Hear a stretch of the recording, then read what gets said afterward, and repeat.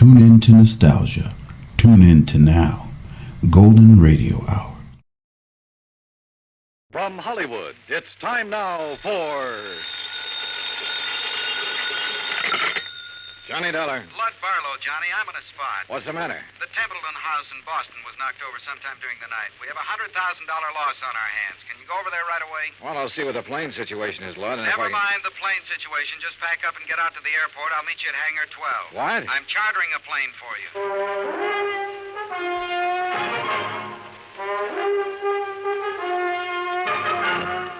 Bob Bailey in the exciting adventures of the man with the action-packed expense account. America's fabulous freelance insurance investigator. Yours truly, Johnny Dollar.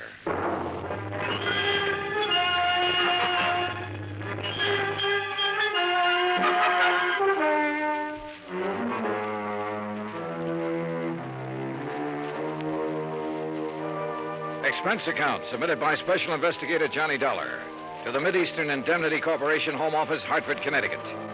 Following is an account of expenses incurred during my investigation of the Templeton matter.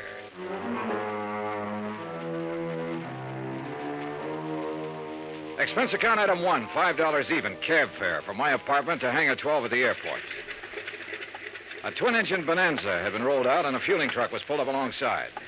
A man in a sheepskin seemed to be supervising things. The man who seemed to be supervising him was Lud Barlow. When he saw me, he waved his briefcase. Hey, Johnny. Hi. Are you all set? Well, I'm here. That's what you mean, Lud. That all your luggage? Yeah, this is it. This is Tommy Clark, Johnny, your pilot. How are you? Hi, Tom. I'll stow this gear for you. Oh, thanks. The faster we move on this, the better off we are. You know that. I know. This is the blanket policy. This is the itemized list. This is the itemized list broken down. You'll have to check the itemized against the sales. Your authorization procedure. And a description of stock records, including shipments received by Templeton House up to and including the first day of last week. Okay? Swell. Now maybe you'll tell me what this is all about. And when you get there... What? What it's all about. Let's start with Templeton House, huh? It's the biggest jewelry firm in Boston. You said they were robbed last night. Burglarized, broken into somewhere between 5 and 7 o'clock in the morning. All set, Mr. Dollar. What'd they get away with? Well, that's for you to find out, Johnny. We carry a blanket policy on all their stock. Anything in the store in the way of merchandise is covered. On the phone, you said something about $100,000. It may be 200,000, Johnny.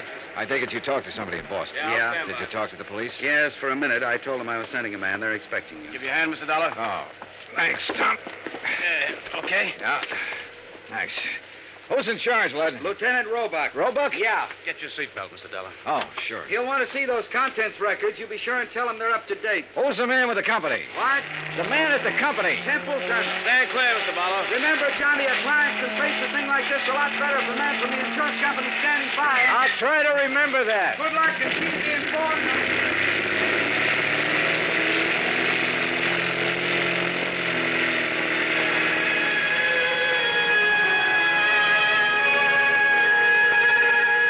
By the time we arrived at the Boston airport, I'd read over the policy and had a fair idea of the coverage involved.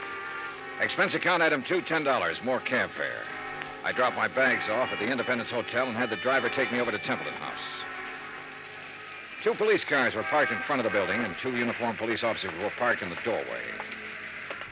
I'm sorry, mister. The store's not open today. Well, I'm from the insurance company. Oh. Lieutenant Roebuck's in the back. Go ahead. At the back of the store, a white-coated intern and an ambulance attendant were working over a blanket-wrapped figure laid out on the stretcher. One of them was operating a plasma tube. The other was checking the pulse. A group of men, some in uniform, were watching closely. The tall, thin one seemed to be in charge of things. Roebuck? Yeah. Johnny Dollar, Mideastern okay. Indemnity. Oh, that didn't take you long. This, Sergeant Younger, Sergeant Toohey. This is Mr. Dollar from the insurance company. Hi, man. What's this? Oh, this man was a special patrolman working in the area. He must have walked right into the middle of it and got himself shot. They've been giving him transfusions ever since they found him. Uh-huh. Said anything yet? He hasn't been conscious. Doc, how about it? We can't do any more here, Lieutenant. We'll have to risk a trip to the hospital and try to operate. Okay, boys, load up. Doc, this is Mr. Dollar, insurance company. How are you, Doctor? Okay. Doc, we're going to want to talk to him the minute he comes around. I'm not going to promise you anything, Lieutenant. Well, see ya. All right. Now, Mr. Dollar, you didn't waste much time. I brought a contents list that might help you, Lieutenant. Good. Best help we're going to get from that patrolman. Come on, I'll show you around.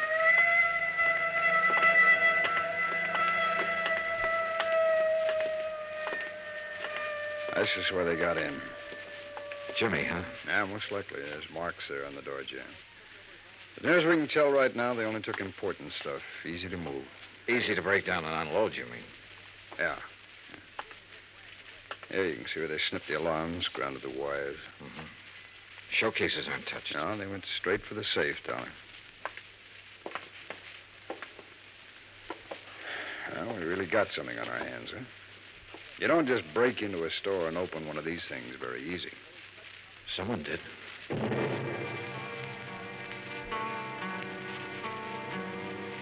The neighborhood was canvassed for possible witnesses. I spent the rest of the morning with Dorian Templeton, the owner of the company. By noon, we had taken an inventory of the missing stock and drawn up a tentative list. As far as I know, that about does it, Mr. Dollar. Now, what's the next step? I'll check this against the merchandise received reports, Mr. Templeton. It'll take a while. As soon as I have that finished, you can check it over again and file a formal claim. And then? The company will reimburse you in cash. Well, what are the chances for recovery in a case like this? Well, I could quote the actuaries, Mr. Templeton, but I won't. Why not? Whoever broke in here last night knew what they were about. They opened your vault the way you'd open your front door. They took what they wanted and got out very quickly. No alarm, no witnesses. The chances are they planned the rest of it just as well.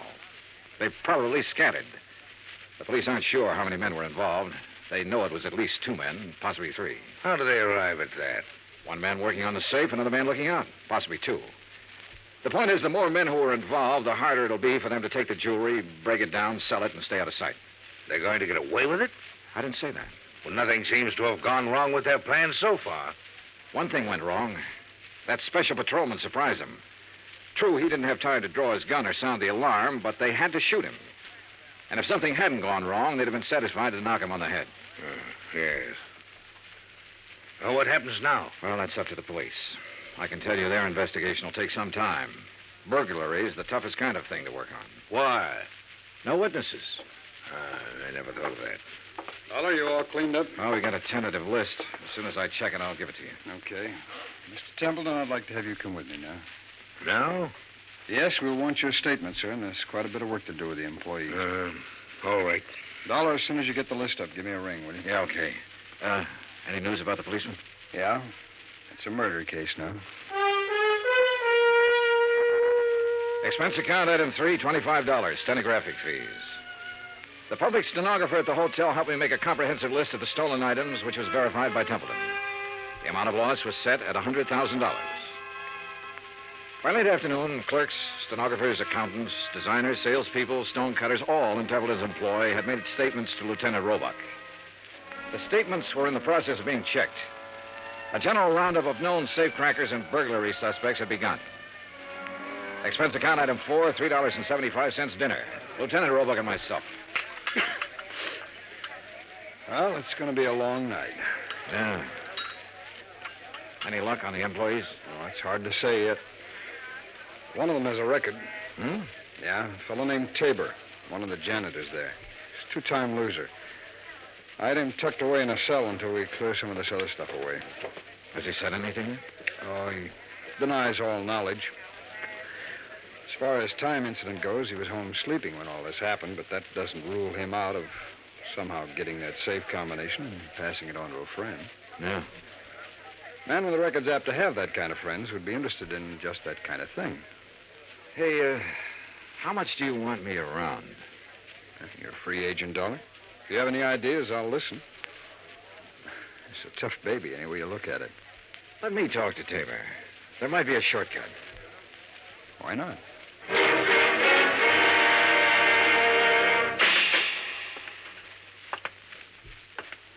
Well, John Tabor? that's right. Who are you? Johnny Dollar. I'd like to talk to you a minute. Okay, talk. You might be in a lot of trouble, Tabor. That'd be too bad. They tell me you're a 2-time loser. If you don't believe what they tell you, you just go look it up for yourself. It's right down there in the books. How did you get that job at Templeton's? I asked for it. They know about your record? No. You keep it from them? I didn't broadcast it, would you? No. Okay, what other dumb questions have you got? Do you have any ideas about this? I've got a lot of ideas. Do you know anything about it? No. Need anything? What? Cigarettes, anything? I'm all set. Okay. My company faces a big loss in this case. We'd like to avoid that loss. There's a standard offer I'm authorized to make in some instances. I'm going to make it to you. If you have any knowledge of this crime and can furnish any information that will lead to the arrest of the persons involved and recovery of the merchandise, my company will guarantee you the best possible legal assistance in the event that information should incriminate you. That's pretty generous. Well, I have to say it to you. You can use your own judgment. Hey, guard. It's a pretty good offer when you think about it, Tabor. You have a record. The police can't pass you up without a lot of scrutiny. You know that. That record makes me a real hot one. I swiped a couple of cars, and now they think I might have opened that vault. No, they don't think that. But they have to find out if you might have contact with somebody who did open it. I don't know anything about it. In that case, you'll be released. Oh, sure. Sure, I'll be released when every cop in town had a go at me twice. I'll be released when the guys who did the job walk into the station and say we didn't mean it, we want to give it back. They've always got to have somebody to throw to the newspapers. Maybe. You know it and I know it. Nothing better than to throw some old ex-con in a cannon hole and for questioning.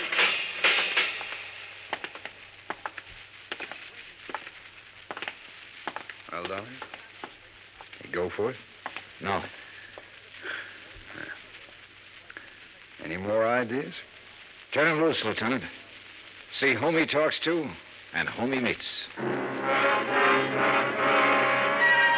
John Tabor was released without bail, and a 24-hour watch was put on his residence. By 10 o'clock the next morning, the police had located 3 witnesses to the shots that had killed the special patrolman. However, none of them had seen the burglars or the car that was used. The district attorney's office issued an order impounding the financial records of Templeton House. A complete audit revealed that its affairs were in excellent shape. It also revealed that Templeton himself was the only man in the jewelry firm who had the combination to the vaults. His statements emphatically denied giving the combination to anyone. As far as the police were able to determine, he was telling the truth.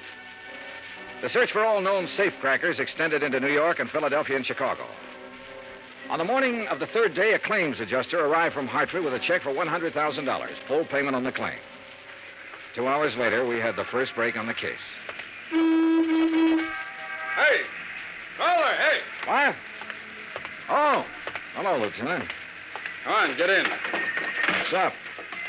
Well, the Harbor Division found a body down by the docks early this morning, all weighted down with 38 slugs.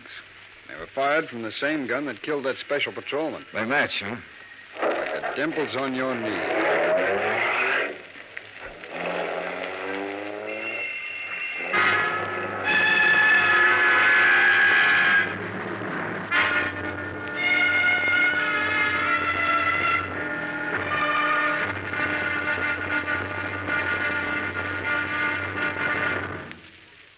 Act 2 of yours truly, Johnny Dollar, in just a moment. It is a rare event when a young man decides to leave civilization behind and hide himself away in the steaming jungle, just so he can help his fellow humans in a remote corner of the world. The late Dr. Tom Dooley did just that when he left the United States to help the sick and starving jungle people in the little kingdom of Laos in Southeast Asia.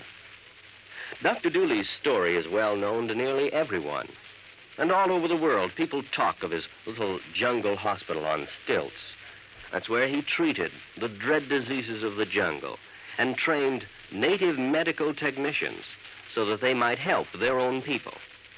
Dr. Dooley wrote and lectured to many people so that the work of his medical assistance program, Medico, might go on.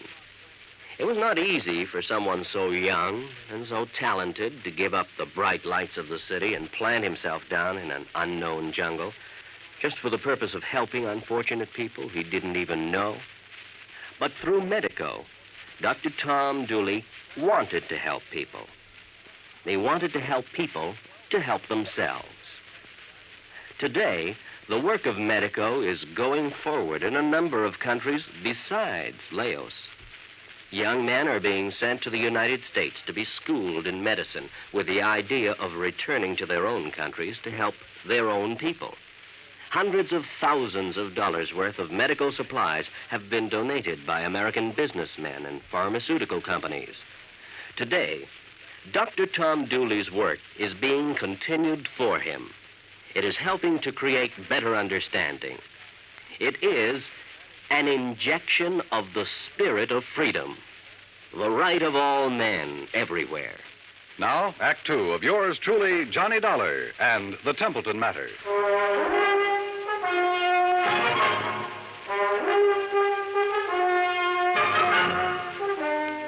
I spent the rest of the day with Lieutenant Roebuck at the morgue. The body that had been found in the harbor was a man about 35 to 40 years old, slim build, dark hair. The labels had been cut out of his clothes and the laundry marks torn off. His fingerprints didn't check with anything in the local files. Roebuck put them on the wire to Washington and requested an urgent identification. Johnny Dollar. Blood Barlow, Johnny. What's this in the paper? Well, the special patrolman and the unidentified man were killed by the same gun. As soon as we get an identification, we can go to work. How about that ex-con that turned up working at Templeton's? Tabor? Well, they're still watching him. He might have been the case man. So far, it's just an idea. I'd like a recovery on this one, Johnny. So would I. What do you think is possible? Well, 2 days ago, I would have said no. Today, things look better. For one thing, none of the merchandise has shown up on the market. For another thing, there has to be some kind of connection with this unidentified man. I just read your report on Templeton himself. He's out of the question as a suspect? So far, yeah. He's the only one who had the combination to the safe. There's no apparent motive for him to rob himself. But he's the only one Don't who start had... yelling at me, Lud. I know what you're thinking. Find a motive. Well, give us time, boy. Give us time on everything. Lud? Oh, I guess I hate to pay off big claims. You may get it back. Keep your pants on. Expense account item 5, $50 deposit for rented car.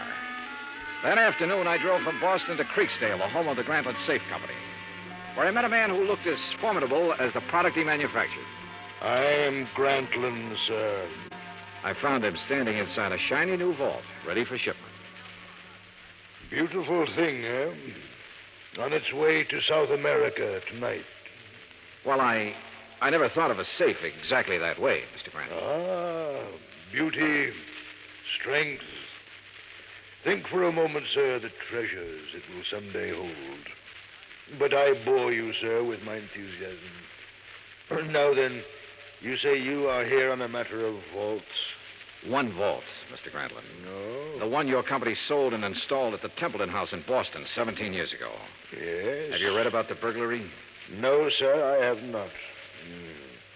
Templeton House? Yes. The vault was opened. Blasted? Opened. Someone had a combination. I'm bewildered, sir. Indeed I am.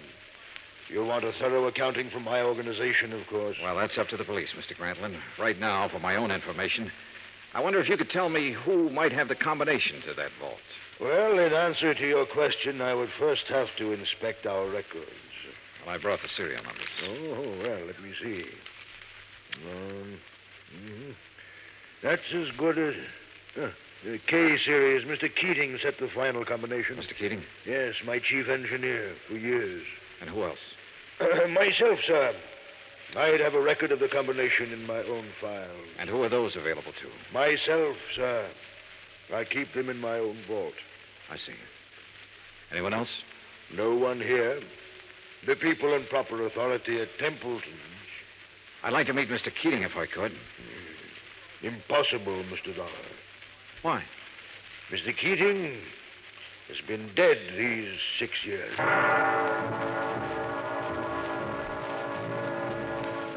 I drove back to Boston, phoned Roebuck, and told him about my interview with Grantland. He said he'd already started looking into Grantland's background and expected to have a report within 36 hours. I was a little surprised when Dorian Templeton called half an hour later and asked me to have lunch with him. Would you like a drink? No, not now, thanks, no. I didn't know whether to call you or the police, Mr. Dollar. I finally decided on you. Uh-huh. What's the matter? Well, it's one of those strange things. I'm not a particularly observant man, and I don't know why I observed this. Go on. However, last night, Mrs. Templeton and I went to a dinner dance at the country club. We thought with all this business, a little relaxation should do me some good. Yeah, sure. There was a young girl at the table next to ours, a very pretty girl whom I've never seen before. I happened to notice her handbag, jeweled affair, quite expensive. One of our items. Yeah? It didn't occur to me until we were leaving that it had been sample stock, not for sale. What do you mean? It was stolen, Mr. Dollar. Why not the police, Mr. Templeton? I was going to call them first thing this morning and report it. And then I got a package in the mail. It was the handbag, intact. Crazy? You said it. Did you happen to get the name of the girl? I asked the maitre d'. He said her name was Helen Tabor. That's not so crazy.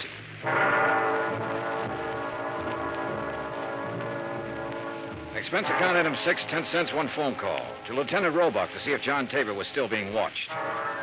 Roebuck said that 2 men were on duty watching his house at all times. I saw them when I drove up an hour later. They were parked across the street.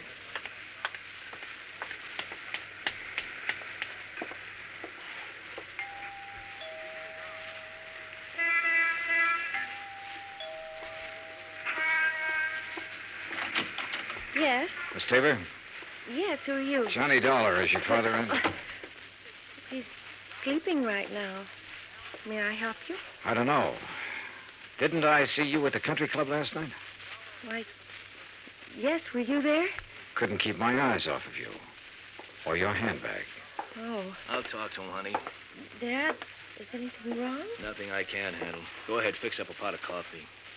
All right, Dad. Nice girl, Tabor. Yeah. Templeton was at the country club last night. He saw her. You can talk to me or you can talk to the police. I don't have to talk to anybody. The way it looks is that you cased the job. You might even have killed the special patrolman. He was shot close range. Could have been somebody new and trusted. You've got your share of things. That handbag was part of it. A little part of it. The way it looks, huh? That's about it. Of course, I don't understand why you sent the handbag back, but then you've probably got a good story for that. Oh, I've got a good story. Nobody will believe it, but I've got a good one.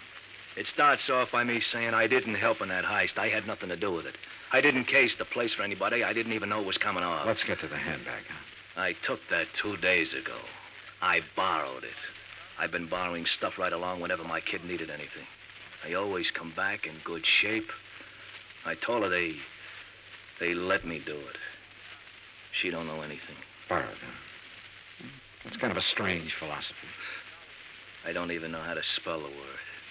I do know my kid's got a life ahead of her.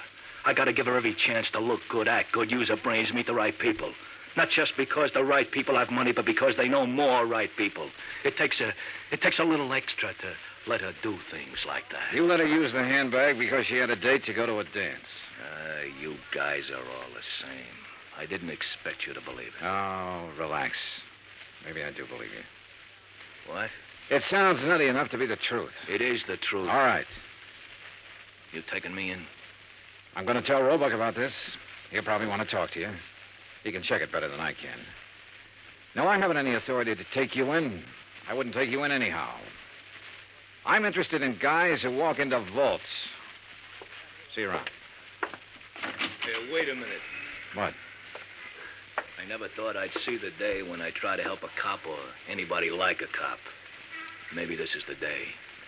I saw the paper last night. Oh? The picture of that guy they found floating in the harbor. They tagged him yet? He's a John Doe until we hear from Washington. His name's Kiley. Billy Kiley. How do you know? I used to know him a long time ago. Billy Kiley. Yeah, from Philadelphia. Thanks.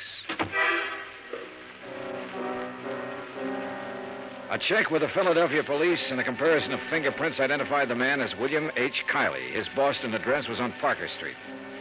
I drove out there with Lieutenant Roebuck. It was an ordinary, undistinguished apartment house. No one answered at apartment 12A, so we let ourselves in. The room had nothing to offer in the way of evidence. Well, did you find anything? No. Well, I'll have some men come out here and give it a good going over. Well, maybe the manager or the tenants says something that'll help us. Come on, let's go. Yeah. Now, be careful, Dollar. Yeah. Yeah. Tim? Yeah, this is Tim. Any trouble there? A little. Say that again. A little. I I don't know who you are, but I know you're not Tim. Well, it sounds like we're getting something. Here, let me have the phone. I'll see if I can trace it. Don't bother. I know where we can find him. What? I'd recognize his voice anywhere.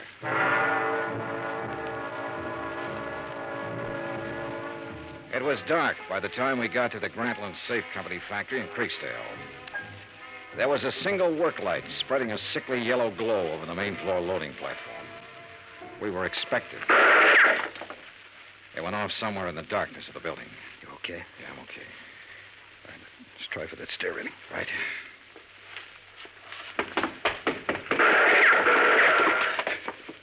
You see the flashes? There. All right. We'll have to try and make Mr. Dollar. Hey, you're alone. Answer him. Yeah? What are you doing here? Looking for $100,000 worth of jewelry and the answer to a couple of murders. Funny? You're very foolhardy, but you're courageous. A man of your perception could do well with a part of that money. No, thanks. I'll take it all.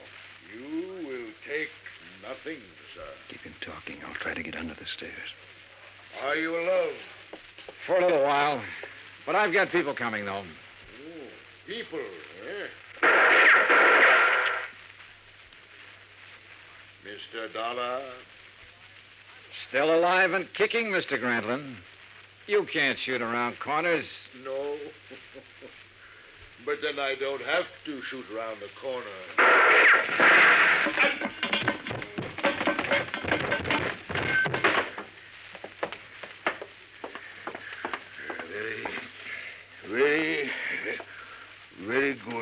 Very good shooting, sir.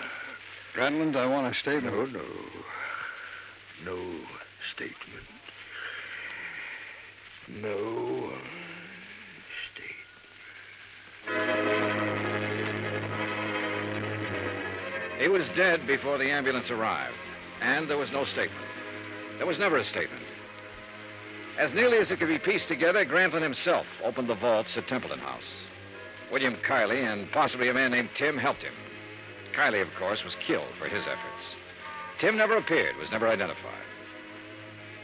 My hotel bill ran up to $168. That's item 7. Item 8, $35, car rental. I got $50 deposit back. Item 9, $32.50, airfare and incidentals back to Hartford. Expense account total, $413.28. Remarks? Put that against the $100,000 the insurance company didn't have to pay off. Johnny Dollar. This is Barlow. I just talked to Roebuck in Boston. There's not one scrap of that jewelry anywhere in that whole safe factory. Not one piece. I know. What? Just about now, there's a safe at the port of New York being shipped to South America. It's a Grantland safe. And if you hurry over there, you can... Yours truly, Johnny Dollar.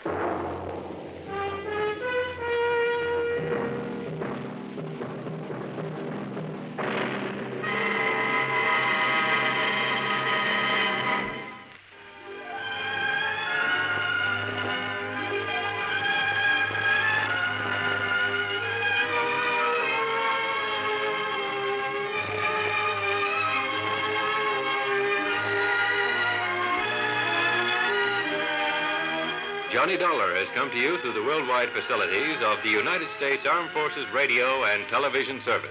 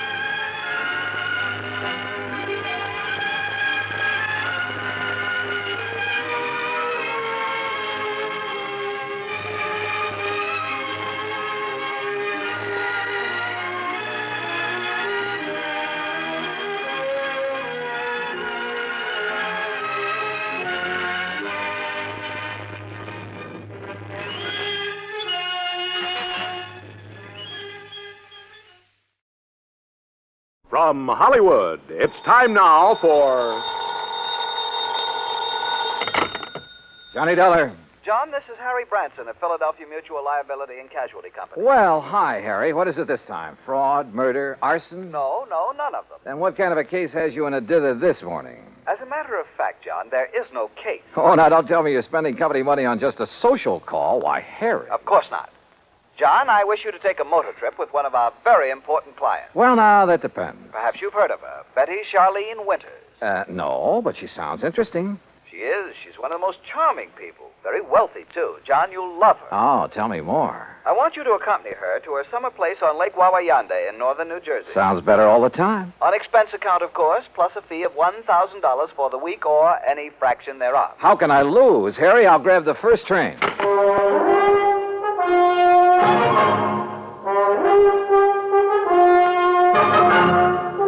Bob Bailey in the exciting adventures of the man with the action-packed expense account.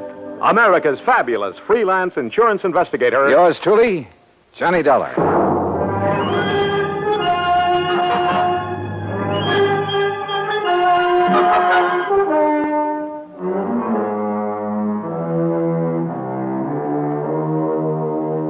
Expense account submitted by Special Investigator Johnny Dollar to the Philadelphia Mutual Liability and Casualty Company, Philadelphia, Pennsylvania. Following is an account of expenses incurred during my investigation of the Wayward Widow matter.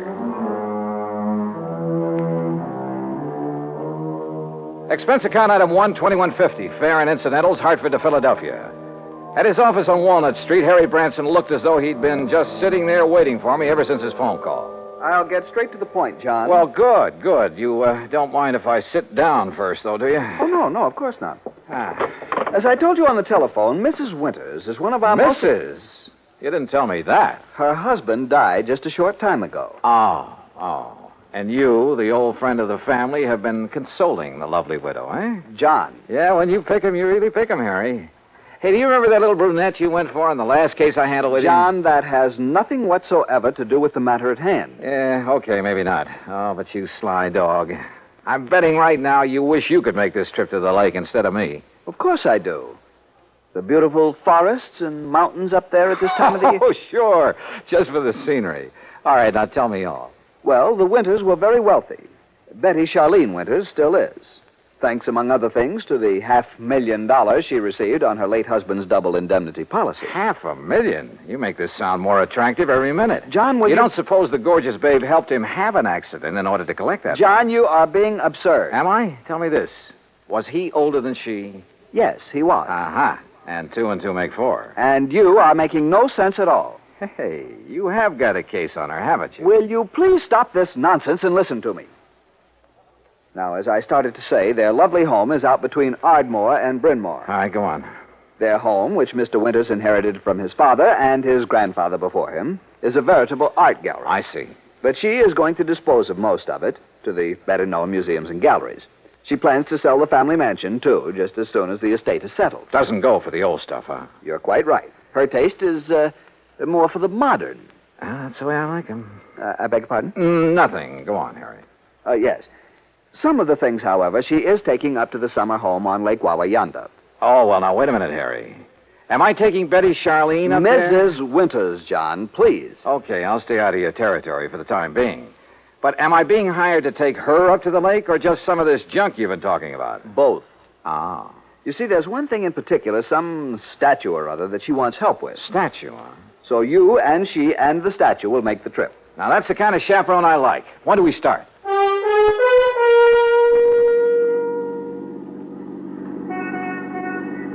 I must confess it's quite a relief to get out of that office for a while. Oh, don't try to kid me, Harry. The only reason you wouldn't let me find my own way out to this winter babe's home. Babe?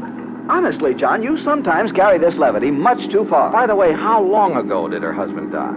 About, 4 months ago. Oh, brother, you don't even wait for the ashes to get cold, do you? John, I tell you that... What did he die of? Well, it was an accident. Yeah? In the car during a little trip that they were making south of here. He'd taken over the wheel from the chauffeur. They struck the abutment of a bridge over a tidal creek leading out to Delaware Bay. Oh? He was thrown out, and his body was carried into the bay. It was never recovered.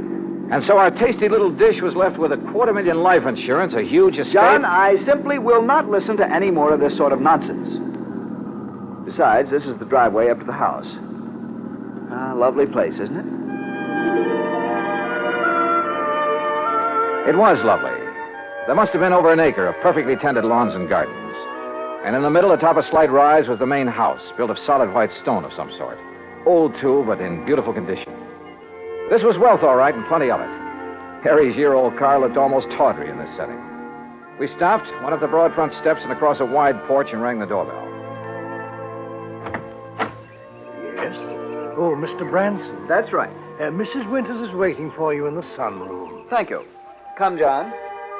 The butler led us through a large reception room, a huge living room, both of them hung with beautiful prints and paintings, through the walnut panel library with its high ceiling and hundreds of leather-bound books. Finally, after passing through a long corridor lined with statues and magnificent vases, we entered the spacious sunroom. There, standing in front of a chair at the window, was a chauffeur. And in the chair sat Betty Charlene Winters. Mrs. Winters, may I present Special Investigator John Dollar.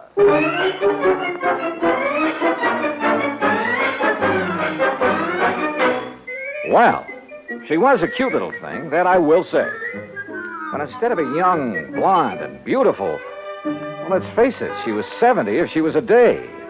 All my dreams of a high old time during a week at a mountain lake suddenly vanished into thin air. How nice of you to come, Mr. Dollar. Investigator, did you say, Mr. Branson? Yes. I see.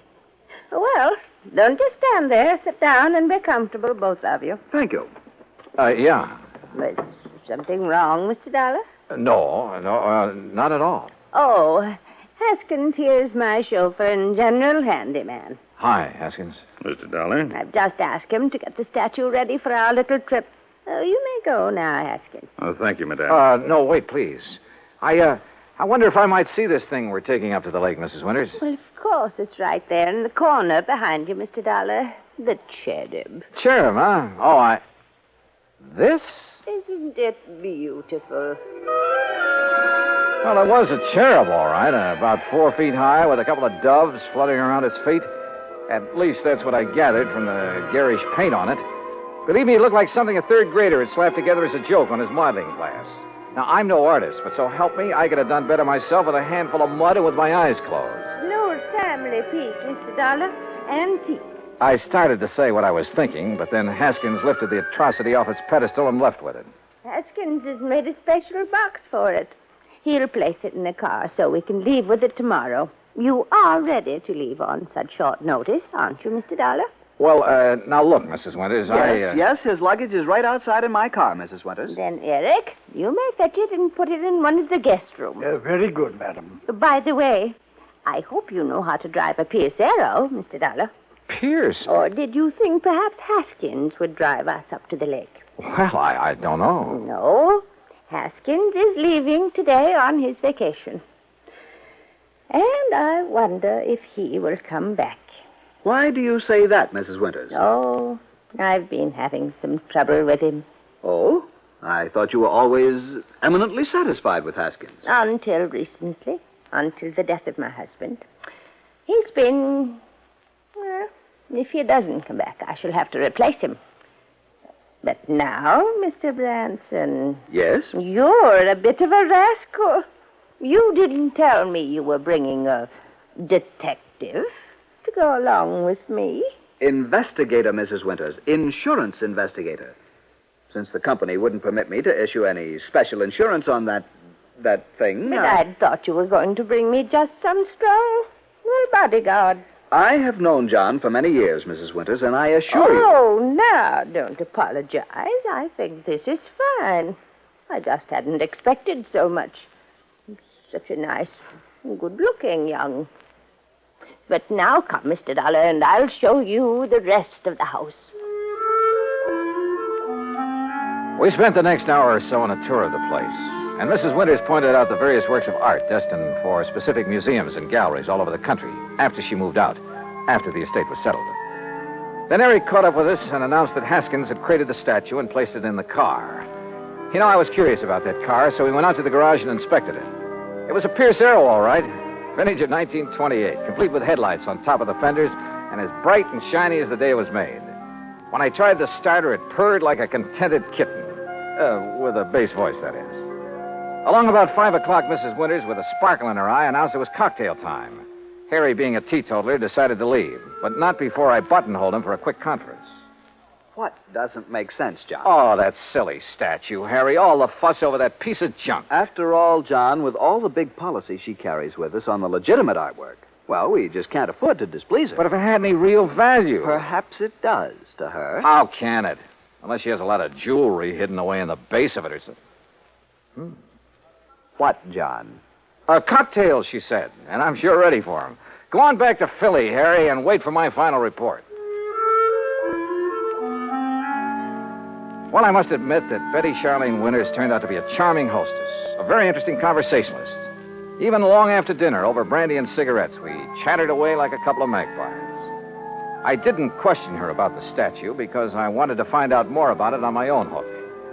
Finally, about midnight, we decided to retire, had a nightcap, and went to our respective rooms. But instead of going to bed, I sat around and read for a few minutes, turned off the light, waited a few minutes more. Then, quietly, I slipped out of my room. That was a mistake, for as I reached the end of the long hall to the stairway, a door behind me suddenly opened. Huh? Who's there? I said, who's... Oh!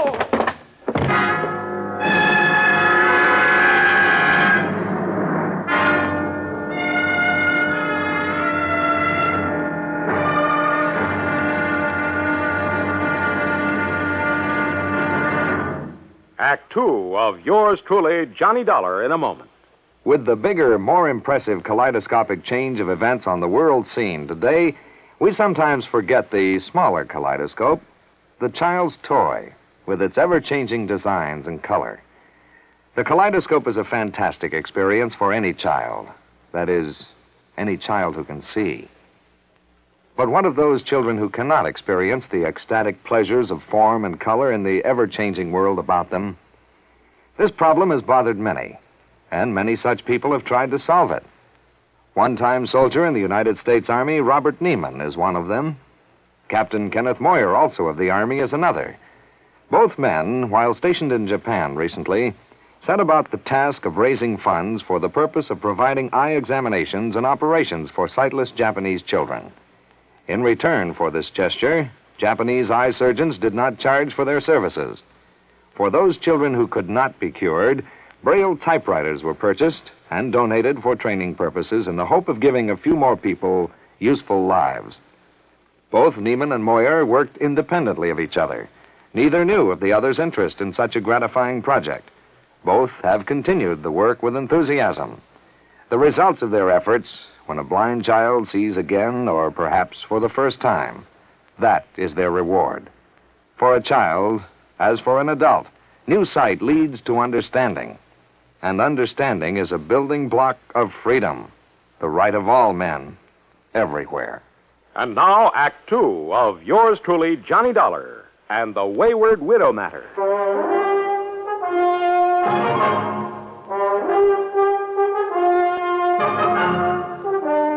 When I came to, it was morning, and I found myself in my pajamas lying comfortably in my bed in the guest room.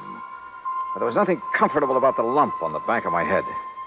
Whoever had slugged me out there in the hall had meant business. I got up painfully, went down the hall, and made a quick check of the room from which the attacker had surprised me. It was just another guest room. I showered, dressed, and went downstairs, where I found Mrs. Winters at the breakfast table. She was very much distressed over what had happened and suggested we go out and look in the trunk of the car immediately.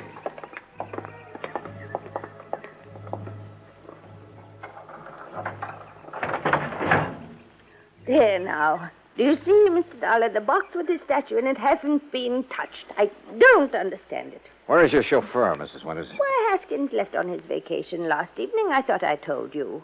But surely you don't think Haskins... Well, you said you were having trouble with him. Maybe we'd better open that box to make sure that... But it hasn't been touched. And I'm the only one who has a key to that little lock on it. Yeah, I see. But now it's pretty logical to assume that whoever slugged me last night was interested in... Hey, Mrs. Winters, how long has Eric, your butler, been with you? Why, Eric, the dear boy, has been with me for nearly 30 years. But good heavens, you surely don't suspect him of anything like this. He's a very fine person, Mr. Dollar, and a perfect gentleman. Oh, certainly more of a gentleman than my late husband ever was, in spite of his money. Oh? I must confess that although his death was a terrible shock, life has been a great deal easier for me since he passed away. Just how do you mean that, Mrs. Winters? No, well, why talk about it? Something that... Oh, why not talk about it? I married Charles for his money, Mr. Dollar. I'd never got any further than the front line of the chorus until he came along. Would you believe that I was a chorus girl? Well, as a matter... And the wealth and the luxury that he could give me was very attractive, was very satisfying for a long, long time. But for the past 10 or 15 years, maybe more, he insisted that we just stay penned up in this musty old museum he called a home. And what happened? While all our friends were traveling around the world, seeing new places and new people, we just sat here looking at four walls and at each other. Except for a couple of blessed months up at the lake. You'll love the place up there, Mr. Dollar. It's new and fresh and modern. I had it built over his protests. Young people came to see us, and it was such a relief from a... Oh, well, I'm sorry. This must be so boring for you to hear. Not at all. Now, look. Why don't we call the police in about this thing that has happened to you? Come, we'll go right back into the house and Wait a we'll minute, call... wait a minute. No, let's not. A bunch of policemen prowling around would scare him off, whoever he is. Suppose you're attacked again. Well, at least I'm ready for it now. I just don't like your taking this chance. Of course, we could leave. Go up to the lake. Run away from him? Well, yes. Oh. Of course, it might prove whether he's interested in the statue. If he follows us, I mean. Oh, dear. Why don't you let me call the police? Only if you think they ought to be around here to protect the house while we're gone. No, that isn't necessary. We have a very efficient burglar alarm system. Well, it doesn't look as though it was working very well last night, does it? Unless it was someone in the house who attacked me. Who else is there besides you and Eric? No one, except the cook. Male or female? Oh, no, Mr. Dollar, not Martha. Why, the poor dear is nearly as old as I am, and a real companion for me. Sounds strange, I know, but we're real nice friends. All right, let's go back in, have our breakfast, pack our things, and go on up to the lake.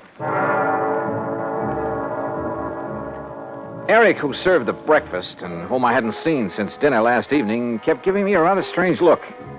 And as soon as breakfast was over, I quickly stuffed my things into my handbag and headed down to the garage. Eric was waiting for me there. He insisted that he put my things into the trunk of the car, which killed any chance I might have had to pry open the box with the statue. I started to question him about the night before, but as it turned out, my questions were quite unnecessary. Yes, Mr. Dollar, it was I who carried you back to your room and put you to bed. Oh? You see, I was making a final inspection of the house, as I always do after everyone else has retired. I'm always concerned about the many valuable things we have. I don't blame you. Well, I was on my way up the main staircase when I heard you fall. I was slugged. Forgive me, sir, but when I found you there at the head of the stairs, I thought your condition was due to... you must pardon me, sir, but was due perhaps to having imbibed too much brandy after dinner? Not a bit of it. Somebody barged out of that guest room and struck me from behind. But I saw no sign of anyone else about. You're sure? Most certain, sir. Was this fancy burglar alarm system you have turned on? Yes, sir. Well, then whoever did it either stayed in the house until this morning or knew the place well enough to get out without setting off the alarm. But I don't see how that would be... Have you called the police, sir? No, and we're not going to. Mrs. Winters and I are leaving for the lake just as quickly as possible. But don't you think this is sufficiently serious to warrant... Don't forget one thing, Eric. It was pretty dark in that hall. The attack might have been intended for you. Good heavens. But why, sir? I don't know. Oh, dear. Oh, there you are. Eric, you may fetch my bags from my room while Mr. Dollar and I planned the trip. Very well, madam. No, you don't know how glad I'll be to get there. Such a relief from this place. And all the things associated with it. I'll be so glad when Charles' estate is settled and I can sell this old house and just Martha and I can stay at the lake. Oh, I know all the paintings and things are all very fine and valuable. But I'm so tired of looking at them. Well, then why do you take this so-called, I beg your pardon, this statue up to the lake? Well, this is different. Oh, yeah, I'll grant you it is a bit different from the other things that... Oh, well, let's talk about it along the way.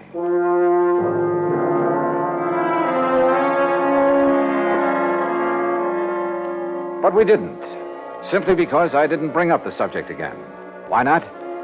Because a couple of pretty wild ideas had begun to peck away at the back of my brain. Ideas just crazy enough to have some basis in fact. The 1928 Pierce Arrow ran like a dream in spite of its advanced age. And Mrs. Winters, in spite of her advanced age, kept the conversation going at a merry clip. There was a sparkling, almost buoyancy about her.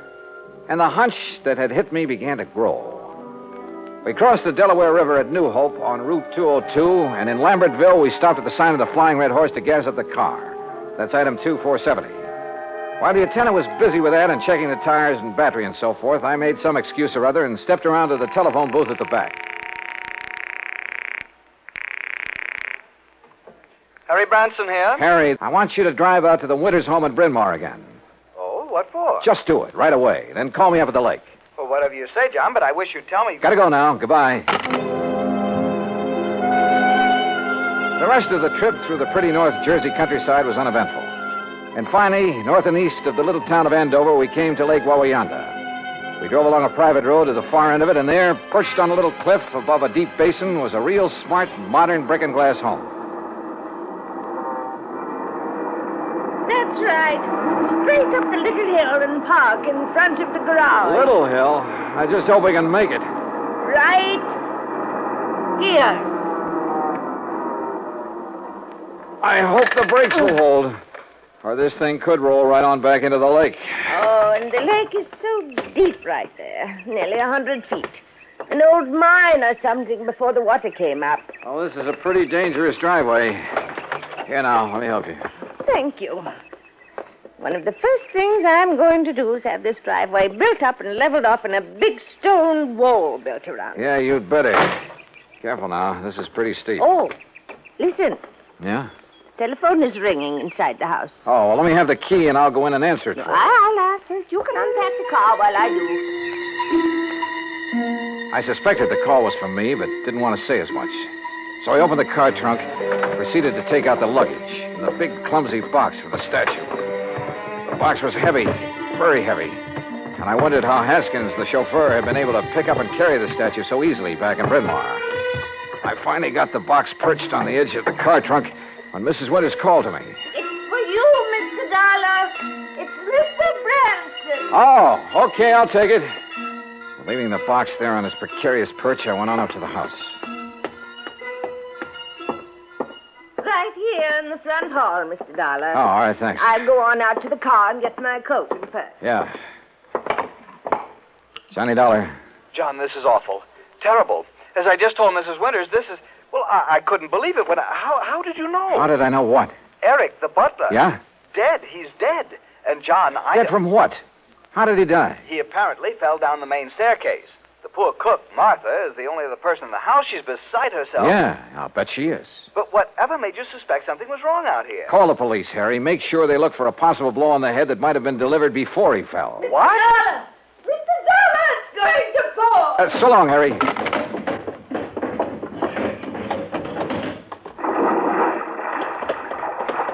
Oh, dear. Oh, Mr. Dollar, oh, dear. Ah, fell off the back of the car, huh? Yes, the big box. I must have bumped it when I reached into the trunk for my weekend case. Bounced right down into the lake, huh? Yes, my beautiful little statue is at the bottom of the lake.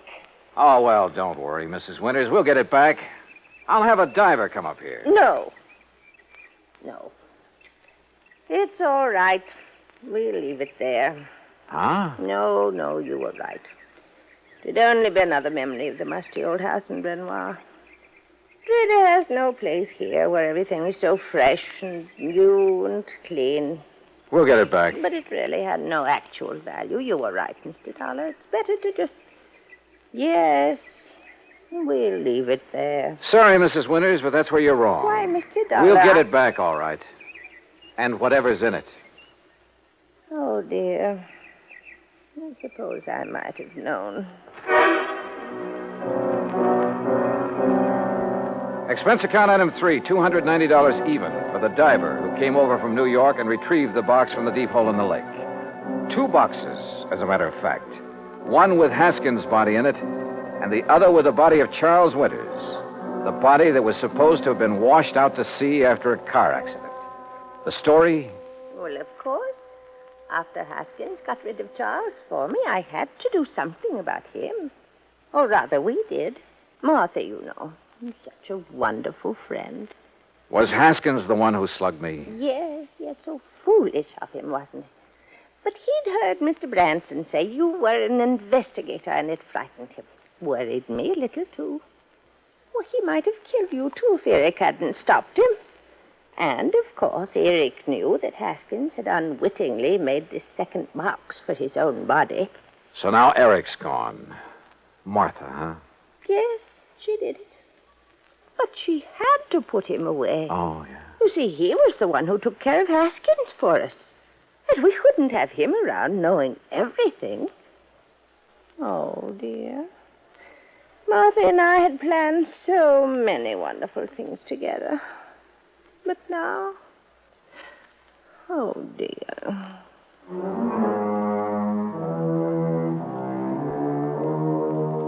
Expense account total, including incidentals and transportation back to Hartford, $365.50. Remarks? Well, I'd rather not say how I feel about a case like this, Harry. A whole crime wave by a couple of apparently sweet old ladies.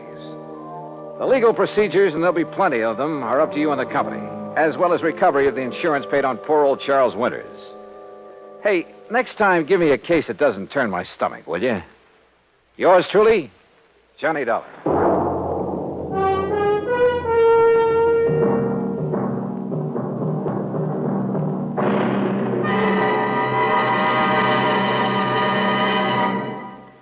Now, here's our star to tell you about next week's story. Next week, a taste of the Old West and a taste of lead from a .38 Colt. Join us, won't you? Yours truly, Johnny Dollar.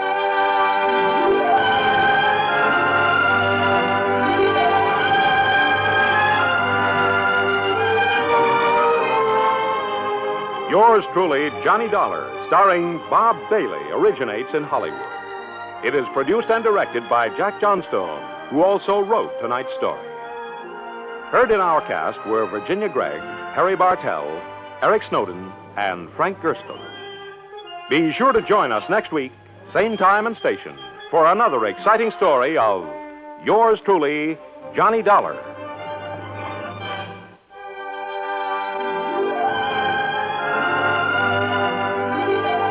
This is Joe Walters speaking.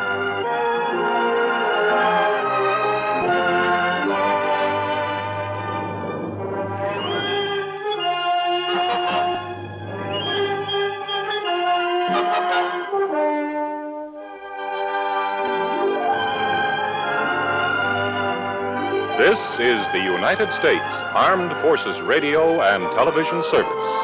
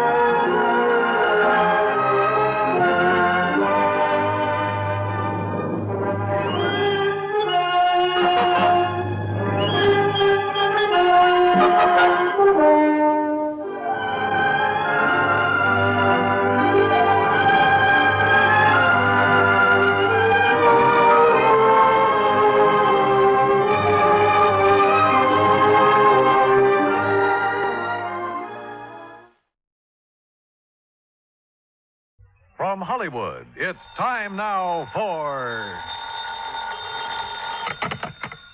Johnny Dollar. Mr. Dollar, this is Henry Parker with Continental Assurance out in Reno. Well, how are things in Nevada, Mr. Parker? Terrible, sir. Just terrible. Well, I'm sorry to hear that. What seems to be... Excuse me, Mr. Dollar. Yeah?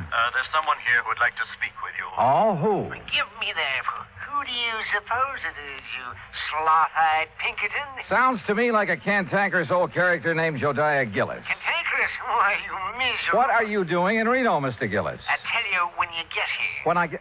Oh, no, now, wait a minute. I can't wait. If I do, he'll be dead and it'll be your fault. Who? A feline friend of mine. A what? Oh, being uncouth like you, you'd probably call him a cat. Oh, no. Look, Jodiah. Also, he's rich. He's what? Rich, yes, sir. Last week he inherited $60,000. This week somebody's making sure he won't live long enough to spend it.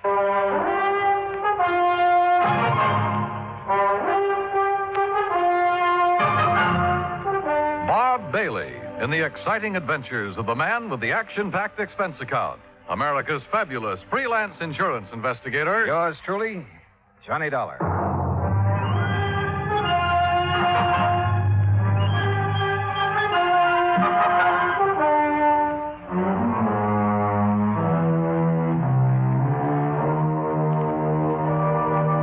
Expense account submitted by Special Investigator Johnny Dollar to the Continental Assurance Company, Reno, Nevada. The following is an account of expenses incurred during my investigation of the Felicity feline matter. Expense account item 1, $164 air transportation, Hartford to Reno. En route, I wondered again what Jodiah Gillis was doing in Nevada. At Reno, he was on the flight deck waiting for my plane, and standing beside him, wearing a dark suit and expression to match, was a tall, cadaverous-looking gentleman. As I started down the ramp, Jodiah began calling me. Yeah, there he is. Dollar. Yoo-hoo. Hey, Johnny. Oh, hi. Afternoon, Jodiah. Well, you are a sight for sore eyes, boy. Yes, indeed, you are. Johnny, this is my friend and business associate, Henry Parker. Mr. Parker? Oh, I'm certainly glad you've arrived, sir. That's so? Yes, Mr. Gillis has been quite concerned over Felicity. The Felicity? The feline. What do you think you came out here for? Your health? Well, no. Now then, give Parker your checks. My checks? So what's the matter with you? The altitude affect your mind? Hand over your claim check so Parker can fetch your luggage. Sure. Here. Yeah. Go on, Parker. Go on. We haven't got all day. Whatever you say, Mr. Gillis. We'll be in the waiting room. You hurry up. Yes, sir. Now, come on, Dollar. Come on. Jodiah, before I left Hartford, I tried to check up on this Continental Assurance Company. Nobody ever heard of it. A lot of things those white-bellied clerks in Hartford haven't heard of. But the fact is, Continental ain't exactly worldwide. Oh? In here. No, sir. It ain't nationwide either. Well, just how wide is it? Well, you know how far it is from Winnemucca to Black Butte? No. Good. It's just about that wide. Oh. And Parker is one of their agents, huh? Agents? Parker is the president of the Continental. The president? But you just... I mean... Well, you look peaked, boy. You better sit down. Phew. Jodiah, I shouldn't let the man that's paying my salary run after my bag. Pish-tash. Here. Take a look at this. It's my new business card. Yeah, go on, read it. Jodiah Gillis, chairman of the board, Continental. What? Yes, sir. But Floyd's of England has always carried your policy. Carried, yes. Past tense. I don't take guff from anybody, especially a ninny of an insurance agent telling me what I can insure and what I can't. You had a fight with him? Yep. My cousin Rachel, oh, she's a sweet girl. She lives in the Belgian Congo. She sent me an African anteater. Now, all I wanted Floyd's to do was insure it for $15,000. And of course they wouldn't. Nope. So you canceled all your policies and bought the controlling interest in Continental. Same as anybody else would have done. Oh, sure. And naturally, you insured this anteater. Yeah, Archie. That was his name. Was his name. What happened to him? Well, it was a terrible thing, Johnny. Oh, it was just poor old Archie. He overindulged. He did what? Yeah, he overindulged. He found a house full of termites. Oh. Yes, finally died. Acute indigestion. Too bad. But of course, Continental Assurance paid off. And of course they paid off, and with a smile. Same as they paid off the $60,000 to my feline friend, Felicity. What $60,000 to Felicity? What do you think? The $60,000 Felicity inherited from Mrs. Hammermeyer. And who is Mrs... Was. All right, was Mrs. Hammermeyer. A client of Henry Parker's. Had a life policy for $60,000. Felicity was the beneficiary. But didn't she have any children or relatives? She had one brother, a nephew, and a niece. Oh, of course, not counting Mrs. Hawkins, who was Mrs. Hammermeyer's best friend. You see, the two ladies lived together 15 years. Right now, Mrs. Hawkins has been appointed trustee to administer the 60 grand as Felicity needs. Oh, I see. Yes, you'll meet her as soon as we get settled.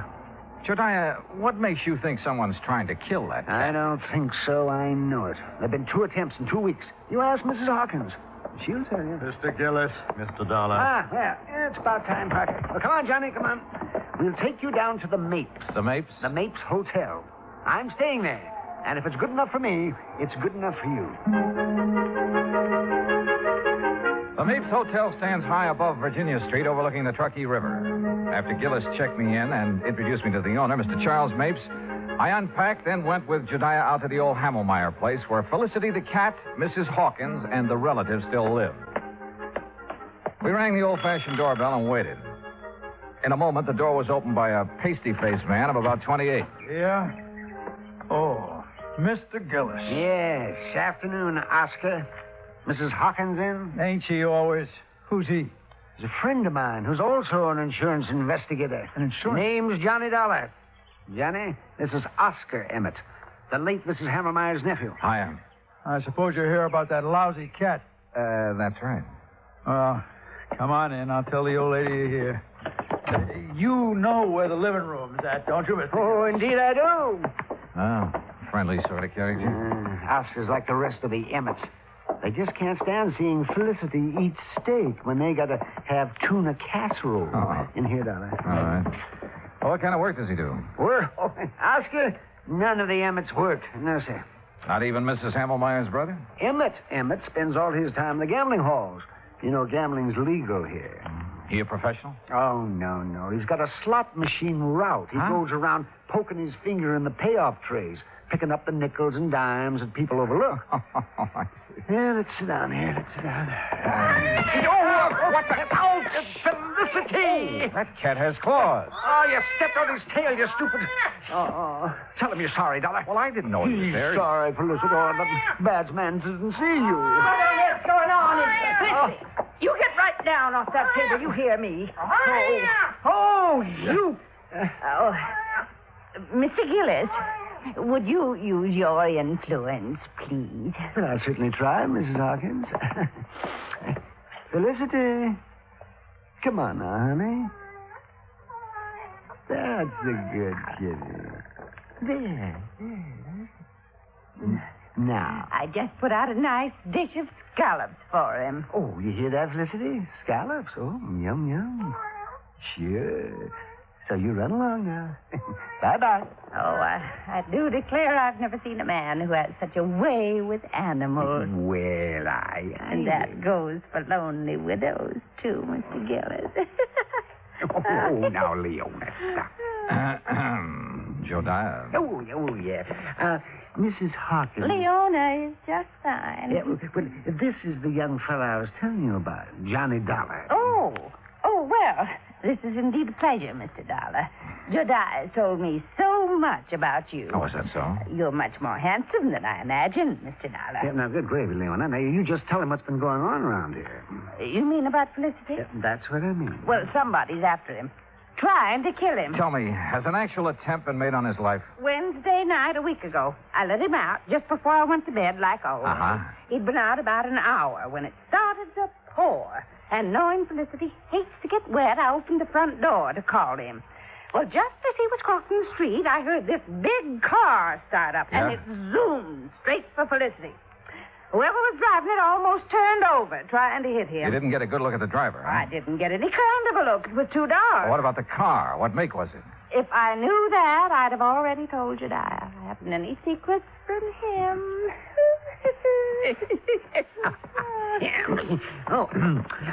Tell him about last Thursday, Leona. Felicity was poisoned. That's what the vet said. Somebody put arsenic in his lobster.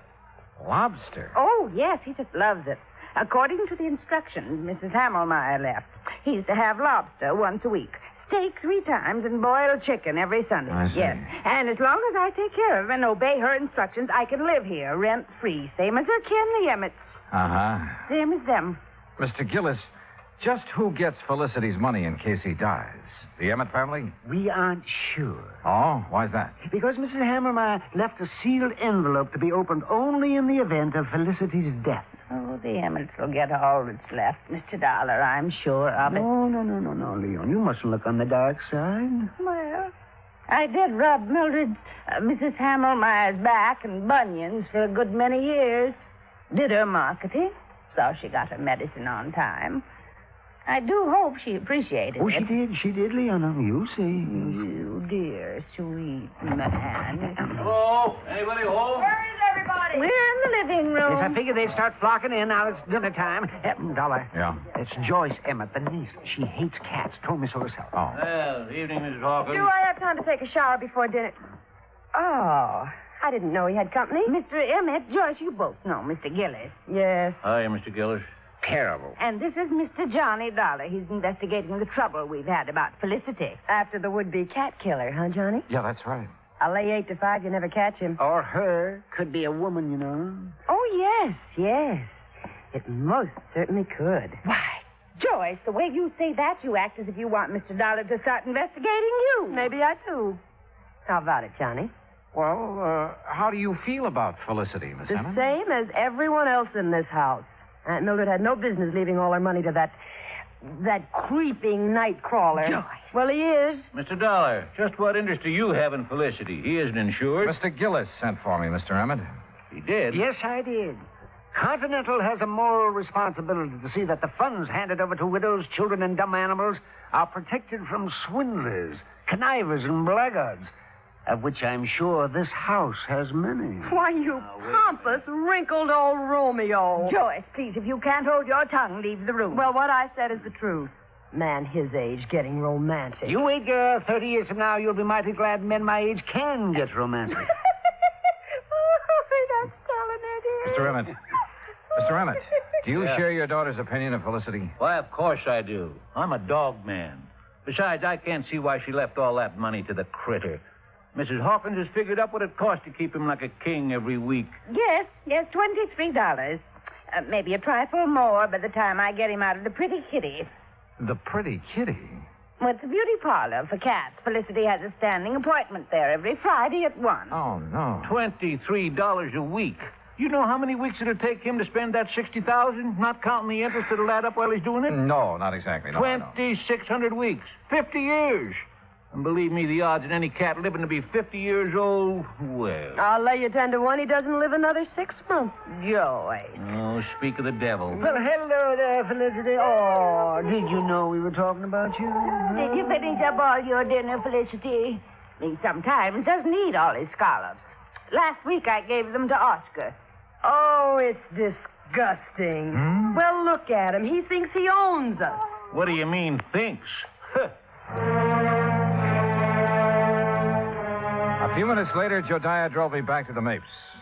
Whether it was the Emmets or Mrs. Hawkins who wanted Felicity out of the way, I didn't know. But I did know we should get him out of that house as soon as possible. I changed my clothes, met Josiah and his friend Charlie Mapes in the Skyroom for dinner, did a bit of gambling, then went to bed. Must have been about 3:30 when the phone rang. Hello? Oh, Dollar, please answer me. Who is it? Mrs. Hawkins, I tried to get Mr. Gillis, but he left word he wasn't to be disturbed. Oh, well, what is it, Mrs. Hawkins? What's wrong? Oh, it's terrible. Oh, it's just terrible. What is it? What's happened? Felicity, Felicity, what? I let him out about 10, but he's disappeared. Mr. Dollar, I know he's been killed.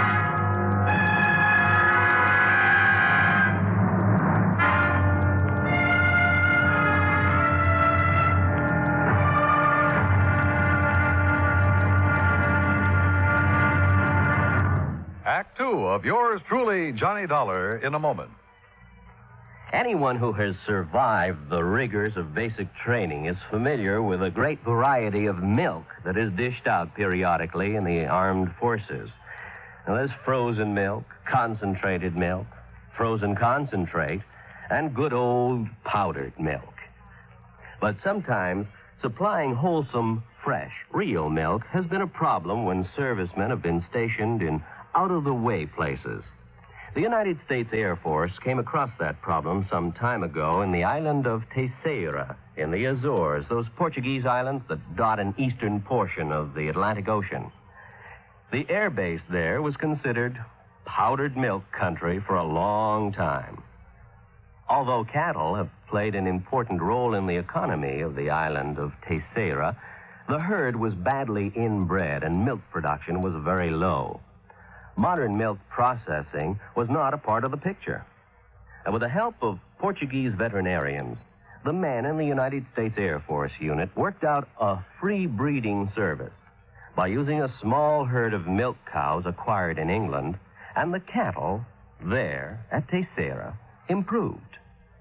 Then, a complete pasteurizing, homogenizing, sterilizing, bottling, refrigeration plant was flown in from the United States. As soon as this activity got underway, milk production began to climb steadily, and thirsty Air Force men and civilians were soon buying and drinking the new fresh milk. When economy of the island began to rise rapidly, the people were happy and grateful. You might say that a little milk of human kindness increased understanding on an island of freedom, the right of all men everywhere. And now, Act Two of yours truly, Johnny Dollar, and the Felicity Feline Matter.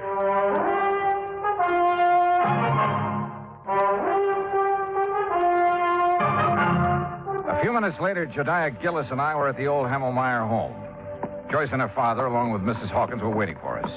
Oscar Emmett was nowhere to be found. He's the one, Johnny. Yes, sir, that shifty critter, that Oscar. He stole Felicity and is going to do him in. Ah, that poor Felicity. Oh, for heaven's sake, Mr. Gillis, pull yourself together. Oscar could be downtown having a run of luck, Mr. Dollar. Well, if he's gambling this time of night, he shouldn't be too hard to find. Mrs. Hawkins. Yes. When did you first realize Felicity was missing?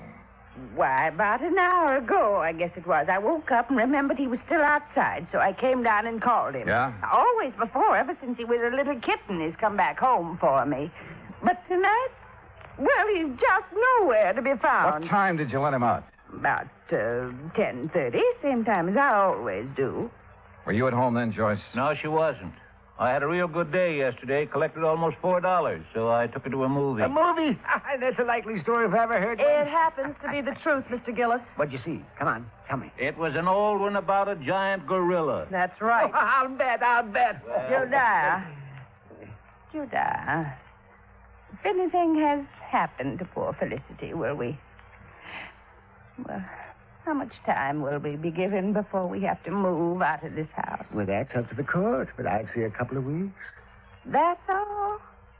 Oh, my. Well, it's all they deserve. My. All except you, my dear. Well, Johnny, you've been unusually quiet. What do you think? I think we'll take in the late spots, Jediah. See how our luck's running. We started at the Mapes and went down Virginia Street, stopping in at every gambling casino, hoping we'd find Oscar Emmett. Finally, we found him at one of the roulette wheels in Harold's Club. And in front of him was a large stack of chips. Take your bets, ladies and gentlemen. There's a couple of seats around here, gents. No, thanks. We'll just watch our friend. And a very lucky friend he is, too. Put these on 32 and these on... Good morning, Oscar. What? Well, what are you two doing here? We've been looking for you. That's so? What for? You know what for, you catnapper? What'd you do with Felicity? That cat. You know any other Felicity? You no good loafer? All bets are down. No, wait a minute. I wanted these chips on 13 black. Hurry, all bets are down. What? Now see what you two made me do. If that 13 hits, Well, what do you want to see me about? We told you. Felicity. You know where he is? How would I know? Where have you been since 10:30 this evening? All around town. How long have you been here?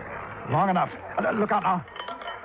13, odd, and black. Oh, why, you see what you two clowns cost me?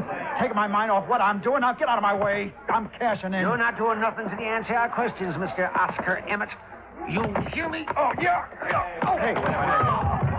Just a a minute, Oscar. Hold back.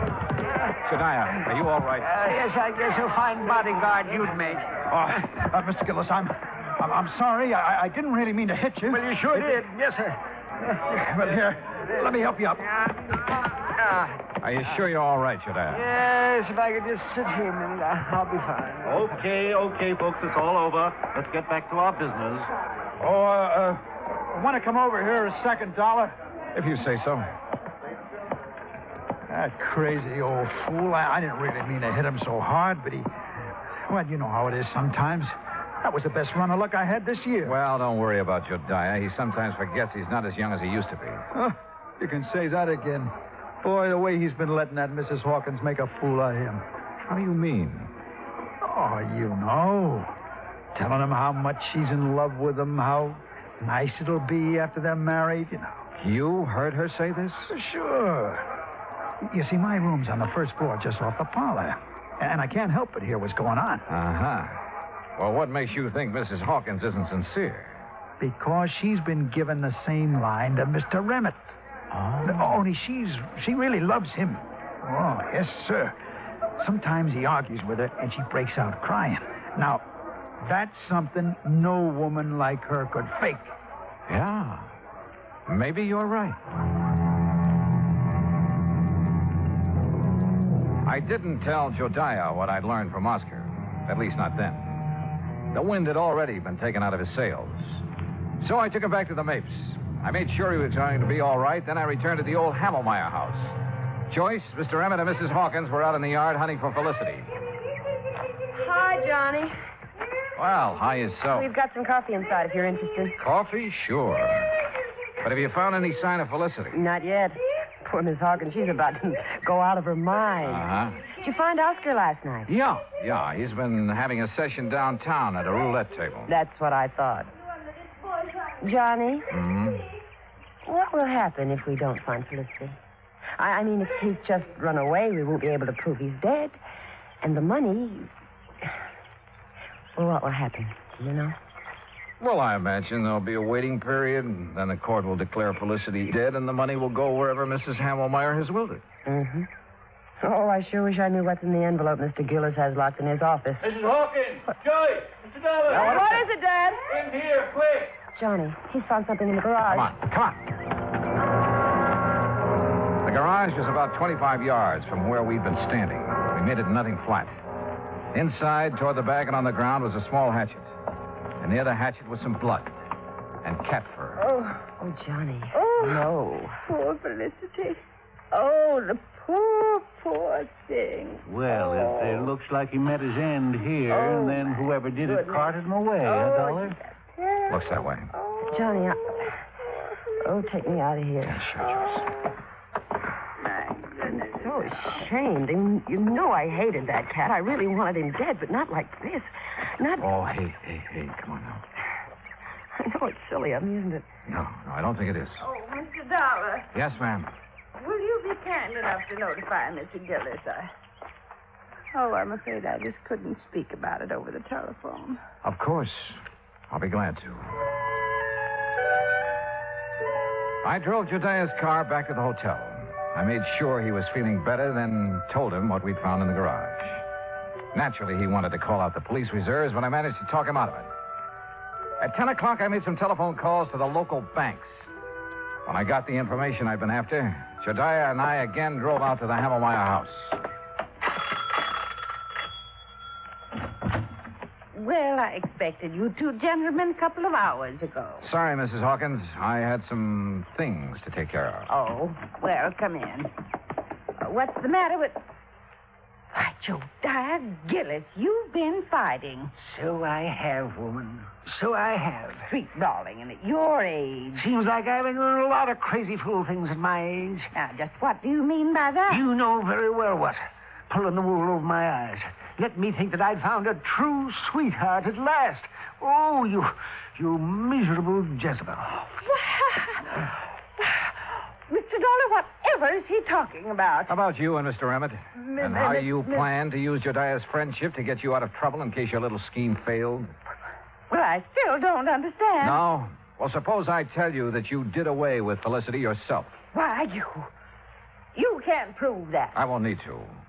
Jodiah's having a copy made of all your bank deposits since the time you moved in with Mrs. Hammelmeyer 15 years ago. And started taking care of her by paying her bills, ordering her food and medicine, and pocketing a good share of the money for yourself. Well, why shouldn't I have? She didn't give me 1 cent of salary. Oh, I know.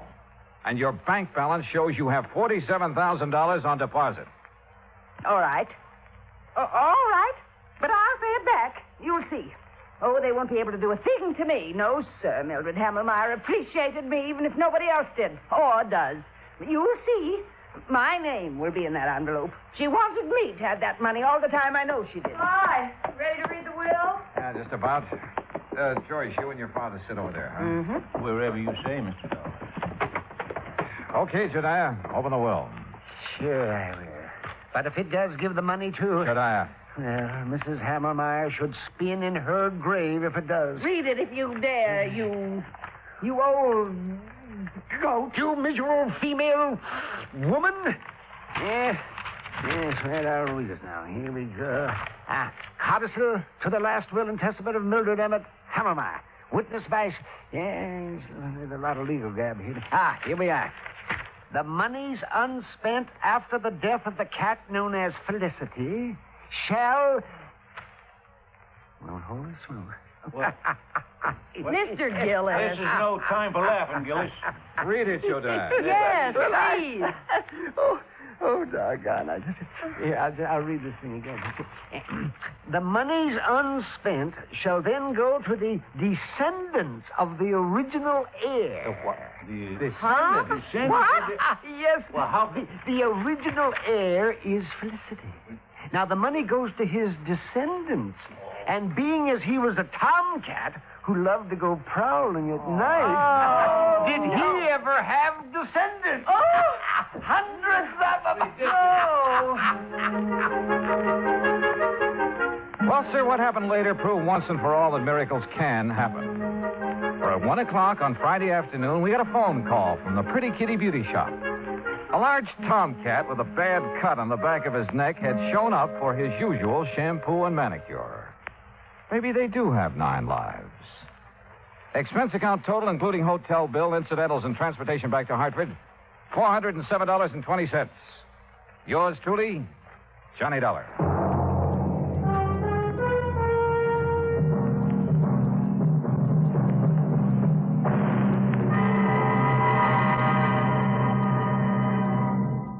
Now, here is our star to tell you about next week's story. Next week, an actor who talked nothing but Shakespeare and who talked himself into his grave. Join us, won't you? Yours truly, Johnny Dollar.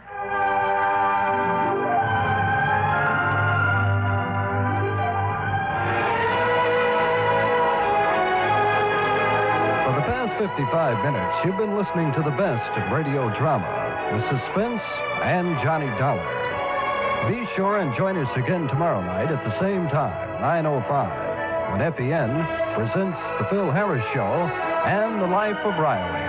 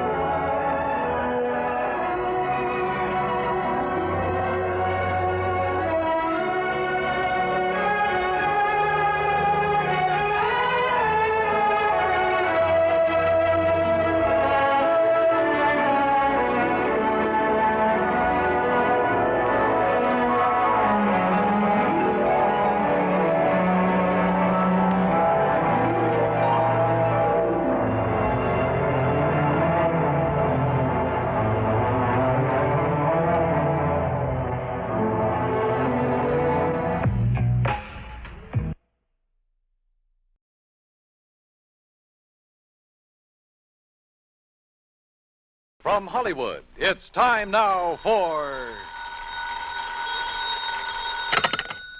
Johnny Dollar. Earl Poorman, Johnny. In Sarasota? That's right. Florida? Where else? Well, hi, Earl. How are things in the land of infernal sunshine? What do you mean, infernal? Well, it's got pretty hot down there these days, isn't it? Makes good fishing weather, Johnny. Yeah, but without a case to work on, what possible excuse would I have? Maybe I have one for you. Oh? Yeah. And maybe it's murder. Earl, I'll be down on the next plane.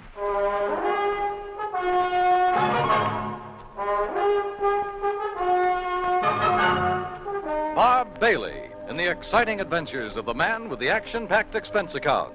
America's fabulous freelance insurance investigator. Yours truly, Johnny Dollar.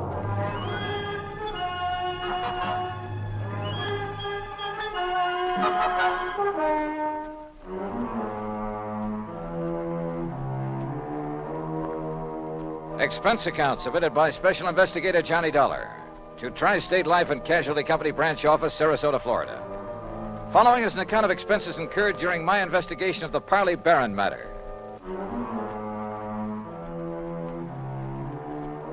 Expense account item 1, $131.50, transportation and incidentals to Sarasota, Florida. Knowing Earl Poorman, I didn't bother checking into a hotel, but instead took a cab to his office in the Conroy building. Tall, lanky, easygoing, he welcomed me like a long-lost brother. Oh, Johnny, you're looking great. And I'm glad you're here because you can clear up this case in a hurry, and then you and I can get out in the Gulf and do some real serious fishing. Oh, well, that's okay by me, Earl. Your last Now, trip down here, you remember, they weren't biting so good. But, oh, Johnny, so help me now that... Oh, I see you've got your bags with you. Well, yeah. Good, because you're going to stay with us out the house. Now, I'm not going to take any argument. I told that old battle axe I'm married to hang out an extra towel for you. How is Mike? Oh, she's great, just great. I never did understand how I was lucky enough to grab that dame, Johnny. Oh, well, now, I think maybe she kind of cares for you, too, Earl.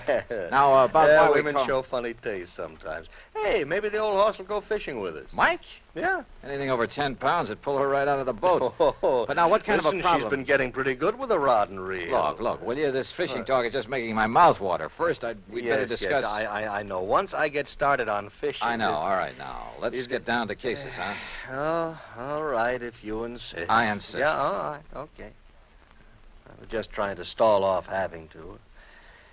You know where Lido Key is? Lido? Yeah, a mile or so offshore, just beyond St. Armand's Key, where we live. Oh, yeah, sure. Well, a client of mine, a man I've known for years. He retired, bought himself a piece of property there, built a nice little home on it. His name is Parley Barron. So? Well, I've handled all his insurance for him, including a straight life at $50,000. Uh-huh. Beneficiary? His wife, Laura Barron. And what's happened to him? Well, Friday morning, now that's the day before yesterday, he left the house just to do some errands. Well, go on. Yeah, well, he hadn't got back home by about 5 p.m., and his wife started calling around, trying to find out where he was, and nobody seemed to know. So finally, she put in a call to the police. Who's your man there? Sergeant Harry Brackett. Oh, I remember him. Sure. Go on. Well, then around 7 p.m., they found Barron's car. Found it parked down by one of the fishing docks. But no sign of him? Not a sign, not then or since. Had he gone out fishing? Police questioned everybody, the boat owners, all the boat livery, everybody. Old Will Bright, who runs the dock where the car was parked, he was closed up. Sign on the door saying he'd gone up to Gainesville. Well, could Barron have had any reason to disappear? Oh, no.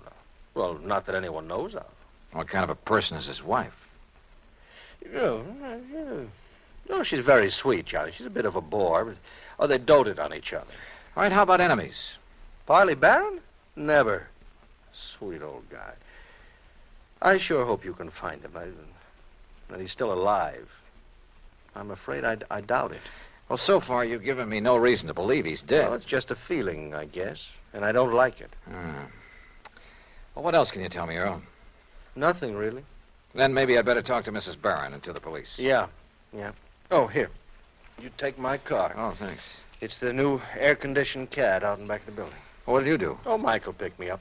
Now, we'll see you at the house for dinner, huh? Well, that may depend on what I find out in the meantime. Whenever you're ready, there's food and there's a bed waiting for you, and I hope you... Well, I just hope you find Parley Barron. Pretty good friend of yours, isn't he? Oh, yeah, Johnny. He was.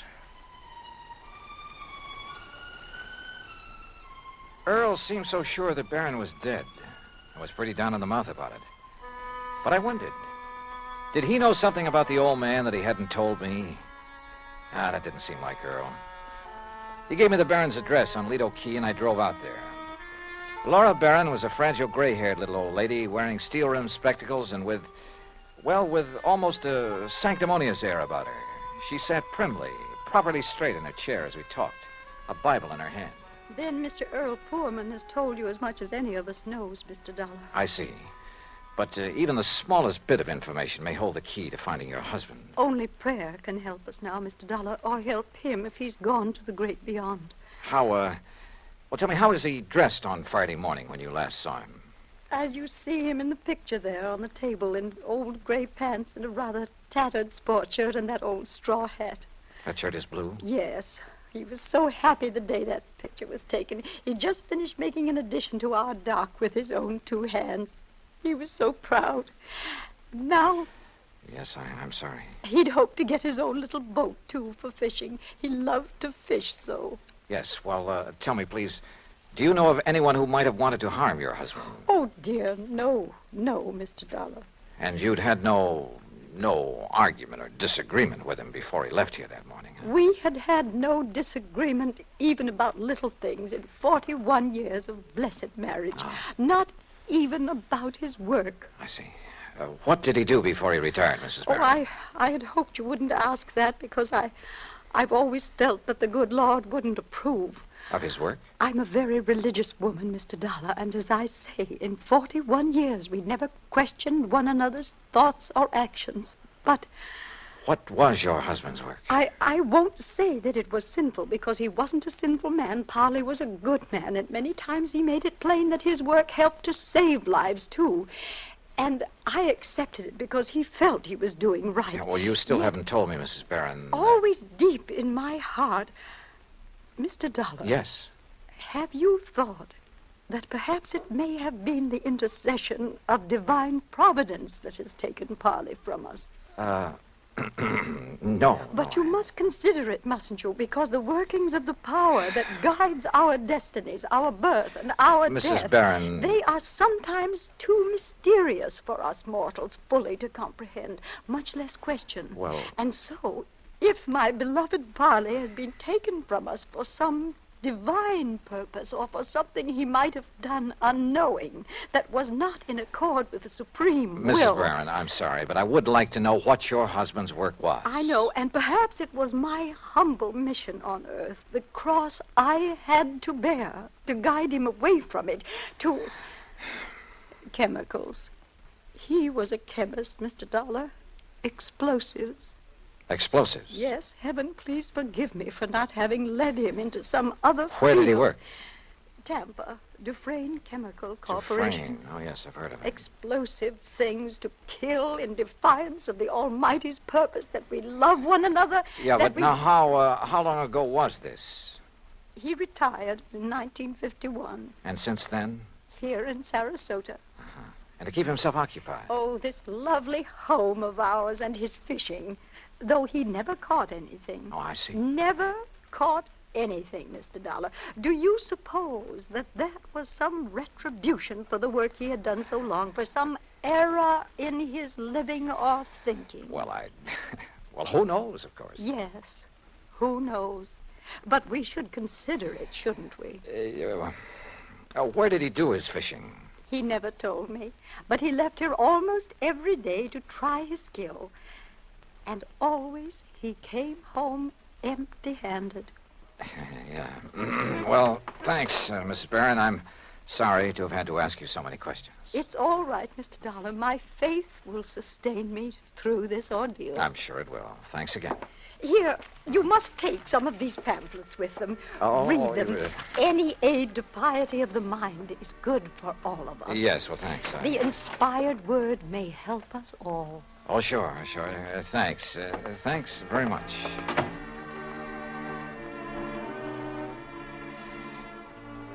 I like to think that on the whole well, maybe I'm not too religious in the sense of going to church regularly and that sort of thing, but well, at least I try to live a decent sort of life and observe the golden rule and stick to some ideals. But in an atmosphere like that, well, I couldn't help wondering if her husband didn't have good reason for wanting to get away for a while. In any event, I'd got nowhere on the case, so I phoned Sergeant Harry Brackett. That's item 2, 10 cents. But the desk at headquarters said he wouldn't be back until about 6 p.m., and And since I really had nothing to go on until I could see him, I dropped in on Earl again. You kidding? Then we'll take the boat, run out into the Gulf, and get some fish for dinner. It's the best time of day. So who was I to refuse? And within the hour, we were fighting the tide through the pass between Lido and Longboat Keys on our way along into the Gulf. Yeah, Johnny, I find I always have my best luck along about this time of day, just before sundown. I still ought to be back there working. Why? Sergeant Brackett won't be back at headquarters until 6 o'clock. You told me yourself. Now, what can you do until you talk to him and find out what leads he may have? Oh, man, you are a funny one. You call me long distance to get down in a hurry, then insist I go fishing instead of working on the Don't you case. know, fishing's the answer to more problems than anything else in the world. You got worries? Go fishing. You'll forget them. Got a nagging wife? Oh, don't let Mike hear you say that. Well, she's different. Cute little shrimp. But you know what I mean. A writer, he wants ideas, he goes fishing. A businessman? A detective? Huh? All right, go ahead and say it, an insurance investigator. Sure. I'll bet that more than once when you've been stumped on a case, why, if you had just relaxed your mind by going out somewhere and wetting a line. I wish it were that easy. And so far as this matter is concerned, I haven't even got started on it yet. Well, relax anyway. Who knows? Maybe the answer to what's happened to poor old Parley Barron will just come to you. Oh, yeah, sure. Oh, sure. Instead of you chasing Earl. him. Huh? Yeah? Up ahead, just to the right there. Where? Oh, yeah. Somebody's old beat-up straw hat. Yeah, and a little further. You know something? The tide will carry that skimmer right smack into the Earl, city pier. look. And if a fella that lost his Look, nose... further over to the right. Huh? What is that, floating there? I don't know. Well, it looks like... Oh, good Lord. Johnny. It's a body, Johnny. We'll drift over to it. It's a body, all right. And that straw hat looks exactly like one I saw in a picture this afternoon. Here. I got it. Can you reach him, Johnny? Yeah. Here we go now. Oh, good boy. All right, now let's see. Oh. Is it? Yeah. Are you sure, Earl? Oh, yeah.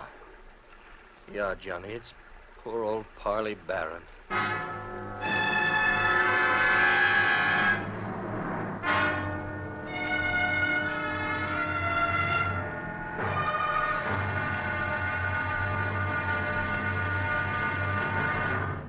Act Two of yours truly, Johnny Dollar, in a moment. Everyone loves kids, and every kid loves candy. American servicemen have heard the tearful cries for candy in most parts of the world, in Europe and the Far East during World War II and after. And there's never seemed to be enough candy to go around. Well, more than a dozen years ago, during the Berlin airlift, an Air Force lieutenant from the United States discovered he had no candy to offer some German children. However, he promised to drop them some candy the next day as he came in for a landing. Improvising a parachute out of his handkerchief, Lieutenant Gale Halverson dropped the candy bars the next day as he had promised. Now, this idea caught on among other Air Force men in the airlift, and that's how Operation Little Vittles began. The idea spread far and wide, and soon military personnel, civilians, business firms began to aid the Goodwill program by supplying candy and handkerchiefs. Time after time, as the sleek cargo planes of the United States Air Force swooped low over the landing field, a shower of little bundles of sweets dotted the sky as their tiny parachutes carried them safely to the ground. And the hungry German children gathered up these bundles of mercy, which the communists try to keep from them. The men of the United States Air Force did a great job satisfying a lot of appetites, but they did more. By a wonderful sense of understanding, they nourished the cause of freedom, the right of all men and children everywhere. And now, Act Two of yours truly, Johnny Dollar, and the Parley Barron matter.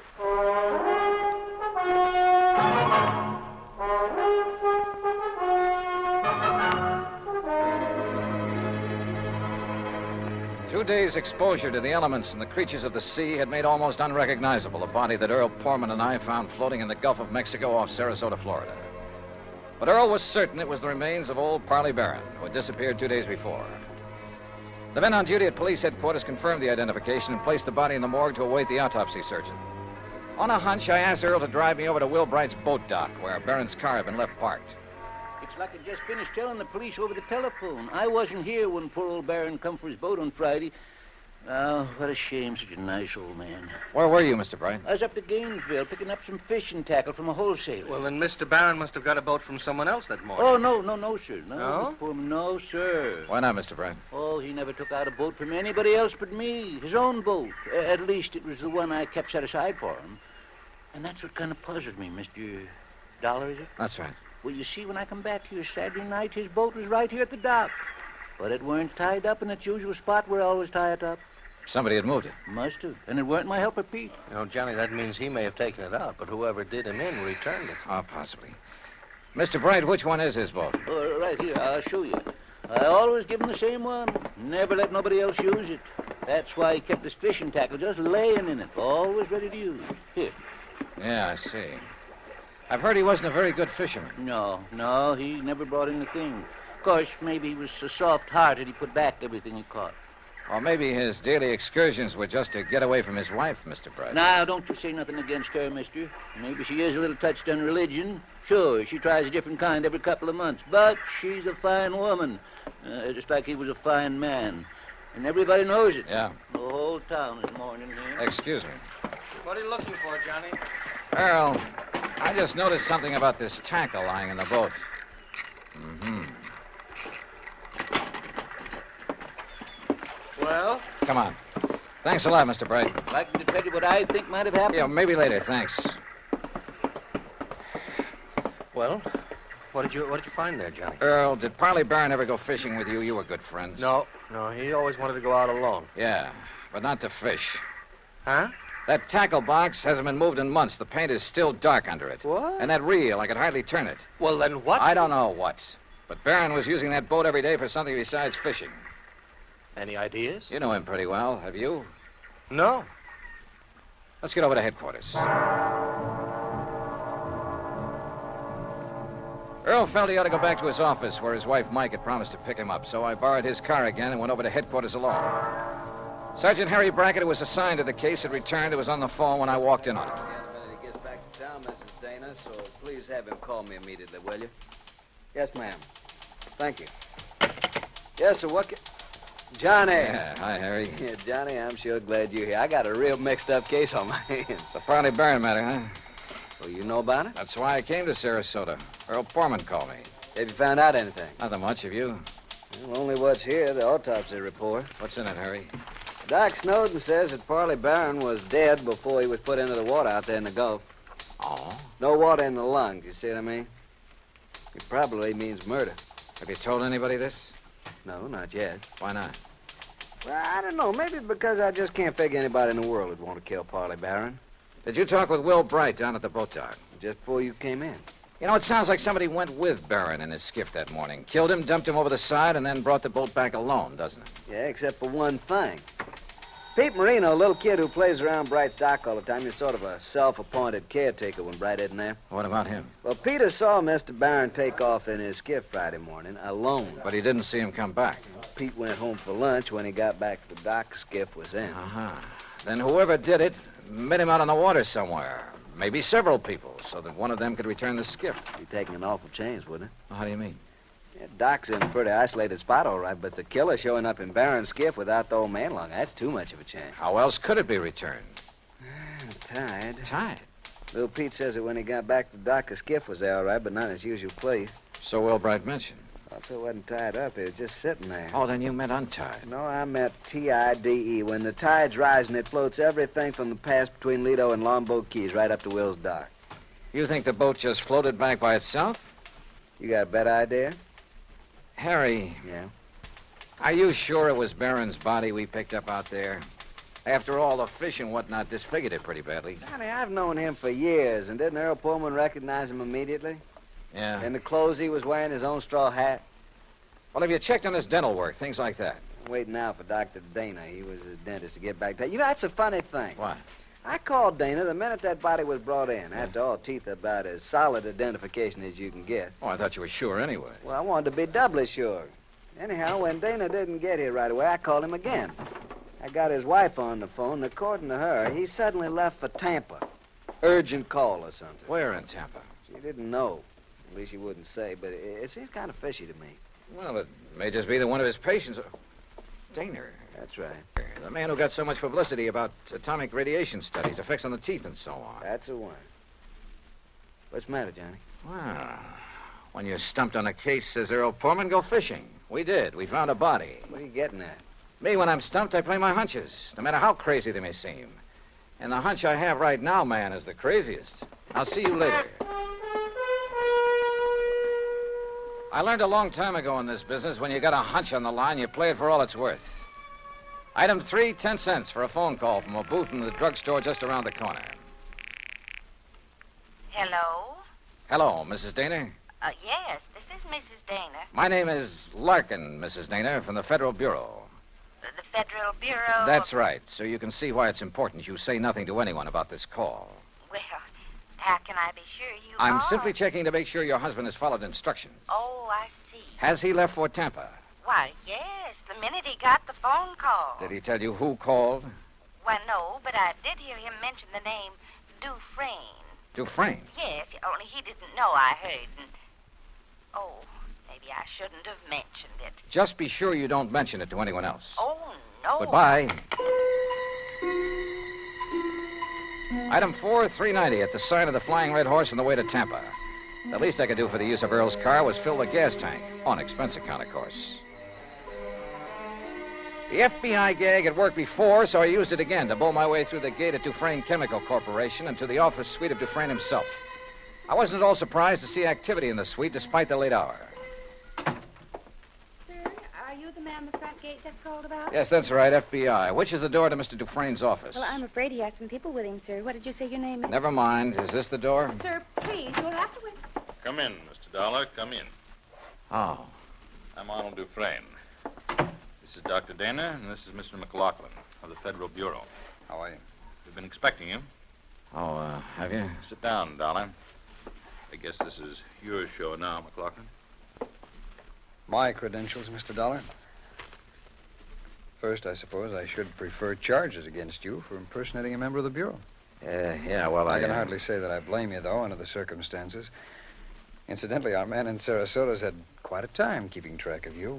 You mean there was a tail on me? From the moment you arrived. No kidding. Well, we didn't dare take the chance that you might upset things for us. After all, you've a reputation for being pretty sharp. We should have anticipated that you might be called in on the case, but though we planned things very carefully, we, shall we say, overlooked you. Even as we almost slipped up with Dr. Dana here, who would identify that body. Look, will you please tell me what this is all about? A man named Poorman called you in Hartford and asked that you come here to investigate the disappearance of his old friend and client, Parley Barron, right? Yeah, that's right. Now, where is he? What happened to Barron? Do you know? We do. And we were afraid you might find out and let the, shall we say, cat out of the bag. That is why we were all ready to send for you to come here, but, well, as it turned out, you came all by yourself. Mr. McLaughlin. Parley Barron, by the way, Mr. Dollar, is all right, alive, healthy, and happy. Then that body we picked up? Dressed in his clothes? Well, during the last war, Mr. Barron, as a research chemist, made vitally important contributions to our, or shall we say, national security. Oh. He was too valuable a man to lose, even though his wife objected to his work for religious reasons.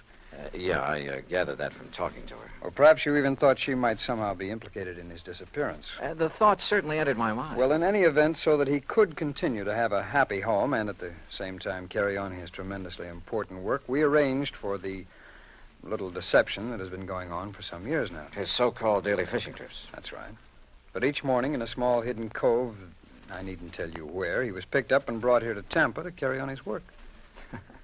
Well, I'll be darned. No one was the wiser. Even our, shall we say, competitor nations in atomic and missile research, who were bound to keep tabs on such a man, they knew only that he was working for the Dufresne Chemical Corporation. They and that, did know that, huh? Well, we must suppose so. International espionage is pretty well organized these days. Ah. But now this disappearance, Mr. McLaughlin. Changes in plans for nuclear developments had made it mandatory that he spend some time in, elsewhere. Where? Well, shall we say, somewhere in New Mexico, or something like that. So to openly send him there would have indicated to our competitors what these new developments could be. That had to be avoided at any cost. Therefore, the plan for his disappearance was carefully worked out and carried out. Then whose body was it we picked up? Well, some poor, unidentified old derelict who was on his way to Potter's Field. I see. Well, believe me, if the Bureau functions this thoroughly in everything it does... Oh, we try. Well, what about Mrs. Barron? Oh, she'll bear up. We, of course, made sure of that in the beginning. And then when her dear husband does return... When will that be? When his work is finished. And, of course, that'll be too late for our friends across the sea to catch up with us, and we've worked out a completely plausible story to cover his absence. Oh, I'm sure you have. Now, Dr. Dana here will return to Sarasota in the morning. He will confirm identification of the body that was fished from the sea with only sufficient reservation to protect his professional reputation when Parley Barron reappears. All right. Now, when an insurance claim is filed on Barron... Well, I'm sure Mrs. Barron won't file for some time, unless urged to by your friend Poorman. Oh, I can prevent that without telling him anything. That's fine. What's more, with the penchant that some companies have for, shall we say, slow action on claims... Well, don't let them hear you say that. Well, Barron will be back before you need to worry about it.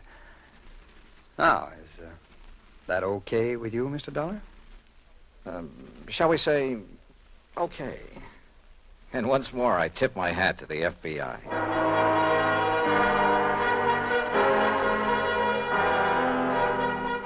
Expense account total, including plane fare and incidentals back to Hartford, $421.50. Remarks?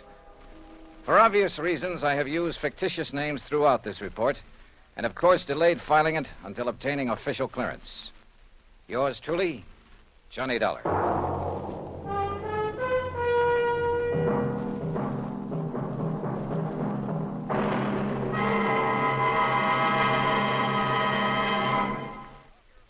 And now, here's our star to tell you about next week's story. Next week, a strange old character, the most beautiful girl I've ever met, and money all over the place. Counterfeit. Join us, won't you? Yours truly, Johnny Dollar.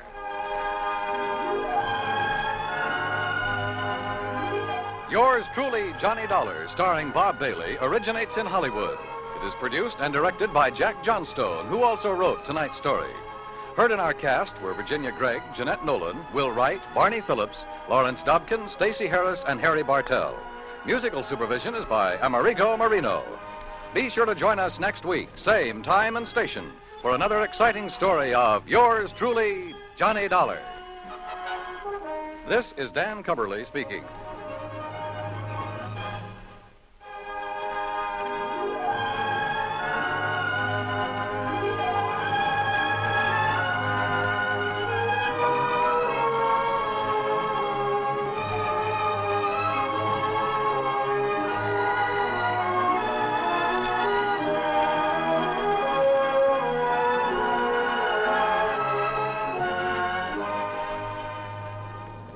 Johnny Dollar has come to you through the worldwide facilities of the United States Armed Forces Radio and Television Service.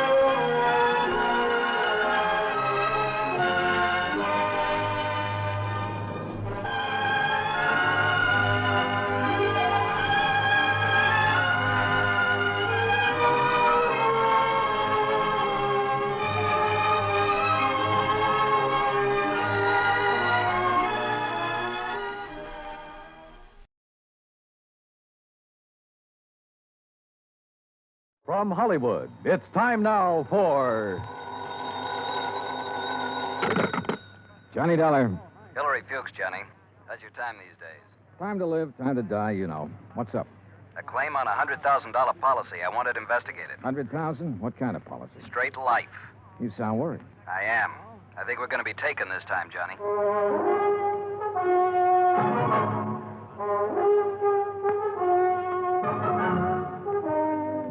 Bailey in the exciting adventures of the man with the action-packed expense account, America's fabulous freelance insurance investigator. Yours truly, Johnny Dollar.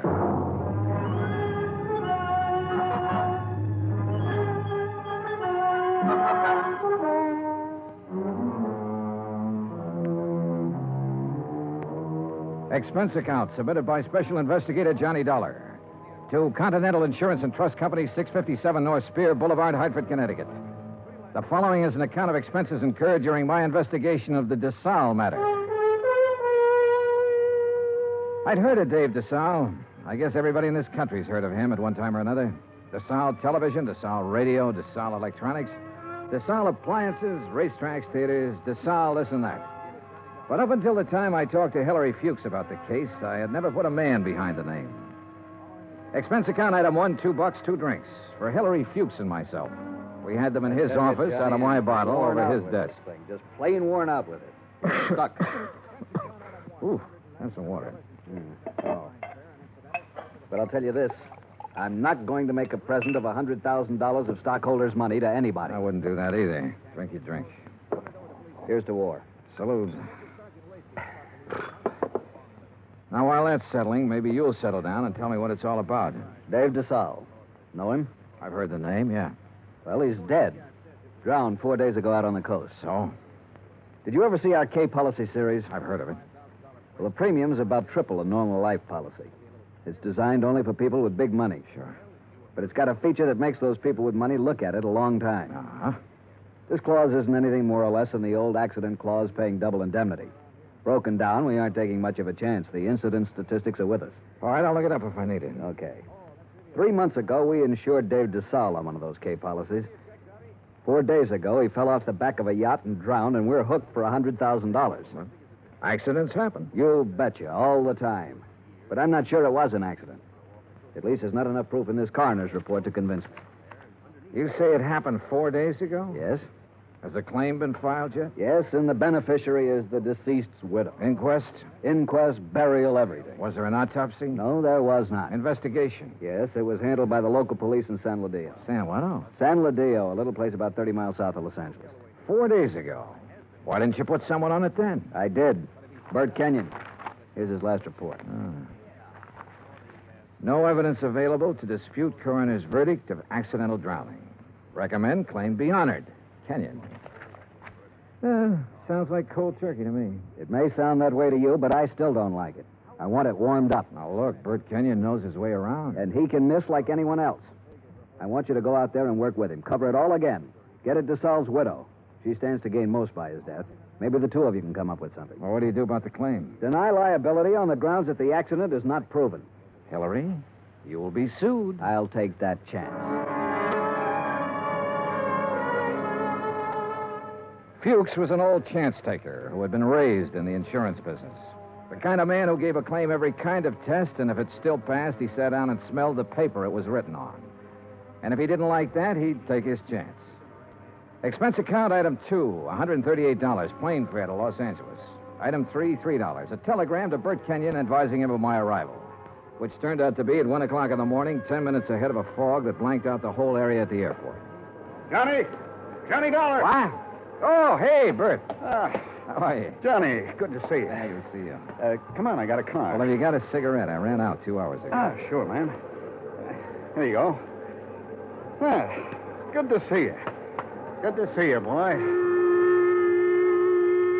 The last time I saw Bert Kenyon was July, a year ago, in Dayton, Ohio. He was there working on an arson claim for the National Underwriters. Before that, I'd run into him in Denver, Portland, and Chicago. And we'd worked together for 2 weeks in New Orleans on the San Antonio case. He sent me a Christmas card every year. I sent him one. We were as close and as far apart as two friends can be. When I saw him this time, he looked tired and thinner. And he lit one cigarette after the other. You'll like San Ladillo, Johnny. Yeah? How's the hotel? Oh, old Spanish job. Big rooms, fireplaces, smells kind of damp all the time. You get used to it. Are you tired? Yeah. Well, tell me about the claim, Bert. Nothing to tell. Routine so far. Oh, Fuchs was pretty worried about it. He doesn't like the coroner's report.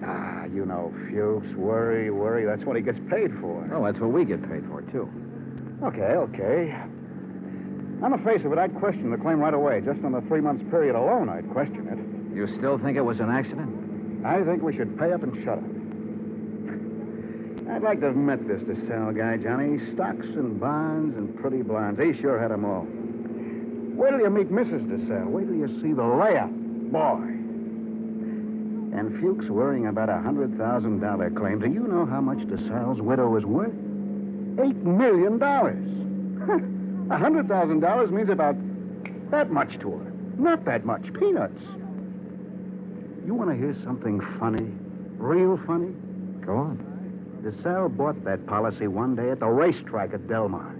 Yeah, because an insurance broker gave him a tip on a horse. Yeah. I can just see Fuchs worrying about his $100,000 and finding out about that part. How did you find out about it? Mrs. DeSalle, she told me the story. What about her? Now, what about her? She's the beneficiary. I told you, $100,000 doesn't mean a thing to her. Why would she kill him for $100,000? Why not?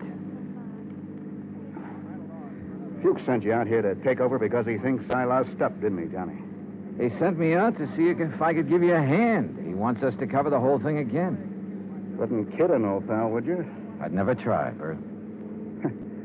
I bet you wouldn't. I just bet you wouldn't.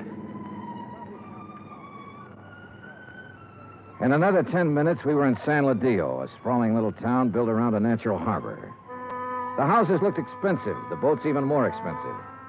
Kenyon pointed out one house on a hill, a 3-story affair with an acre or so of lawns around it. He explained it was the DeSalle home.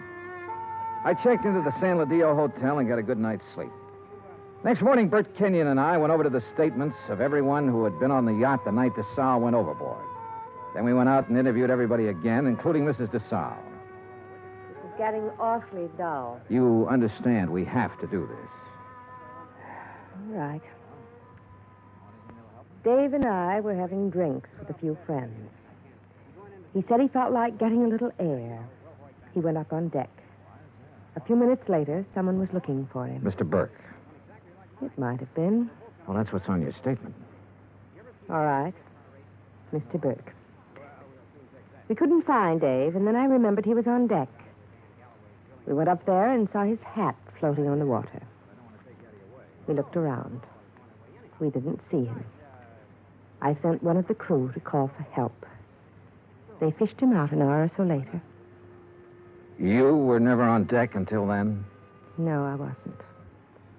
Who were they? You said they fished him out. Police. Someone. I don't know. There were a lot of men. They tried to give him artificial respiration. Well, what did you do? I watched. What else was there to do? Hard thing to watch, Mrs. DeSalle. Your husband just drowned. Yes. Yes, it was. Is that all? Yeah. That's all.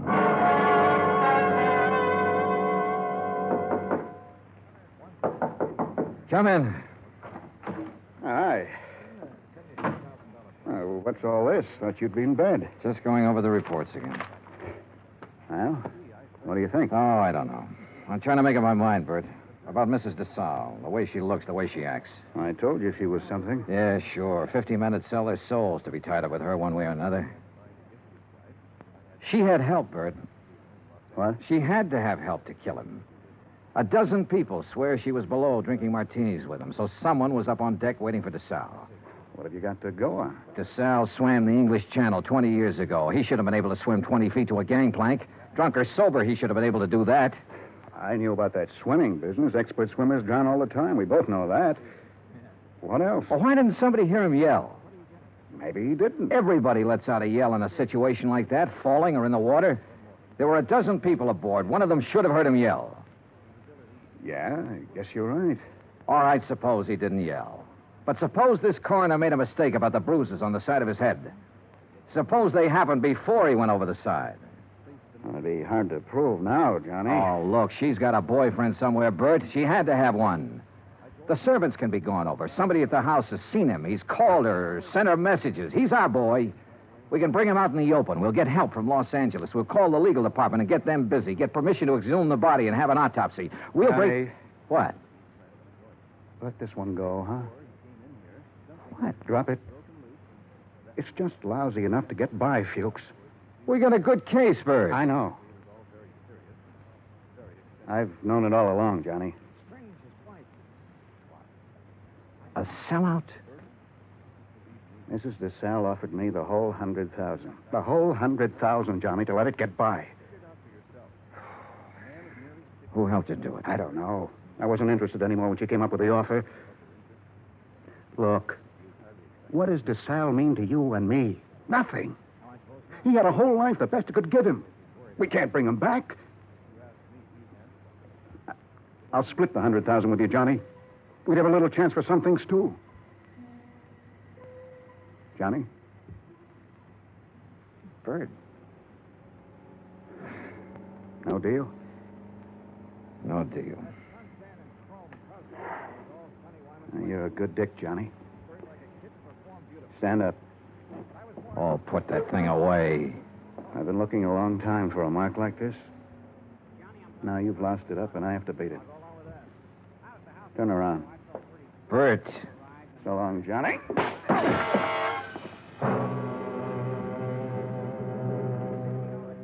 I went down to my knees trying to hold onto the desk. I saw him stand there a minute, like he might want to help me. And then he was gone.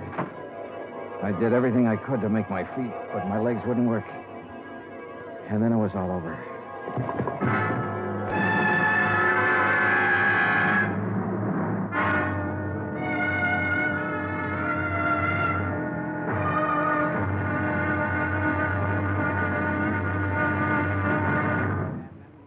Act two of yours truly, Johnny Dollar, in just a moment.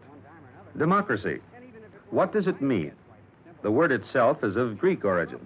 Demos meaning the people, and kratos meaning authority. Thus, in a democracy, the people have the authority to rule themselves. But where does the authority come from? The authority comes from the people themselves. They put it in their Constitution, and the Constitution can't be changed by anyone except the people. That puts the supreme power of the government of a democratic country right in the hands of the people, and the people elect their representatives to run the government. In that manner, democracy gives everyone equal representation in the government. Democracy provides mankind with its greatest legacy of freedom. Now, Act two of yours truly, Johnny Dollar, and the DeSalle matter.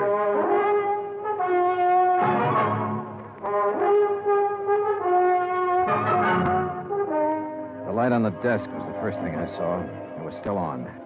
The window was still open. The room was the way it had been before. I kept thinking about every man having a price and how Bert Kenyon had settled for $100,000.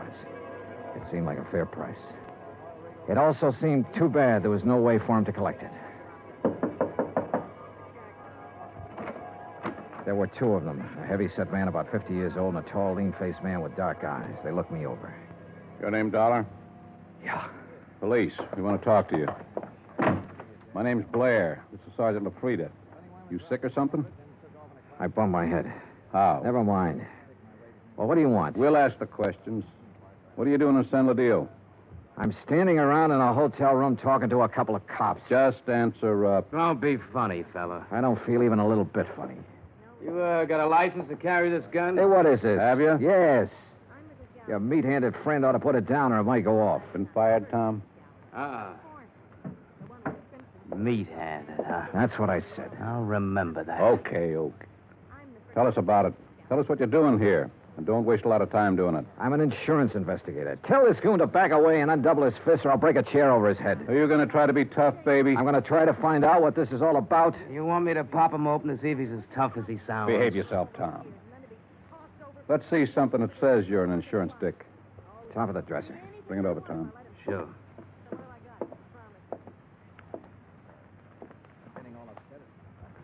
Yeah. Okay. Now tell us what you're doing in town. The DeSalle case. Now you tell me You know what Bert Kenyon? I know him. I've been working with him. Well, he's been around town 4 or 5 days. We haven't seen you. I only got here this morning. You could prove all that, could you? Oh, sure. With a plane ticket, with a hotel clerk downstairs, with a bellhop who brought up my luggage, with a dozen people or more I've talked to today. And tonight? What about tonight? Right here. You could prove that, too? Try the clerk downstairs. Ask Kenyon. Where is Kenyon? I don't know. You ought to know. Why don't you sit down, Tom? Okay. Now, when did you see Kenyon last? A couple of hours ago. Now, tell us what you talked about, and don't forget anything. We talked about the DeSalle case. Kenyon have something new on it? No. Don't hold out on me, boy. This is police business. Tom here's pretty edgy for a cop, but I'll turn him loose on you if I have to because I haven't got a whole lot of time to waste being sweet. Tom worries me to death. One more minute. Just one more minute is all I'm going to take off this guy. Oh, shut up. I'll ask you again, Dollar. What's new on the DeSalle case? What did Kenyon tell you? The way we look at it, you came out here because something new popped up that might take two guys to handle it. Look at it any way you want to. Blair, you going to take this stuff? Never mind. Okay. Get your hat and coat, Dollar. We're going to see a fella. Not unless I know why. And I mean that. Dollar, your buddy's been killed. What? Kenyon. Somebody shot him up an hour ago.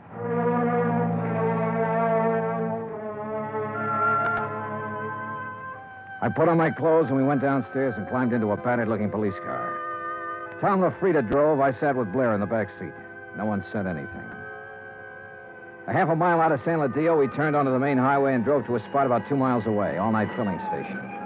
There were a couple of highway patrol cars there, an ambulance, and men in dark suits who looked the way policemen always look.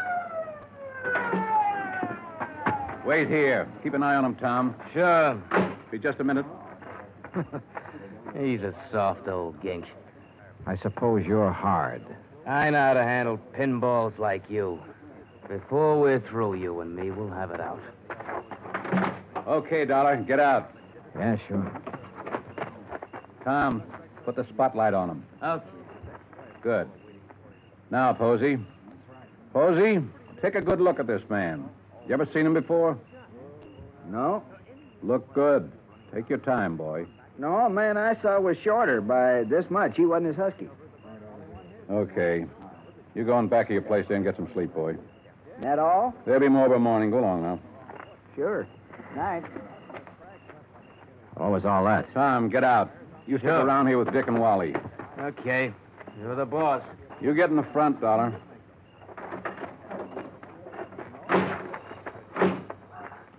You're lucky. Posey didn't recognize you. I suppose I am. Why? An hour ago, Posey's pumping gas. He hears 3 or 4 shots off in the dark.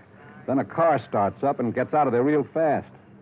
Then Posey sees your pal Kenyon stagger out across the highway, full of lead. Kenyon drops dead right in front of the station. That's him they're mopping up now. We had half an idea you might have been the man beaten in the car. That's a dumb idea. Yeah, he was shot close up, like it was somebody he was just standing talking to. An old friend. You're an old friend of his. Blair, you got it all wrong. Huh? We haven't been friends for 3 hours. His full name was George Blair. He'd been on the Los Angeles force 12 years. Then they retired him at half pay when a holdup man shot off part of his right foot. He'd taken the San Ladillo job because it was the only police force he could find that would take a man who limped more than a little. Expense account item 4, 20 cents coffee for Lieutenant Blair and myself. I don't know. Maybe we went at you the wrong way in that hotel room. That's my fault. But a man's been murdered, and I get excited about things like that. I don't blame you. No hard feelings. No. As long as I don't have to do business with your boy, Tom. Yeah, I got Tom LaFrida and 3 other boys. None of them worth the press in their pants. I need help, Dollar. What?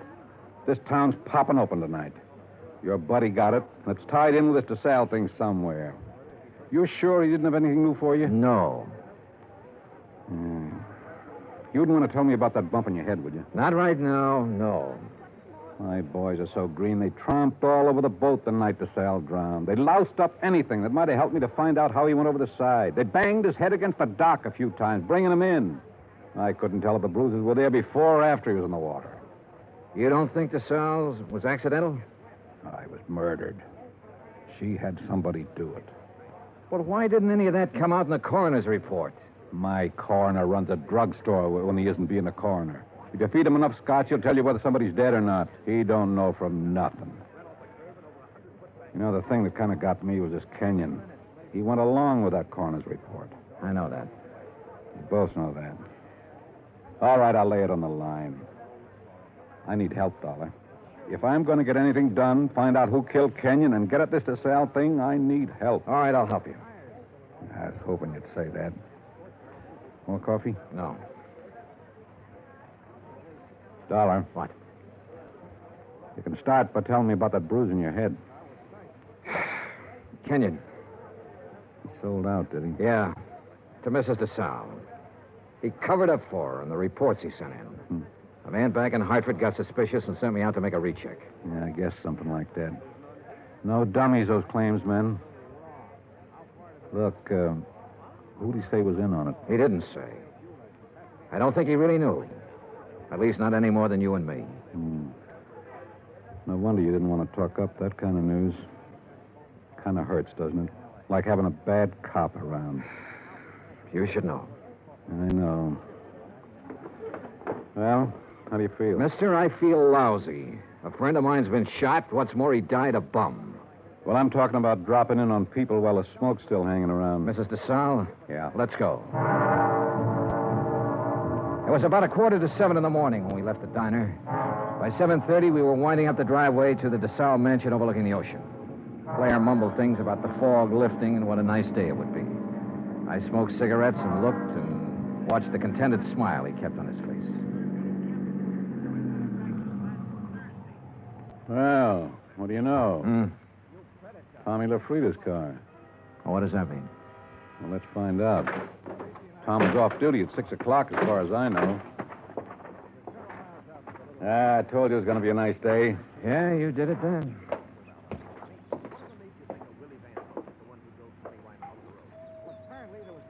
Nice place. The only thing nicer is Buckingham Palace. Mrs. DeSalle picks up all these little knickknacks when we probate that will. The boat down there, everything. Nice. Yes? Mrs. DeSalle, please. At this hour of the morning. She's still asleep. We kind of guessed she might be in bed. You tell her the police are here and want to talk to her. Police? Now, you got it. Yes, sir. Just a moment. That's you, Blair? Hello, Tom. I'm waiting to see her, too.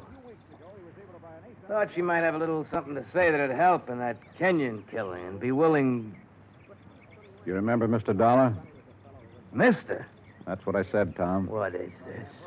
He's giving me a hand. You trust him. Better than I do you.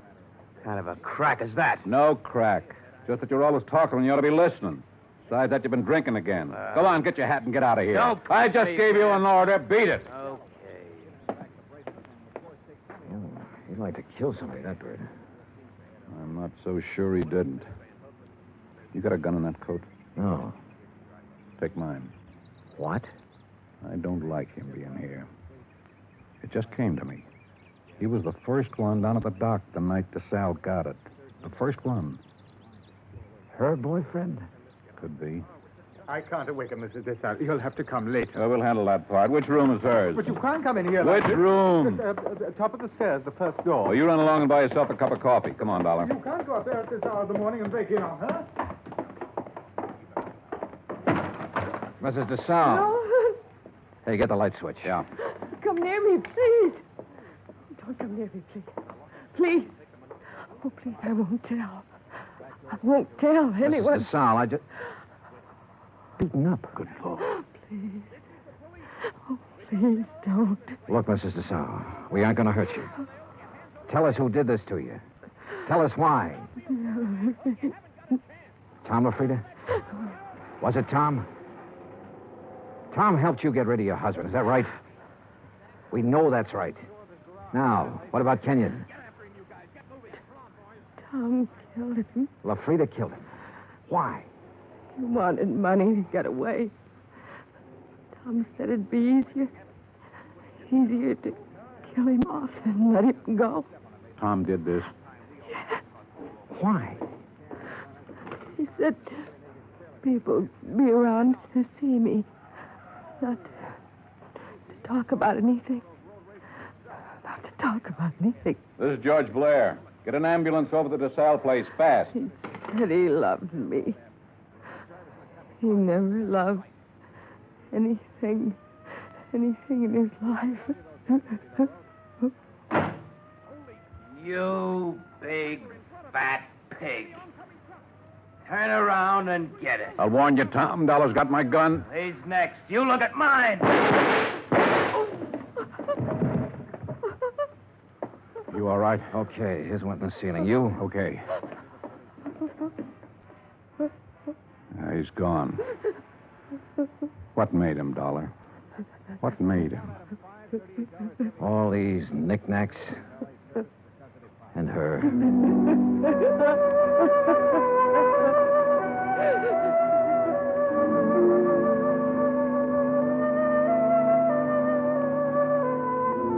Expense account item 5, $25. One phone call to Hartford. I told Hilary Fuchs the whole story, and he promised to send out the necessary legal aid.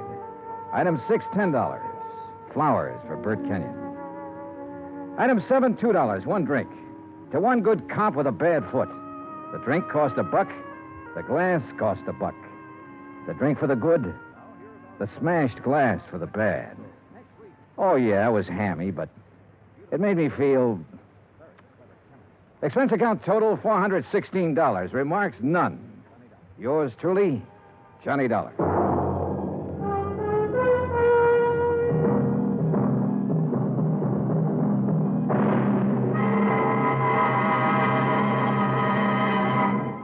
Now, here is our star to tell you about next week's story. Next week, one of the sweetest old characters I ever met. And with him, one of the cleverest killers. Join us, won't you? Yours truly, Johnny Dollar.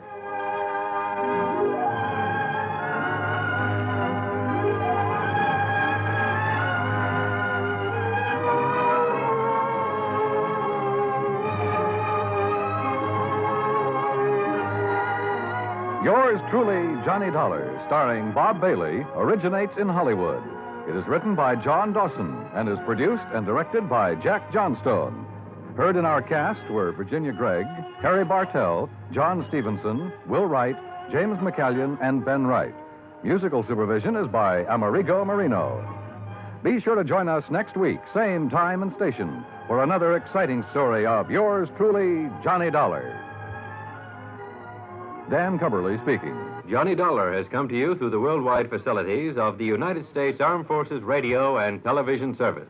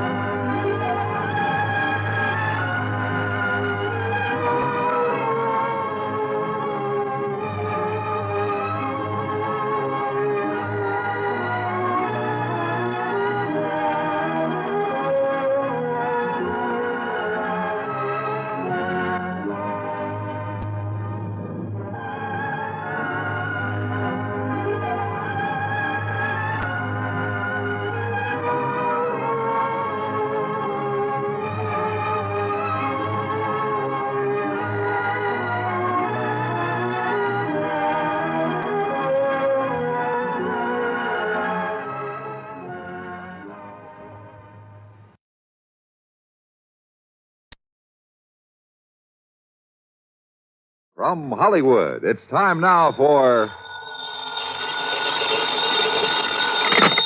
Johnny Dollar. Johnny, I've been trying to reach you for 2 days. Who's that? George Reed. Oh, well, I took off a couple of days, George. What's on your mind? A riddle. Riddle? Yeah, and a blonde photographer's model. That's better.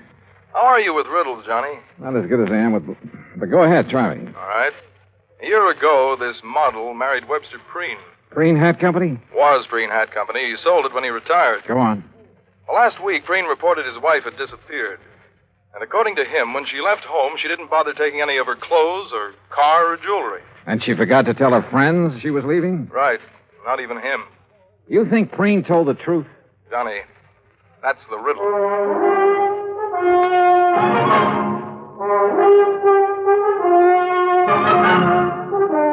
Bob Bailey in the exciting adventures of the man with the action-packed expense account, America's fabulous freelance insurance investigator. Yours truly, Johnny Dollar.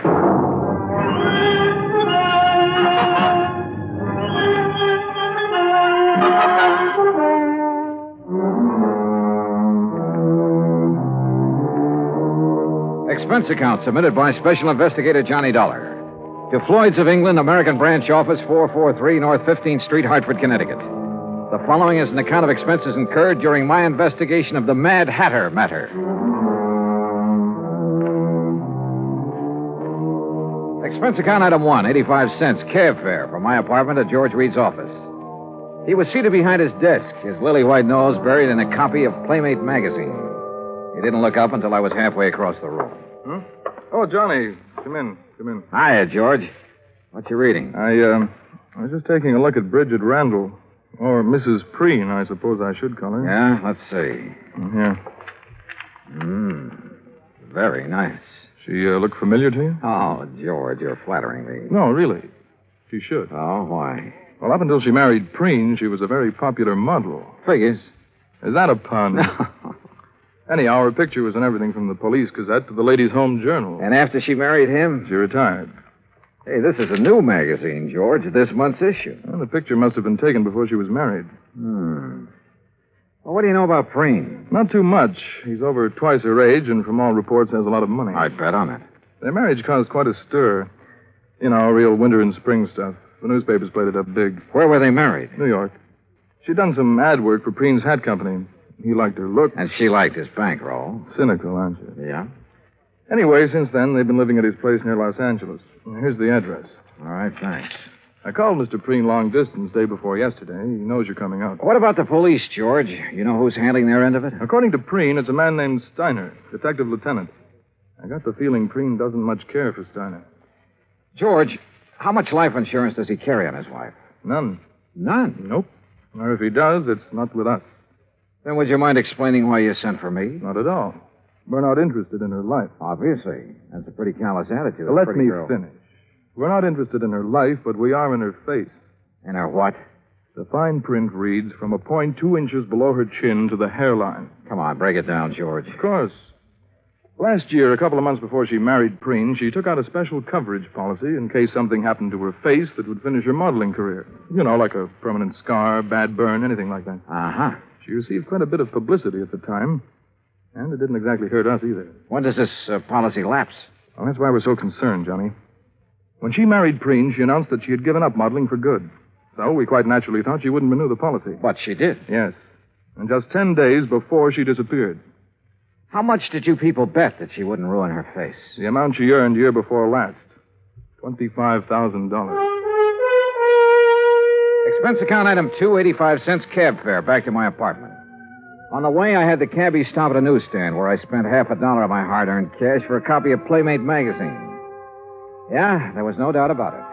Mrs. Webster Preen was the kind of woman any red-blooded American boy over 30 would be eager to locate. Item 3, $190 plane fare, Hartford to Los Angeles, then a cab to the Statler Hotel. I checked in, made arrangements to rent a car, then put in a call to police headquarters. Lieutenant Steiner was out, so I left word for him to call me, had lunch, and then drove out to the San Fernando Valley. The Preen home was one of those Spanish stucco and adobe jobs, 2 stories, probably 30, 40 years old. It sat in the middle of some 2 acres of orange trees, with a plaster wall around all the property, separating it from the subdivision on one side and a main thoroughfare on the other. I walked up to the front door and rang the bell. In a moment, it was opened by a beautiful blonde. If she hadn't been wearing a nurse's uniform, I might have mistaken her for Bridget Preen. Yes? Afternoon. Is Mr. Preen in? Do you have an appointment, Mr. Dollar. Johnny Dollar. No, I don't have an appointment, but I'm sure he'll see me. Really? Yes, really. I'm investigating his wife's disappearance. You're from the police? No, insurance investigator. I see. I'm sorry, Mr. Dollar, but Mr. Preen can't possibly see you. You're sure of that, Miss... Richard, and I am sure. Mr. Preen has suffered a severe shock. His doctor left strict orders that he's not to be disturbed unnecessarily. And you feel qualified to say what is necessary and what isn't? I've been with him for nearly 5 years. Well, answer me this, Miss Richards. Do you think Mr. Preen's health would improve if somebody happened to find his wife? What? I mean, they haven't found her, have they? You haven't answered my question. You want my honest opinion, Mr. Dollar? Helen, who is it? Who's out there with you? Excuse me. No one important. It's Johnny Dollar, Mr. Breen. Now, just a minute. Mr. Dollar, come in. Come in. Have him come to the orchid room, Helen. Yes, sir. Well, I hope you enjoy steam baths, Mr. Dollar. Steam bath? What do you mean? Follow me. You'll find out. A pretty girl, in spite of her abrupt manner. And there was a lot going on behind those clear blue eyes. She led me into the house through a couple of large rooms, then up a winding staircase and down the hall to a door at the end of it. Miss Breen's waiting for you in there, Johnny. Thanks. Ouch! Hey, that doorknob's hot as... Oh, very funny. I warned you. Here, like this. Come here, Mr. Dollar. Hurry. I'll see you later, Johnny. Close the door. Close it. I don't want it to cool off in here. Well, you look surprised. Well, I didn't expect to meet you in a hothouse, Mr. Breen. I'm sorry if you're uncomfortable, but orchids must have plenty of heat and moisture. Now, me, I love it. I didn't used to, but since I am at the age where a man is nothing but stick and dried parchment, you can take off your jacket if you like, Mr. Dollar. Thanks. Do you know anything about orchids? Well, only that they're expensive. Aren't all beautiful things? Sit down, sir. Any place that's clean. We can talk while I do this. You know what I'm doing. I haven't the least idea. What the bees would normally do, that is, if these plants were in their native environment. Pollination? Yes, sir. Would you mind handing me those tweezers? Yes. Thank you. Hey, how many plants do you have here?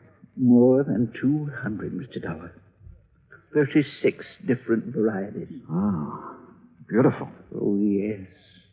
Lovely, delicate creatures. Mr. Dollar, do you think you'd be able to find her? Well, I'm going to try. I'd appreciate it. I have so very few things left these days. Did you notice the orange trees when you drove in? Well, yes.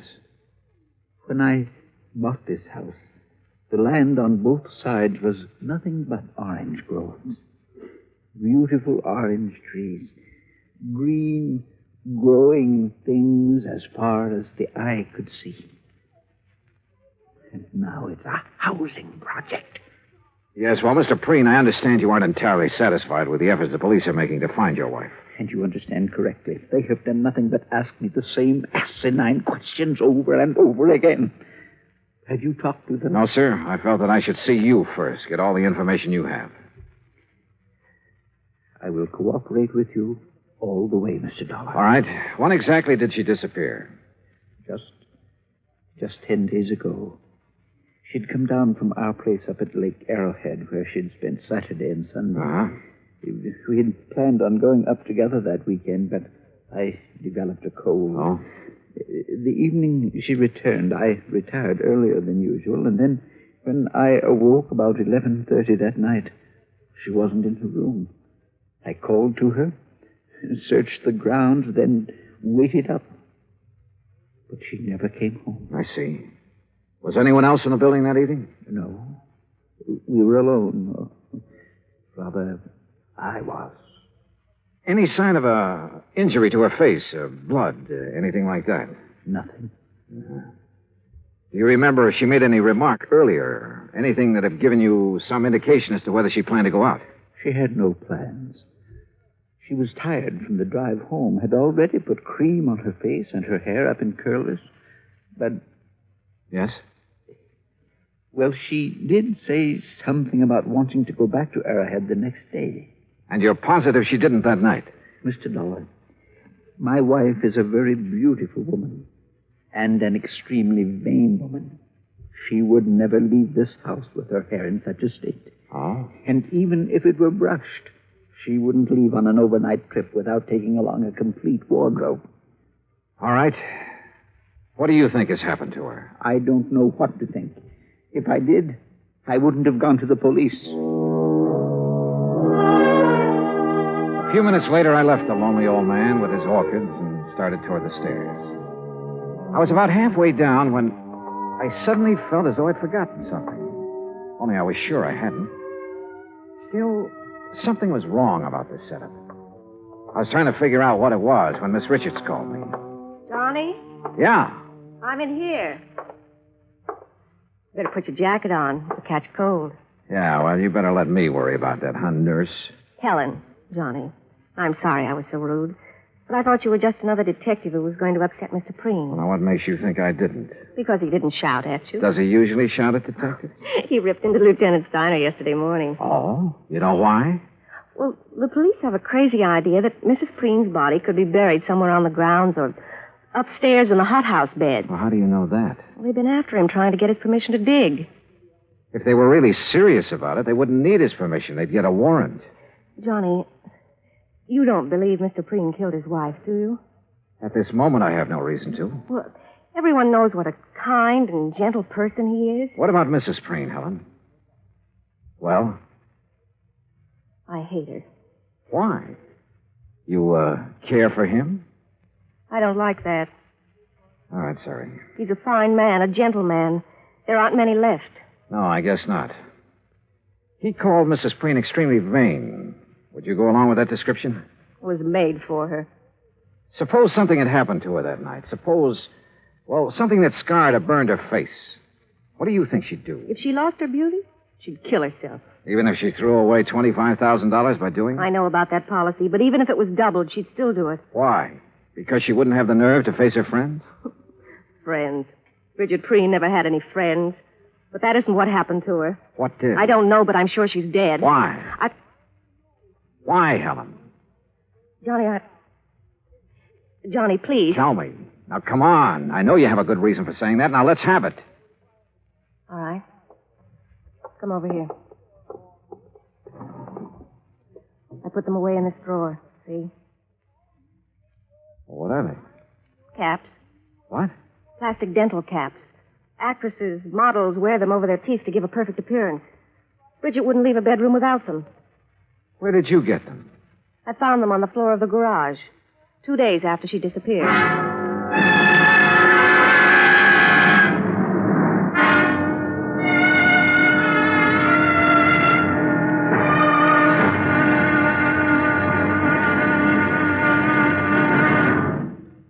Act two of yours truly, Johnny Dollar, in just a moment. Democracy. What does it mean to the farmer? How can democracy benefit the farmer better than any other form of government? These are easy questions to answer because the facts are there. Only in a democracy can the farmer get the most aid from his government, own his own land, produce, and equipment, and still earn a standard of living that is comparable to workers in the manufacturing industries. That's because the people in a democracy tell their elected representatives they want it that way. Government subsidy, free enterprise, open markets, and the will to work and better himself enables the farmer in a democracy, such as the United States of America, to produce one of the world's finest diets. Scientific agricultural advancement and democratic government are the reasons why this can happen. This is a part of democracy. But whether it functions in agriculture or some other form of endeavor, democracy gives mankind its finest legacy of freedom.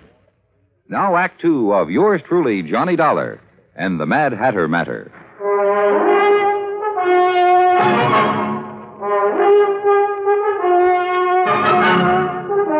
Helen, Mr. Preen's nurse, gave me the set of dental caps that Bridget Preen had used to beautify her teeth.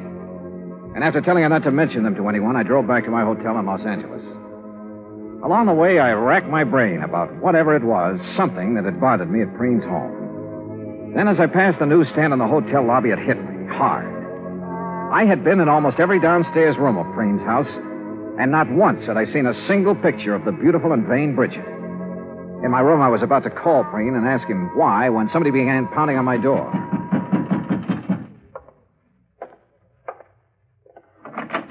Well, Dollar, we seem to have had a hard time making connections, didn't we? I'm Steiner. Oh, how are you, Lieutenant? Fine, just fine. And I think I've got our little case all sewed up. That's so? Yep. You mind if I rest? No, go right ahead. Thank you.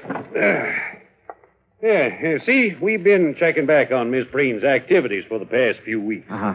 Been making quite a few weekend trips, ain't she? I wouldn't know. We figure she found herself a new man, a young man, and took off for parts unknown. What about her clothes? Why didn't she take them? She didn't want to take what old Preen had given her. She's too proud. A little too proud to be true. She had enough things paid for out of her own money to last a good many years. Oh, now, Dollar, you guys let your imagination run away with you. Now, you look at this realistic. Here's a girl in her 20s married to a man who's content to sit home and wait for the golden chariot. And maybe she's content to sit there with him at first, but it ain't normal she should for long. Yeah? You locate anyone who's seen her out with another man? Nope. Tried to. That's the thing that's still stuck in my craw. Well, I don't think you will. Why not? Because she was smart, a smart woman. If she had a boyfriend, and I'm not disagreeing with you on that score, she was very discreet about it. Mr. Dollar, I'm not sure you were aware of it, but each time you mentioned Mrs. Preen, you referred to her in the past tense. Why? Oh, no. Don't tell me I fell for the oldest trick in the business. Come on, Dollar. Stop playing games and answer me. Oh, you should talk about playing games, Steiner. Sorry, but I wanted to throw you off guard. Oh, you did, pal. You did. What did you learn bird-dogging around today, Dollar? Nothing, Steiner. Nothing. Look, really. You either let me have all the information you've received today, or tonight you'll be on your way back to Hartford. Now, which is it? Okay. Preen's nurse, Miss Richards, found these on the floor of the garage 2 days after Mrs. Preen disappeared. You know what they are, I suppose. They don't have to be Mrs. Preen's. Take a look at this chart, Dollar. We got it from her dentist last week. Now look at the caps. Okay. What are you going to do? What do you think? Arrest Webster Preen for the murder of his wife.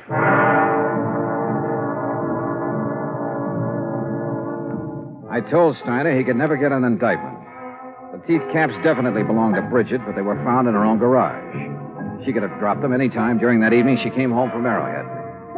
And I reminded him of Preen's position in the community, his money, how well he was liked, everything. Hoping I could still stall him long enough for me to try something that had been in the back of my mind since I left Hartford. I opened a copy of Playmate magazine to Bridget's picture. Then I placed a long-distance phone call to New York City. We're ready with your call to Mr. Howard, Mr. Dollar. Okay, thank you, operator. Go ahead, please. Hello? Hello, Mr. Howard. This is Johnny Dollar, insurance investigator. Yes, Dollar? A client of ours has her picture in the current issue of your Playmate magazine. Oh, yes. Lovely girls, Mr. Howard, her name is Bridget Preen. Bridget Preen? Or Randall. Bridget Randall. Oh, yes, I know her very well. Well, where is she? We aren't sure yet. Mr. Howard, I've got to know when that picture was made and the address of the photographer who shot it. Have you got that? Yes, you just hold on. Now, I remember now I was surprised to see Bridget after all that talk about retiring. Yeah. Yes, here it is. Photographer's a new one as far as we're concerned. What's his name? Tracy. Russell Tracy. Address? Box 17. Got it? Box 17. Lake Arrowhead, California. What?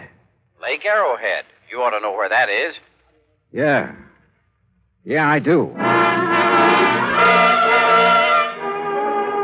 It took me a little less than 2 hours to drive up to Lake Arrowhead. When I reached the village, I stopped in at the post office.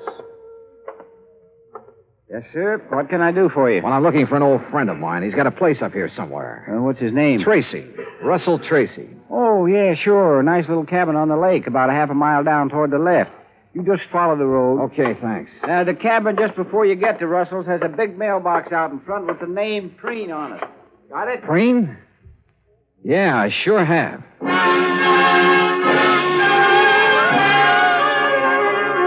I was there in 5 minutes.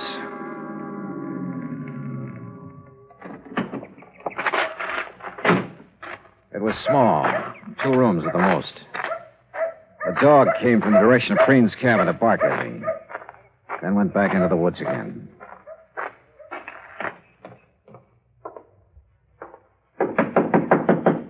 Yeah.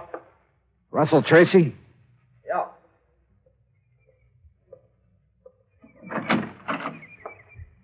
Who are you? Name's Dollar, insurance investigator.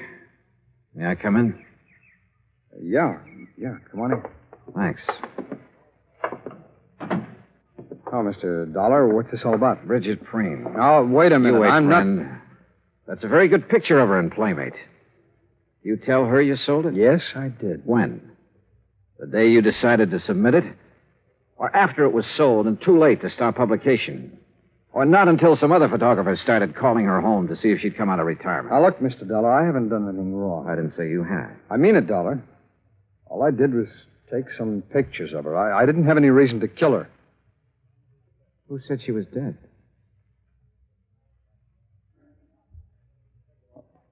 All right, Dollar, sit down. I'll give you the whole story, at least all I know of it. Yeah, go ahead. Bridget liked modeling. She liked it better than anything else, I guess. And when she found out I was a photographer, well, she was over here most of the time. What about the day she disappeared? I'm getting to it. I'd needed some money a few weeks before that. I needed it bad. I had a run-in with the law in Texas a couple of years back. I haven't been able to hold on to a good job since. Go on. Well, I had this one shot of her, and I knew it was right, so I sent it in without her knowing about it. When did she find out? Well, like you said, photographers called her house. Her husband answered one of them. You ever meet her husband? Yeah, a couple of times when he was up here. He knew you were a photographer? He's been trying hard to get back at me for taking that shot of his wife. How do you mean? There's a dry well out in the back, about 20 yards from the fence line. After he killed Bridget. He killed? Yeah. Yeah, because the next morning I was out with my dog and we found her face down in a well. I guess he figured the sheriff would find her before I didn't figure I did it. How do I know you didn't? If I had, I wouldn't have dropped her in my own well, would I? Besides, why? All right, she's still there. No, I took her out that same morning, and it's a good thing I did, too. The sheriff and some detectives from L.A. were up here nosing around the next day. Why would Preen want to kill her, Tracy? All right, now, don't ask why, but Bridget was in love with me. The night she went back to L.A., she was going to tell him. I guess that, on top of the picture, was just too much for him to take. Dollar, you believe me, don't you? Why didn't you report this to the sheriff? I've got a record, Dollar, and Preen's got more money than he knows what to do with. Besides, there's no proof of what I've just said. It'd be his word against mine, and you know who'd come out on top. Where's her body now? I'll take it if you want. Yeah. Bring your camera. My camera? And plenty of film. Don't ask me why I trusted him. I couldn't answer. Except, like he said, he didn't have any reason for killing Bridget. He led me deep into the woods, into a clearing. And there, well, he'd done his best to make her comfortable. We removed the rocks, and Bridget she was very dead. Expense account item 4, $5.20. Assorted phone calls, Arrowhead Springs to Los Angeles. I've been hoping you'd call. Is Mr. Preen there? Yes, right now he's up with his orchid. Have you seen Steiner? Oh, yes, he was here this afternoon. He took Mr. Preen away with him. But in about an hour, Mr. Preen came Now, look, home. Helen, you stay there, but keep out of his way. Do you understand? Oh, Johnny, really, you're talking like he's a criminal. Helen, do just as I say. I'll be there as soon as I can.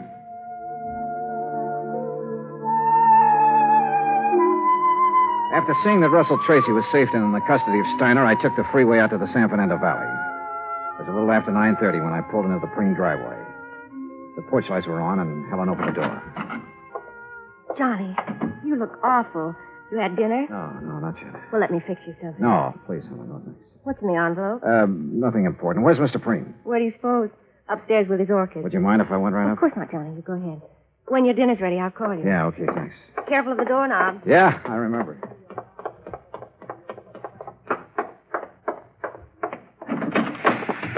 Well, Mr. Dollar, I didn't expect to see you back so soon. Hello, Mr. Preen. Didn't dress for it again, I see. You'd better take off your jacket, Mr. Dollar. Afraid I'm not going to stay long enough to bother. Oh, well, now that's too bad. Beauty such as this isn't often seen, Mr. Dollar. I disagree with you, sir. What? I think I have something here that's every bit as beautiful as any flower in this hothouse. Well, now, you have aroused my sporting instincts, son, and also my curiosity. What have you... Here. Oh, no. Oh, no. She was Please, beautiful, no. wasn't she, Mr. Preen? Here, she's very beautiful. But here, Oh, no. look at this picture. Taken just a couple of hours ago. Yeah, what about this one? What about it, Mr. Preen? What do you think of your handiwork? Proud of what you've done, Mr. Preen? No. No, please. No more, please. Why did you do it? I had to. I had to. She was going to leave me. Like everybody else had done. Everything does. She was going, and I couldn't let her. I just couldn't let her go. The hunch had been right. After he'd killed Bridget, Preen had not been able to face the many photographs of her about the house, or any pictures of Bridget, as we learned. One photograph had caused her death. The others we took later put Bridget's husband away for the few remaining years of his life. Expense account total, including car rental, hotel incidentals, and transportation back to Hartford, $870.40. Yours truly, Johnny Dollar.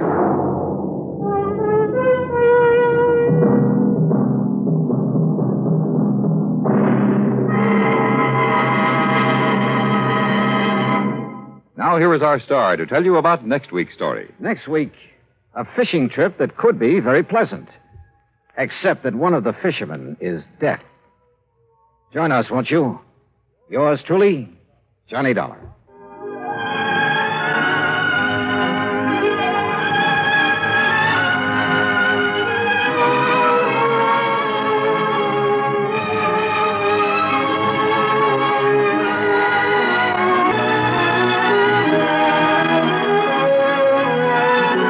Johnny Dollar has come to you through the worldwide facilities of the United States Armed Forces Radio and Television Service.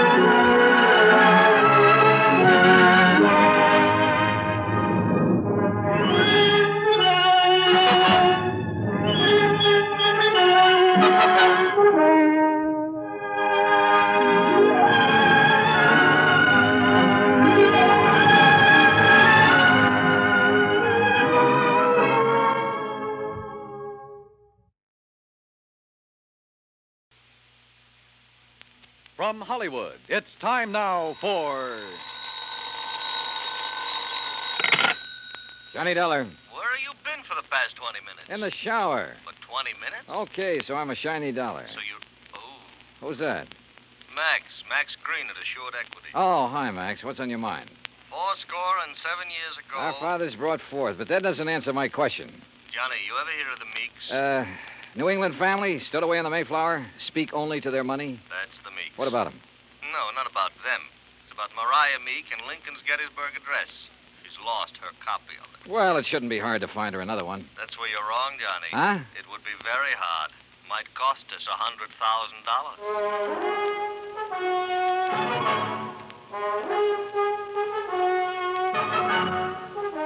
Bob Bailey in the exciting adventures of the man with the action-packed expense account.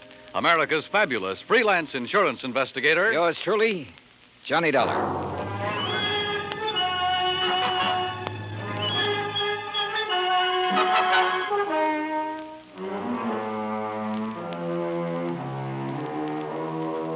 Expense account submitted by Special Investigator Johnny Dollar to the Assured Equity and Trust Company, 325 Scott Avenue, Hartford, Connecticut. The following is an account of expenses incurred during my investigation of the Meek Memorial matter. Expense account item 1, $1.90. Cab from my apartment to Max Green's office. He was standing in a haze of cigar smoke, ashes on his vest, and a worried look on his face. Oh, good morning. Good morning, Johnny. Oh, you want a cigar? Oh, no, thanks. Then sit up. Phew. Excuse me. Listen, Johnny, what do you know about that speech that Lincoln made at Gettysburg? Well, I had to memorize it in school like every other kid. All right. You know how many words are in it? Maybe a couple of hundred. Why? Wait a minute. It's in this book. Yeah. It's page 143. Speech is printed here exactly as Mr. Lincoln released it to the newspapers after the Gettysburg Address. You find it? Yeah, but now what do you... Okay. Total number of words, 268. Oh. But the first two drafts of that speech, including the one he read that day, contained only 266 words. So he padded his part. That's right. 2 more words. Mm-hmm. How come? Oh, according to the historians, Lincoln ad-libbed the 2 additional words at the time he read it. Later on, when he made 3 new copies of the speech, he included those 2 words. You with me so far? Keep going, Max. Yeah. All right. Right down at the end of it, just before of the people, by the people, where he said that this nation under God shall have a new birth of freedom, the words under God do not appear in the first 2 drafts he wrote. Yeah. Well, this is all very interesting, Max, but I it? still don't see what it is or what it has to do with me. Well, Mariah Meek's copy has disappeared. Oh? And, Johnny, that copy happens to contain just 266 words. You mean she owns one of the first 2 original drafts? Handwritten by Mr. Lincoln himself while he was on the train riding to Gettysburg. Wowee. Yeah. Which is, of course, why we insured it for the full amount it cost her, which is $100,000 even. Of course, you made sure it was authentic before you issued the policy. Oh, naturally. Well, who'd she buy it from? An antique dealer down in Richmond, Virginia, a fellow named Jason Penrod. Uh-huh. Well, where's she been keeping it? Under glass. In the Meek Memorial. What's that? Well, she collects Americana, so she had a museum built to keep it in, and she calls it the Meek Memorial. Follows? Follows. Also follows the most expensive item in the collection, the Gettysburg Address, would be the one to disappear. Oh, you're just an old pessimist, Max. You think somebody lifted it? What do you think? It walked out by itself. Okay. So what are you going to do about it? Oh, we're going to run newspaper ads. We're going to offer a $10,000 reward for information leading to its return. If anyone answers it, you let me know where you'll be, and I'll refer them to you. Good. When was it taken? The night before last. Is there any kind of market for something that rare?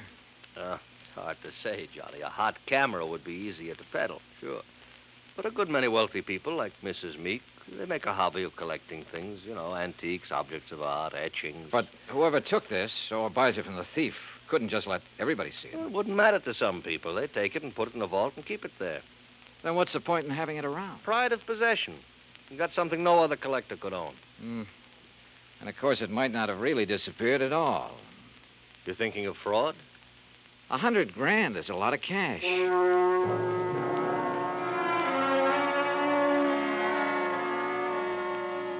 Expense account item 2, $1.90, cab fare back to my apartment. I wasn't particularly intrigued by this assignment. Rare documents, like anything else antique, have always seemed to be just one step from decay. And that sometimes goes for the people who collect such things. Item 3, $16.10, transportation, including a round-trip ticket, Hartford to New Bedford, and cab fare to the Whalers Hotel. There was a convention in town, so I was lucky to get a room. After checking in, I called the Meek residence. Mrs. Meek was expecting me and said she'd have her car pick me up. I had just put down the phone when someone knocked on the door. You in there? Depends on what you're looking for. Oh, looking for Mr. J. Jay, did you say? Nobody by that name here. Oh, yeah. I see. I guess I got the wrong room. Yeah, well, why don't you ask down at the desk? Huh? Yeah. Oh, sure. Yeah. Funny. Or is it? I cracked the door open again. Watched him walk to the stairs. Then I took the elevator down the 8 flights to the lobby. Half an hour later, I was in the back seat of the Meek limousine heading toward the home out on Buzzards Bay. It was a big, sprawling frame building facing on the beach. About 50 yards behind it, closer to the road, was the Meek Memorial Museum. I was starting up the front steps when the door opened. Mr. Dollar? That's right. I'm Paul Meek.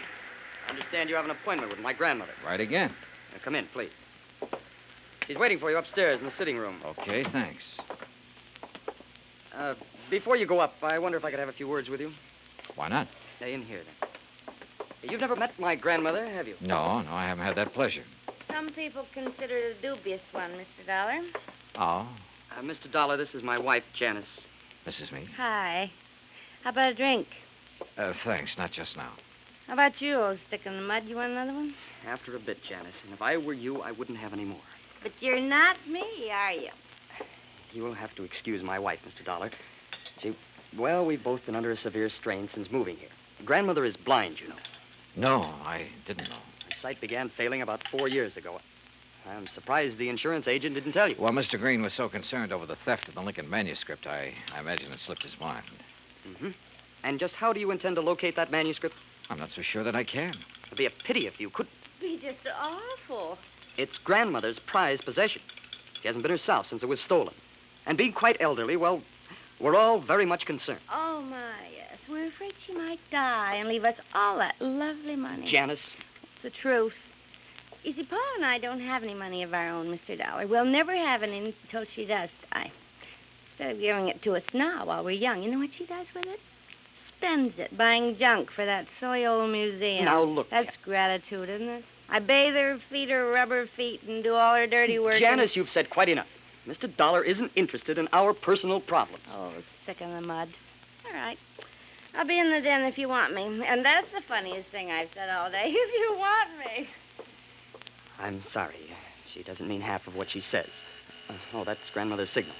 Then hadn't we better go up? Yes. Yes, we'd better.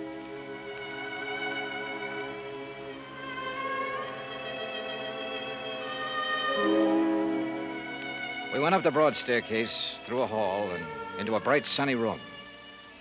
Wrapped in an old kimono and shawl, Martha Meek sat in an invalid chair, facing the ocean. Paul introduced us, then sat down quietly near the door. Paul? Paul, I know you're there. Now answer me. Yes, grandmother. You go on downstairs. I want to talk with Mr. Dollar in private. Whatever you say. And close that door. Don't mind my back, Mr. Dollar. I couldn't see you if I looked into your face. Now then, when are you going to arrest that crook and bring my Lincoln speech back to me? Well, I'm going to need a lot of help and information, Mrs. Meek. Mm-hmm. What kind of information? Mostly about the museum. Like what? Well, do you know who was in there the night the manuscript disappeared?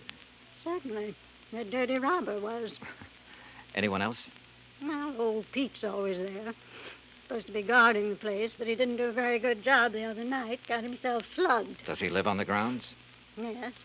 I brought him over from Naples 10 years ago. He was my guide in Italy. Showed me around so nice I decided to bring him back. Tell me, is the memorial open to the public? It was going to be. I intended it to be once. But when my eyes... No, Mr. Dollar, I keep it locked most of the time. Uh-huh. And who discovered the manuscript was missing? Pete did, I guess. At least when he recovered, he ran yelling bloody murder up here to the house. Everybody went down to see what had happened. Everybody but me. They left me all to myself. Were there any strangers here in the house that night, Mrs. Meek? Anyone beside the servants and your grandson and his wife? One person, but he's no stranger. Who's that? Jason Penrod from Richmond. He's an art dealer. We were discussing some business. May I, ask what kind of business? It has nothing to do with you or the people you work for. Sorry. Where can I find Mr. Penrod? He's staying here now. If he isn't in his room, then he's most likely out in the memorial. Now, that's enough questions. You, give me a cigarette. Ma'am? What's the matter? You deaf? Give me a cigarette before Paul with that snoopy wife of his comes prowling around. All right, sure. Light me. Yeah. Well, you want any more information, Pete's the one to talk to. All right, thanks. But what about your son and daughter-in-law? Were they inside the house at the time of the robbery? You don't suspect them, do you? Right now, I suspect everybody, Mrs. Meek. Even me? Yes, ma'am. Even you. Well, bless you, boy.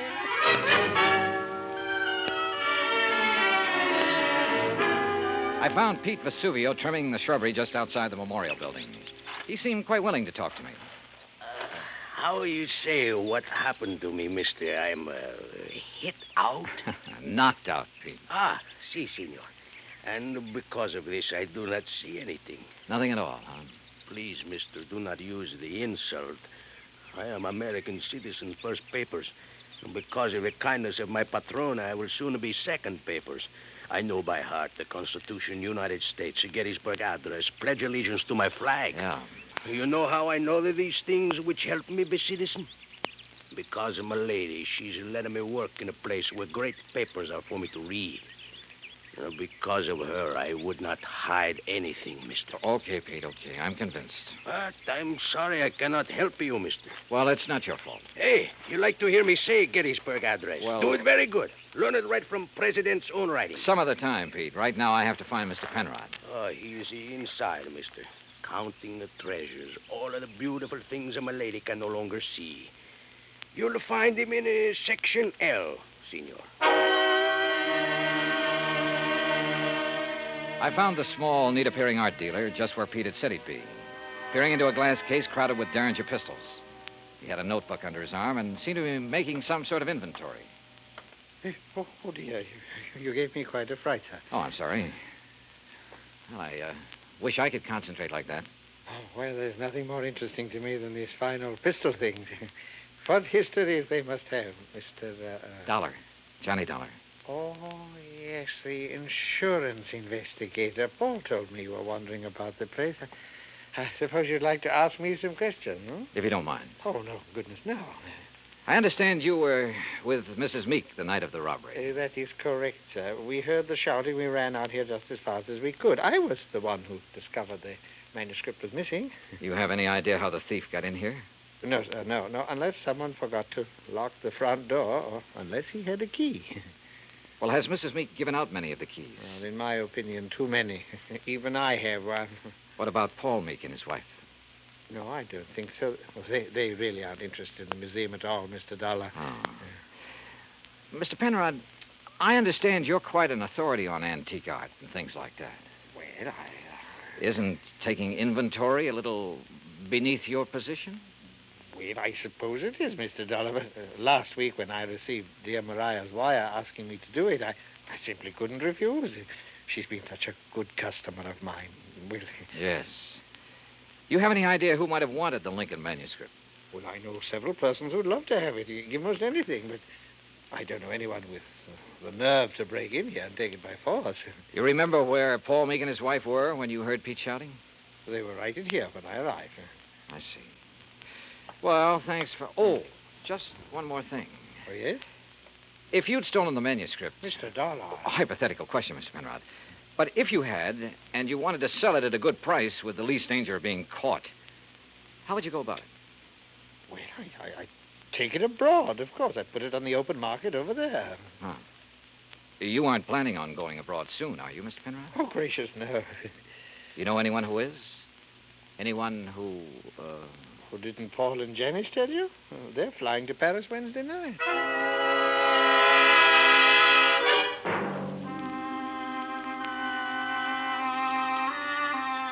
I left the memorial and walked back to the house. The Meeks were in the study, engaged in their favorite pastime. When I told them what the art dealer had said, Paul set down his glass long enough to confirm the fact that they did have reservations and insisted that he had a logical explanation for not having told me of those plans earlier. Very logical explanation, Mr. Dollar. Let me handle this, Janice, please. Sure.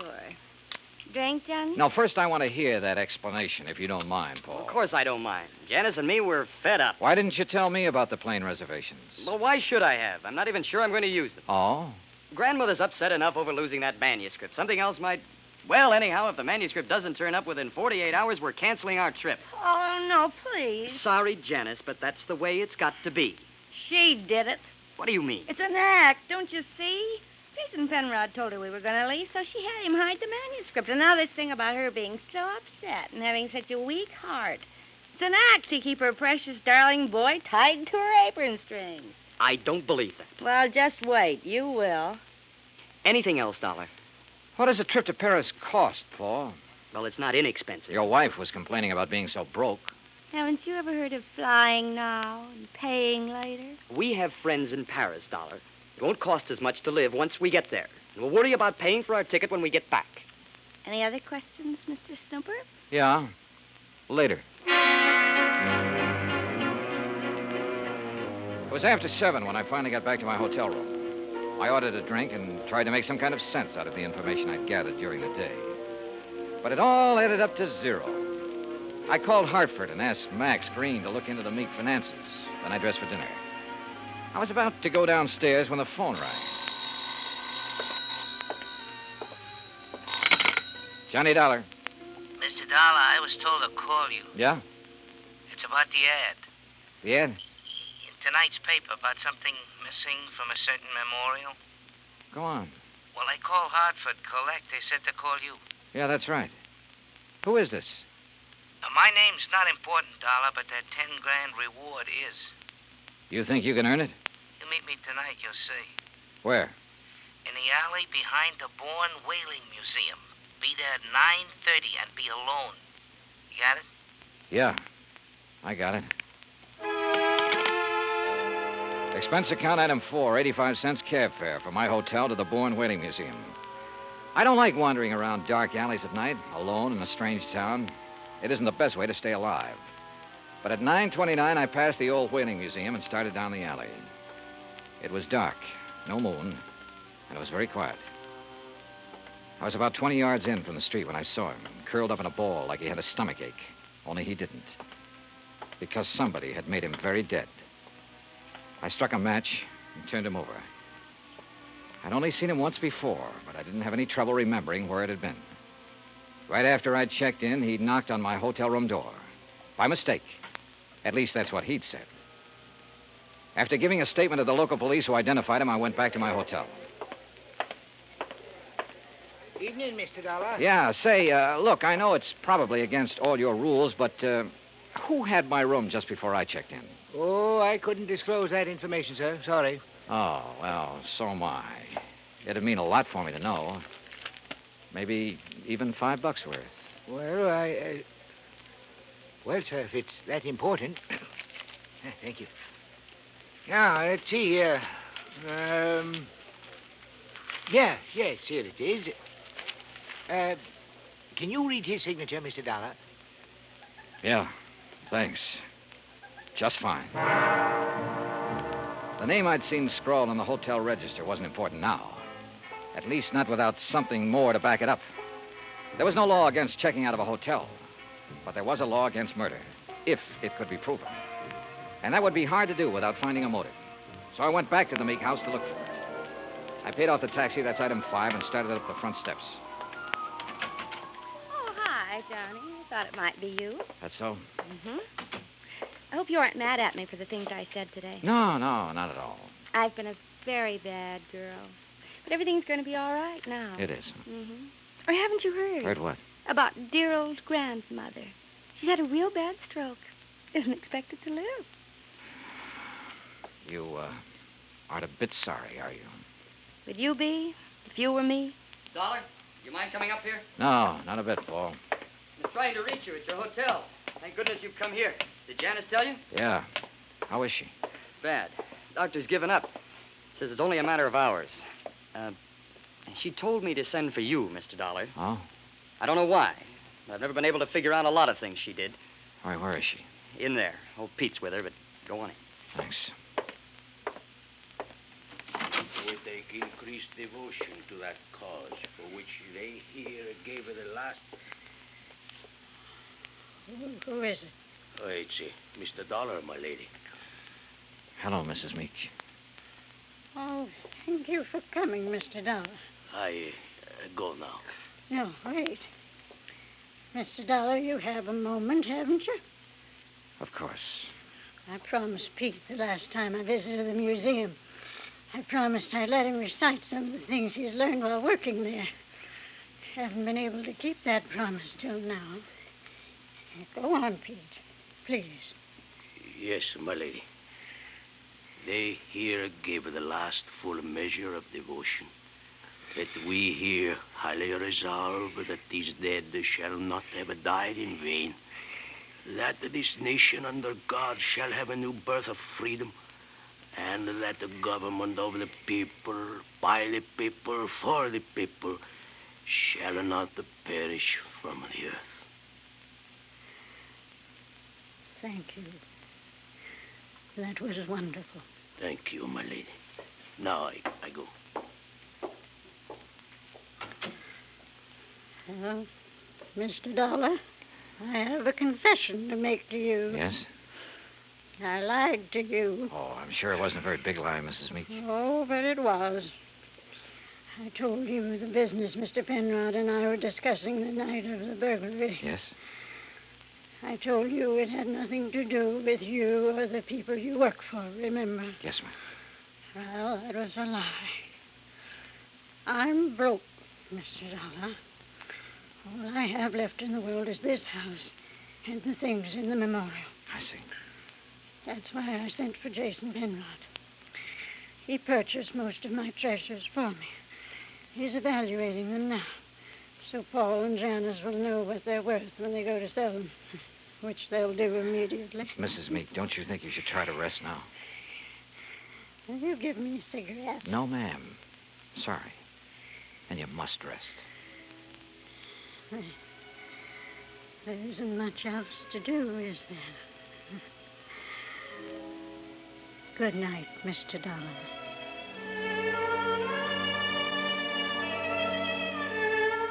Outside in the hall, Paul and Janice Meek were talking quietly to Jason Penrod. Off in the corner, standing with his back to the others, was Pete Vesuvio. Mr. Dollar, is She's resting quietly. Oh, Dio grazie. Why did you lie to me, Pete? What? I never lied to nobody. Who say I did? I say you did. You're crazy, mister. What lie I tell you? You said you learned the Gettysburg Address right from Mr. Lincoln's own writing in the museum. That's no lie. What's the matter? You don't believe that, mister? I believe you, Pete. But I just had to be sure. Come on, let's join the others, shall we? See. Well, good evening, Mr. Dollar. Mr. Penrod? Tell you any of the family secrets, Johnny? Not too many. You learn anything in there you didn't know before? Yeah? I know which one of you stole the Lincoln manuscript. One of us? Why, you're crazy, Dollar. We were all in the house at the time it happened. That's right. But one of you hired a little man named Leo Jones to do your dirty work. Jones called me earlier this evening. He was going to tell me which one of you it was. Evidently, he didn't like the deal he was getting. What was he doing, Penrod? Trying to blackmail you? What are you talking about? I don't know any Leo Jones. Then why did he come around to my hotel room this morning? The same room you just checked out of. Well, that doesn't mean a thing. I imagine several persons have been to that room today. Sure, but they're still alive. Now, let's get to the phony Lincoln manuscript. Phony manuscript? It wasn't phony, Mr. Dollar. Wasn't it? Well, you correct me if I'm wrong, Penrod. After Mrs. Meek purchased one of the first two drafts of Mr. Lincoln's Gettysburg Address, she started losing her sight. When she closed the museum to the public, you saw a chance to make yourself another $100,000 sale. So you switched copies of the manuscript, replacing that draft with one containing the words, under God, which isn't worth anything close to $100,000. What do you mean, Dollar? All right, let me quote. That this nation, under God, shall have a new birth of freedom, and so on. What? The phrase, under God, was not in the manuscript he sold your grandmother, but it was in the copy old Pete has been studying in the museum. Right, Mr. Penrod? All of you stay right where you are. You get what Jones got. Mr. Dollar. He won't go far, Pete. But I am the guard. The lady will want me to stop him. Pete, come back here. Keep away from me, you Hey! Come on. Oh. You tell the lady I am a better guard now. Much better. See, senor? Yes, Pete. I did good. You did fine.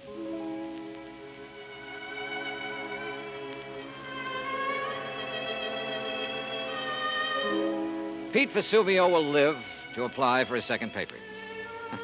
And in time, probably open a spaghetti joint in New Bedford. Penrod will be tried for murder. As yet, he hasn't disclosed the name of the person who purchased the stolen manuscript. But in time, I'm sure he will. As for the Meeks, well, Mariah passed on later that night. But as she said, there was nothing left for her but to rest. Expense account total, including hotel and numerous incidentals, $98.30. Yours truly, Johnny Dollar.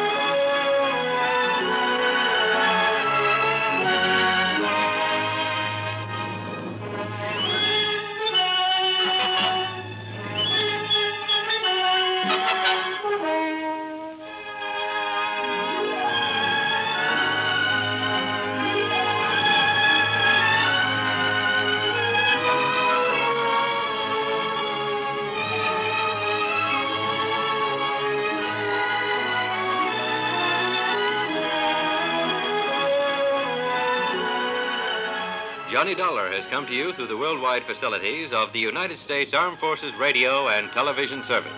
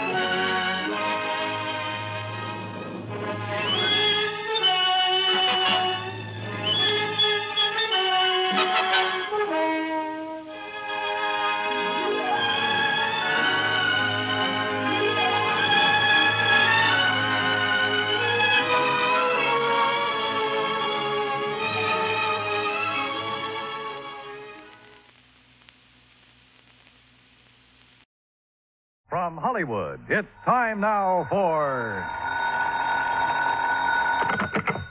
Johnny Dollar. George Reed speaking. Oh, good morning, George. Is it? Well, sure. The birds are singing, the bees are buzzing. And there are whales in the Gulf of Mexico. So there are. What?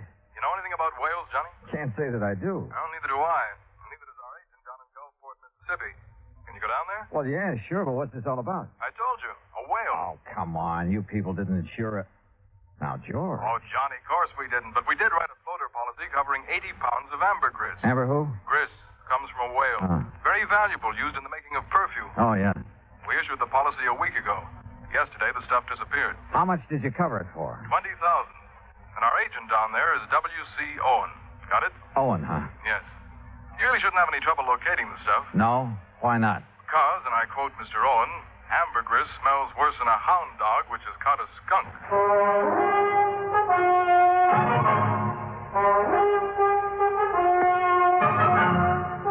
Bob Bailey in the exciting adventures of the man with the action-packed expense account.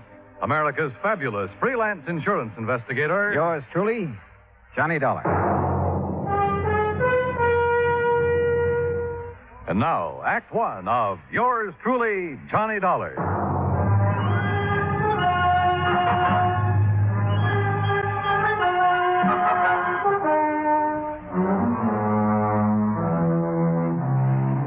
Expense account submitted by Special Investigator Johnny Dollar to Floyd's of England, American Branch Office, 443 North 15th Street, Hartford, Connecticut. The following is an account of expenses incurred during my investigation of the Michael Meany Mirage matter. Expense account item 1, $168. Transportation from Hartford to the Markham Hotel in Gulfport, Mississippi. I called W.C. Owen, the agent who had sold the policy covering the ambergris. Half an hour later, I opened the door of my room to a middle-aged man wearing a brown seersucker suit. Mr. Dollar, is that right? Sure is. Come on in, Mr. Owen. Come on, in. Thanks. Well, Dollar, I'm not going to fool around about this. I'm in a mess, and you're my only chance of getting out of it. Well, I'll do whatever I can, Mr. Owen. You just find that ambergris. And, man, please find it within the next 48 hours. Oh, why the rush? 2 reasons. When the ambergris was stolen off the freight platform at the train depot day before yesterday, it was packed for shipping. Had enough dry ice around it to last 72 hours, but no more. Uh-huh. Now, what's the second reason? That Mike Meany. Who's he? Owner of the ambergris and a real good client of mine. I promised him you'd locate the stuff for sure. Well, I appreciate your confidence, Mr. Owen. Name's W.C. Mister around here sounds too highfalutin for an insurance salesman. Okay, W.C. But what's this fellow Meany so worried about? The ambergris is covered for $20,000. He told me he'd learned it was worth a lot more than that since the floater was issued. Something up near $60,000. Pretty rare stuff. Which is. Matter of fact, this is the first time I've ever heard of anybody finding ambergris in the Gulf. Who fished in out of the water? Meany? No, a young fellow worked for him named Billy Fisher. Did Meany buy it from Fisher? Didn't have to. Belonged to Mr. Meany right off. Oh, why's that? Well, because Fisher works for him. Mr. Meany lets out his fishing boats to fellas which ain't got no boat of their own, or even a chance of getting one. He rents them out, you mean? No, he don't rent them. He lets them out on share. Mr. Meany puts up the boat, gas, nets, everything. And whoever runs the boat, well, whatever he catches, he belongs to Mr. Meany. And because Fisher happened to be in Meany's boat when he found the ambergris, it automatically became Meany's property, huh? Now you got it, boy. Uh-huh. Did Fisher know what it was? Or the value of it when he turned it over to Meany? Well, you have to ask him about that. Yeah, I plan to. But first, I'd like to have a talk with this Mike Meany. I'm way ahead of you, Dollar. I called Meany right after you called me. He's waiting for us. How far does he live from here? Oh, about 3 or 4 miles down the beach road toward Biloxi. A place called Mississippi City. Mississippi City? Uh-huh. But don't let the name fool you. Ain't nothing there except a couple of stores, fishing boat landing, and the train depot. Sounds like a real quiet place. It is. It's also where this whole thing started and where I hope it finishes. And the sooner, the better. A few minutes later, we were driving east along the coast. Ahead of us, we could see Mississippi City's one and only landmark, a long wooden pier extending far out into the Gulf. Anchored near the end of it were several small fishing boats. We passed the Meany General Store and the Meany Fish Market, then turned into a narrow driveway. I'm not sure what kind of a house I'd expected Mike Meany to live in, but this certainly wasn't it. It was too small and it needed a coat of paint. We got out and Owen led the way to the side porch.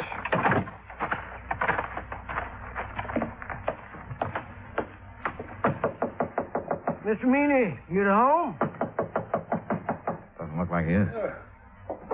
No, he's here. Listen. What in the name of...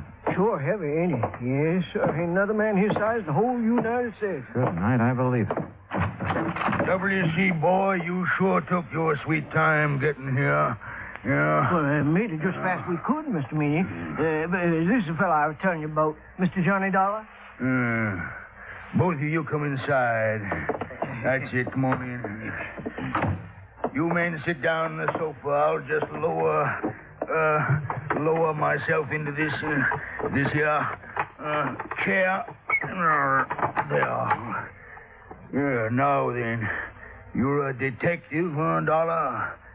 Well, then me ain't giving me an answer. You're a detective or you ain't a detective. Now, which is it? I'm an insurance investigator. Right now, I'm being paid to find 80 pounds of ambergris that you lost. Lost? He didn't mean nothing by saying that. You hush up, you road agent. Mr. Meany. Dollar, that stuff was stolen, you hear? Thieved. Right in the broad light of day. You're sure? Well, I'm sure 80 pounds of ambergris didn't get up and walk off by itself. Yes, sir. Me too. Itself. Exactly where was it when it was stolen? Sitting in a box I had built for it, a special box. Smell-proof. Cost $25. Oh, shut up. I was sending it to New Orleans to a fella I'd heard might be able to sell it for me. The box was on the platform right outside the American Express office of the depot. Here in Mississippi City? Boy, you ever take a bad fall out of your crib? No, you ignorant, in Tuscaloosa, Alabama. Where do you think that depot was? Well, it could have been in Gulfport. No, it couldn't never do business there. Okay, so I'm wrong. No, but that's the first time you ever admitted it. Had the box been checked in at American Express? You mean had the freight been paid in New Orleans? Yes, that's what I mean. That scrounging, ignorant, no good. Had it been paid, Mr. Meany? No, it hadn't. Why not? Because the rat I trusted with the ambergris and sent down to the station to see it got on the train. Yeah? He'd promised. He'd give his word. He wouldn't take his eyes off that stuff for 1 second. No. That dirty. That no account. Are you okay, Mr. Meany? No. But you sit down. You make me nervous, W.C. Yes, sir. Every time I think of that, T.J., that stupid nephew of mine, well, you know what he done, Dollar. He spotted something more interesting to look after than $20,000 worth of ambergris. Okay, who was she? Oh, W.C. told you. No, I didn't. No, sir. Mr. Dollar, he's just clever. Yeah, well, anyway, according to T.J., this young female pulled up in an open car across the road from where he was at, and it wasn't until he got up close that he could see that she was wearing a strapless bathing suit. You see, Mr. Dollar, T.J. thought... He knows what T.J. thought, you miserable. You keep your mouth shut, W.C. Oh, whatever you say, Mr. Meany. Well, while TJ was investigating the situation, someone made off with the ambergris. Is that right? Right. Well, what about the other people at the station? There weren't no other people there. How about the baggage clerk and the passenger agent? Where were they? Sam Burroughs is the only man that works down the depot, and he was busy selling some woman a Pullman ticket to Memphis. How long did TJ talk to the girl? Just a couple of minutes, according to him, that is. If you want to ask him yourself, he works at the All-Night Cafe in Gulfport. All right, thanks. Well, we sure haven't much to go on. You got nothing to go on. So you might as well give me my $20,000 and head back up north, where you belong. Not yet, Mr. Meany. You got 45 hours. At the end of that time, I want my insurance money. You don't see that I have it, Mr. W.C. Owen, you're going to be sorry. You know what I mean? Yes, sir. I know. Owen didn't say another word until we'd pulled out of Fat Mike Meany's driveway and had turned left going on down the beach toward Biloxi. I suppose you think I should have stood up to him a little more, huh? No, I figured you had your reasons for not wanting to get into an argument with him. You see those boats off the end of the pier? The small fishing boats, uh-huh. Well, they belong to Meany. He's also got money invested in half the business place along the beach. You know what that means, Dollar. Yeah, well, where I come from, he'd pull a lot of weight. That's it. And anybody he gets riled at, well, one word from him and a good many of my clients would be screaming for me to cancel their policies. Like that, huh? Just like that. Hey, where are we going? Billy Fisher's. This way, this here's the boarding house he lives in. Come on. Uh-oh. Okay, boy. Okay. Easy now, easy. That's it. Good boy, good boy. Didn't you know the dog is back in this house? Well, afternoon, Miss Harvey. Oh, well, my goodness, Miss Owen, this is an unexpected pleasure for sure. Why, thank you, ma'am. This here is Mr. Johnny Dollar, Miss Harvey. Afternoon. Pleased to know you, Mr. Dollar. Wouldn't you like to come in and sit down? No, thanks. We really don't have much time. Oh? Mr. Dollar is an insurance investigator. Right now, he wants to have a talk with Billy Fisher, providing he's home. Why, sure he is. You find him round the side there. Oh, but... Yes, sir? Well, he's with Jane Higgins, Miss Owen. Jane Higgins? Oh, you know her pa rented that old Miller place again. The girl that got Billy into that trouble. Oh, yes. What kind of trouble, Mrs. Harvey? Well, it happened when the Higginses were down here 2 years ago. Billy and Jane have always been sweet on each other. But being as Billy is Billy and doesn't have a thing of his own, not even a job except fishing one of Mr. Meany's boats. Well, Jane's pa just put his foot down. But didn't mean a thing to Billy. No, sir. At least not until old man Higgins got a sheriff out. That still didn't stop Jane. And finally, the Higginses just packed up. They didn't come back until just 3 weeks ago Saturday. How old is the Higgins girl now? Oh, 18, 19. And she hasn't changed one bit in those 2 years. No, sir. She's just over here all the time. She'll be some fur fly when her paw finds out. There they are now. Billy? Jane! Hi. Come over here a minute, Billy. Someone wants to see you. Sure. Billy? Now this here's Mr. Dollar. Hi. Howdy.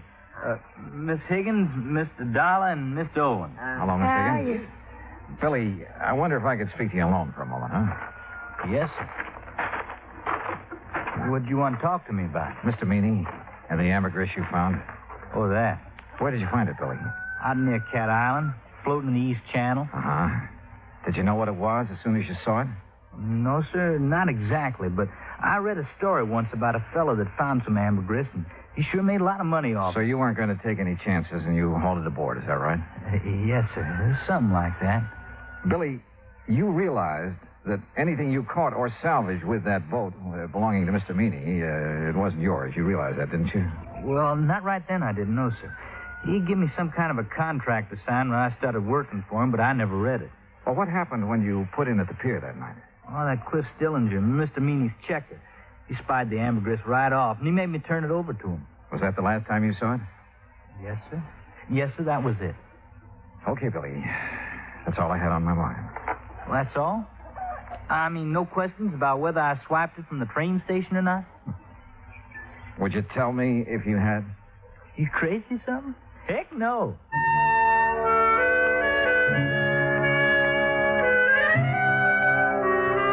After saying goodbye to Jane Higgins and taking a rain check on a dinner invitation for Mrs. Harvey, Owen and I drove back to town. I was tired and I was discouraged, and I needed a good night's sleep, so I had him drop me off at the hotel. At the desk, I found a message to call long-distance operator 19. A few minutes later, the call was completed. George Reed speaking. Hi, George. Thought it was you. Johnny, where in blazes have you been? I've been trying to get hold of you all afternoon. Oh, something important? No, I was just curious about the weather down there. Oh, well, it's great. Warm, but not too warm. Johnny. Okay, George, what's happened? One of the boys upstairs got wind of that ambergris claim. So? So he just happens to have a friend who's an ichthyologist. Well, bully for him. Johnny, this ichthyologist says that ambergris comes only from the sperm whale.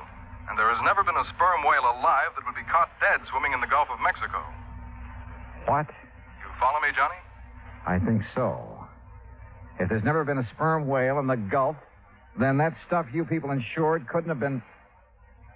But, George, if it wasn't ambergris, what was it? I don't know, but unless you find it, we're stuck for $20,000. Holy smokes.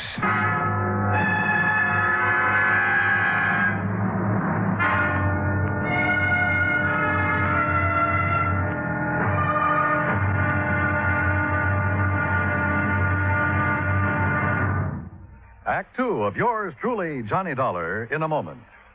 Our flag now numbers 50 stars, and behind each star there stands yet another flag for each of the 50 states. New Mexico's flag is an ancient Zia sun symbol, a red circle on a field of yellow, radiating from 4 points, which we might indicate as north, east, south, and west, are 4 parallel lines. 4 was a sacred number of Zia, the number most often used by the giver of all good gifts. The earth had 4 main directions, each with its own gifts. The year had 4 seasons, each with a different offering for mankind. The day had 4 phases: sunrise, noontime, evening, and night. Life had its 4 divisions: childhood, youth, manhood, and old age. Everything in life and nature was bound together in a circle, the circle of life and love, without beginning and without end. And in this great brotherhood of all things, man had 4 obligations. He must develop a strong body, a clear mind, and a pure spirit. 4th, and most sacred, he must spirit to the welfare of his people. From this simple symbol, the Zia sun, we read the legend of a wonderful philosophy. The flag's colors of flaming red and golden orange represent the banners of Ferdinand and Isabella, which were carried by Columbus across the Atlantic. New Mexico's state flag, the flag of the 47th state to enter the Union, was adopted on March 19, 1925.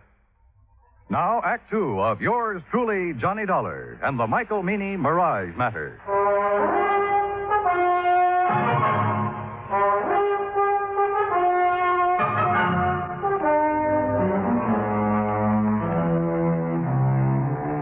After talking to George Reed and learning that there was considerable doubt in his mind concerning the origin of the ambergris Mike Meany had insured with Reed's company, I called WCO and the agent who had issued the policy to come down to the hotel. He was as shocked and surprised as I'd been. Johnny, I just can't believe it. Yeah, well, it's true. At least according to a man who's studied the habits of sperm whales for years. Oh. And those kind of whales never come into the Gulf? No, not according to him. What if ambergris isn't ambergris? What is it? WC, your guess is as good as mine. But whatever it isn't worth $20,000. No, guess not. Johnny? Yeah? You don't think Mr. Meany's trying to pull a fast one, do you? Trying to defraud the company? Yeah. Oh, no, I doubt it. He has all the money he'll need for a while. Yeah, that's for sure. Tell me, WC, did Meany have the ambergris analyzed before he asked you to insure it? Matter of fact, he did. Even showed me a letter which said that the stuff was ambergris. You remember who made the analysis for him? A chemist over in Biloxi. Don't recall his name offhand, but he signed that letter he gave Mr. Meany. Okay. First thing in the morning, we'll take another trip out to Meany's place. Good. In the meantime, don't mention any of this to anyone, will you? No, I won't. Johnny? Yeah? I should have checked on that chemist, shouldn't I? And I shouldn't have been so anxious to take Mr. Meany's word. Well, we all make mistakes. Not big ones. Not big ones like this. Johnny, we just got to find that stuff. Because if we don't, we'll never know if it was ambergris or not. Will we? No, WC, we won't. I felt sorry for Owen. I knew as well as he did that the company might recall his franchise unless we could prove it was ambergris that had been insured. And at the moment, I was quite sure we couldn't do that. The next morning, the coffee shop was crowded, so I started up toward the center of town, looking for another place to have breakfast. I was about 4 or 5 blocks from the hotel when I heard someone calling me. Mr. Dollar. Johnny.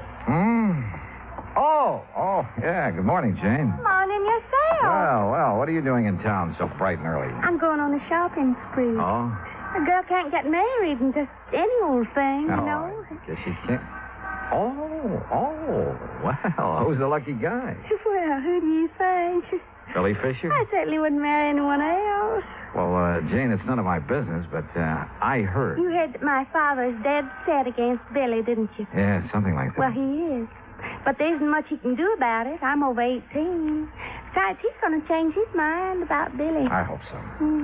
He's going to be real sorry he ever treats Billy the way he has.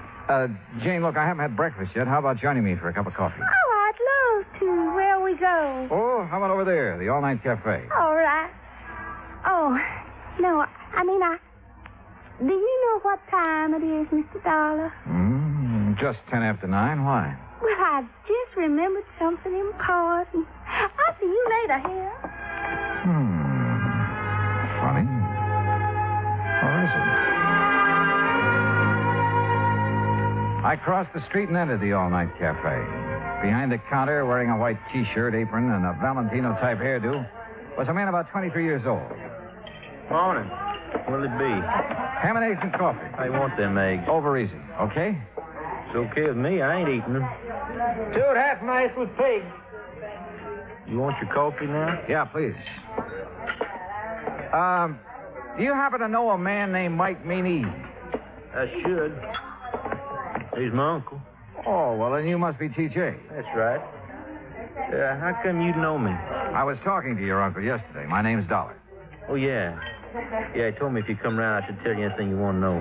Well, what happened at the depot that afternoon, T.J.? Didn't he already tell you that? I'd like to hear your side of it.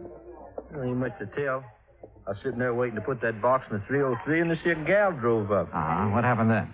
Man, she gave me just about the biggest come on I ever did get. So you left the freight platform and crossed the road to talk to her? Well, shoot, Mr. Dollar. I didn't see nothing wrong in doing that. There wasn't nobody around. Oh, there must have been. Yeah, I reckon so, but I sure didn't see you. T.J., did that girl tell you her name? Yeah. What is it? Betty Lou Miller? Betty Lou Miller. Yeah. Now, look, mister, I'm busy. No, wait. Have you seen her since then? Well, sure. When was that? Well, just now, out in the street. She's the gal you was talking to. I finished my ham and eggs and walked back to the hotel. Owen was waiting for me, but before we drove to Mike Meany's house, we made a stop at the railroad depot. The agent remembered everything that had happened that afternoon, the ambergris had been stolen, including the name of the woman who had purchased the Pullman ticket to Memphis at the time of the theft. After thanking Sam for his help, we went on to the Meany place. Come on in. Sit yourselves down. Well, thank you, Mr. Meany. Dollar, you find my ambergris yet? No, sir. But I think I know who has it. What do you mean? You mean you know who stole it from the depot? I think so, Mr. Meany. I'm not sure. Well, boy, you just let me have their names. Yes, sir, I'll get the sheriff out here and see their foot under the jail. Now, you come on. Tell me, who did it? No, sir, I'm sorry. I'll tell you when I'm sure and not before. What? Well, when's that going to be? Depends. Depends on what? Whether you'll help me or not. Why, you ignorant, stupid Yankee. You know good and well, boy, I'll help you. Yes, sir. Now, what? What do you want me to do? Give Owen here the letter you received from the chemist that analyzed the ambergris. Is that all? That's all for now. But, boy, you Dollar, where do you think you're going? To see a lady, Mr. Meany. Owen, I'll call you as soon as I'm sure. Right. Good luck, Johnny.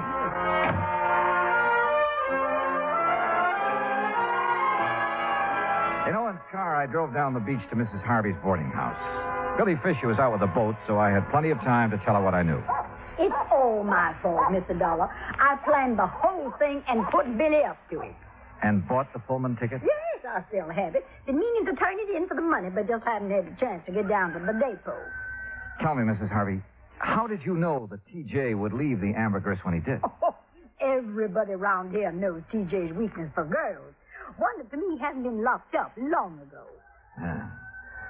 Well, it was a beautiful job. You timed it just like a professional. I thank you for the compliment. Where was Billy? In the woods on the other side of the railroad track. He waited till Jane got TJ all mixed up, then he scooted across, got the ambergris, and ran back into the tree. And Jane picked him up after leaving the depot? Yes, sir. You care for a cup of coffee, Mr. Dollar? No, thanks, Mrs. Harvey. You look so downhearted. Well, I guess that's part of my job, too. What did Billy do with the ambergris? I sent it on to Atlanta. A man there's going to sell it for him. Oh, I see. My, you sure look like you lost your best friend. Yeah, well, I ran into Jane this morning. She was going shopping for her trousseau. Yes, I know. Mrs. Harvey, if it turns out that isn't ambergris... Oh, they'll still get married no matter what, Mr. Dollar. If not now, then someday. Dollar! You Yankee schemer! What? Where you at? What on earth? Miss Harvey! Well, that sounds like Mr. Owen. And my friend, Mr. Meany. Dollar!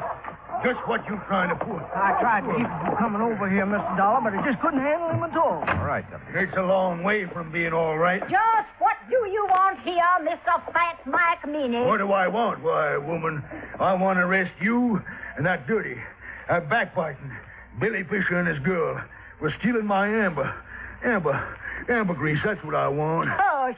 I want to see you in jail. Jail, don't be ridiculous. Ridiculous? Why, woman... That's what I said. Now, if you don't get off my property... Yeah, but you, woman, you stole it. How do you know I stole anything? I know because this here worm of an insurance agent wouldn't have a customer left on the beach unless he told me. Well, he told you wrong.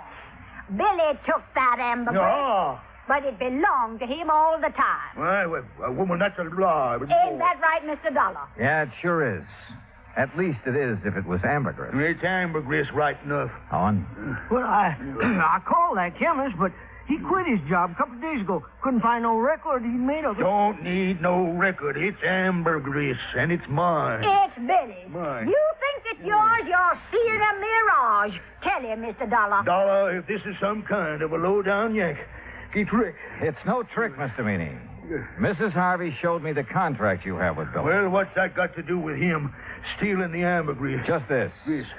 The contract states that all fish and fish products and byproducts caught or seined while using your boat belong to you. That's right. Exactly right, So, the ambergris doesn't. What? No, sir. Ambergris comes from a whale. And the whale is not a fish. It's a mammal. But Dollar, now, Dollar, you boy, no, wait a minute, Dollar. Well, doggone. They say that young love can work miracles, and I guess it must be true, because later that day, a huge sperm whale was sighted about 3 miles offshore near the Cat Island Channel. Proving, as I've always said, you can't figure whales any more than you can people. Expense account total, including hotel bill and transportation back to Hartford, $420.10. Yours truly, Johnny Dollar.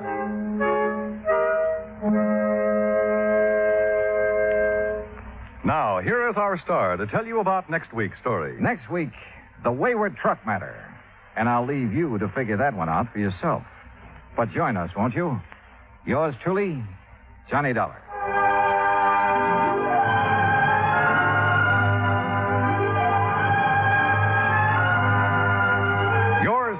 Johnny Dollar, starring Bob Bailey, originates in Hollywood. Written by Charles B. Smith, it is produced and directed by Jack Johnstone. Heard in our cast were Virginia Gregg, Jeanette Nolan, G. Stanley Jones, Junius Matthews, Gil Stratton, Dick Crenna, and John Daner. Musical supervision is by Amerigo Marino. Be sure to join us next week, same time and station, for another exciting story of yours truly, Johnny Dollar. This is Dan Cubberly speaking.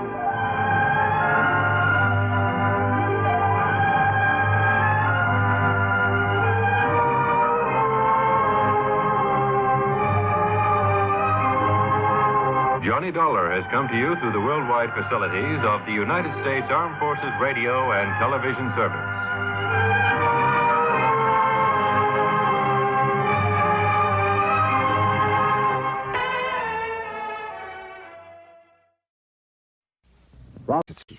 It's time now for Johnny Dollar. Pat McCracken, Johnny, Universal Adjustment Bureau. Hi, Pat. What's new? At the moment, Cooper's Bend, Nevada. Never heard of it. Neither did I till this morning. They're having a big celebration out there, Frontier Week. So what do you want from me? A beard? It might help if you started growing one, Johnny. And how about a 10-gallon hat? You got one of those? Oh, sure. And my horse is tied up in the bedroom. Now, look, what's this all about, Pat? Well, from what I can gather, Cooper's Bend was just a sleepy little western town dying on its feet. That is, until last week. So what happened last week? A publicity man named Bill Williams organized this Frontier Week to wake the town up. I guess somebody out there doesn't like being waked up. What do you mean? Oh, looks like somebody's trying to put Bill Williams to sleep. The hard way. I'll be right over.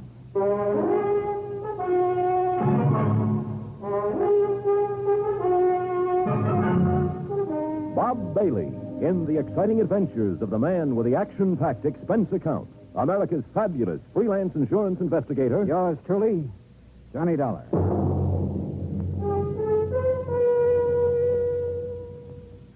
And now, Act One of yours truly, Johnny Dollar.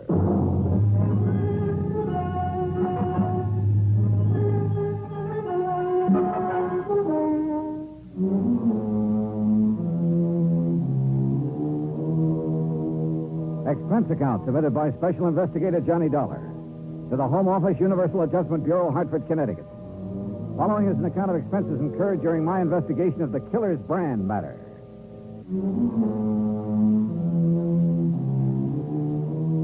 Expense account item one, $1.20, cab fare from my apartment to the office of Universal Adjustment Bureau. Pat McCracken was waiting for me. Not too much to go on, actually, Johnny, but I figure it's worth your taking a trip out to Cooper's Bend to see what's what. One of the companies we represent has a hefty policy on Bill Williams' life. Who is this Bill Williams? What's he do? Little of this, little of that, I guess. Sort of a fly-by-night type. Freelance publicity, that sort of thing. Now, you suggested over the phone that there'd been an attempt on his life out there. Well, at least somebody took a shot at him. Oh? You have any idea who? No. That's what I want you to find out. Could have been an accident, Pat. Maybe somebody got carried away during one of the at celebrations. 2 o'clock in the morning, Johnny. Even during Frontier Week, people in Cooper's Bend don't stay up that late. Okay. Where do I find Williams? There's only one hotel. You look for him there. And, Johnny, yeah? Watch yourself. Some of those characters out there can shoot pretty straight. And one of them is pretty riled up about something. Shoot straight? He missed Williams, didn't he? Oh, yeah. The first time. Expense account item 2, $187.50, incidentals and transportation by plane and a rented car to Cooper's Bend, Nevada. The town was baking in the sun when I arrived in the middle of the afternoon. Aside from the fact that there were cars parked on the main street instead of a string of horses, the place could have easily passed as a set for a Western movie. A saloon, a general store, one weather-beaten hotel, the works.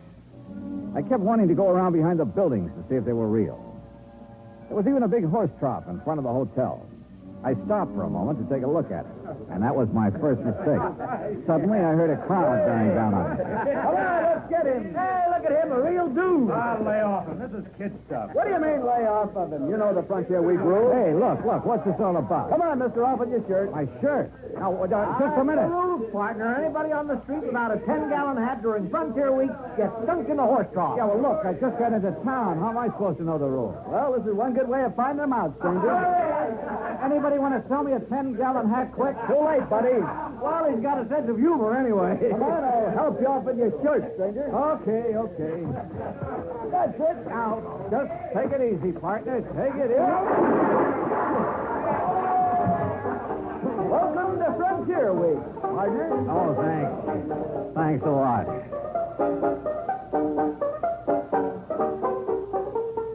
Item 3, 50 cents. Replacement of 3 buttons on my shirt. I bid a fond farewell to the horse trough committee and went to the hotel to find Bill Williams, the publicity man. He wasn't there at the moment, but the clerk told me I might find him at the newspaper office. That was 3 doors down the street, the Cooper's Bend Sentinel, no less. Bill Williams wasn't there, but for the moment I didn't miss him at all.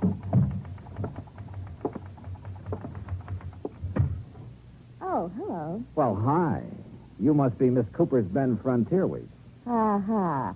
You run the paper? Wrong again. I just work here. Well, I'm not doing very well so far, am I? Oh, I don't know. Don't give up. Oh, I won't. My name's Johnny Dollar. Lois, Johnny. Well, I'm looking for a guy named Bill Williams, Lois. Do you know him? Yeah, I know him. Where can I find him? Well, this is as good a place as any. He ought to be here soon. Last I saw him, he was with Fred Kirby. Kirby? The editor of this paper. The two of them were all wrapped up in further plans for our glorious Frontier Week. I gather Frontier Week doesn't appeal to you. It's a two-bit idea, like everything else about this town. Oh, here's Fred. This is Johnny Dollar, Fred Kirby. Well, thanks, but we've already met. Mr. Kirby was one of the boys who helped me take a swim in the horse trough a couple of minutes ago. All in fun, Mr. Dollar. Part of Frontier Week. Yeah, sure. Kirby, I'm looking for Bill Williams. Oh, he's out making some final arrangements for the rodeo this afternoon. He ought to be back in a few minutes. Okay. Any place I can get a cup of coffee while I'm waiting? Oh, sure. 4 doors down the street. You can't miss it. I'll show you where it is, Johnny. Fine, thanks. I thought you had some work to get out, Lois. It'll keep. You don't mind, do you, Fred? Oh, no, of course not. I'll take your time. As we left, I could sense an undercurrent between Lois and Fred Kirby. And I could see his point. Matter of fact, though, undercurrent was too mild a word for Lois. Item 3, 20 cents. Coffee for Lois and me. You going to be in town long, Johnny? Oh, it depends. How long does Frontier Week last? This is the last day. Oh. Rodeo this afternoon, dance tonight. That ends it. Then the town goes back to sleep, huh? Probably. I won't be here to watch it, though. Oh, where are you going? Away. As far away as I can get. Come on. For good. Well, how about your job? You mean the paper? That's a job? I think I can get along without it. How about the editor? Can he get along without you? Fred Kirby? Sure, why not? I don't know. I thought he Where depended... you been, Lois? I've been looking for you. Having a cup of coffee, obviously. This is Johnny Dollar, Dan. Dan Biggers, Johnny. Owns a ranch near here. Dollar? Hi. Look, Lois, about the dance tonight. What time will I pick you up? Oh, I don't know about the dance, Dan. I don't know if I'm going or not. We're gonna go, Lois. Look, Dan. I said we're gonna go. Oh, for heaven's sake. Thanks for the coffee, Johnny. Lois! You know, Biggers, if you don't mind my saying so, that approach doesn't seem to go over so well with her. Yeah? Well, I do mind your saying so. I don't need any advice from you. Okay. And just for the record, Lois and I are engaged. Oh, congratulations. Don't get funny with me. Oh, now, easy, Biggers. Simmer down. You simmer down, Dollar. What do you mean? I mean, stay away from Lois. Are you kidding? So I bought her a cup of coffee. Anything wrong with that? You heard me. Stay away from her. One thing about Lois, she sure had the knack of stirring people up. The news that she was engaged to Biggers was quite a surprise, though, and I wondered if she was as eager about it as he was. If so, she didn't show it.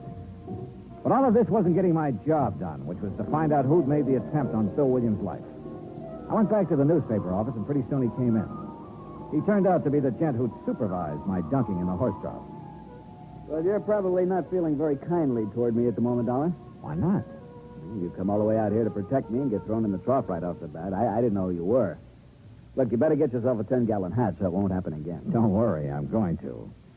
As I understand it, Williams, this Frontier Week was your idea. Yeah. Yeah, I was driving through here on my way to Frisco a few weeks ago. The town was dead on its feet, but I could see the possibilities of waking it up. So I cooked up this scheme. The town went for it. How come you were so interested in waking the town up? For the dough. What else? I get 10% of the gross on the rodeo, dance, and other celebrations. I figured to get close to 1,000 out of it, and frankly, I can use the money. I see. Well, how about this attempt on your life? Come on. Out back, I'll show you. Show me what? My car. There it is. Take a look at the windshield. Yeah. Bullet hole. Mm-hmm. How did it happen? I was driving along the road just outside of town the other night, and all of a sudden, whammo. And I got a pretty good idea who did it. Oh. The rancher, Dan Biggers. Oh? Why? I smiled at Lloyd. Oh, now look. Touchy as Biggers is about Lois, that's not enough reason for Oh, him. wait. She smiled back at me. Is that all there was to it? Of course it was. You think I'm crazy or something? The trigger-happy Biggers is so jealous of her he can't see straight. I'm not stupid enough to get mixed up in anything like that. Yeah, he's jealous, all right. Lois and I worked together at the newspaper office on some of the publicity for Frontier Week. Biggers didn't like that. Speaking of the newspaper, do you know the editor very well? Oh, Fred Kirby? I met him when I first came here, is all. Why? He's been keeping an eye on us through the window ever since we've been standing here. Oh? You think he might be interested in Lois? It wouldn't surprise me. He makes that job of hers on the paper pretty easy for her. After all, it wouldn't be hard to be interested in Lois. No, I'm sure it wouldn't. Well, you'd better quit driving around the roads at night, William. Don't worry. Ever since it happened, I've been staying right here in town at night with the bright lights. I think I'm home free now anyway. Yeah? The dance tonight winds up Frontier Week. Tomorrow noon, I get my share of the dough, and then I'm leaving. Yeah, Lois mentioned something about leaving town then, too. Yeah, she used to make noises about leaving when we were working together. I doubt if she means it, though. I think she's just trying to get Biggers riled up. That isn't hard. Now, wait a minute. Remember now, she said it once in the office when Fred Kirby was around. What was his reaction? He didn't say anything at all, but he gave her a real funny look. I see. Well, I got to go make the final arrangements for the dance tonight. You going to be there? Oh, yeah. In the meantime, Williams, better keep your eyes open. Don't worry. Since that attempt on my life, I've sprouted eyes in the back of my head. Oh, and speaking of head... Yeah? You better get yourself a 10-gallon hat.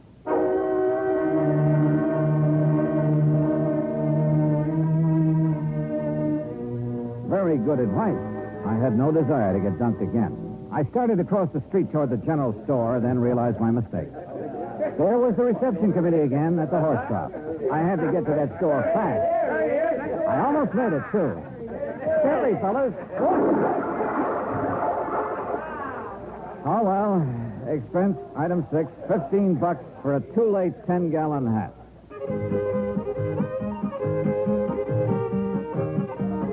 The dance was in full swing when I got there. I didn't see Lois at Biggers. Looks like he didn't get that date after all. Pretty soon I spotted Williams near the bandstand. When he saw me, he came over. Crowd, Dollar. There are more people in Cooper's Bend tonight than ever heard of the place before Frontier Week. Man, I'm really going to clean up.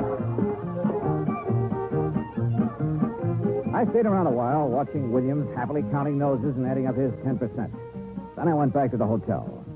There was a message there from Lois. She wanted to see me. This I didn't get, but she'd left word it was important. She'd also left directions for getting to her house, so I drove out. It was outside of town on a back road.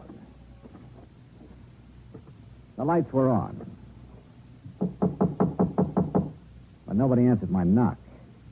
I waited a while, then tried the door. There was a fire burning in the fireplace, and the room looked very cozy. All except for one thing. Lois. She was lying in front of the hearth, and she was very dead.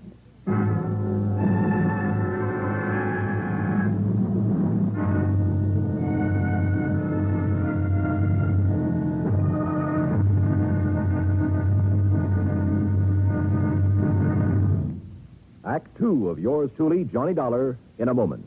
For a long time, people have been saying that the Earth is shrinking because transportation is getting faster and faster. And because this is true, people are getting closer, too. Today, our neighbors are not only the ones who live next door to us, they're all over the world. It is axiomatic that one should help his neighbor. But Americans have gone a step further. In addition to individuals helping individuals, now many American cities help many other cities through the Sister City program. Now, perhaps you've heard how it works. If not, here's an example or two. In the fall of 1959, a large area of Nagoya, Japan, was struck by a devastating typhoon. Her sister city, Los Angeles, California, sent tons of relief materials to Nagoya by way of an Air Force plane headed for the area. The Marines and the Navy rendered vital emergency aid during the disaster. When earthquakes shook Viña del Mar, Chile, during the summer of 1960, her sister city, Sausalito, California, sent hundreds of dollars worth of relief materials to help out. Another case in point, the school children of Clovis, New Mexico, sent a number of cultural exchange packages to students in their sister city of Adana, Turkey.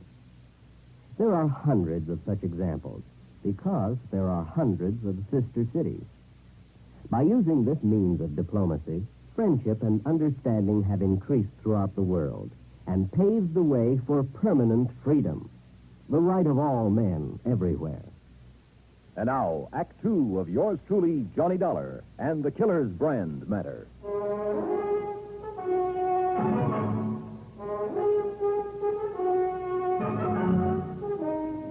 Lois, dead, lying on the floor of her living room in front of the fireplace.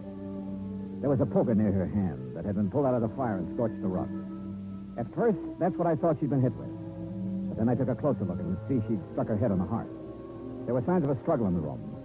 Then, suddenly, I heard a noise outside. I ducked into the next room, found a side door, and eased outside. I listened. Nothing. Then I heard the car. By the time I got around in front of the house, it was just disappearing around a bend in the road, running without lights. It looked like a station wagon, but that's about all I could make out. I went back into the house and put in a call to the sheriff. He arrived about 20 minutes later. Okay. Looks like there was a fight. She got thrown down, hit her head on the heart. Yeah, that's the way I sized it up. Now let's size you up for a minute, Dollar. Me? Mind telling me what you were doing here tonight? I don't know. Ah, come on. No, I mean it. Lois left a message at my hotel that she wanted to see me. You don't know what about? No. Except it's a good bet this killing ties in somehow with that attempt on Bill Williams' life. Williams thinks it was Dan Biggers took that shot at him. Yeah, that's right. Well, it could be. Dan's always been awful jealous. I had trouble with him once before for the same reason. Oh? A month ago, he beat up a guy pretty bad. On account of Lois? Yeah. Seems the guy had asked Lois for a date. Trouble was, Lois never discouraged guys asking either. Hey, look, Sheriff. Lois told me earlier today that she was planning to leave town tomorrow. Now, if Dan Biggers learned about that... Yeah. Well, come on. We better drive out to his ranch and have a talk with him.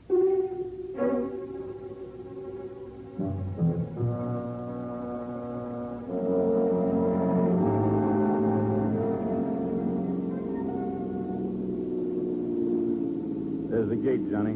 Ranch house is up on the rise. Yeah. No lights on up there. You think Dan might have cleared out? Hey! Came from that clump of brush over there. Hold it right where you are, Sheriff. I've got you covered. Now, don't be a fool, Dan. You drop that gun and come out of there. I said hold it. Came to take me in, huh? Well, I'm not going just now, Sheriff. Look, Dan. First, I'm going to find out who killed Lois and take care of him. Then you can question me all you want. Very interesting you should know about the killing already, Dan. I can think of one reason you might. Guess again, Dollar. I was in town when the call came in. One of the deputies told me about it. I figure it differently, Dan.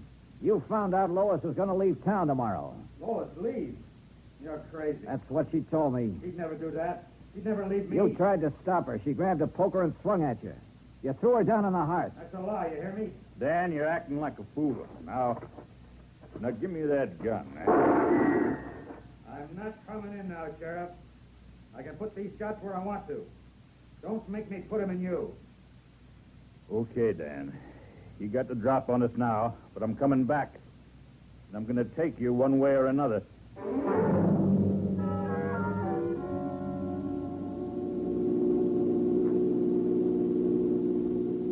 You know, Sheriff, I can't help feeling kind of sorry for Dan. Yeah, he always did have a knot in his brain where Lois was concerned. You really think he killed her? I don't know. Dan's pretty smart sometimes. That routine he was just giving us, it might have been a cover. Sheriff, you happen to know if Dan drives a station wagon? He drives a pickup around town mostly, and I think he's got a coupe, too, but no station wagon. Why? That's what I spotted pulling away from Lois's house. You didn't get the license number? No, it was running without lights. Not much help, Johnny. There's a lot of station wagons in this part of the country.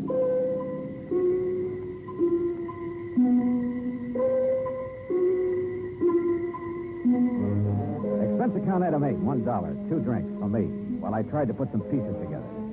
However much I shifted them around, they still seemed to add up to Dan Biggers. But somehow I wasn't convinced. If he was the killer, why hadn't he taken off? Of course, maybe he figured he couldn't very well leave his ranch. So I went round and round again and ended up nowhere. I started thinking of other possibilities. Bill Williams, for instance. I'd seen him at the dance, but he could have left for half an hour and nobody'd have missed him in the crowd.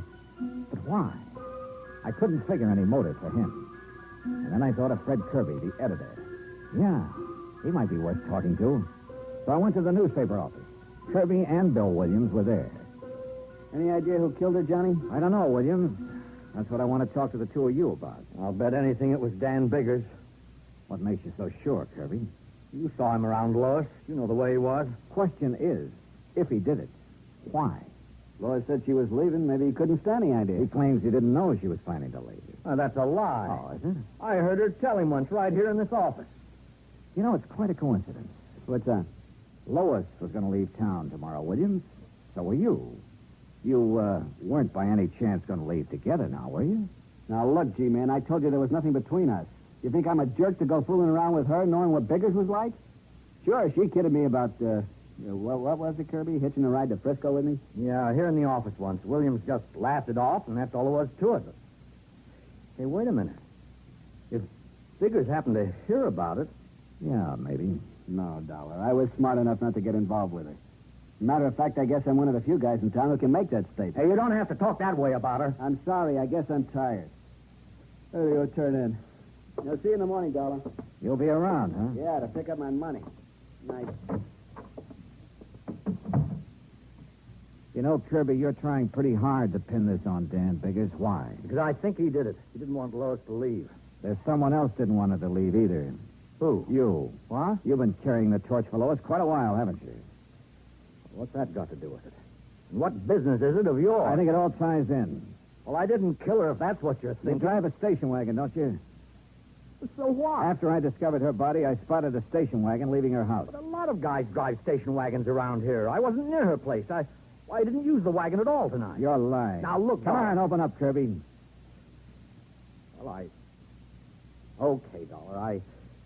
I drove out to her place to try to talk her out of leaving. Go on. Well, that's all there is. When I got there, I changed my mind and came back to town. Sure. I didn't go inside, Dollar. I didn't kill her. I swear it.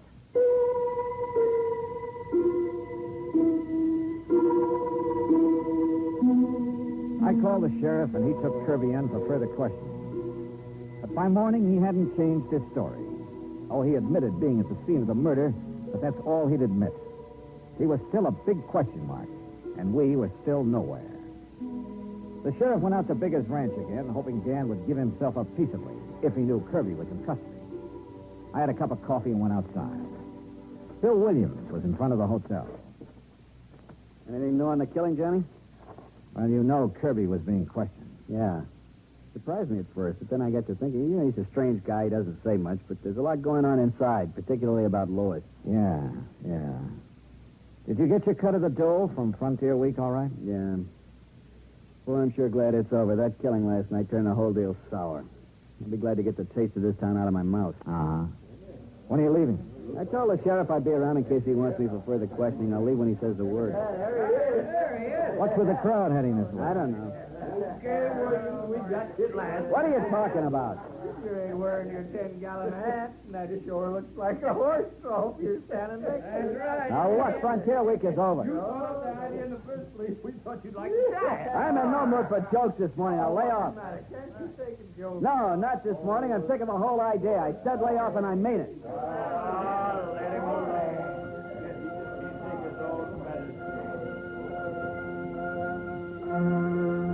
The crowd broke up and drifted away, and the street went to sleep again. But all of a sudden, I woke up. I thought of that hot poker I'd found lying near Lois's body, and a couple of things added up fast. Sure, it was a wild idea, but it was worth a chance. Bunch of jerks. Hey, you know, Bill, when I first arrived in town, you ducked me in this horse trough because I wasn't wearing a 10-gallon hat. Yeah, it was part of Frontier Week. Well, you're not wearing a hat now. Look, like I told those guys, Frontier Week's over. I still want to return the compliment. Am I going to have trouble with you too, Dollar? I guess you are, because I'm going to duck you in that trough. Take off your shirt. Now, look, stay away from me. I said take it off. Get your hands off of me. What's the matter? You afraid to take it off? What are you talking about? Let go. I said let go. Where? What do you know? A nice big burn on your chest and on your arm. A few scratches, too. Lois did that just before you killed her. Branded you. Okay, smart boy, there's a gun in my pocket and it's pointed right at you, so just relax. You were a lot more involved with Lois than you were letting on, Williams. Why did you kill her? I was trying to shake her. She wouldn't shake. She wanted to go with you, huh? Yeah, and that would have been just great, dragging something like her with me to San Francisco. That's a real sweet thing to say. I suppose you said it to her, too. That's when she grabbed the poker. Come on, Dollar, we're getting off the street. Now move. My hand was beside the horse trough. I scooped the water right into his face. The shot went wild, but his chin was wide open.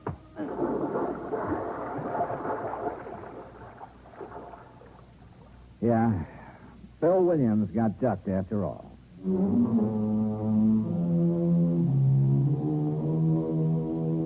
Expense account item 10, $183.50. Transportation and incidentals back home. Total expenses, $528.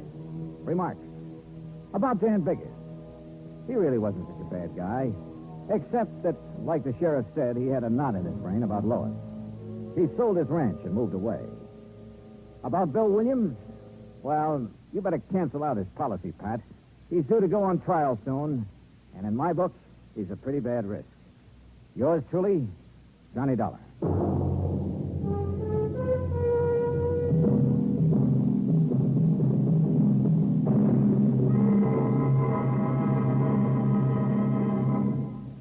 Our star will return in just a moment.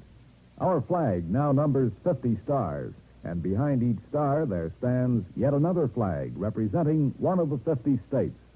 Oklahoma's state flag depicts an Osage warrior's circular buckskin shield from which hang 7 eagle feathers.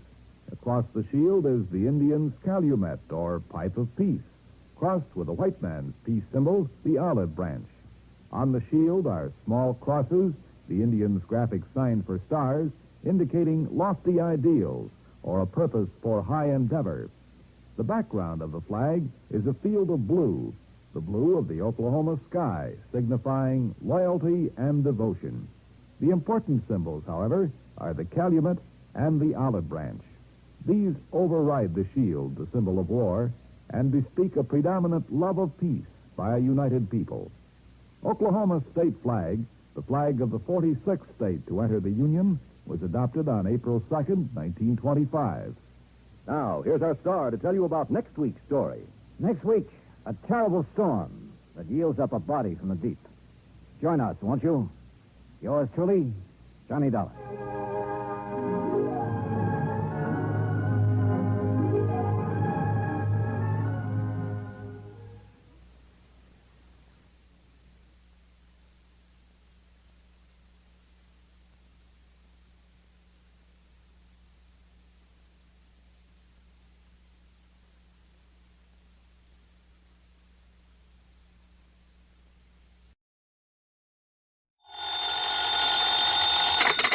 Johnny Dollar. This is Frederick Keeley at Masters Insurance and Trust Company. How are you, Mr. Keating? Fine, thank you, but that's rather beside the point. I have a bit of a problem, Mr. Dollar. Haven't we all? Huh? Beg your pardon? Nothing, sir. Just go on, please. Well, Mr. Dollar, one of our claimants, that is to say the beneficiary of a small insurance policy, apparently never received the check for $3,000 we sent him. I'm afraid I don't get it, Mr. Keeley. Why call on me?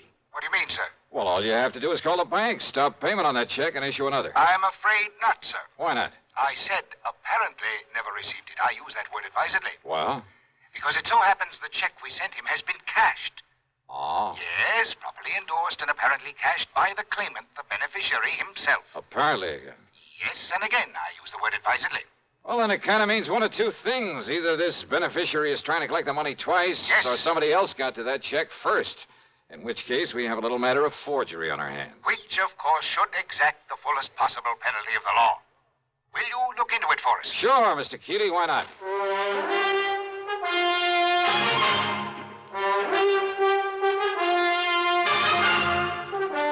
CBS Radio brings you Bob Bailey in the exciting adventures of the man with the action-packed expense account, America's fabulous freelance insurance investigator. Yours truly, Johnny Dollar.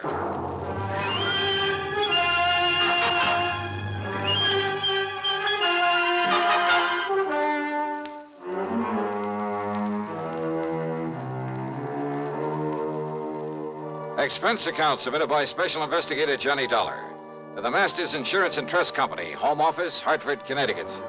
Following is an account of expenses incurred during my investigation of the double exposure matter.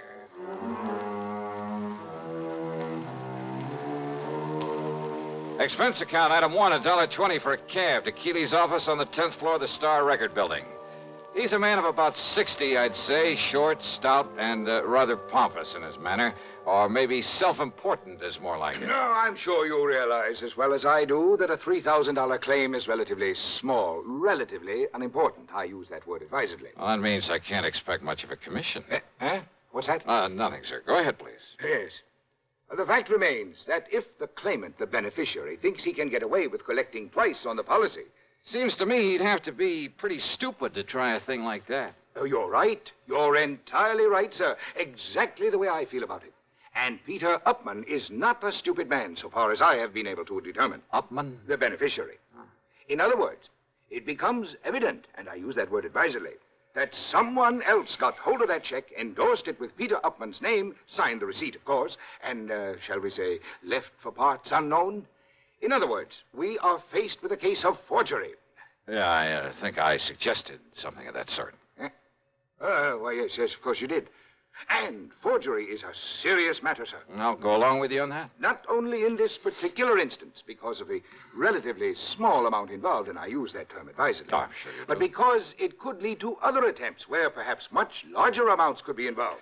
So you want me to see if I can run down this forger for you? No. No? Why do you say that? If we are to believe the People's National Bank over in Milford. Milford, Connecticut? That's right. If we are to believe them, the personnel concerned, their actual photographic record of the transaction, there was no forgery. But I thought you just finished saying...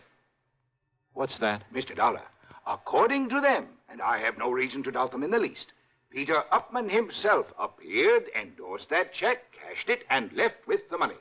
However, I have here a properly signed deposition to the effect that Upman not only never cashed that check, but that he never saw it.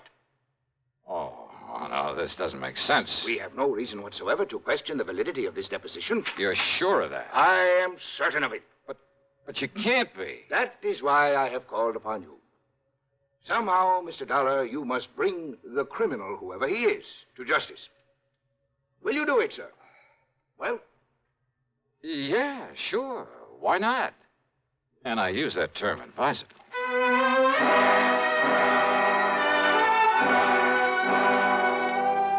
Naturally, my first move was to drive on down to Milford.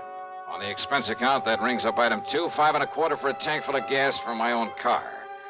The People's National Bank was closed for the day, so I registered at the Milford Arms, ate some dinner. That's item 3, another $5.25.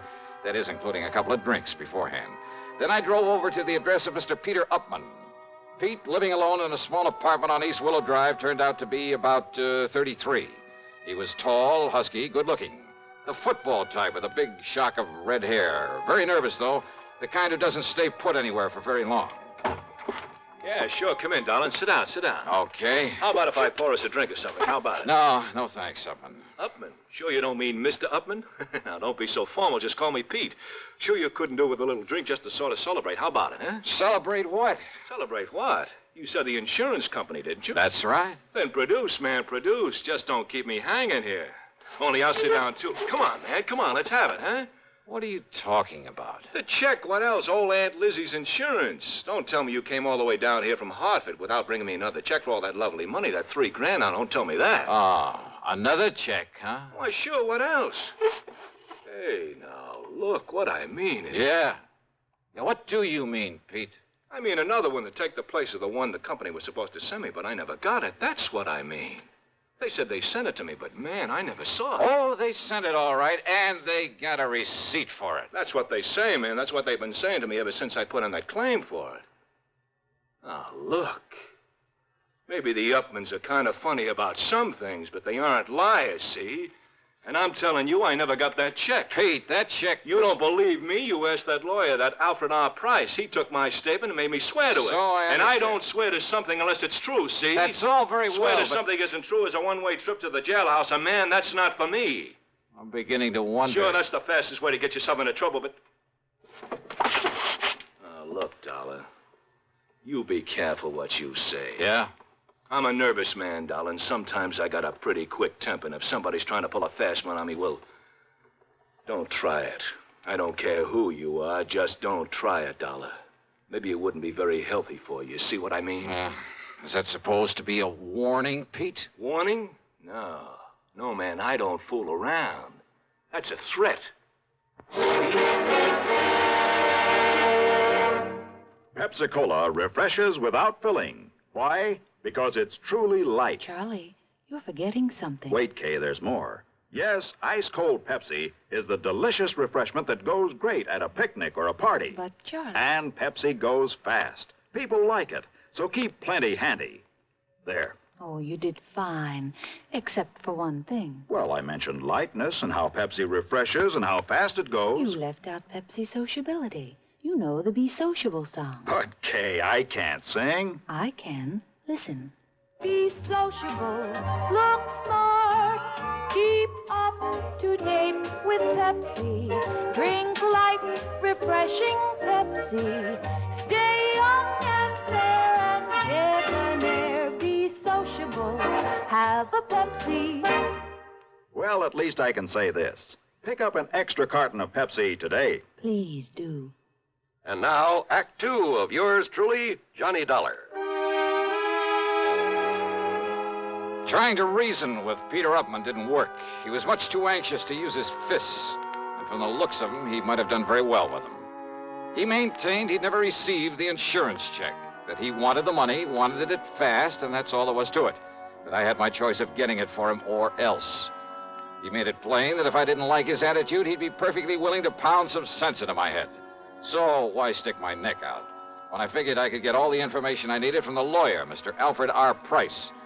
And Price, living in a lonely home on the north side of town, was somewhat different from his hot-tempered young client. I'm afraid you'll just have to forgive Peter his somewhat belligerent attitude. He comes from a very wealthy family over in New Haven. I was their attorney for many years. They tried to spoil him, make him the same lazy, indolent sort that his sister and his two brothers are. One of those things, huh? But Peter would have none of it. He was determined to make something of himself entirely on his own. I see. As a result of his stubbornness, his defiance, and his father's unreasonable attitude, well, his father blandly told him he was cutting him off without a penny. Well, how do the other kids feel about him? Well, there's no love for him, believe me. But how's he made out? Very well, Mr. Dollar. He owns a little electronic shop. More important, he's the only member of the family who has any real knowledge of the value of money, simply because he's the only one who's gone to work for it. Which explains, I suppose, why he's so anxious to get his hands on the $3,000 insurance that his aunt left. Oh, he can use it, too. That is, if he hasn't already got it and is simply trying to bluff his way into another $3,000. No, don't you believe it, Mr. Dollar. Peter could no more think of such a thing. Well, you seem pretty sure of that. Well, I've known him since the day he was born, and have liked him in spite of his hot temper. And I'm absolutely certain he would never attempt anything out of line. Well, you're pretty convincing, Mr. Price. Well, after all, I'm a lawyer, Mr. Dollar. But the fact remains the company sent him a check. It was properly endorsed. The money was paid out. But not to him. Well, how can you be sure? Because he says it wasn't. And that's good enough for me. But in that case... Have you talked to the people at the bank, to the teller who made the payment? No, I haven't. Have you seen the photograph of the actual transaction as it took place? See, you're the second one to mention such a photograph. Very ingenious device there at that bank. I suggest the first thing in the morning you go down there, see it, talk with the president, Mr. Oliver, and then see what you think. So first thing in the morning, I was at the bank talking with Mr. Barton Winfield Oliver, the president. Yes, a very ingenious device, Mr. Dollar, when it works properly. Oh, what do you mean by that, Mr. Oliver? It's called a photo register, one of the very first models to be installed in a place of business. Actually, it was an experimental model. Well, just what is it? What does it do? Comparable devices, much improved, of course, are in use throughout the whole country now. What does it do, sir? It automatically takes a picture of everyone who steps up in front of the teller's cage. Oh, yeah, I think I've heard of such things. Of course. Yeah, aren't they used in a lot of supermarkets, places like that, to make a photographic record of people who cash checks in them? Yes. And as a result, the incidence of bad checks in those places, why, they're almost a thing of the past. All this means that you have a picture of the man who cashed that insurance check. Yes, I have. May I see it, please? Well, yes. Because if it is a picture of young Peter Upman, I don't care what his lawyer says. Here you are, Dollar. This is photographic proof it was he who... Huh? Yes.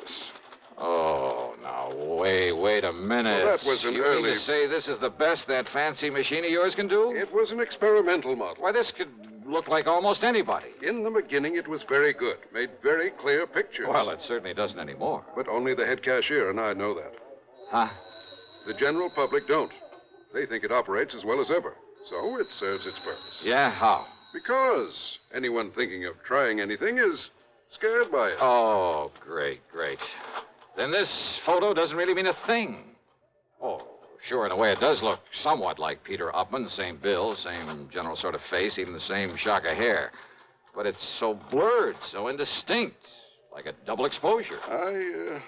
Yes, I know. But when Mrs. Eberhardt says that it was Peter... Who's Mrs. Eberhardt? She's one of our oldest, most trusted employees. The teller who waited on him. Oh, let me talk to her, please. Certainly. Mrs. Eberhardt, will you close your cage for a moment and come here, please? Certainly, Mr. Oliver.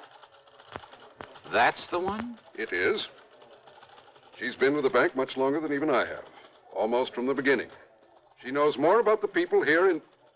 Mr. Dollar, what does this mean?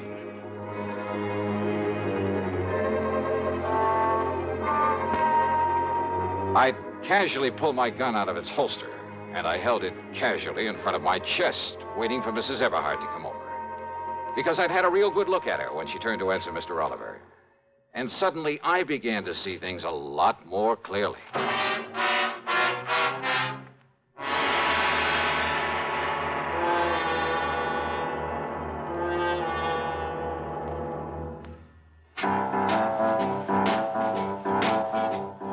About best-selling records. Here's a familiar tune about America's best-selling filter cigarette, Winston.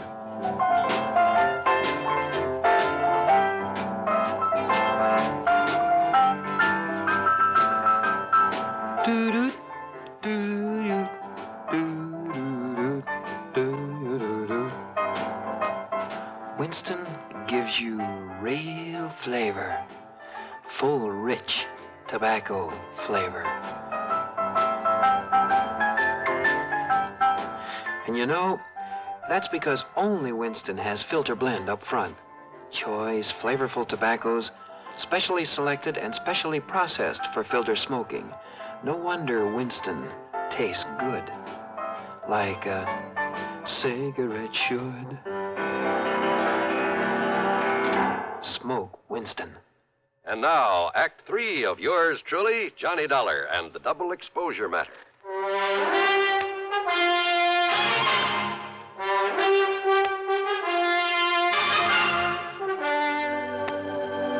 Dollar, that revolver. Just take it easy, Mr. Oliver, and don't mention it to her when she comes over here. What good heavens, man. Wait now. Here she comes. Yes, Mr. Oliver, you wished... Oh, I'm so sorry, Walter. Okay, Abby. Only I'm not Walter, I'm Jim. Oh, yes, of course, Jimmy. Right over here, Mrs. Eberhardt. I know, Mr. Oliver. I can... Oh, dear, these chairs are all over the place. Abby, I want you to meet my friend, Mr. Johnny Dollar. Oh, Mr. Johnny... Oh, I am so sorry. I didn't mean to bump into you, Mr. Dollar. That's all right. But how do you do? Oh, and I see you smoke a pipe, too, just like Mr. Oliver does. Yeah, you'd better take a real close look at this, Mrs. Eberhardt. What? The way you look real close at all the money you handle there at the counter, at the deposit slips and so forth. A real close look, huh? Oh, why, it's a pistol. Yeah. But good heavens. How long since you've had a new prescription for those glasses of yours? So, look here, young man, if this is a hold-up... How long? Shall I cry for help, Mr. Oliver? No, Abby. Better answer my question.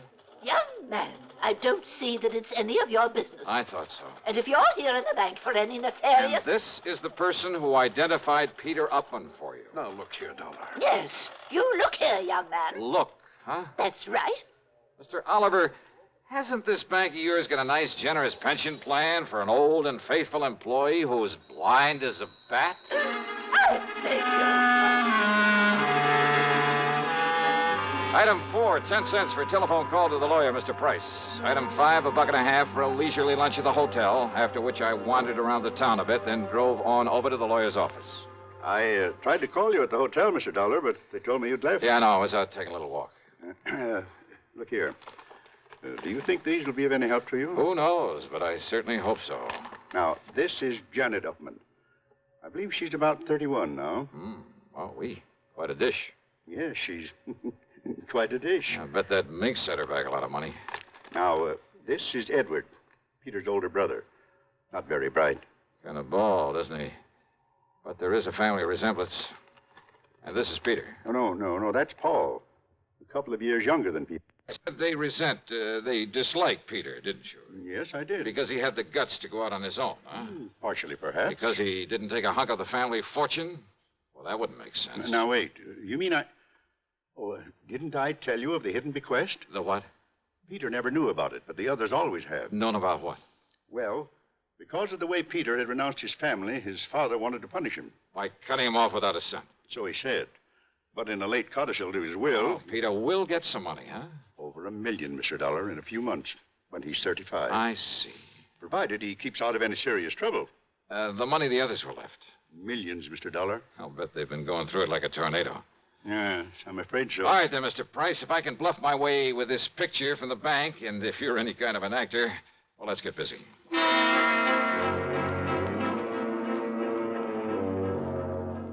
I telephoned to Peter, told him to come over. Mr. Price called the others.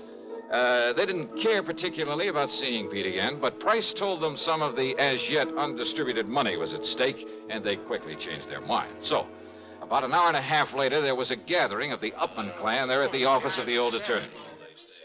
Look, Dollar, Mr. Price says you're okay and all that, but I still don't like your company's stall on the insurance payment. Just keep your shirt on, huh, Pete? And another thing, I didn't like your attitude when you came to see me. Now, look, you may be a little bigger than I am, but I've decided you'd be very foolish if you tried to take me on. Oh, yeah? It might even cost you $1 million. Well, all I care about is Aunt Lizzie's $3,000. Okay, just take it easy, huh? Take it easy? You say that to a redhead? redhead? Then shut up. Okay, now, all of you, listen to me. Yes, Johnny? I'm sure you all know that Pete here inherited a few $1,000s from his Aunt Elizabeth, I guess it is. Yes, and we've heard about how he's tried to collect it twice over. Well, if you ask me, Johnny... Thank you, Janet, but I am not asking you. Well, if you ask me, Pete ought to be locked up for trying such a silly, childish thing. Yeah? Paul, with all the time in the world on your hands, it was real easy for you to pick up that insurance check over where Pete lives while he was at work, wasn't it? What's that? What? And forging a signature? Well, after all, you're his own brother. Just a minute, please. And there at the bank, why, dear old half-blind Mrs. Eberhardt couldn't tell which was which. Now, look here, Dollar. But a little machine put the finger on you, Paul. Absurd. Yeah, a little device at the bank that photographs everybody who goes up to a teller's cage. Dollar, you mean that... Oh, now, Johnny, you've been taken in. Have I? That whole thing is just a bluff. It hasn't worked right in years. Oh, what makes you think that? I know. Because the cashier is a boyfriend of mine. Oh, that bank had better check its books. What? He didn't tell you it's been fixed recently? Fixed? No, he didn't. I mean, Paul. Now, wait a minute. Like to see the picture it took of you, Paul, collecting that money? Here, Mr. Price, see what you think. Why, yes, Mr. Dollar. It's about as clear as it can possibly... Okay, Paul, you dirty... No, stop him. Somebody stop me. And not you, Paul, or anybody else. Good heavens, Mr. Dollar. Peter will kill him. Oh, I doubt it, Mr. Price. Can you think of a better way for justice to be done?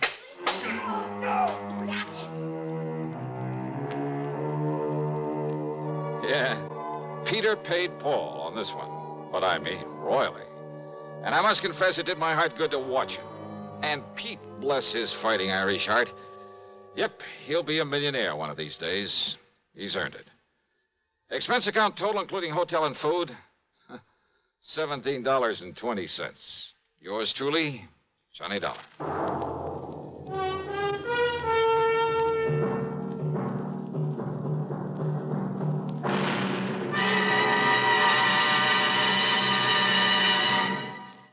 Our star will return in just a moment. Constipation is something people don't talk about much, but it can be a problem for anyone, even doctors. And when constipation occurs, it's interesting to see just what doctors consider important about a laxative they might use or recommend. Well, a majority of the doctors we heard from had this to say. A laxative should be effective, gentle, close to natural acting. A medicine that can be used with complete confidence. Now, X-Lax has been popular with many doctors and millions of people over the years because pleasant-tasting chocolated X-Lax is effective. Overnight, it helps you toward your normal regularity. X-Lax is so gentle, so close to natural acting, there's no upset. That's why many doctors and millions of people use X-Lax with complete confidence. X-Lax, the laxative that helps you toward your normal regularity gently, overnight.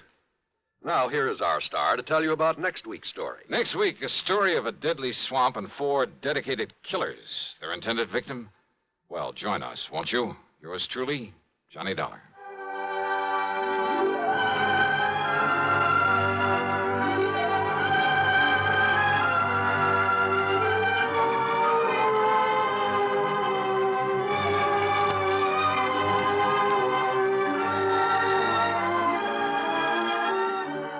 Yours truly, Johnny Dollar, starring Bob Bailey, originates in Hollywood and is written, produced, and directed by Jack Johnstone.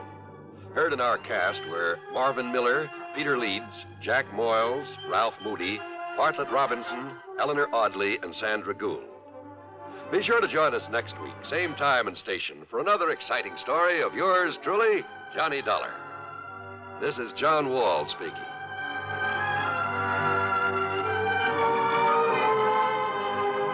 Silent death stalks a ship's corridor as suspense follows on the CBS Radio Network. One more pitch may do it. Judy Wood has been pitching a great game all afternoon. She's just about the best softball pitcher in the Women's League. Okay, she's ready. Strike 3! Man, oh, man, what a pitch! Man, oh, Manischewitz, what a wine! At the ballpark, not everybody gets the big cheers. But at home, everybody's wine is always cheered. It's Manischewitz. Man, oh, man. Man, oh, Manischewitz, everybody's wine because it tastes so good. Have you tried new Manischewitz fruit wines? It's just like drinking fruit itself. Serve them anytime. Manischewitz fruit wines, 100% pure, specially sweetened. Blackberry wine, cherry wine, Loganberry wine. Man, oh, Manischewitz, everybody's wine because it tastes so good. Manischewitz Wine Company, New York. Radio 59, WROW, Albany, New York. From Hollywood, it's time now for... Johnny Dollar. Joe McNabb, Northeast Indemnity, Johnny. Oh, hi, Joe. What's up? At the moment, my blood pressure. Too much work? No. Prospect of having to pay off on a $100,000 life insurance policy. Uh-oh. Fella I think you know, Johnny. Art Wesley. Oh, sure. Been a pal of mine for years. Reporter. Yeah. Apparently he's working on a story right now that somebody doesn't want him to report. What do you mean? Night before last, he got beat up in an alley. Yesterday, a car made a pass at him at high speed. What about today? It's early yet, Johnny. Oh, yeah, sure. But let's hope it's not too late.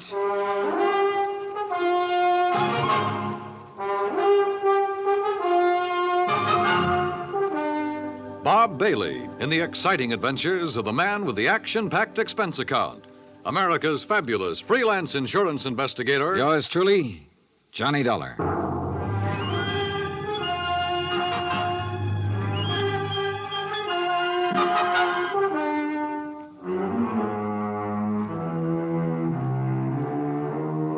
From Special Investigator Johnny Dollar to the Home Office, Northeast Indemnity Affiliates, Hartford, Connecticut. The following is an accounting of expenditures during my investigation of the Big Scoop matter. Expense account item 1, $18.40, transportation and incidentals to New York City. I called Art Wesley's paper. He wasn't in, and nobody seemed to know where he was. Then I remembered a small bar called Tony's over on 3rd Avenue. I took a cab, that's item 2, $1.25, and found him in a corner booth. Sorry, Johnny, no bodyguard. The informants I'm working with will take off fast if they spotted one. No informants, no story. That insurance policy your paper took out on you, who's the beneficiary? A dear departed wife, Joan. Departed? I thought... We split up a couple of months ago. Oh, I'm sorry to hear that, Art. We were living in 2 different worlds. I wanted a home and family. She wanted a trip to the moon every night. Where is she now? Who knows? On her way to the moon, I guess. Hey, look, this story you're working on, Art. It's hot, Johnny. And big, real big. A national gambling syndicate, and run by a guy right here in New York. Who? I'm getting close, but I'm not sure yet. When I am, then out come my articles. What's this guy gonna do when you push him into a corner? Look, I'm worried about you. Look, Johnny, I'm not as foolish as you think. I've got his name written down and put in a safe deposit box with what evidence I got. That's my real insurance. Oh, Art, look, we've been friends a long time. I'm not going to let you do this alone. Sorry, Johnny. I gotta go it alone.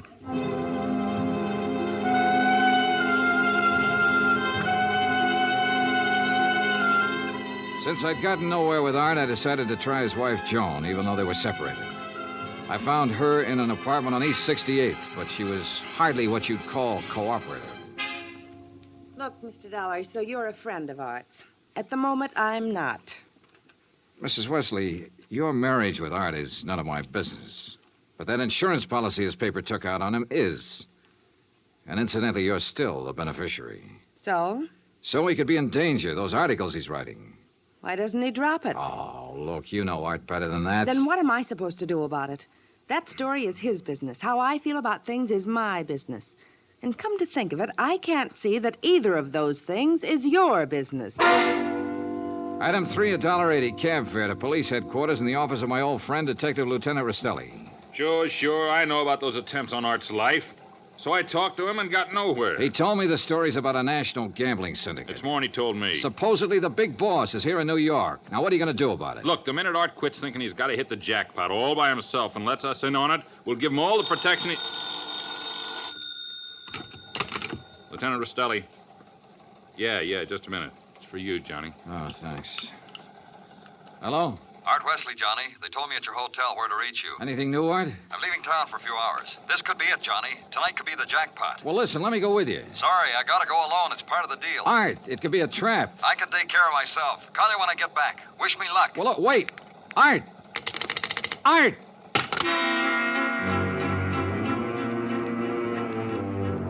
Item 4, $1.80 cab to Art's apartment, where I persuaded the manager to let me in.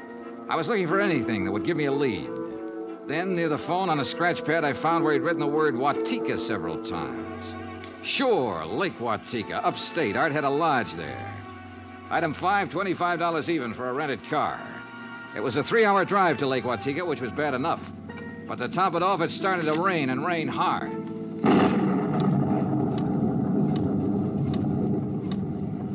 When I finally got to the highway turnoff, the side road to the lake was a mass of mud. Then I got 2 quick breaks. It stopped raining, and I spotted the 6-mile road into Art's place. Half an hour further on, I saw a light.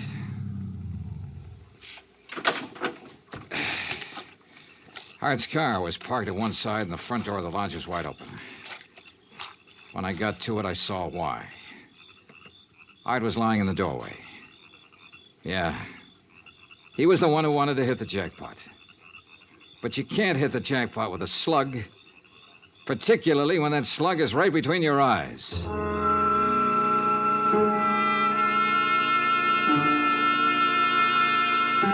I drove to the sheriff's office and reported it. Sheriff Tompkins and his boys took over. But in the darkness and the mud, they could only make a routine check. He asked me to meet him at the lodge the next morning, so I did. Buddy was right here in the doorway, huh, son? Yeah, Sheriff, I didn't move it. And Wesley probably got shot when he answered the door by somebody standing out there on the ground. Because of that bullet hole in the roof? Yeah. Right over that shelf that's stocked with canned goods, sugar, salt, and the like. Apparently, he used this place regular.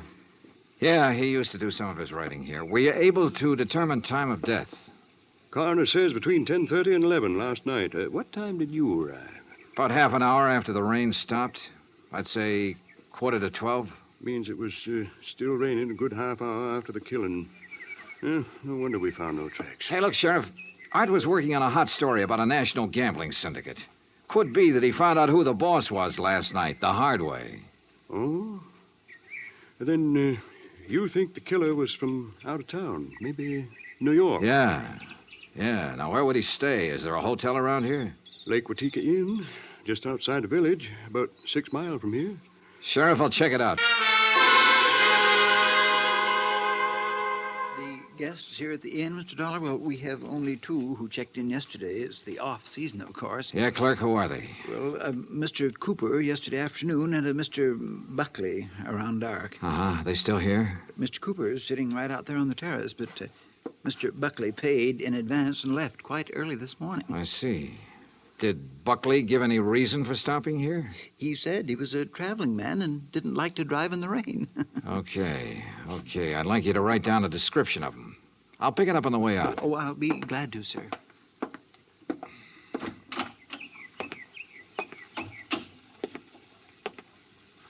Hi. Oh, good morning. Enjoying the scenery? Yes, immensely. Oh, sit down, won't you? Sure, thanks. My name's Dollar. Mine's Cooper. You just check in? I'll just drop by. I came yesterday. Uh-huh. Pretty up here this time of year. Yes, certainly is. I really enjoy places like this in the off-season. It's a nice change. Too bad the weather hasn't been better, huh? Well, the rainstorm last night? Oh, I enjoyed that, too. You were out in it? Oh, no. No, I enjoyed it the way a storm should be enjoyed. In front of the fireplace in my cottage with a drink and a good book. No, Mr. Dollar, I stayed in last night. And that was that. I picked up the description of the other guest, Buckley, from the clerk and gave it to Sheriff Tompkins, who got out a bulletin on him. Then I drove back to New York City, turned in my rented car, and took a cab. That's item 6, $1.70, to Joan Wesley's apartment. Yes. They notified me this morning about Art's death. I don't know what to say. What is there to say?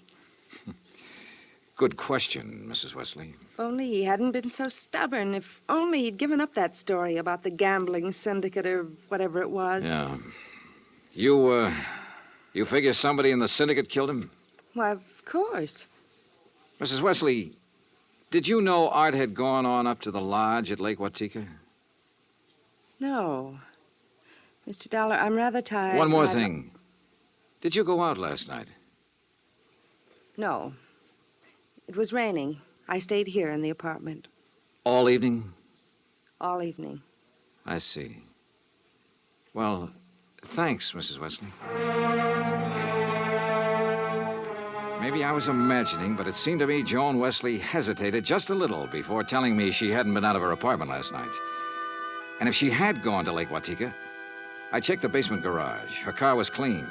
Too clean. Item 7, $5 to the garage attendant for some very interesting information.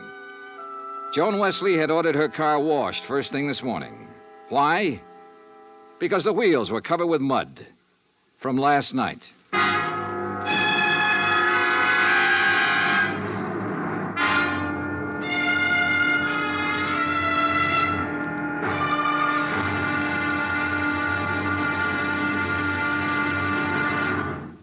Act Two of yours truly, Johnny Dollar, in just a moment. Better schools mean better citizens, better neighbors, better families. But we can't expect our children to respond, to learn and grow, if we ourselves are indifferent to their school environment. CBS Radio urges that you write to Better Schools, 9 East 40th Street, New York 16, New York, for information about how citizens can spark community action to improve their schools. That address again is Better Schools, 9 East 40th Street, New York 16, New York. Now, Act Two of yours truly, Johnny Dollar, and the Big Scoop Matter.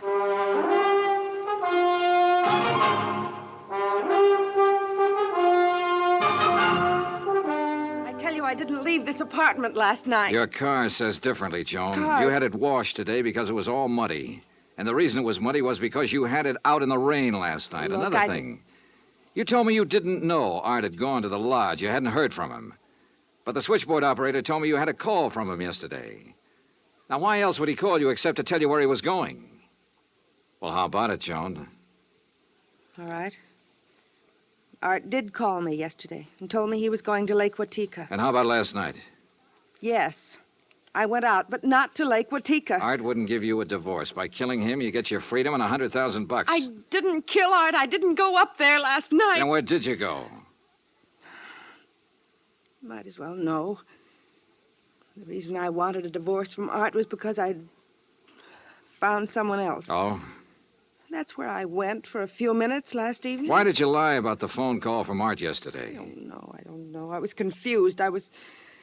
I was afraid it would look bad for me if it came out that I knew Art had gone up there. It doesn't look good for you this way, believe me. Johnny, I'm telling the truth. Who is this fella you're interested in? I don't see why he Who has is to- he? His name is Ted Nash. Will you have to talk to him? I sure will. And right now. But I was wrong about talking to Ted Nash right now. I called his apartment and got no answer. Item 9, $1.60 cab fare to police headquarters in the office of Detective Lieutenant Rastelli. You figure this guy Nash and Joan Wesley could have killed Art and used the gambling syndicate threat as a cover, huh? It's a possibility, Lieutenant. Well, I'll see what I can find out about Nash. How'd you do at Lake Watika? 2 guests checked in the day of the killing. One, a man named Buckley. He left early this morning. Sheriff Tompkins has a bulletin out on him. Who else? A fellow named Cooper, who apparently likes to go places in the off-season. Nothing to tie him in particularly. Cooper, huh? We had a rumble some time ago that a guy named Cooper was involved in that gambling syndicate. What? Trouble is, we got no proof. Hey, wait a minute. What's the matter? Art told me he'd put the name of the man he was after in a safe deposit box. If we could find the key to that box. How about Art's apartment? Let's take a look. So we looked, and we found the key tucked away in a desk, but only a number on it. Nothing to tell where it was located. I gave it to Lieutenant Rastelli, and he promised to check every bank in town if necessary. While I went on back to Lake Watika to see if the man named Cooper at the inn was the same one Rastelli told me about. When I got there, after a frantic 3-hour drive, I found him comfortably sitting by the fireplace. Well, Mr. Dollar, isn't it? Yeah, that's right. Cooper, I'm going to get right to the point. You told me you came up here to enjoy the scenery. Yes, that's right. Why? The man who was killed last night, Art Wesley, he was trying to expose a national gambling syndicate.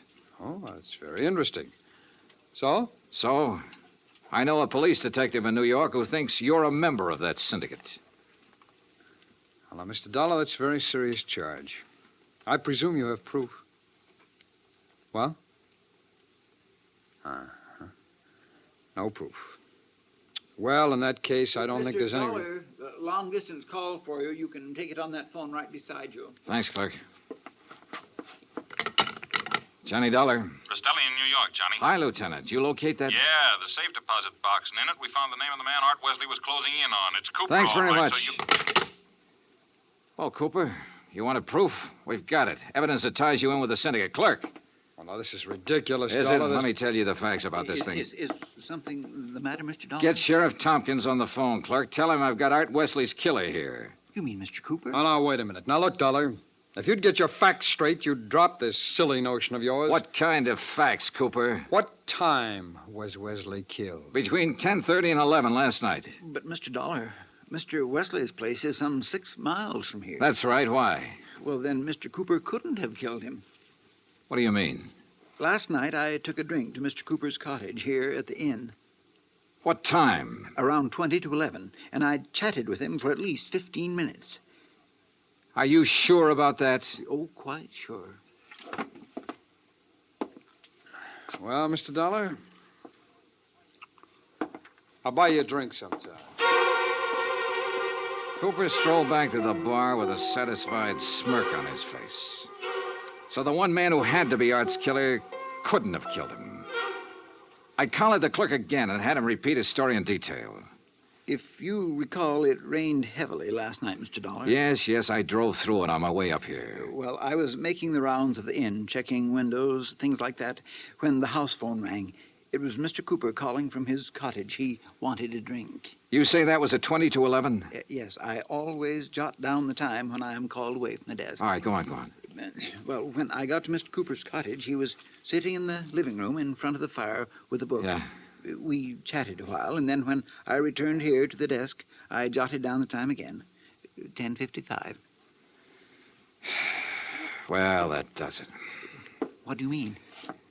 Oh, it's a good 20-minute drive from here to Art Wesley's lodge. If he was killed between 10:30 and 11 and Cooper was here at that time, he couldn't have done it.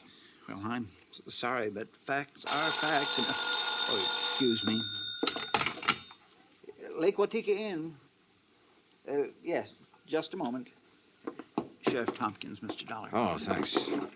Hi, Sheriff. Thought you ought to know, son. Remember that man Buckley we were looking for? Yeah, sure, the other guest at the inn. Yeah, we picked him up. I've been questioning him for an hour. Any luck? No, sir. He's just a traveling salesman who stayed at the inn because he didn't want to drive in the rain. You sure? Buckley swears he doesn't even know Cooper. Just between you and me, Johnny, I think we got the wrong fella. No place again. I decided to start all over. Got into my car and drove to Art Wesley's place. Nothing was changed. I remember the trip I'd made the night he was killed, how it rained heavily until about half an hour before I arrived. How I'd found him lying in the open doorway, a bullet hole in his head. Yeah, and the hole in the ceiling over the shelf of provisions, marking the path of the bullet. It was there. So were the provisions. Canned food, mustard, sugar, a package of crackers. There was some... Wait a minute. Sugar. The sugar bowl. I stared at it for a moment. I remembered a couple of things the room clerk at the inn had told me. And suddenly the whole deal slid neatly and quietly into place. I drove back to the inn fast. Cooper's cottage was empty, so I went inside to the bedroom and took a look around. Then I spotted one of the pictures on the wall, a little out of place. I looked behind it. Yeah, just what I expected. Outside, I found Cooper sitting on the terrace in front of the main building. I slid into a chair across from him. Well, Mr. Dollar, what fantastic crime are you going to accuse me of today? Cooper, I got a one-track mind, and it's still stuck on murder. Oh, now look, Dollar. We've been over this before, and personally, I find it quite boring. So much so that it's interfering with my vacation here. That's too bad. Yes, it is. So I'm leaving this evening. I don't think so, Cooper. Oh, come now. Art Wesley was trying to expose a figure in a gambling syndicate. You. Well, that's a matter of conjecture. You had to stop him for keeps. Oh, now look, Dollar. The time of Art Wesley's death has been established as between 10:30 and 11 last night. That's right, between 10:30 and 11 last night. And I'm sure you remember the room clerk telling you he was with me in my cottage living room from 10:40 to 10:55. I sure do. So that I certainly couldn't have killed your friend Wesley 6 miles from here during that time. Except that Art Wesley wasn't killed at his lodge. What are you talking about? You see, I remembered something else the clerk had told me. The night of the killing, it stopped raining a little after 11. All right, what difference does that make? All the difference in the world, believe me. Here's what really happened, Cooper. You killed Art Wesley in the bedroom of your cottage here at the inn. Oh, don't be ridiculous. You immediately called the room clerk over and chatted with him in your living room for about 15 minutes. He didn't know there was a corpse in the next room. Oh, really? After he left, you took Wesley's body the 6 miles to his place and planted it in the doorway. Oh, now look, Dollar... Your problem was to make it look like he'd been killed there. Then you remembered. The slug that had killed him hit the wall in your bedroom. That gave you an idea. You figured out the right angle at the lodge and fired a shot upwards from the outside the door.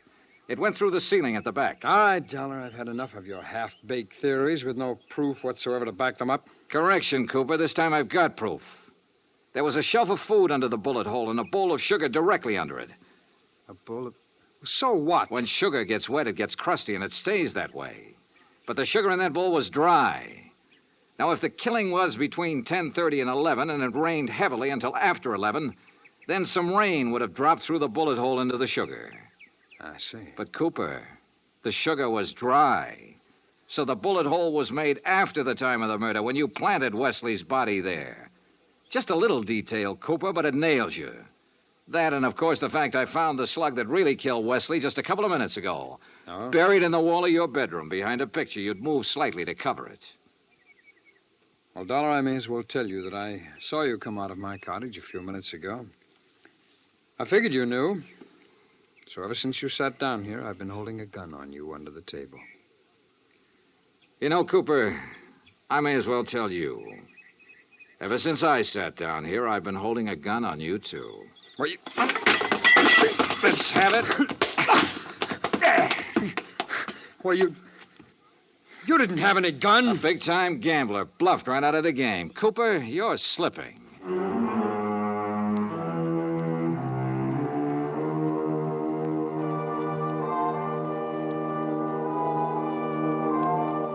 Item 10, $37.50. Transportation and incidentals back to Hartford. Expense account total $187.40. Remarks? Cooper's awaiting trial. About Art Wesley? Well, I guess that sugar bowl was a dead man's revenge. And come to think of it, that revenge was pretty sweet. Yours truly, Johnny Dollar.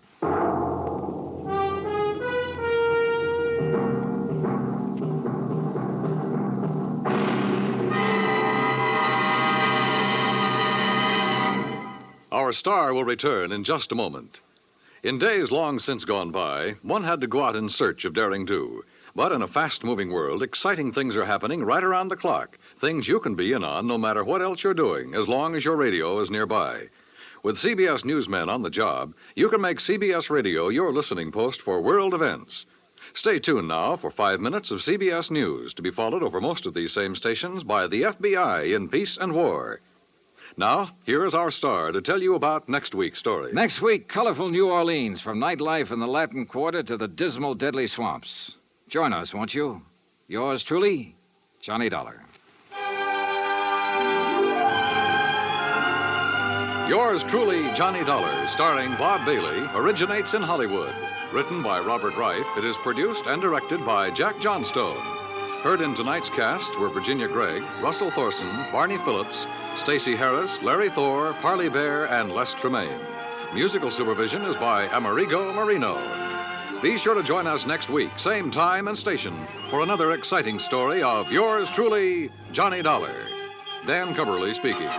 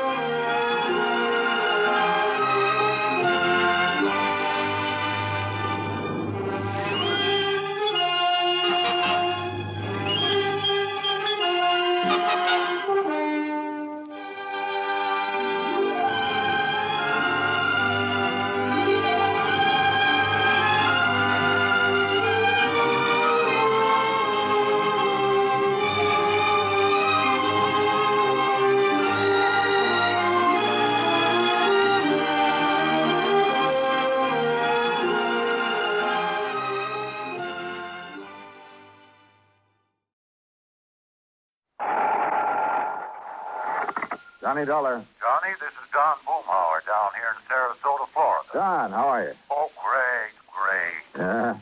Now, what's the matter? Well, the last time I called you, I mentioned that pal of yours, Earl Foreman. Yeah?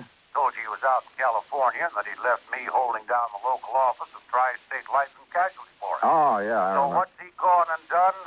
Moved on out there to sunny, smoggy Southern California, bag and back. Yeah, I heard from him a few To say, I'm still running the Tri-State office here in Sarasota. That's bad? Be fine if it didn't take so much of my time away from my real estate business.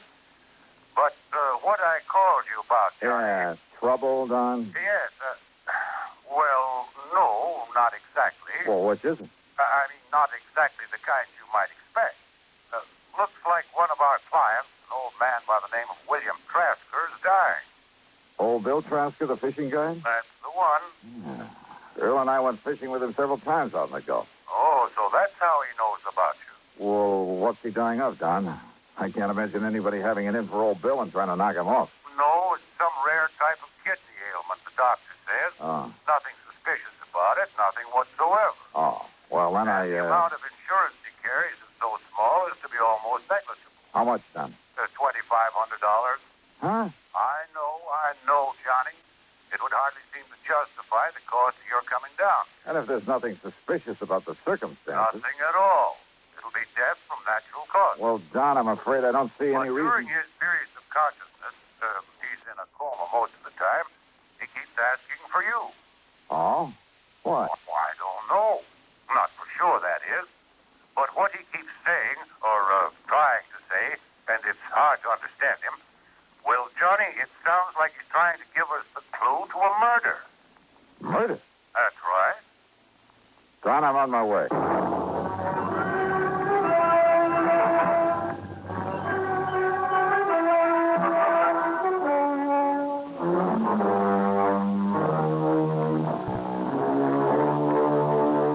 Expense account submitted by Special Investigator Johnny Dollar.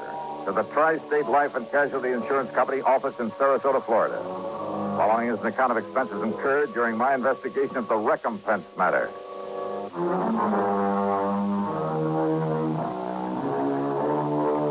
Expense account item 1, $79.70, taxi and a plane from Hartford to New York, then another one to Florida. At the International Airport in Tampa, Don Boomhauer was waiting for me. We piled into his air-conditioned car and headed south on the Tamiami Trail down towards Sarasota. That's right, Johnny. Old Bill Trasker. Dying of some kidney disease, huh? And according to Dr. Crutcher, nothing short of a miracle would save him. That's too bad. He seemed like a mighty nice old man, a real gentleman. Well-educated, well-spoken. You'd expect to find him running a big business instead of a broken-down outboard rig to take out fishing parties. So I understand. But frankly, Johnny, I'd never even seen old Bill until the doctor called me. Said he was dying and that he wanted to see you. Then I looked up his policy. Yeah, $2,500, you said. Yes, to be spent in giving him a modest but decent burial. And to pay any bills he might leave outstanding. Apparently, then, Bill won't be leaving much of an estate. And you'll understand why when you see the little kind of shack he lives in. But now, over the phone, you said something about a murder. Well, Johnny, it was so difficult trying to understand what he was trying to say. Even when he seemed completely conscious, he was very vague, except perhaps when he was asking for you. When he told us he had to see you before he goes. Well, now, Don, why? He never said the actual word murder, Johnny. But he, well, listen, there was a name he kept trying to tell us. It sounded like Jerry or Gerald something. Last name we couldn't get at all. Well, have you checked over his relatives? When we asked him about relatives, he just turned his face away and shook his head. But now, if he was talking about a murder... Johnny, it's just that... Well, Doc and I agreed that from what he said, and, well, his knowing you and your work and wanting to see you, and, well, you know how deathbed confessions are. Don, you're not making much sense. Look, Doc will be waiting for us, and if Bill is conscious enough to make sense when he talks to you, well, let's just wait and see what you can get out of him. Whatever you say, Don.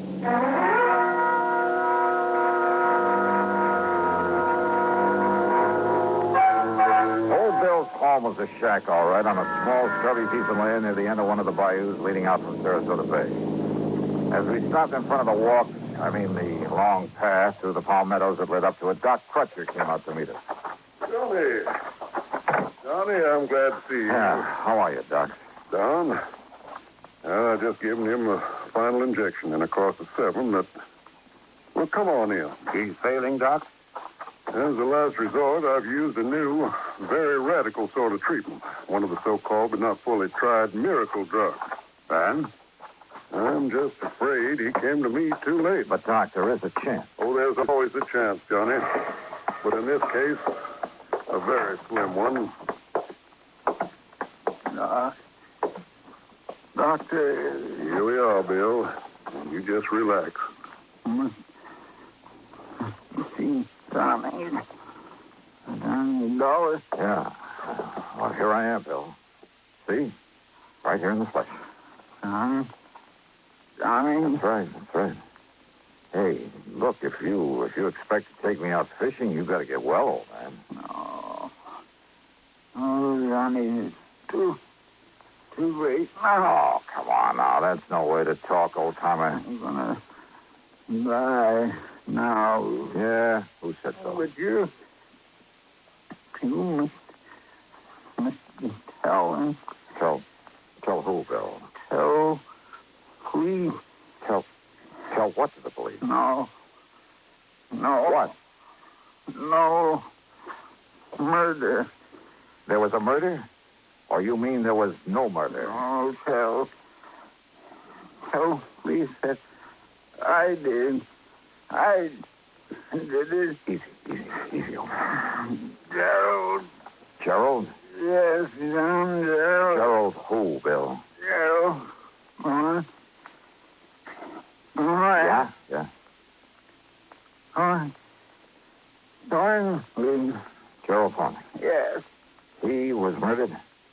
Gerald Thornley. Yeah. So, please, I did it. I did it, Johnny. You tell her.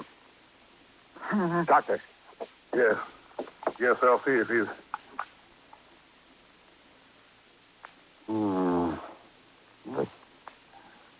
The end, Doc? Well, no. No. As a matter of fact, his heartbeat is... Well, it's stronger. What? Much stronger. Doc, listen. Yes, Doc? Get to a phone and get an ambulance while I make him ready. You mean that maybe you can pull him through after all? Yeah. Now, come on, Johnny. Give me a hand with him. Sure, Doc. Save him, huh? Yes, of course. Yeah, so that we can investigate this confession of his. Huh? Sure, and then see that he's executed for murder. Oh, John, for the love of Mike. Yes, call that ambulance.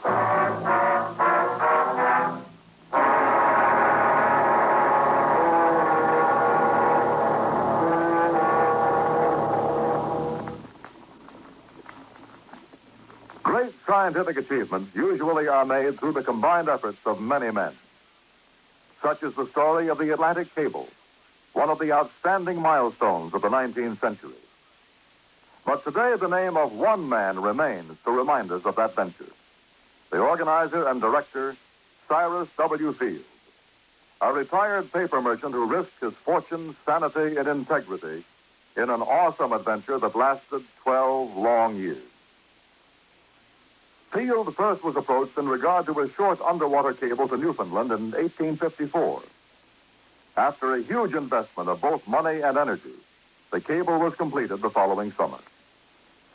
Field then went to England to tackle the much larger problem of laying the Atlantic cable. Many futile attempts were made. Cable was broken.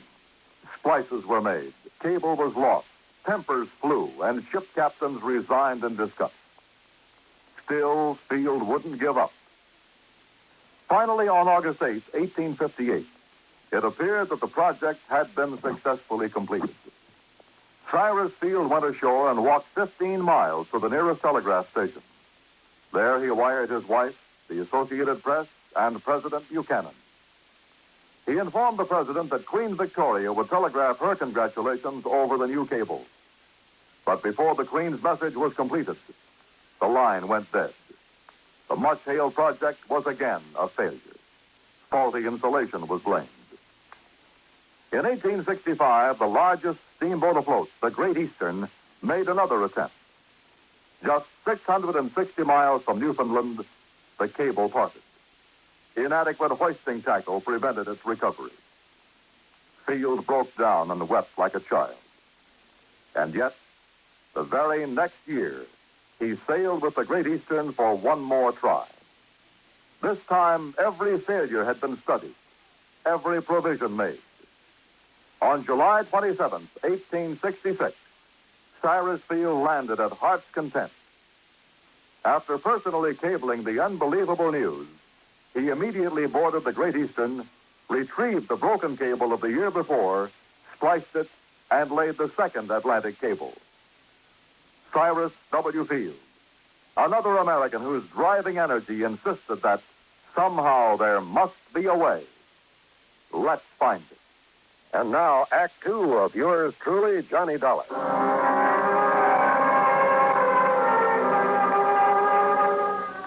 We carefully laid old Bill in the back seat of Don Boomhauer's car and drove him to the hospital ourselves. And then we could only wait to see if the drug that Dr. Crutcher had given him would really do its work. And yet, if it did, if by some modern miracle the old man should recover. Well, Don had said it there at the shack, and he said it again that evening as we sat in the comfortable den of his home, trying to console ourselves with a couple of scotch and sodas. No, it's wrong, Johnny. There's something very wrong about it. I mean, pulling him away from death's door only so that he can be electrocuted for that murder he confessed to. But did he really, Don? What else could he have meant? So you've got to investigate, Johnny. Even Doc Crutcher has to report that confession to the police. Maybe. And so do I. We've no way out of it. None of us. Gerald Thornton. Yes, the name of his victim, the man he murdered. Did he? Is that what he tried to tell us? Well, what else could he have possibly meant? And don't forget, he thinks that he's dying. Oh, I know. A deathbed confession, Johnny. Happens all the time. Oh, but look, is he the kind of man who could have killed somebody? He certainly didn't strike me that way. But how do you know? It may have happened years ago. And it may never have happened at all. And I hope that somehow you're right. But can you prove it? Well, Johnny? Pour me another drink, will you? Sure, all you want. But you haven't answered my question. I'm going to try, Don. I'm going to try.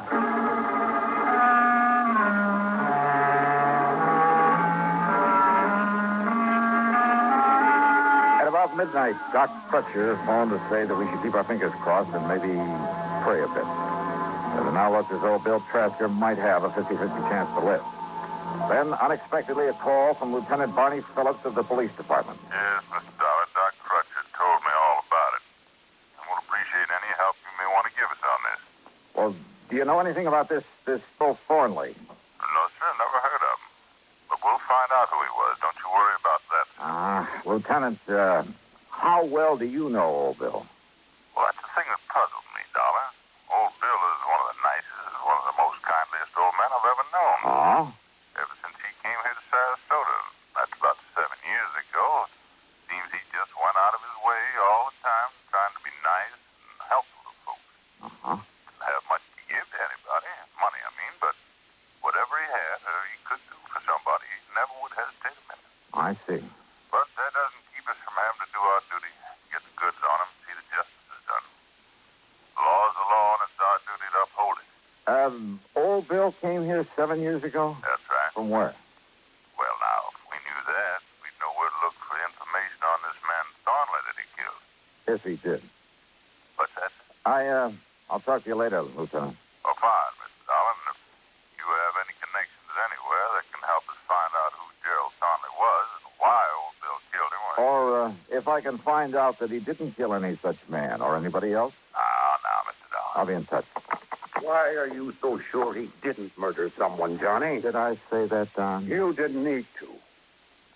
Don, I want no part of this thing. Donnie, I know this is no ordinary sort of investigation, but as a company, we have to go through with it. Why?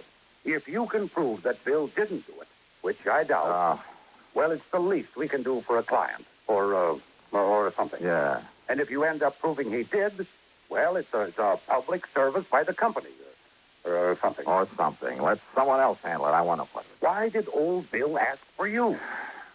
Well? Oh, well, I think it's because of... Well, in spite of what he said, in spite of what it sounded like... Hey, let me use your car, will you? At this time of night? Oh, here.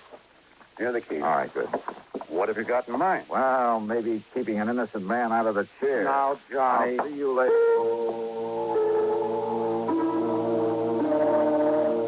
Obviously, the key to this whole matter lay in finding out about Bill's supposed victim, Gerald Thornley. Who he was, where he was, or where he had been. And then if Bill had ever been there. So I drove over to the shack again and went through Bill's clothes, hoping that some of them might be old enough to show where he'd been before he moved to Sarasota. Every one of them bore a New York label. Item 2, $5.20 for a tank full of gas. Item 3, after I reached the airport in Tampa, $4.60 for a long telegram to Ripley Keener, a pal of mine on the New York side. Item 4, $71.70, and shortly after dawn, I was in New York. Rip was waiting for me at the airport. You could have saved yourself the time and money and phoned me, Johnny. Now, just what do you mean by that, Rip? Well, I could have told you all there is to tell about Gerald P. Thornley in one sentence. I handled the story on him for the paper myself. All right, well, what about him? He ain't. He what? 7 years ago, that crooked promoter disappeared. Promoter? And when the police finally caught up with when and where and how he disappeared, it left them with only one possible conclusion. Thornley was murdered. Nevertheless, No, Johnny. Stop trying to act like a Pollyanna and get on back to Sarasota and nail that old guy for murder.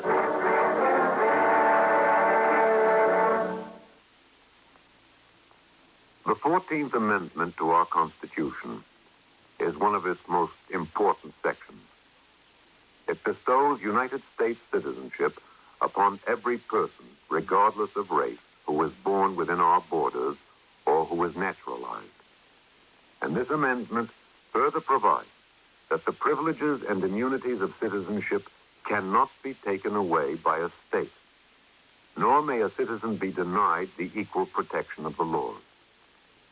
It is this amendment which makes us all equal citizens with equal rights, to the end that this country of yours and mine shall be our country under God. Now, Act 3 of yours truly, Johnny Dollar, and the recompense matter.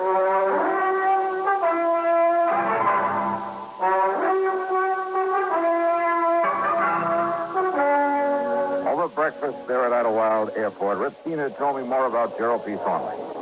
Not that Thornley didn't deserve to have somebody knock him off. Now, just what does that mean? When he got through with all his phony real estate promotions, he left more innocent people broke and hungry than you can shake it. Well, Johnny, that man made millions on his crooked real estate deals. And who suffered? Wealthy people who could afford to lose a few thousand here and there? Oh, no. No, sir. I was poor people who fell for his pitch and then suffered for it. But the law, the authorities, they never got onto him. Man, he was too smart. Every deal he made was perfectly legal at the time. I'll tell you this, Johnny. A lot of the real estate laws got rewritten as a result of him. I mean, in spite of the way it finally turned out, the switcherooning. What? Sure. That gave me material for that feature I hoped was going to win me a Pulitzer Prize. Just, what are you talking about, Rip? Back there in 53, after the coroner's jury said it was murder, they went through his papers and bank accounts. They found he left enough dough and instructions for it to pay back every cent he'd taken from the poor suckers. You are kidding. A bit, Johnny. I told you it was a twist. And, Johnny, that's what makes his killer all the more wrong. So get on back there to Sarasota and nail him down. Yeah, Rip, I guess you're following. Oh, wait a minute. Huh? Handle this right, and maybe your next feature will get you a Pulitzer Prize. Huh?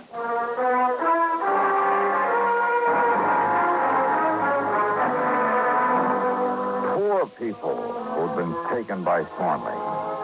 Well, old Bill Trasker had never been in that category, in spite of his menial job these last 7 years as a fishing guide. Item 5, 10 cents for a call to Lieutenant Randy Singer, 18th Precinct. Then I had Rip Keener drive me into Season. There you are, Johnny. A complete set of fingerprints on the late Mr. Gerald P. Thornley. Good. So why I should break my neck getting them in such a hurry for you. Thanks a lot, Randy. Put that so-called mind of yours to work finding out who murdered him 7.5 years ago. Why? Yeah, well, that coroner's jury could have been all wet, you know. Huh? Why don't you keep Rip here entertained until I can phone him a feature story from down in Sarasota? Johnny, If that is. Yeah? If what? Now, if this absolutely crazy hunch of mine pays off. Item 6, another 7170 for a plane back to Florida. From the airport in Tampa, I drove on down to Sarasota, straight to the hospital. It is a miracle, Johnny. If old Bill continues to improve the way he has in these last 12 hours, he'll live until they put him in the chair, much as I hate to say that.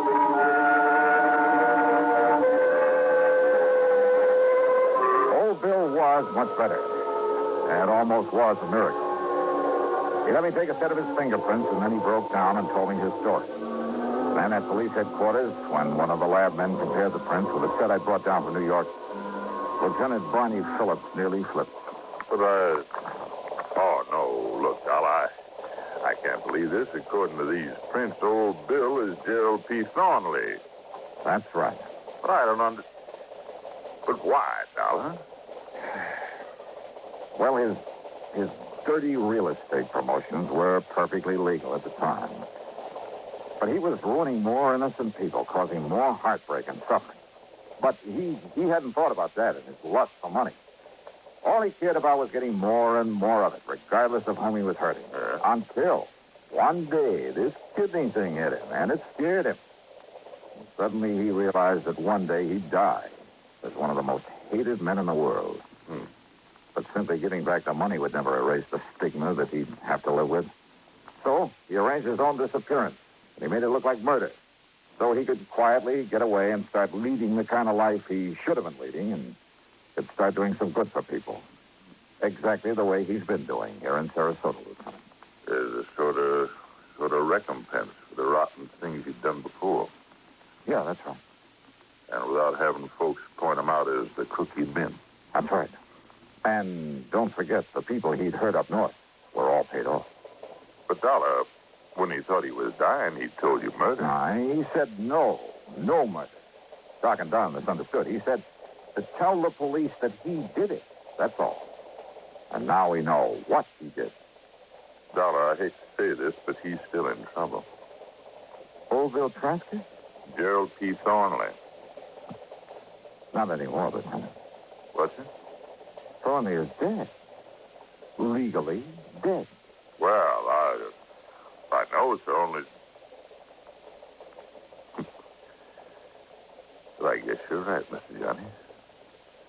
Well, you say you're right. Yeah.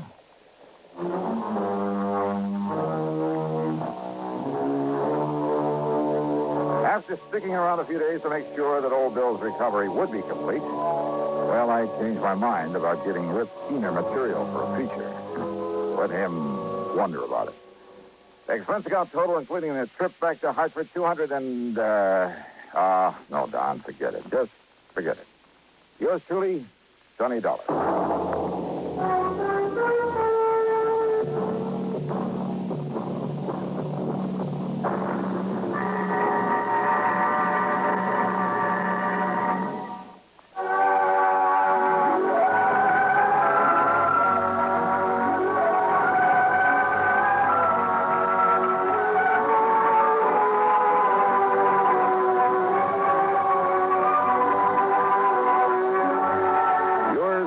Johnny Dollar, starring Bob Bailey, originates in Hollywood and is written, produced, and directed by Jack Johnstone.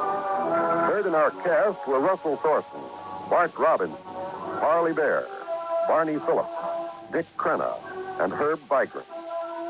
Be sure to join us next week, same time and station, for another exciting story of yours truly, Johnny Dollar.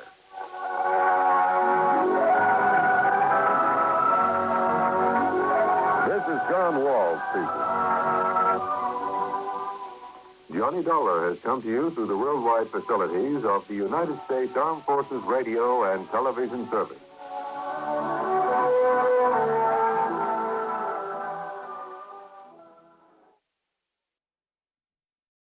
From Hollywood, it's time now for Johnny Dollar. Paul Kendrick, Johnny, over at Eastern Allied Casualty, remember? Oh, sure, Paul. How are you? Seen any good fights lately? Prize fights, that is? Yeah, the championship bout at the stadium over in Mulville last week. Were you there? No, I had to miss it. But it didn't miss me. Huh? The minute Georgie hit the canvas in that fourth round, it cost me $50. Johnny, do you remember Al Coronado? Are you kidding? I've watched that boy come up from the Golden Gloves. Well, he fought in one of the preliminary bouts. I know. I lost on him, too. $20. Come on over, will you? And I'll tell you why the company may lose $50,000 on him.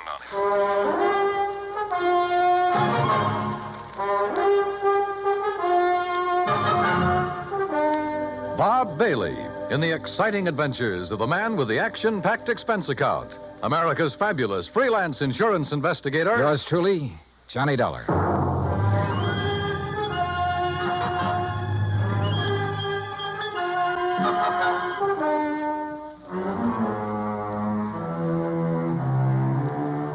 Expense account submitted by Special Investigator Johnny Dollar to Eastern Allied Casualty Insurance Company, 422 Spidal Building, Hartford, Connecticut. Following is an account of expenses incurred during my investigation of the Squared Circle matter. Expense account item 1, $1.10, cab from my apartment to the offices of Eastern Allied. When I got upstairs into his personal cubicle, I found Paul Kendrick pacing the floor. Sit down, Johnny. Have a drink if you want one. No, thanks. Hey, looks like you're the one who could use a drink. What are you worried about? Don't tell me you've been hitting the company till for big money to bet on the fights. Johnny, I'm worried about murder. Listen. I'm all ears. How long since you've seen Al Coronado fight? Oh, 6 months, a year, maybe. But before that, when he was working all the local arenas, you and I were present every time he put on the gloves. So? We knew him when he had reflexes quick enough to... Well, do you remember how he'd show off by picking a fly or mosquito out of the air, grabbing it between his fingers without even hurting it? Yeah, sure. He was no mental giant, not by a long shot, but he had the fastest eyes and hands I ever saw in a man. Right. But something has happened to him, something very wrong. And I think I know what it is. Listen. I'm listening. A few years ago, his manager, Ricky Malone, took out a $50,000 policy on him. Annuity. So what? A lot of managers take out policies on their boys. And then get him killed? Look, Al is fighting again tomorrow night in a small town outside of Joplin. Joplin? Missouri? A little place just across the state line. Johnny, I want you to be there. You mean as a sort of bodyguard? I want you to see the fight, that's all. See Al Coronado fight. Yeah, but this murder crack. I'm having a copy of the policy made, and you can pick it up at the Joplin post office. General delivery. Now, Paul... I know. I may be all wrong. This may only be a hunch, without a single legitimate reason for suspicion. That's why I took a whole week to think it over before calling you. That's why I want somebody who knows Al as well as you and I do to... Look, will you go down there and see him? Well, We'll pay the freight. Pad your expense account, anything you like. Oh, now that's an attractive But do offer. it, Johnny. Will you?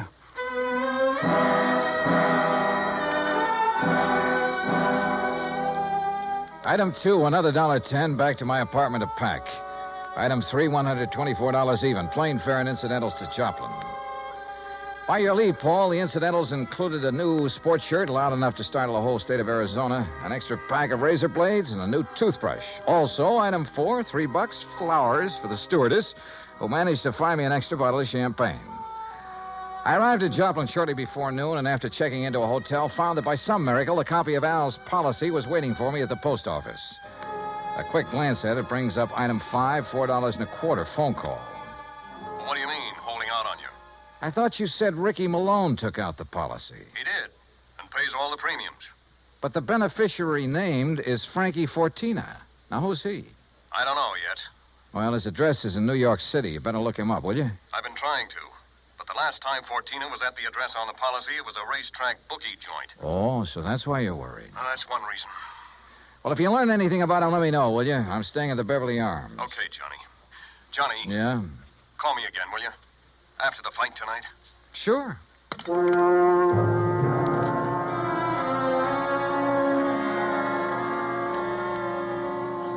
I was tired, so I had a big lunch. That's item 6. Went up to my room and slept. I overslept. It was nearly 9 o'clock when I woke up, so I grabbed a cab. That's item 7, and went out to the arena in the nearby town of Mount Elba. For $5, item 8, I managed to get a seat at ringside in time to catch the end of the last preliminary. The winner in 1 minute, 10 The program seconds told me of the third Al round, was the scheduled boy for the main from event Toledo, Ray against some local boy named Rafe Cummings. I never heard of him, and I doubt if anybody outside of Tucson ever had. I understood why when he stepped into the ring. This kid looked like the rankest kind of amateur. Strong, sure, and in good condition, but clumsy. He almost tripped over his own size 15 feet. And it was no act to fool an opponent either. Al, when he came in, looked as good as ever. He gave me a quick glance of recognition, though I'm sure he knew nothing about me except possibly my name. At the opening bell, he came out fast. All the old speed and timing were there. Faint weave and flick out that light, but punishing left. Same old pattern, same old... Oh, wait a minute. Those quick left jabs were only landing about 1 and 4. As though he touched Cummings only when the clumsy ox happened to walk into him. But because of his speed, Al took nothing but a few light ones on the body. He kept his face well out of reach. Oh, yeah, his timing was perfect, but his aim was terrible. Every time he shot out his fist, he was 3-4 inches wide. Then a funny thing happened. At the end of the round, when Al went back to his corner, and remember, Rafe had only tapped him a few times on the body. When he went back to his corner and started to sit down, he almost missed the stool. Would have if one of the seconds hadn't aimed it under him. Funny. The second round got underway the same as the first. Al was all speed, dodging, weaving, keeping his face out of the way. But again, he wasn't hitting his mark. And then it happened. He missed Cummings wide, then practically ran into his glove, catching it hard in the cheek, and down he went. Why, there wasn't enough steam behind Cummings' glove to hurt him. But Al took the count. He'd been hurt by that tap on the face. Then another thing. The second he was counted out, his handlers practically hauled him out of the ring and back to his dressing room. And believe me, Al looked terrible. His eyes had a strange, almost far-away look. As though that little smack had knocked his brains loose. My seat was on the far side of the ring, but I elbowed my way through the crowd and back to the row of dressing rooms in a hallway built onto one end of the building. Al Coronado. I told you on the way up the aisle, Doc. Huh? We don't need you. The boy's all right. Go on, Doc. Beat it. You hear me, Doc? Listen, this is Johnny Dollar. Huh? Old fan of Al's from Hartford. I want to see him. Some other time. No, now, right away. Come on, open up. I said some other time. Don't you understand? We're pulling out of this, Berg, and we ain't got time to stand around and talk. Now, look, buddy. Malone's the name. I'm Al's manager, see? And when I say get out, I mean vamoose. Al, are you okay, boy? This is Johnny Dollar. Oh, no, you don't. Brother, that's what you're wrong. Hey, Al. Al. Good Lord, Al, what's the matter with you? Oh, hello, Johnny. Hey, Al, look at me. No, I mean straight at me. Here. Al. I'm all right, Johnny. You're in bad shape. You should never have fought tonight. Oh, that's all right. Where are your seconds, your trainer? Ricky, he don't let nobody in after fight. Look, Al, can you get up off that table, stand up and walk? Oh, sure, Johnny. Then come on, I'm taking you out of here to no, a doctor. Johnny. Easy, Al. No, look behind Al, you, Rick. please, he's come on. up, he's got it. You bet I am, Dollar.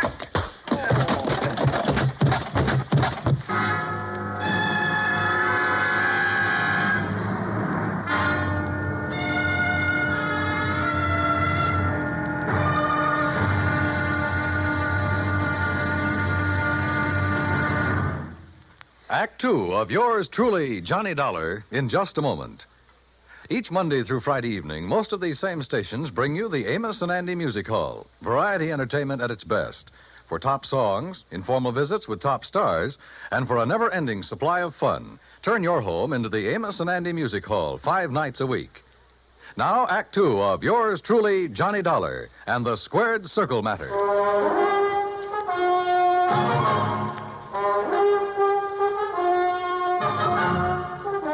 When I came to, the dressing room was dark and quiet. After carefully falling off the table where they'd left me, I groped my way to the light switch, stumbling incidentally over the remains of the chair Ricky Malone had used on me. It was well after midnight, so I left by the dressing room window.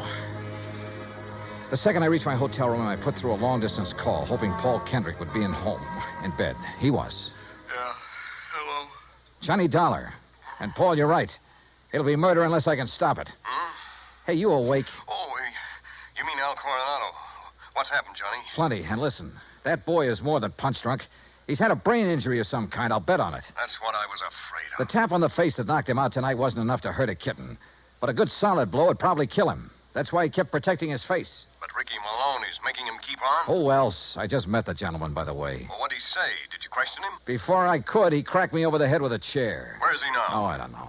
What are you going to do? See if the police can track them down. Malone said something about leaving town right away. Keep after him. Did you read that policy carefully? You kidding? I haven't had time. It's an annuity. That much I saw. Beginning in 3 or 4 years, it'll pay Al a nice little income for the rest of his life, if he survives. But the beneficiary named. Yes, Frankie Fortina, who gets the full face value of the policy if Al dies. Johnny. Yeah? I got a rundown on Fortina. You said he was a bookie at one time. That was the least of his crimes. He has a record as long as your arm. As I see it, he owns Al Coronado. Then you're probably thinking what I am. But Al hasn't been doing so well lately. He's taken a big drop in class. Isn't making the purses he used to. You know that? Yes. The ANBA keeps a complete record. So with this injury to his brain, the only way Fortina can clean up on him is by seeing him dead. That's right. Well, what about medical examinations before these fights? Ricky Malone could bribe his own mother, especially in some of the towns where Al has been fighting lately. That's possible, of course. Also, what you and I believe is wrong with Al is one of the hardest things in the world to detect. Yeah, I must admit he looked great when he entered the ring. Okay, Paul, one thing's in our favor. Neither Al nor Ricky Malone knows who I am, outside of being a fight fan. Just so Fortina doesn't learn different. Where is Fortina, by the way? I don't know. So, Johnny, whatever you do, be careful.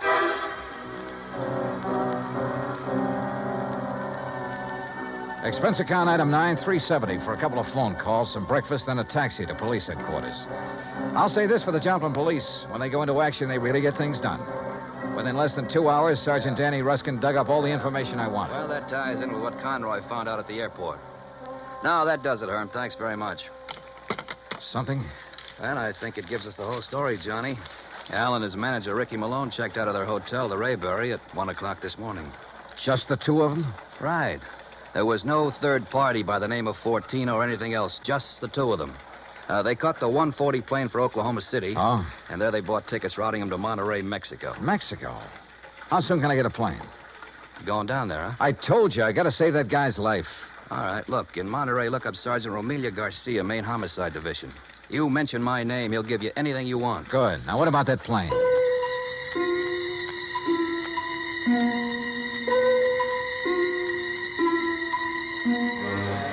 deal on plane connections turned out to be bad.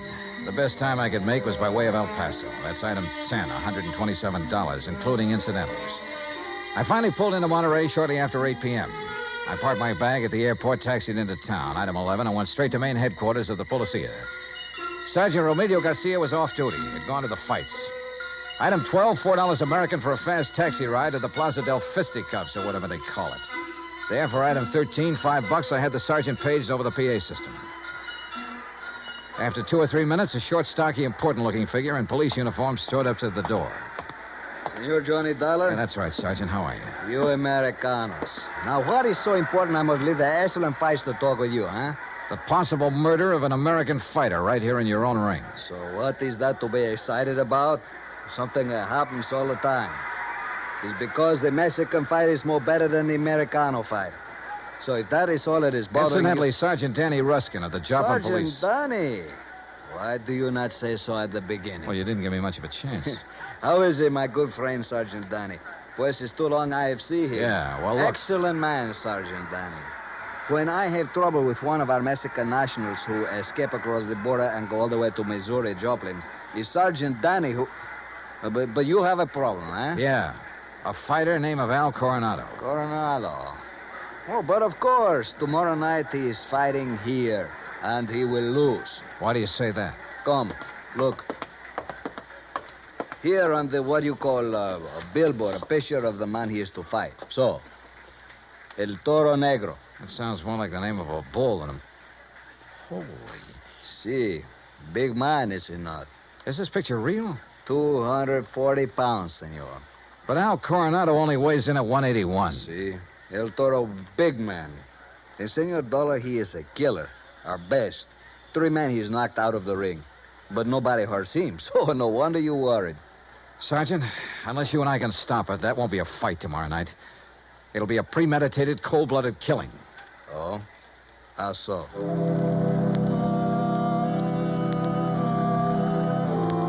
I showed Garcia my credentials, then told him what I knew and what I suspected. But until we have proof of this, senor, to start what you call an international situation, you are not now in your own country, you know. Still, he agreed to cooperate. First thing, of course, was to locate Al and his manager. In this city of nearly 200,000, that could be pretty rough. But he said he'd try. He drove me by the airport to pick up my bag, then to a hotel. And there, as the bellhop unlocked the door of my room, I got a real break. The next door down the hall opened.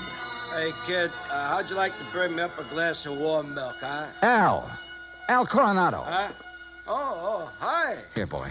Just put in my bags inside and leave the door open. Gracias, senor. Hey, Al, are you alone? Oh, sure. Hey, you're Johnny, ain't you? Yeah, that's right, Johnny, and I want to talk to you. I used to see your rig side all the time up in Hartford, huh? You saw me in Joplin, too. Only you don't remember. Where's Ricky Malone, your manager? Oh, he said he had to go meet somebody. He's always going out. Look, Al, I'm an insurance investigator. Oh? Oh, I got some insurance. Yeah. One more fight and somebody's going to collect it. Ah, no, Johnny, that's my retiring money. The only one who'll retire on it is Frankie Fortina. Hey, Frankie, he's my owner. You know him? Hey, who takes all the aspirin around here? Me. I get a lot of headaches all the time, but maybe that's why I ain't been hitting so good lately. Yeah. Here, catch this bottle. Hey, now... now look what you did. No, Al, you look what you did. You missed that bottle by 3 inches. For the same reason you haven't been hitting well, why you have these headaches. All right, I'll give it to you straight. You've had a brain injury, Al. One good wallop on that head will kill you. And that's just what Ricky and Fortina want. No. Ricky always says to keep my head protected, so you must be wrong. Am I? Well, Ricky's good to me. Why, you numbskull, he's trying to get you killed. Johnny, you're all wrong. You know the man you're up against tomorrow night? Well, I know his name. Well, he's the one scheduled to finish you off. Johnny, I don't believe that. Al, listen, you gotta believe it. Now, where's the Here. Who you gonna call? Hello, this is an emergency. Get me Sergeant Romilio Garcia at Central Police Headquarters. Cops? That's right, Al, and a doctor. No, look, Ricky says to stay away from doctors. All they do All they is can do is stop you from ever fighting again. And that would make you worth just $50,000 less to Frankie for... Sergeant Johnny Dollar, I found Al. Hotel room right next to mine, room 915. Bring a doctor, a brain specialist if you can, even if you have to drag him out of bed. Oh, look, we'll fight the international situation when we come to it. You get a doctor up here, you hear me? You hang up or I'll blow your head off. Well, Mr. Fortina, I believe. Frisk him, Ricky. Sure, boss. He's clean. Huh? I hate to shoot an unarmed man, Dollar, but if you make one phony move... So you know who I am, huh? Well, Ricky here may be stupid in some ways, but he had sense enough to call me from Joplin after you broke in on him there. Finding out what you're up to wasn't difficult. Finding out what you're up to wasn't very tough either, Fortina. But it's all over. Not for me, Dollar. That's where you're wrong. That phone call I made was to the police. I know, to Central Headquarters. That's over 3 miles from here. By the time your sergeant finds a doctor and gets here, you'll be dead. And I will be gone. Have you forgotten that you have a border to cross, You Fortina? think I'm stupid? Frankie Fortina has never been here. Has never been even in Mexico. Because my tourist card reads Charles Edward Smith. And since the next plane leaves for the States in about 20 minutes, Ricky... Yeah, boss? I think Mr. Dollar had better have an accident. Fall out of the window, perhaps. Oh, now, wait a minute, What? boss. I mean, well... Listen to me, Malone. I had 2 reasons for coming down here. To see if you were right about Dollar and to make sure of that fight tomorrow. You've been stalling with Al. You've taken too long. The heat is on up north. I need the dough. I told you, boss, that El Toro will do it tomorrow. fellas, Shut up. And look, if you take care of Dollar, what about me? What?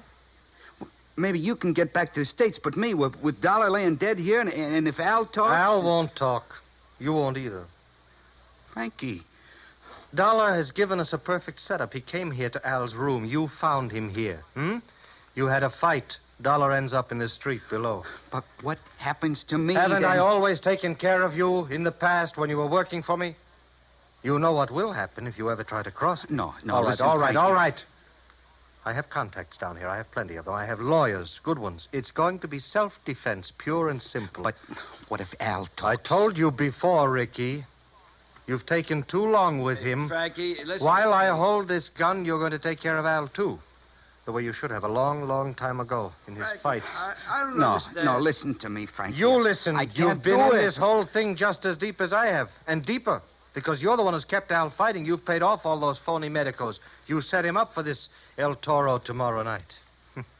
You'll do it, Ricky. No. Then I'll use the gun on all 3 of you. Frankie. You're out of your mind, Fortina. Am I? It'll still look like a fight between you and Ricky. Boss. Al just happened to get hit accidentally by the gun that will be found beside your body. Boss. Hmm? Boss, I'll do it. You bet you will. I'll do anything you say if you'll just help me get out of it. Okay. Go ahead. Dollar is first.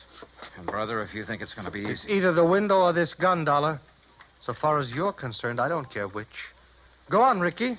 Okay, Just remember, boss. your own life depends on it. You bet I... Play dirty, will you? The window, Ricky. The window, I said. Remember, it's your own life, Ricky.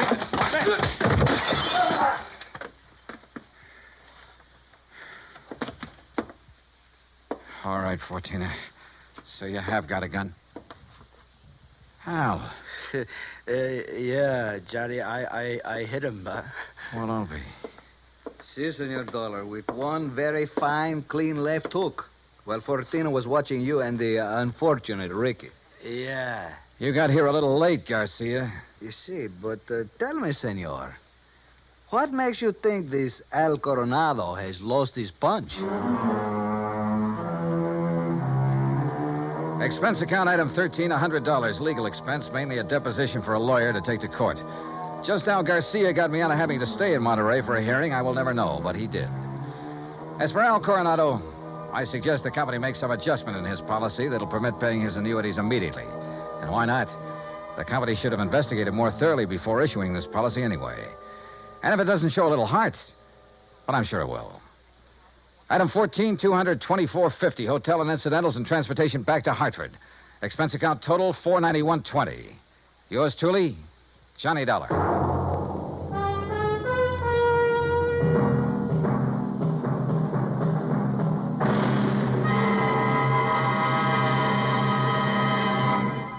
Now, here is our star to tell you about next week's story. Next week, a fast trip to the West Coast to an impossible case involving an impossible man.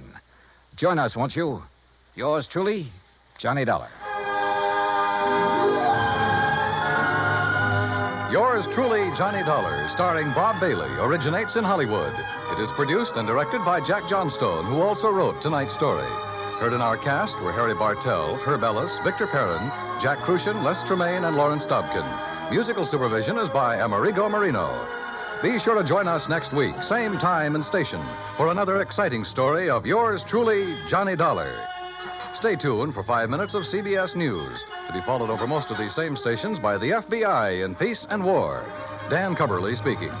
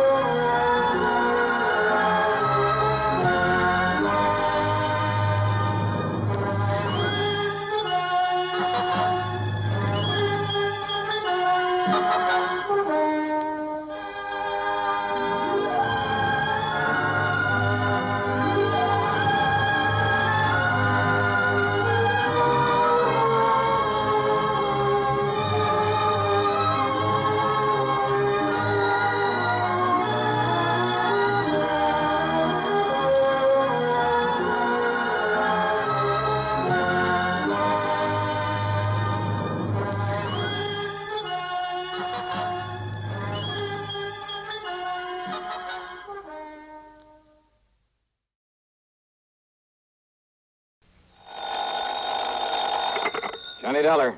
30 days had September, April, June, and November. All the rest have 31? Except... Okay, except so. Today is February 27th, so this month we get cheated at a couple of days or two. So what, and who are you? Oh, now, Johnny, after all these years? Oh, sure. Sure. Pat McCracken, Johnny, Universal Adjustment Bureau. Right, and I... Hey, you mean I sound like that over the phone? Yeah, just like one of the pallbearers at your own funeral, Pat. Okay, let's get down to business. Yeah, why not? But what's the worry about February being a little short on days this year? And every year? Plenty, because of something that happened almost 6 years ago. A case that even the famous Johnny Dollar couldn't solve. Oh, look, if you ever start adding up all the cases I haven't solved. Hey, wait a minute, 6 years ago? That's right. Bernard Margot. That's right. Barney the Bum. Yeah, the cheap hoodlum who died when he jumped off the Triborough Bridge in New York back there in 19... Hold it, Pat. You know as well as I do that whole thing was a phony so that Big Mike Killian could collect Barney's $300,000 insurance, remember? Well, I seem to remember you spending a few thousand of the company's money trying to prove that. But I also remember you didn't even get to first base. Because I couldn't find Barney, couldn't find where he'd skipped to. But if you could now, before the 1st of March, you'd save the company that $300,000. Pat, you mean you got a lead on him? Maybe. Want to come over here and talk about it? Brother, I sure do.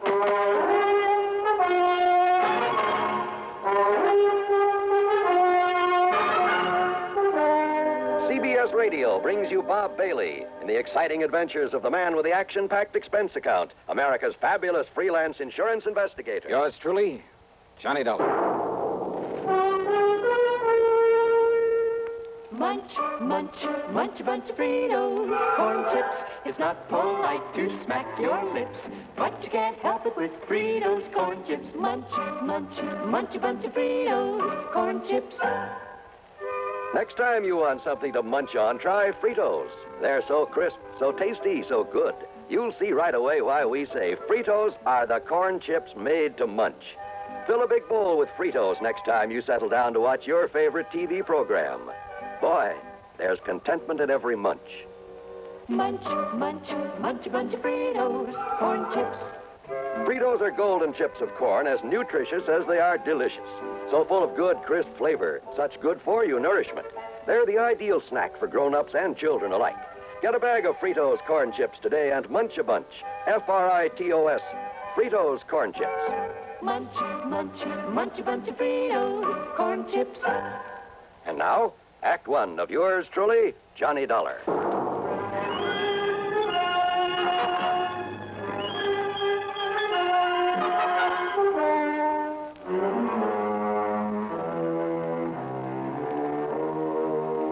Expense account submitted by Special Investigator Johnny Dollar to the Universal Adjustment Bureau, Home Office, Hartford, Connecticut.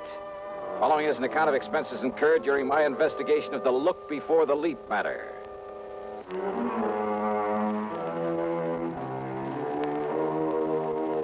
Barney Margot.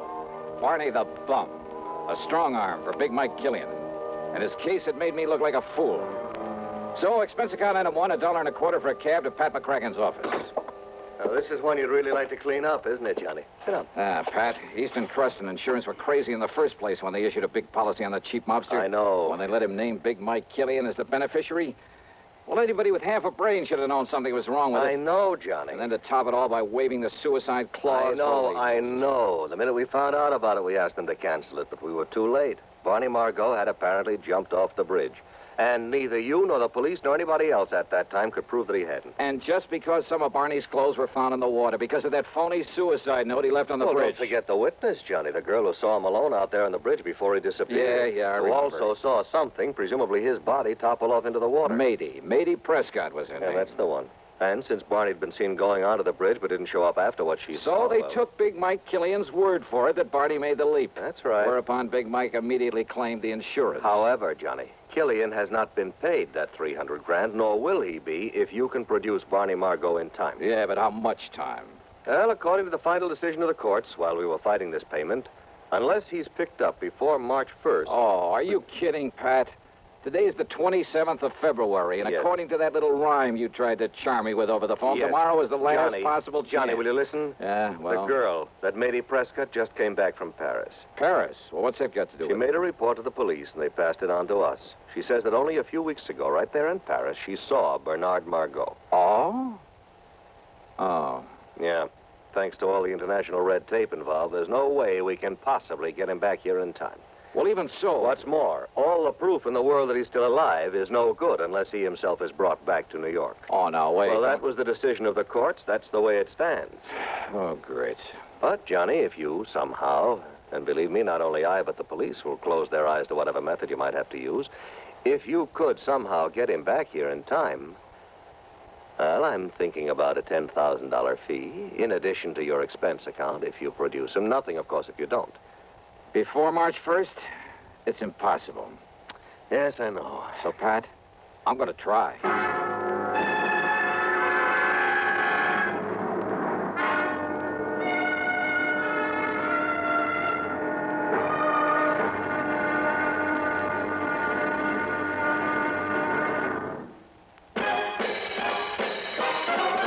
Are you smoking more now, but enjoying it less? Have a real cigarette, have a Camel. The best tobacco makes the very best smoke. Have a real cigarette, have a Camel. Are you looking for flavor and mildness? Have a real cigarette, have a Camel. The best tobacco makes the very best smoke. Have a real cigarette, a real cigarette, a real cigarette, have a Camel. If you're smoking more today, but enjoying it less, try Camels. The Camel blend of costly Turkish and domestic tobaccos has never been equal for rich flavor, easygoing mildness, real smoking satisfaction every time you light up. The best tobacco makes the best smoke. Have a real cigarette, a real cigarette, a real cigarette, have a Camel. And now, Act Two of yours truly, Johnny Dollar, and the look before the leap matter.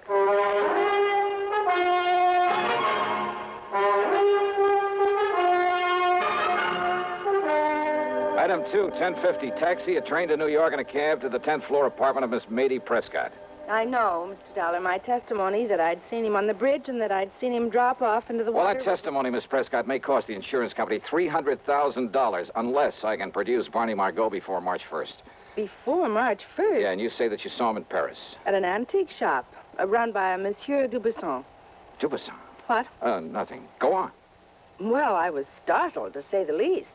But I'm certain it was he. Absolutely sure of it. Well, you were also pretty certain you'd seen him go off that bridge. I know, but I must have been wrong at that time. So you could also be wrong now. I know. But it's the only thing I have to go on. And you know, since you mentioned that name Dubuisson... Well, thanks very much, Miss Prescott.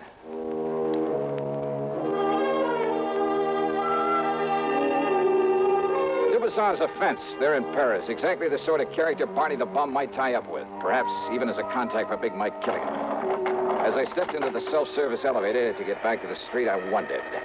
But I didn't wonder for long about anything. Okay, Jimmy, push that stop button. Yeah, sure, Milford. Between floors. Yeah. All right, what's the idea? Johnny Dollar, huh? Maybe. So there's only one reason you'd be calling on the Prescott date. What of it? Big Mike didn't like you interfering when poor Barney died. He don't like it now. Oh, well, that's just too bad. In fact, he don't like you. Now, Jimmy, come on. No! Yeah.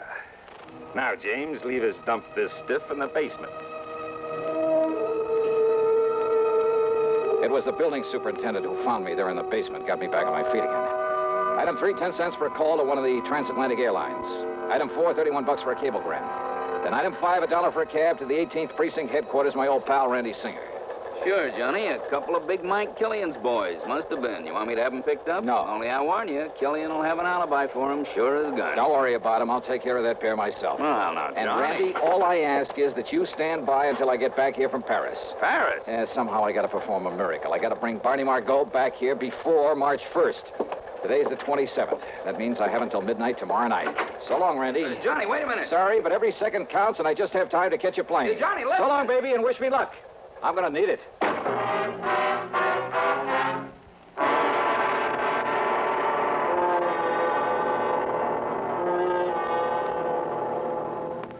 Act 3 of yours truly, Johnny Dollar, in just a moment. Meet star Stuart Irwin. Nothing's worse for an actor than a nasty cold. To feel better quickly, I take wonderful 4-way cold tablets, the fast way to relieve cold distress. Right.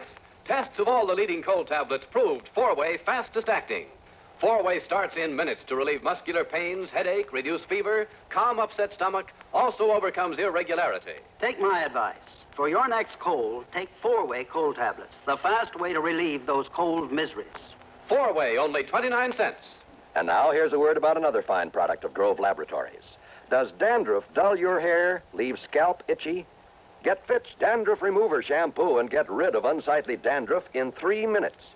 3 minutes with Fitch regularly is guaranteed to keep embarrassing dandruff away forever.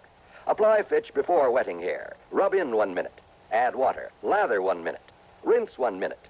Every trace of dandruff goes down the drain. 3 minutes with Fitch. Unsightly dandruff's gone. Fitch can also leave your hair up to 35% brighter. Fitch Dandruff Remover Shampoo. And now, Act 3 of yours truly, Johnny Dollar.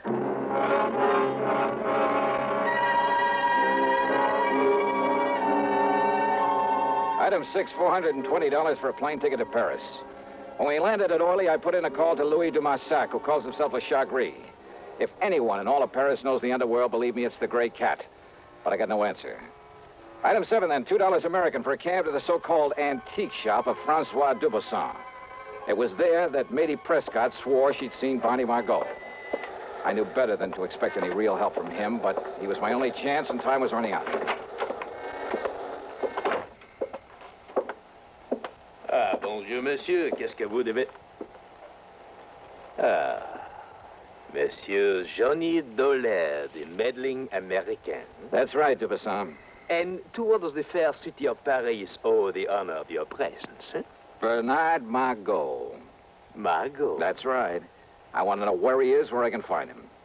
Now, by what could you possibly think I might know this Bernard Margot? Oh, Doc, don't start beating about the bush. And do you think that I would tell you anything of him if I did? Now, look, Dubuisson. I have not forget the trouble you have made for me when you last come here. No. Maurice. Maurice. Monsieur. Oh, no, you don't. Just stay where you are, Maurice. Pardon? Monsieur Dollar. I suppose this gorilla's your bodyguard? Not at all. Well, if he tries to get rough, or you try any tricks, Dubuisson... You are a smart man, Monsieur Dollar, but also a fool. Yeah? Maurice, You have my permission to leave now to arrange the funeral of your friend. Ah, bien, bien. You see, your alarm was for nothing. Okay. But now, about this Barney Margot. I told you I knew nothing of him. And even if I did, do you forget, monsieur, that you have no, no authority here in France? Now, you listen. In other words, why do you waste your time when you know that all you will learn from me is nothing? Threats, even the promise of a bribe got me nowhere. So I left him, and again I put in a call to Louis Dumassac, my underworld contact. This time the line was busy, at least it meant he was home. So item 8, 320 American for a cab to the dingy little apartment at the far end of the Rue de Pas de la Mule. It's one of the most disreputable-looking buildings in the whole city. Dirty, squalid, falling apart at the seams. And, of course, Le Chagris had to live at the top of 4 long flights. When I finally got up there, feeling slightly winded, I noticed that his door at the end of the gas-lit hallway was half open. And I could see him inside, lying on the floor, the telephone dangling beside him. Hey, Louis. Dumassac. Ah. Huh? Bien. Maurice. Vous, monsieur. Oh.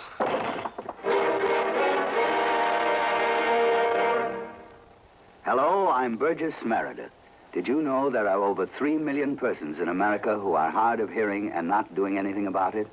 Maybe you or some member of your family is hard of hearing. Well, fortunately, I've never had this problem. Some of my friends and family have. Now, a few years ago, your excuse might have been that you didn't want to wear a bulky hearing aid. But today, it's a different story. I've just seen the new Super 60 hearing glasses developed by Mako Electronics. If I hadn't known they were hearing glasses, I would have guessed them to be regular eyeglasses. It's a wonderful way for any hard of hearing person to conceal a hearing loss. There are styles for both men and women. For an interesting free booklet on hearing glasses for yourself or a friend, stop in at Mako or write to Hearing Glasses, CBS, 485 Madison Avenue, New York. Don't wait until your hearing gets worse. It may be too late. Send for your booklet today. Write CBS, 485 Madison Avenue, New York. And now, Act 4 of yours truly, Johnny Dollar.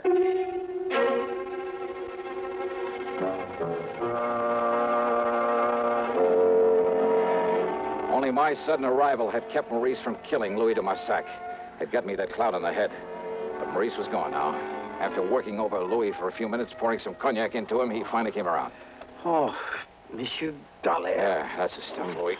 Just let me help you up here on this couch. Oh, but so much pain. Yeah, you really got it, brother.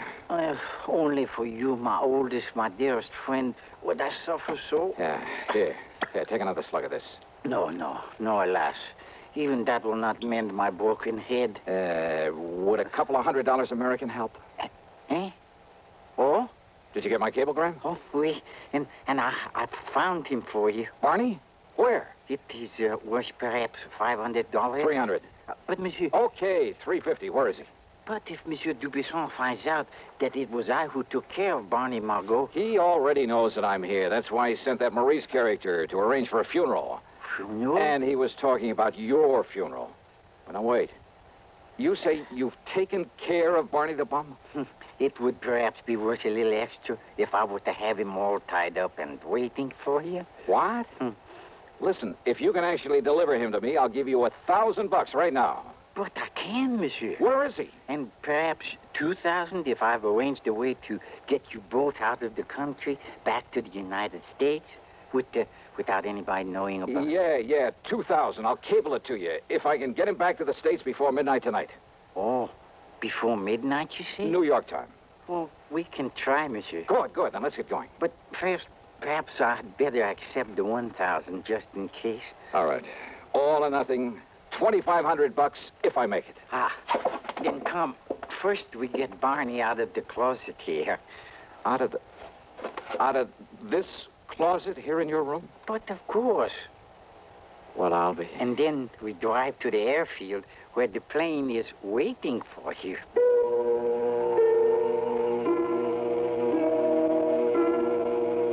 Believe me, we'd never have gotten away with a thing like this back in the States, or anywhere else I can think of, or without the help of Le Chagris. After making sure that Barney was securely bound and gagged, we piled him into a car that DeMarsac said was his, only I doubt it. We headed westward through Versailles to the city of... Well, maybe for diplomatic reasons, I better not mention the name of it. Anyhow, their little airport was an old amphibian plane waiting for us. This time it was the pilot I had to haggle with. $7,000 for the trip. But there were $300,000 at stake. Item 9 for a transatlantic call to Randy Singer in New York. No, listen, Johnny. This is too wild, too crazy. You got the ID for this plane? You've written it down? Sure I have, but Johnny... And all you have to do is get us a clearance to land, if we make it. You're out of your mind. This stunt could cause an international incident that even the United Nations couldn't... You want Barney the bum, don't you? Well, of course we Then I'll do. lay him right in your lap if you'll hang up the phone so that we can make our takeoff. Johnny, listen to me. Randy, I haven't got any more time to talk, because if I don't get Barney back there before midnight tonight... No, Johnny, no, listen. See you in New York. I hope.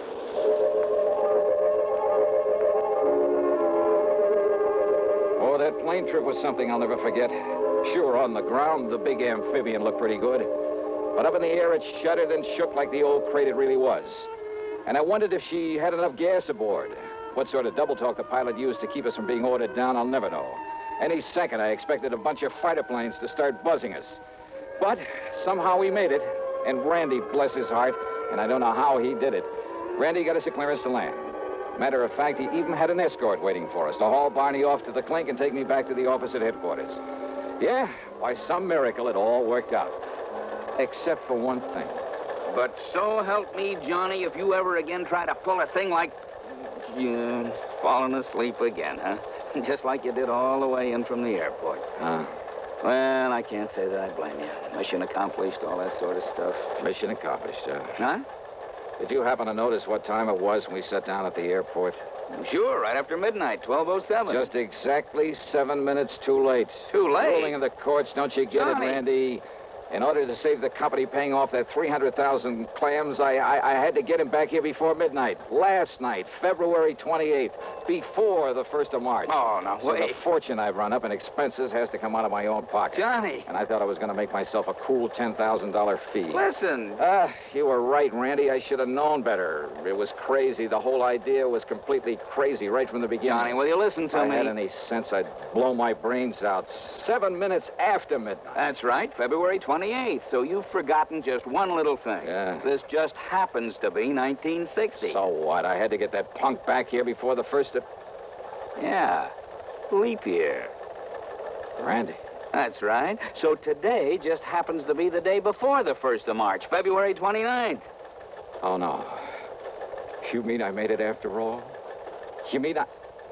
Oh, no. It's a fact, Johnny. Fact.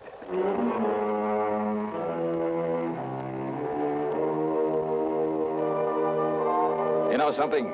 I should have blown my brains out for forgetting that extra day this month, this year.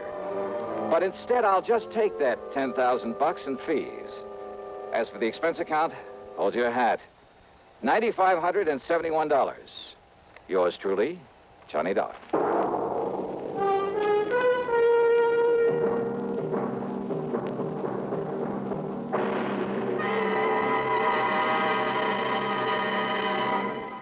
Our star will return in just a moment. Constipation is something people don't talk about much, but it can be a problem for anyone, even doctors. And when constipation occurs, it's interesting to see just what doctors consider important about a laxative they might use or recommend. Well, a majority of the doctors we heard from had this to say. A laxative should be effective, gentle, as close to natural acting as possible, and a medicine that can be used with complete confidence. Now, X-Lax has been popular with many doctors and millions of people over the years because pleasant-tasting chocolated X-Lax is effective. Overnight, it helps you toward your normal regularity. X-Lax is gentle. Next morning, it gives you the closest thing to natural action. And that's why many doctors and millions of people use X-Lax with complete confidence. X-Lax, the laxative that helps you toward your normal regularity gently, overnight. Is X-Lax in your medicine cabinet? Now, here's our star with something to think about. On account of its Brotherhood Week, Johnny? John, it's a thought for this week and every week, and it's simply this. In my job, I run across all sorts of people, both the right guys and the wrong ones. And this much I'm sure of. A crook is a crook in any place, in any language. He's just no good. But an honest man, a man who respects the law and the rights of his fellow humans, regardless of his hue, his origin, or his accent, well, believe me, that one is yours truly with Johnny Dollar.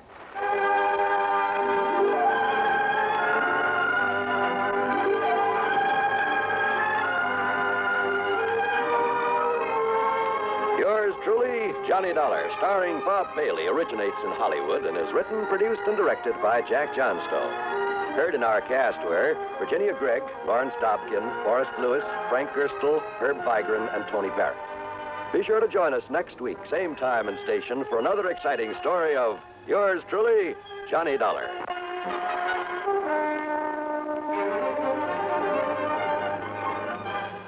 This is John Wall speaking. Listen next to Suspense on the CBS Radio Network. Hiya, folks. Jimmy Durante, in person. And I'd like to tell you about some of the things that's close to my heart. Well, Jimmy, I'm sure one thing that's close to everybody's heart is the Heart Fund. And that's especially true today, Heart Sunday. Hey, that voice sounds very familiar. Well, it should, Jimmy. It's me, Gary Moore. That's who that is. Junior. Yeah, I thought I'd help you tell the folks how important Heart Sunday is.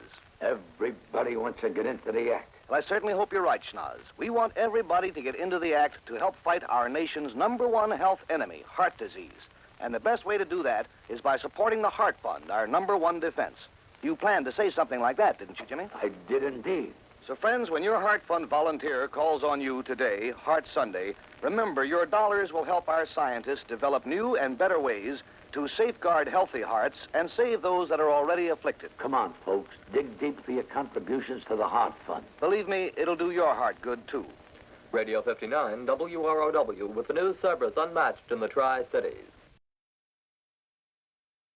It's time now for...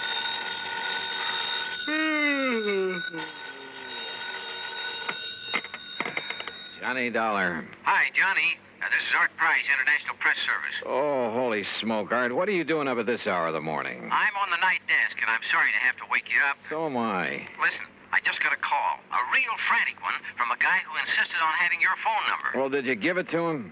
He said he's an insurance man, that it was about some insurance matter, so yes, I did. Well, why'd he call you? Yeah, that puzzles me, too, but he was so excited, so frantic. Well, he probably called the first person he could think of. And he said it was a big emergency. Oh, did he give you any details? No. And, Johnny, it's aroused my curiosity. Let me know what it's all about, will you? Yeah, sure, sir. Promise? Okay, Art, promise.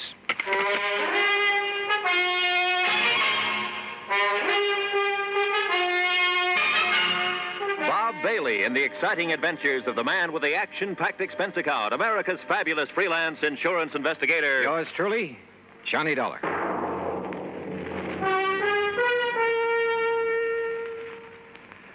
And now, Act One of yours truly, Johnny Dollar.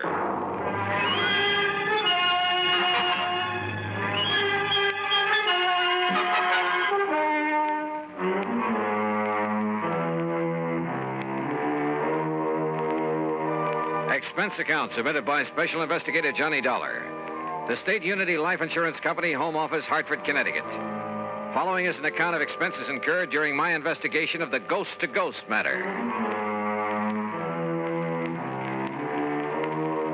I'd no sooner rolled over in the hope of getting back to sleep when the phone beside my bed started jangling again. Oh, nuts. Johnny Dollar. This is Oscar H. Trimley, Mr. Dollar. Trimley? I represent State Unity Life here in Lake City, New Jersey. Oh, look, are you the man who called Art Price over at International Press Service? Yes, I did get your phone number. I knew he'd have it, you're being such a famous investigator and all that. Yeah, well, you could also have got it from Universal Adjustment Bureau, your insurance directory, the long-distance operator. Oh, dear, I guess I've been so upset over this whole thing that it never occurred to me. But can you come down here to Lake City, Mr. Dollar, right away? Well, it depends. What's this all about? Ian McAndrews. Who's Ian McAndrews? Oh, don't you know? He's the man who founded Lake City. So what's happened to him? He's dead, Mr. Dollar, or rather, he isn't. Huh? Well, that is to say, he died, Mr. Dollar, about 5 years ago. And? Well, In due time, of course, we paid off the claim on his life insurance policy, $55,000. Everything in order and perfectly all right. Well, then? But now... Oh, no, Mr. Dollar, you just won't believe it unless you come here and see for yourself. Oh, won't believe what? Ian McAndrews has come back. Huh? Either he or his ghost has come back here. Oh, now, wait a minute. No, it's true. It's absolutely true, sir. Ian McAndrews is haunting Lake City. So please come as quickly as you can. I'll think about it. Oh, dear, is that the best answer you can give me? Yeah, I'm afraid so, until I see how things line up for me these next couple of days. Goodbye, Mr. Trimley. Think about it. I could hardly wait to grab a train. But I didn't want Oscar Trimley to know that. Because I had a strong suspicion that if you can catch a ghost off guard, you'll be one up on him. Expense account item 1, the promise phone call to Art Price and International Press. Are you kidding, Johnny? No, I'm deadly serious, Art. But a ghost in a little New Jersey. Yep, I'll keep in touch. Then I remembered Nancy. Nancy Turner, an old flame, or rather, a young old flame. She'd said something one time about taking up investigation of the supernatural. So, expense account item 2, another dime for another call. You old rascal, Johnny, you haven't called me in ages. Well, you know how it is. Look, Nancy, did you ever go ahead with your study of psychic investigation? Psychic? Oh, no, Johnny. I found I'd have to read a couple of hundred musty old books, so I gave it up. Oh, well, that's too bad. Oh, why? Well, I've got to run over to Jersey to investigate a haunted town. A haunted town? How thrilling. Except that such a thing is impossible. Oh, it is? Sure, but I'd kind of thought that maybe you were still... Well, I guess we better forget it. Forget it, nothing. I'm going with you. Oh, no, wait, No excuses. I'll put on my face and another dress and be waiting by the time you can get here. Yeah, but look, honey, Huh? Johnny. Okay, Nancy, I'll pick you up.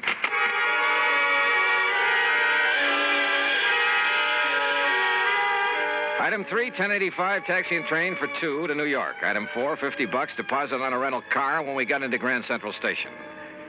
We crossed over into Jersey and hit Route 22 for Somerville and points west. And every mile of the way, Nancy chattered away like a magpie.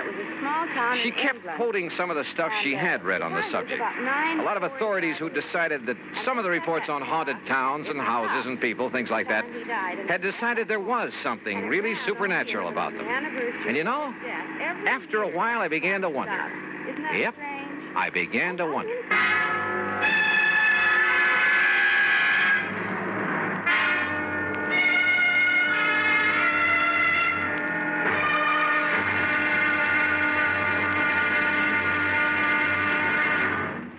Act 2 of yours truly, Johnny Dollar, in a moment.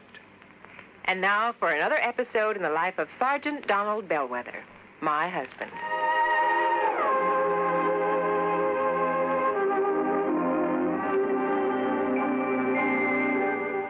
Donald! Donald! I'm out here on the back porch, honey. Oh, there you are. Honey, why on earth did you choose a time like this to clean your hunting rifle? We're due at the Jamesons at 7. I'm ready, honey. All I have to do is wash my hands. I'll finish this tomorrow. Be with you in a jiffy. Donald, come back here. Now, what's the matter, Reba? Are you going to leave this hunting rifle right out here in plain sight? Nobody's going to bother it. The kids are asleep and we'll be gone. I don't think our babysitter will bother anything. She's got her homework to do. Those are famous last words if I ever heard them. Donald, don't you realize that accidental death by firearms ranks second only to deaths from fall, fire, and poison? But the kids are in bed. Well, sure they are. But what if our 6-year-old Marshall Dillon should wander out to the kitchen for a drink of water? You know, he'd love to play with his gun. Yeah, I suppose so. Well, please put it away under lock and key. Yes, dear, yes, right away. And for heaven's sakes, take those shells, too.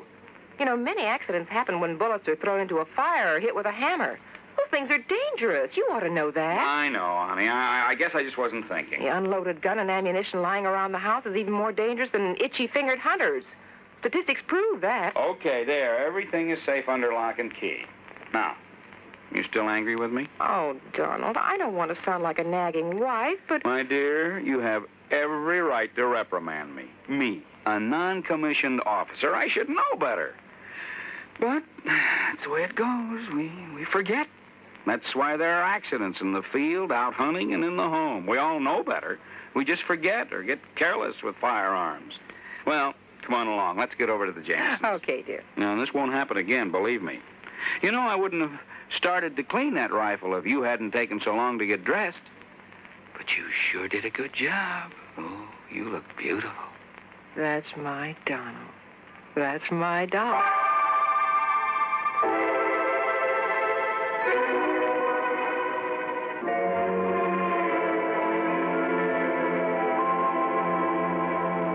And now, Act Two of yours truly, Johnny Dollar and the Ghost to Ghost Matter. Lake City, nestled in among the soft, rolling North Jersey hills. But a kind of has-been town. I saw the reason for that in the abandoned mill, the old McAndrews cotton mill at one side of the lake. The same old story, I guess. When a town's main industry closes down, it kind of goes to pot.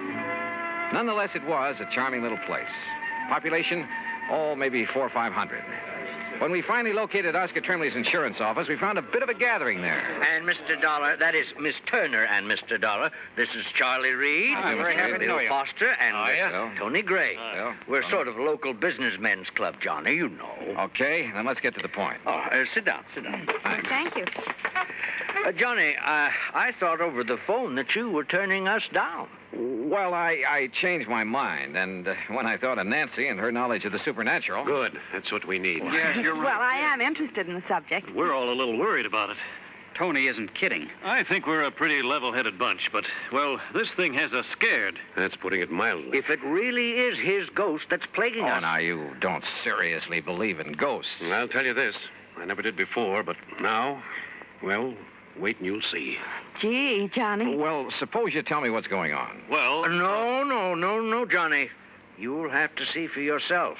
And here? Yes, Charlie, and here. And that means waiting until midnight. Midnight? Sure, Mr. Dollar. Well, just why, Bill? You'll see. Yes, and meantime, you can look around... Say, aren't you quite a fisherman, Johnny? Oh, I'd rather fish than eat, but now look, if you... I love to fish, too. Good. The lake's full of nice bass. Charlie, you can fix them up with a boat, can't you? Sure can. Yes, but if I'm going to investigate... Tony, you arrange for a place for Miss Turner to stay overnight. Be glad to. Well, now... And Johnny, you'll stay at my home, all right? Fine, but now at least tell me... No, I want you to see for yourself at midnight. Now, meantime, good fishing. Right. Now, I've got to get back to the shop before Mrs. Bixley starts screaming about her high five. See you later. Yeah, and I'll come back to the office and arrange somewhere for Miss Turner to stay. See you later. See you, Tony.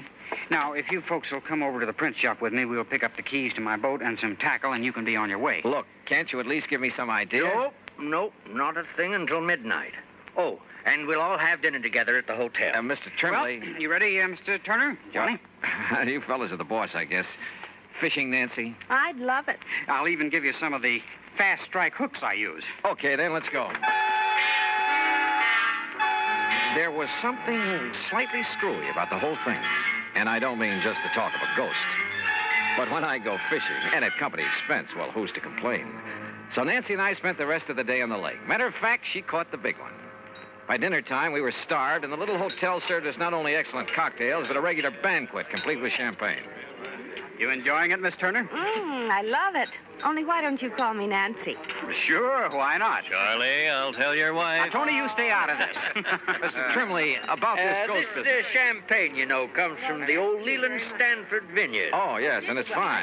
Finest I know. But it's time we talk about your ghost. Say, you land any big ones out on the lake? Yeah, Bill. Nancy got a 4-pounder. But now listen, would you... Another thing about this fine California Say, didn't wine. I see you navigating the boat, Nancy? Listen, would you please? Fella got one last year, weighed 6.5. Look, fellas, You caught it over near the old cotton. Hey, fellas, look, please, will you tell me a little bit about...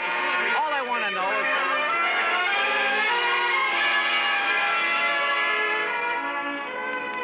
So, I got nowhere. But then, finally, after a lot more food and wine and chatter, we drove off in Tony's car. Now, I'm stopping here in the middle of town, Johnny, because it's the best place to be when things start popping. Like what? Hey, when are you fellas going to stop this runaround and start making sense? You'll see. I'm all excited. Look, Johnny. Yeah, Charlie? You see the old tower clock? Almost midnight. So what about it? Old McAndrews passed away at the stroke of midnight, Johnny. Personally, I think that has something to do with this. You still haven't told me with what? Wait. Listen. There goes the tower clock. Oh, midnight. Count them, Johnny. That was 4, 5. And Johnny, see how all the lights are flickering along the streets? That happens every night? And no reason for it. Look, bats! Huh? Millions of bats coming out of that clock tower. Yeah, I see him. But I don't... What under the sun is that? That's the ghost, wailing. Oh, now, wait a minute. That scream fills the air, comes from everywhere. Oh, it's a horrible sound. Johnny. Easy, honey, easy. No, listen. Didn't you hear? That clock struck 13. Yes, Johnny. Why, yes. You asked me, the devil's in old McAndrew's ghost. That's why it comes out of his house every night. Out of his house? Right, Johnny. And wait till you see what's there. Right.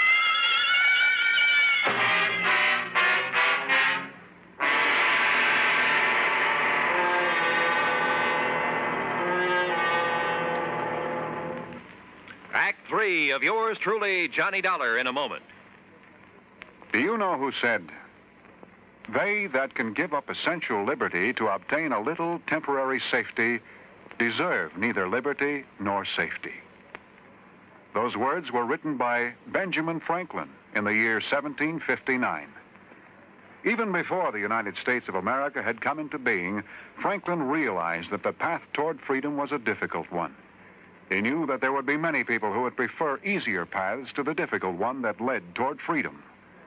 These people, he felt, did not deserve to enjoy freedom. Just as there were in Ben Franklin's time, there are people today who would choose what looks like the safe and easy way to protect American freedom. They would be willing to sacrifice some of their liberties in order to be comfortable. But the surrender of a little freedom soon leads to the surrender of all freedom.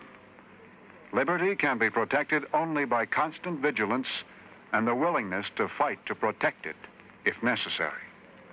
Remember the words of Benjamin Franklin. They are part of your American heritage. Temporary safety must never be purchased at the price of liberty. And now, Act 3 of yours truly, Johnny Dollar, and the Ghost to Ghost Matter.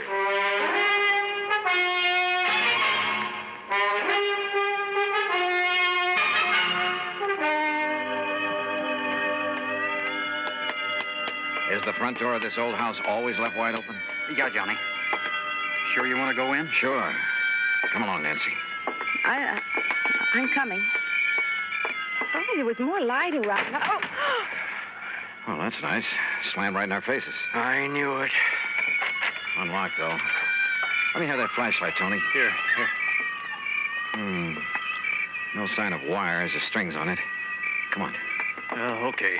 Come on, fellas. Now, Johnny. Yeah, Bill? As you can see, there's just one big room downstairs here. Johnny. Easy, Nancy, easy. Don't you see Look, I admit this is all pretty strange, but a ghost. Well, what else? We've been over this house with a fine-tooth comb. Hey, listen. You hear that? Somebody's walking on the ceiling. Listen. Oh. Yeah, that's the kind of stuff you hear. Poltergeist, noisy spirits. You can hear them, but you can't see them. Don't you see, Johnny? It can't be anything normal or natural. Is that the end? No, sir. The old ghost has a regular... See? Hear those shutters banging? There's no wind out there. Why didn't you tell me it'd be like this, Johnny? Let's... Look. Yeah, lights moving around somewhere outside. You can see the reflection in the trees. But they're green.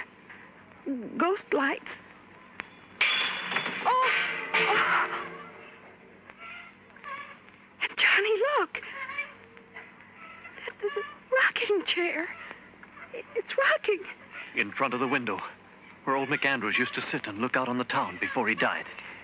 Give me the flashlight. Here.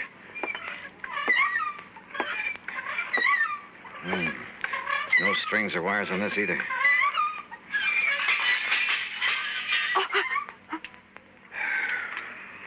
Well, that's the end of it. The same crazy routine every night. It's the ghost of Ian McAndrews.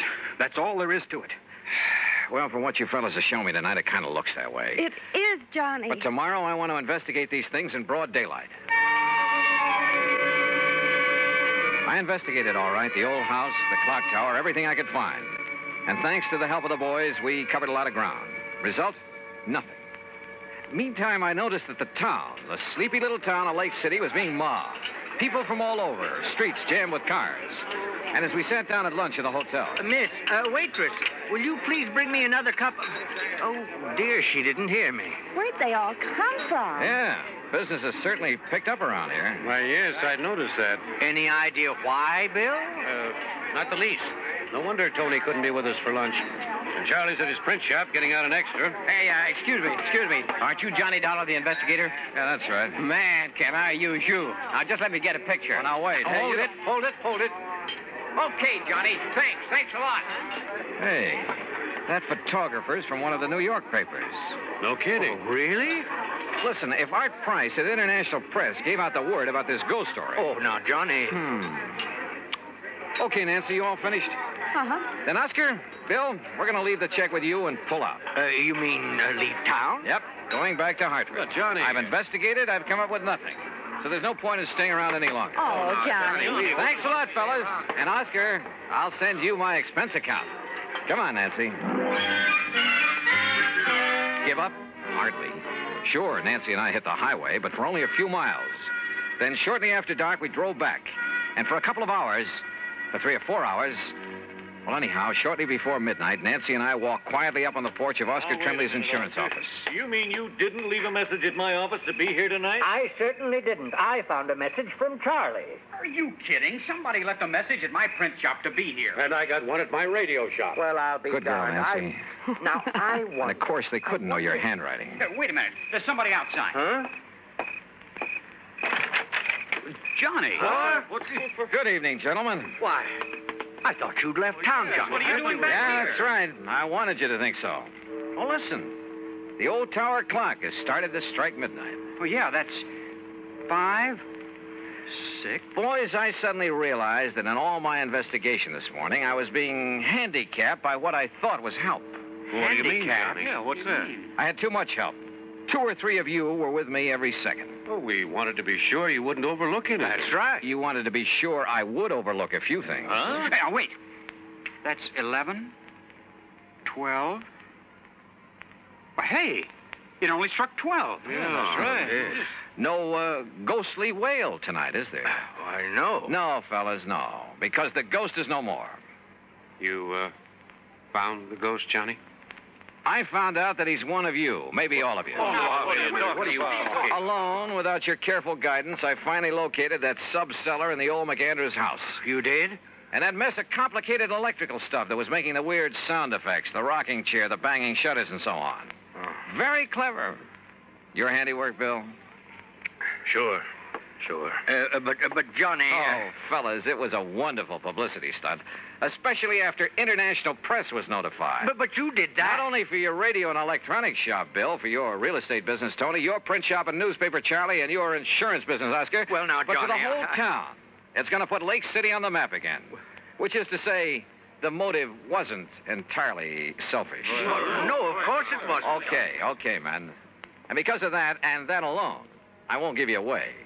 Provided the ghost of Ian McAndrews never walks the streets of Lake City again. Well, you can be sure of that, Johnny Dollar.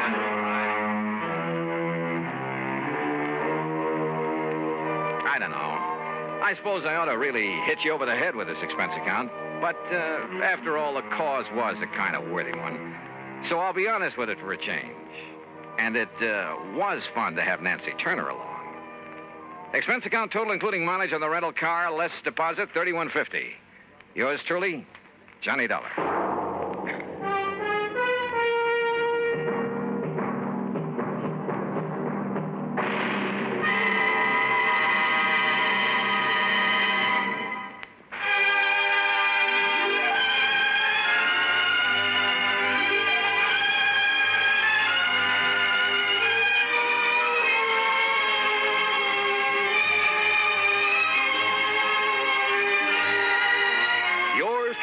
Johnny Dollar, starring Bob Bailey, originates in Hollywood and is produced and directed by Jack Johnstone, who also wrote today's story. Heard in our cast were Virginia Gregg, Forrest Lewis, Joseph Kearns, Russell Thorson, Sam Edwards, and Bob Bruce. Be sure to join us next week, same time and station, for another exciting story of yours truly, Johnny Dollar. This is Roy Rowan speaking.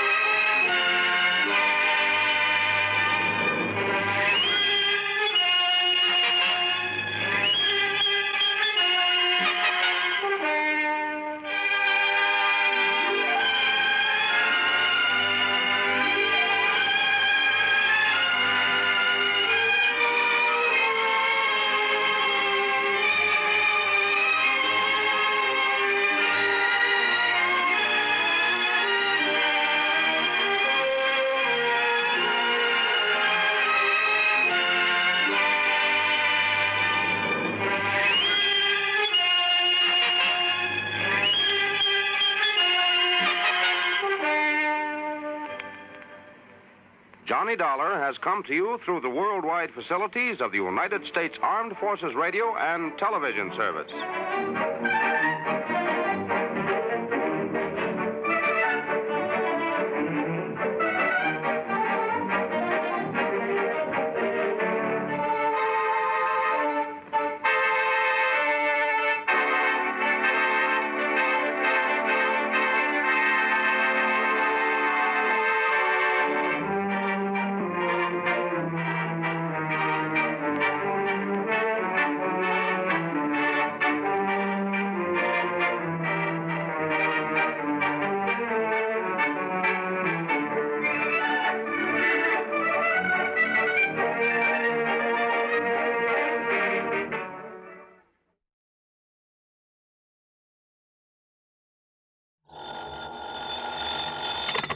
Johnny Dollar. Told him to drive carefully, and he usually does. But a few minutes ago on WSPB, when I heard the radio news report... Huh? Well, it was about a man who was found dead in his car on the edge of a swamp. Oh? Well, maybe that The explains radio why... said he was found just off the Tamiami Trail, somewhere south of here. I don't know exactly where. Oh, and you think maybe that's what he went out to see about, huh? No, listen, unidentified, they said. The man, I mean. But the car, the description of the car, it was exactly like Earl's.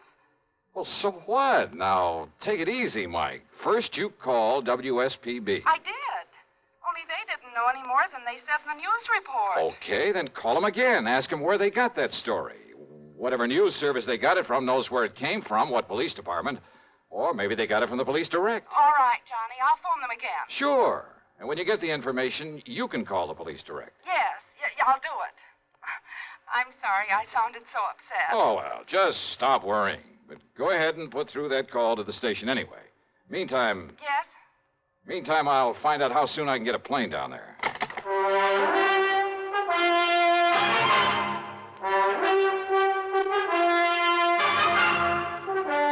CBS Radio brings you Bob Bailey in the exciting adventures of the man with the action-packed expense account, America's fabulous freelance insurance investigator. Yours truly, Johnny Dollar.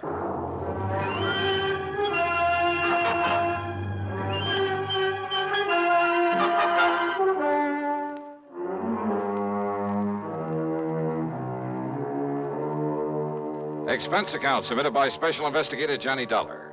Attention Earl Porman at the Tri-State Life and Casualty Company, Sarasota, Florida. The following is an account of expenses incurred during my investigation of the false alarm matter.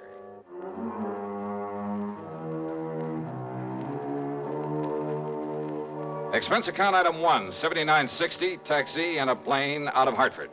Flight connections were perfect. The trip was easy, and by mid-afternoon I was at the Porman home on St. Armand's Key in Sarasota.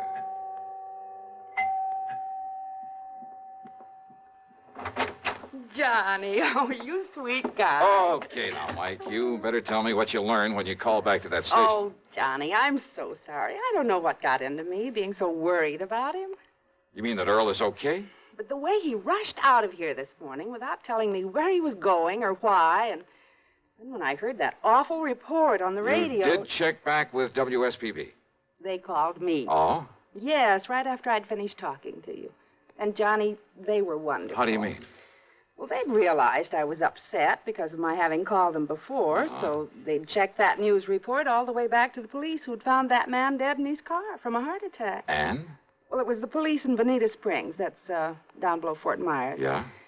And yes, the car was like Earl's. But the dead man's name was Jensen or Benson or something, so all my worry was for nothing. Oh, well, I'm glad. You kind of had me worried, too, on the way down here. I love that guy, Johnny, like nobody else in the world. Well, I don't blame you a bit. And now you've come all the way down here for nothing. Well, maybe I'll talk him into taking me fishing. Where is he, then? What? Well, after all, if he left early this morning, you still haven't heard from him? No. No, Johnny, I haven't. And look, it's after 4 o'clock. Ah, easy, and gal. Johnny, this isn't like him. Not to at least call or something. Now, don't start worrying that pretty head of yours again over nothing. But if he'd told me where he was going or why, he was in such a hurry Mike, to get... And with all these crazy drivers on the road this time Mike, of year... behave yourself. But, Johnny, Look, now, I kind of like that guy, too. And if you'd given me just one honest reason to be concerned about him... Oh. You see? That's probably Earl calling you right now. Oh, dear, I hope so. Sure, of course it is. I'll bet on it. Well, go ahead, answer it. But if it isn't, if it's the police or something... Okay, I'll take it. Mike, listen to me. Huh? Who is it, Johnny? Look, listen, I'm sorry not to have called you. It's Earl. But I've been tied up on a pretty serious matter down here. What kind of matter? It could be a murder, one of my policy holders. So put in a call for me to Johnny Dollar up in Hartford. Oh, Johnny. Ask him to get here as fast as he can. You get that, Mike? Tell him not to bother stopping there at the house, but to meet me down here. Down where, Earl? Or maybe you can meet him at the airport and drive in. What? What did you say? Well, I simply asked you down where. Oh, well, down here then. What? Who's that? Well, keep talking, Earl. No, wait. What is this? I mean, who are... Johnny? That's right. Oh, now look, somebody's trying to... Is this some kind of a gang? Well, just exactly where are you? You haven't been very definite so far. Okay. It's 9727 Sunnyvale Road. It's off the highway below Venice. But now listen... Well, if Mike will let me use her car, I'll be down there in jig time, okay? Who are you? I told you.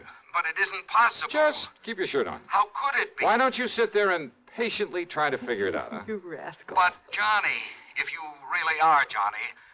Look, say something more. Talk to me some more. Or else I'll down in Venice. What? Yeah, try figuring that out, too. Well, I know I can't. Oh.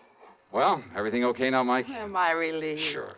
But you rascal, have you ever put Earl into the Department of Utter Confusion? Oh, I tried. I'm sure you succeeded. So if I may use your car... Of course you may. Then maybe I better hit the road before Earl has a chance to call back. Yes, you do that.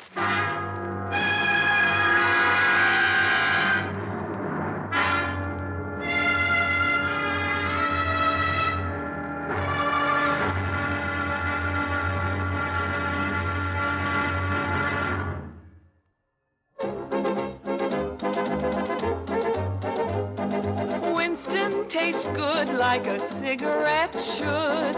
Winston tastes good like a cigarette should. Winston gives you real flavorful, rich tobacco flavor. Winston's easy drawing too. The flavor comes right through to you. Winston tastes good like a cigarette should. A modern filter? Sure, Winston has it. But that's only the beginning of a Winston. Up front, up where it really counts, Winston packs exclusive filter blend. Light, flavorful tobaccos, specially selected and specially processed for filter smoking. Filter blend. That's why it's fun to smoke Winston, America's best-selling filter cigarette. Winston tastes good like a cigarette should. And now, Act Two of yours truly, Johnny Dollar, and the false alarm matter.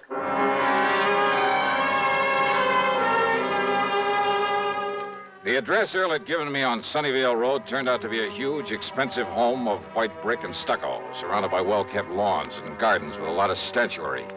Tall palm trees lined the driveway, and there was every conceivable kind of tropical tree. Yeah, quite an estate.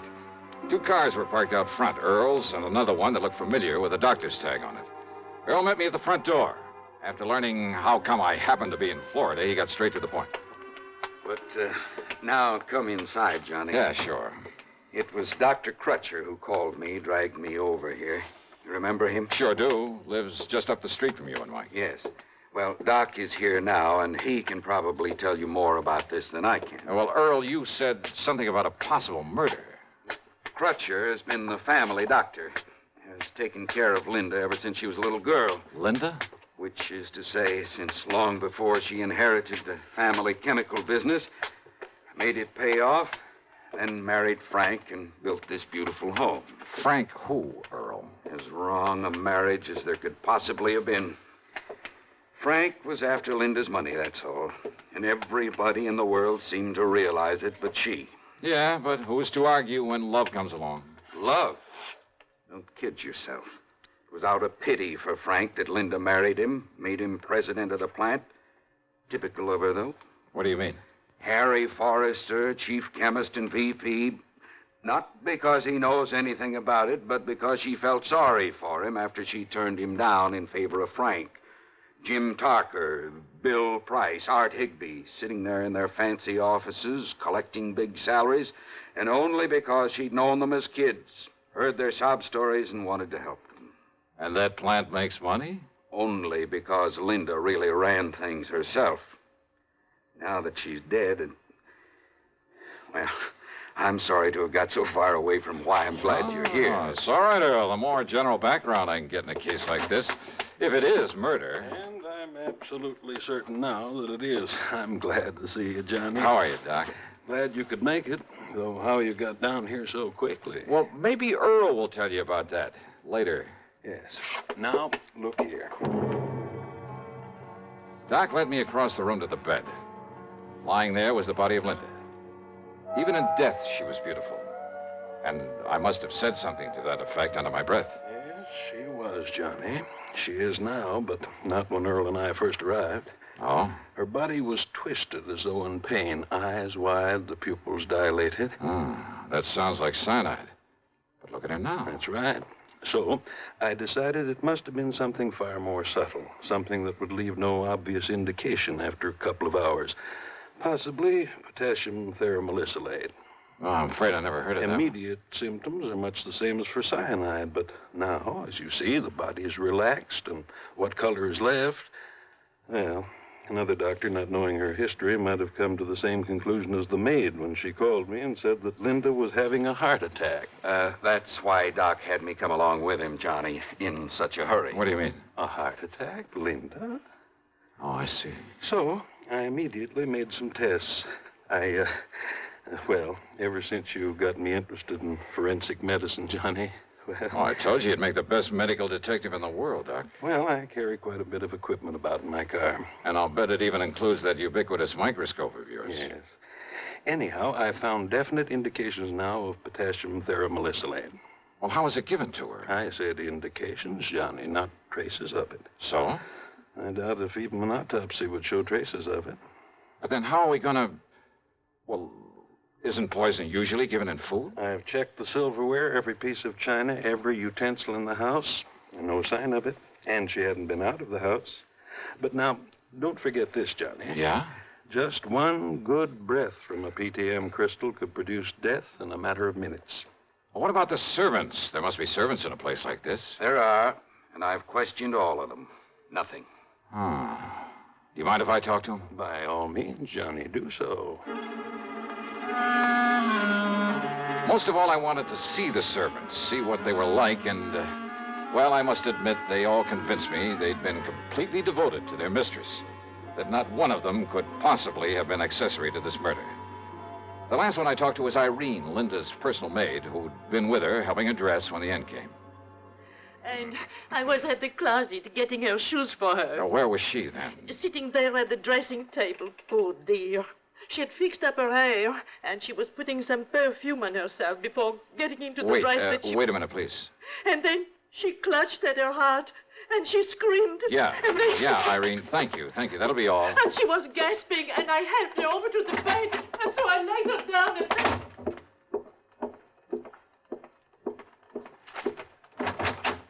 Hey, listen, Doc. Yes, Johnny? Now, let me see. Yeah, here. This perfume bottle with the stopper lying here beside it. Yeah, here you are, Doc. Yeah. No, don't sniff it. Looks to me like it's empty. Sure it is. Now.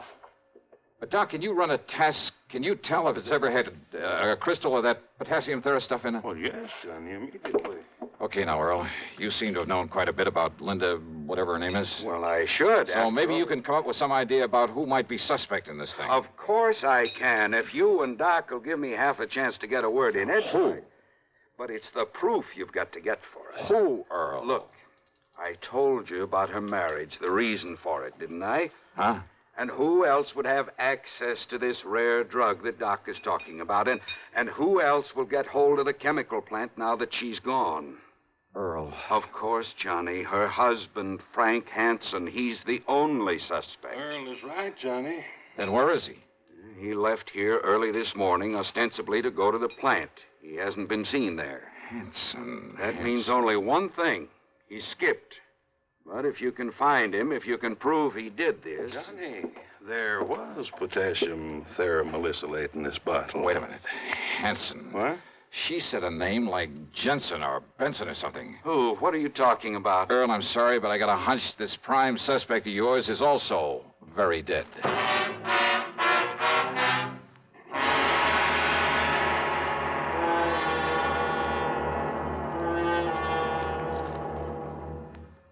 Act 3 of yours truly, Johnny Dollar, in just a moment. Here's a reminder to you that March is Red Cross Month.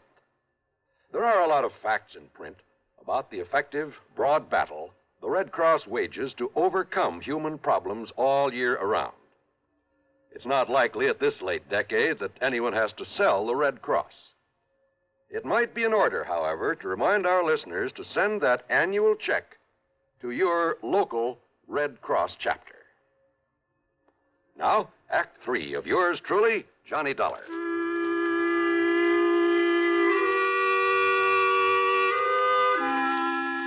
I made a phone call to Police Lieutenant Paul Briscoe at Bonita Springs.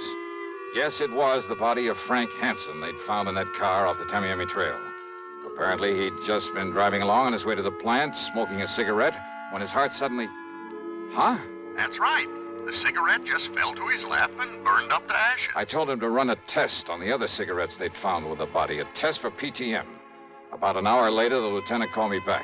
You were right, Mr. Dollar. It was no heart attack that killed him. It was that poison. Then I talked with Doc and Earl about the personal side of Linda's life, about her love affairs over the years. And yeah, sure enough, the one man who threatened all sorts of things if she married somebody else. But there was still the matter of getting proof for a confession. Yes? What is it, Johnny? What are you thinking of? Doc, I'm going to need your help. You know I'll do anything I can. Now, let me think. Let me think for a minute. Yeah. Hey, listen. Can you concoct something out of those chemicals you have there? Something that will, say, make a kind of stain after a few seconds if you put it on your hand? Well, I don't know, John. Yes, maybe there is. Yes, a combination of this colorless dye with a small amount of ferrous hide. Yes, of course it will. A combination? Good. But what for, Johnny? Because I'm going to play this hunch of mine to the end. But we need some proof. Oh, and Doc. Yes? A tiny sponge or a piece of gauze that'll absorb one of those two chemicals that I can tape it inside a finger on the left hand. Why? Anything you say, Johnny. The other chemical, well, just keep it in the bottle until I'm ready to use it. Johnny, do you mind telling me what you're up to? Sure I mind. Just get that stuff ready for me, Doc, and we'll take off. A few minutes later, the three of us in Earl's car drove down to the chemical plant. Fortunately, the chief chemist, Harry Forrester, was still there. I was introduced, shook hands with him, with both my hands. Then we took him into a private office, and I went to work on him.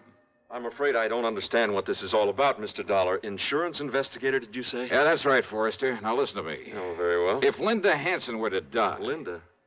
Die? Heaven forbid. Oh? I was in love with Linda one time. Very much in love. With Linda or her money? I beg your pardon. You know that's true, Harry. Pullman, I resent that. Just sit down, Forrester, and take it easy. Okay, now. If Linda were to die, I would assume that her fortune, including this plant, would go to her husband, Frank. Frank. Well, Well, of course it would. But why do you bring up the thing? Suppose Frank were to die, too. You'd kind of be next in line, wouldn't you? I? Of course you would. After all, you were next in line in her affections, weren't you? Well, Dollar, I don't see that Smart, ambitious guy like you? You mean you didn't even rate next to Frank? Of course I did. Then you'd be next in line, wouldn't you? And suppose I were.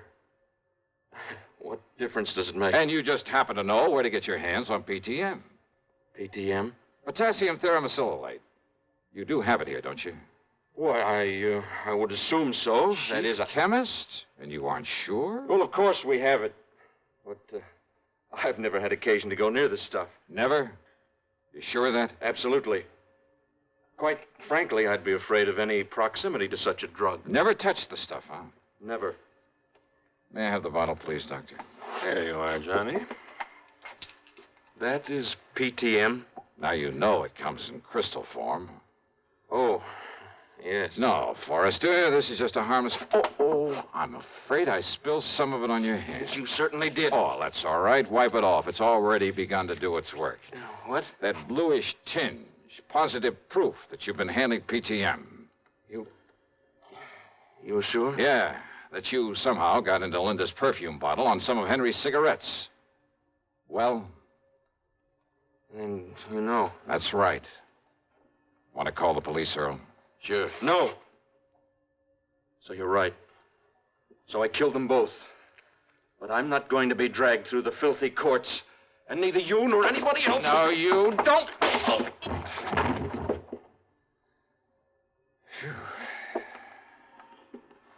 Here. Look. This tiny capsule he was about to swallow. Yeah. What do you think, Doc? Well, of course I can't be sure without... Those crystals certainly look like it. PTM. PTM.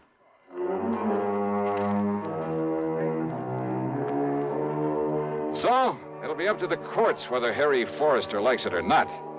And believe me, I'd hate to be in his shoes. Well, I keep wondering, why don't they ever learn? Expense account total, including a gift to the Pormans for putting me up for a few days while Earl and I did some fishing, 161 even. Yours truly, Johnny Dollar.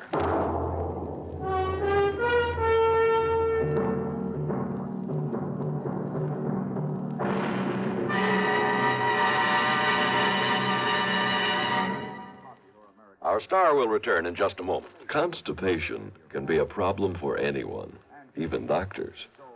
And when constipation occurs, it's interesting to see just what doctors consider important about a laxative they might use or recommend. Well, a majority of the doctors we heard from had this to say. A laxative should be effective, gentle, close to natural acting. A medicine that can be used with complete confidence. Now, X-Lax has been popular with many doctors and millions of people over the years because chocolated X-Lax is effective. Overnight, it helps you toward your normal regularity. X-Lax is so gentle, so close to natural acting, there's no upset. That's why many doctors and millions of people use X-Lax with complete confidence. X-Lax, the laxative that helps you toward your normal regularity. Gently, overnight. Now, here is our star to tell you about next week's program. Next week, a lesson in how to rob a bank. You think I'm kidding? Well, I'm not. You see, it's also a lesson in how to get caught doing it. Matter of fact, it involves a modern, clever, scientific device that not very many people know about. If more of them did, well, believe me, there'd be a lot less futile attempts at bank robbery. And it's this very device that helps me solve the case I investigate by providing a picture, a simple snapshot that didn't turn up, but that gave me all the evidence I needed. Join us, won't you? Yours truly, Johnny Dollar.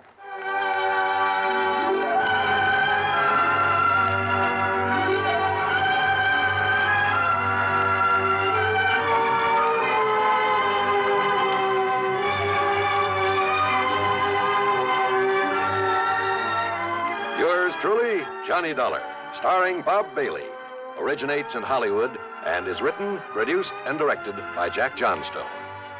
Heard in our cast were Shirley Mitchell, Virginia Gregg, Vic Perrin, Lou Merrill, Paula Winslow, Frank Nelson and Dick Crenna. Be sure to join us next week, same time and station, for another exciting story of yours truly, Johnny Dollar.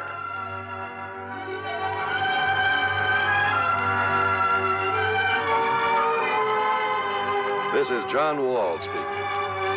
Stay tuned now for Suspense on the CBS Radio Network. Okay, they're coming into the stretch and turning for home. It's Warlock and Gay Reward head and head for the lead. Here they come. Here comes the finish, and it's Warlock by an O.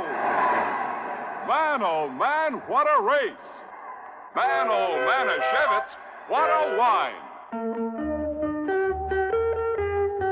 Yes, in sports, you can tell it's a great moment by the cheers. And in wines, you can tell it's Manischewitz by the raves. Man, oh, man. Nano Manischewitz, everybody's wine because it tastes so good. Try all three new Manischewitz fruit wines, blackberry, cherry, and loganberry, each 100% pure and specially sweetened. Serve Manischewitz fruit wines anytime and often. In a wine glass, on the rock, in a highball with your favorite mixer. Man, oh man, Manischewitz, everybody's wine because it tastes so good. Manischewitz Wine Company, New York. WROW, Albany, New York.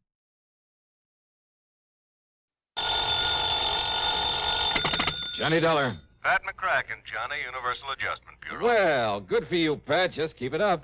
Now, what's that mean? 2 assignments in 1 week? Fine. Oh, 1 week and 1 day. So I still like it. What goes this time? Johnny, how old are you? Just exactly 30. Huh? Why? Still young enough to remember how you felt and acted when you were a young punk, huh? Sure. But I hope you were a better sort than the one we have to deal with in this matter. And yet, on the other hand, well, you know the saying, it takes a crook to catch a crook. Huh? So maybe we'd be better off if you'd been an A number 1 delinquent when you were a pup. Do you mind telling me what you're yammering about? But I suppose you were a good boy. Well, I was no mama's boy, if that's what you mean. Oh, I mean no real trouble with the law. No stretch in a reform school, no hoodlum gang, no good contacts, experience, that sort of thing. Pat. No, I guess not. It's kind of too bad, though. You mean if I had a nice black record, I'd be just right for this whatever you have in mind. And yet, on the other hand, Oh, Johnny... come on, Pat. Start making sense, will you? Well? Yes. All right. All right. Culpepper Walker, Mono Guarantee Insurance Company. Do you know him? In their office in Little Rock, yeah. Good. Fly on out and see him, will you, Johnny? Because of some trouble with some kid? That's right. Okay. Just a kid, Johnny. But if what Walker says about him is true, if you expect to get anywhere with this boy, Yeah? you'd better take along a pair of brass knuckles, a length of chain, maybe a switchblade knife. Oh, that kind, huh? That kind. A real bad one.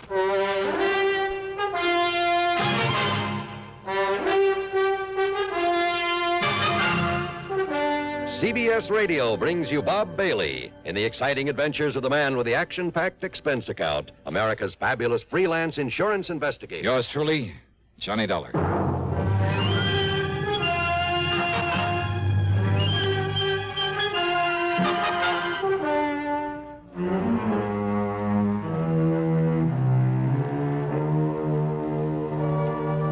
Expense account submitted by Special Investigator Johnny Dollar to the Mono Guarantee Insurance Company, Little Rock office. Following is an account of expenses incurred during my investigation of the Bad One matter.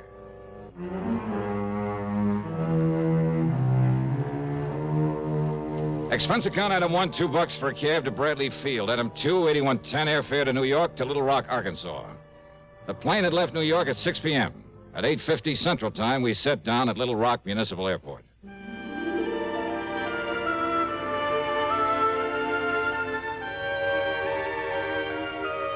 There have been a lot of changes since the year 1772 when a guy named Bernard de la Harpe stopped here and tagged the place after an outcropping of rock on the south bank of the Arkansas River. Yeah, it's an interesting town with its modern air-conditioned buildings of chrome and glass, its busy streets and busy people. And at the same time, its beautiful residential section, fine homes, plenty of trees and gardens and hedges and lawns that stay a lush green throughout the year. Not far away are well-cultivated farms and dense forests. And along the river, lots of rich bottomland, much of it loaded with cotton. Any kind of crime just doesn't seem right in this area. As soon as I got settled, I called Culpepper Walker, made a date with him, and then early the next morning met him at his office where he got down to business. No, Dollar, not right here in town, but in one of the outlying precincts, I guess you call it. Section they call Milltown. Oh, I see. And his name is Pete McGuire. Works in a cotton mill. He's 18, 19 years old. And he's the only one knows who killed Mr. Brierly. Brierly? Ambrose W. Brierly, client of ours. Insured for near $50,000. And his business partners in the mill are also clients. Very important ones. Mm-hmm. Well, what happened? Monday night of last week, Mr. Brierly was driving along with the payroll for the cotton mill, like I said, over in Milltown. That's east of here. Yeah? Somebody ran his car off the road, bashed in his head, and took the payroll, some $17,000 in cash. He was carrying all that money around alone at night? Well, he'd taken it out of the bank here in town just before the bank closed. He started out for the mill, but he'd had some trouble with his car with one of the front wheels, and he had to stop and have it fixed. By the time he got on the road again, it was nearly dark. Well, tell me, you sure he didn't just swerve off the road by himself? No, he was shoved off by another car. Tire marks, the skid marks, showed just how it happened. Chief Andy Fisher of the Milltown Police Department checked that out. I see. Well, could the police identify the killer's car by those tire marks? No, sir.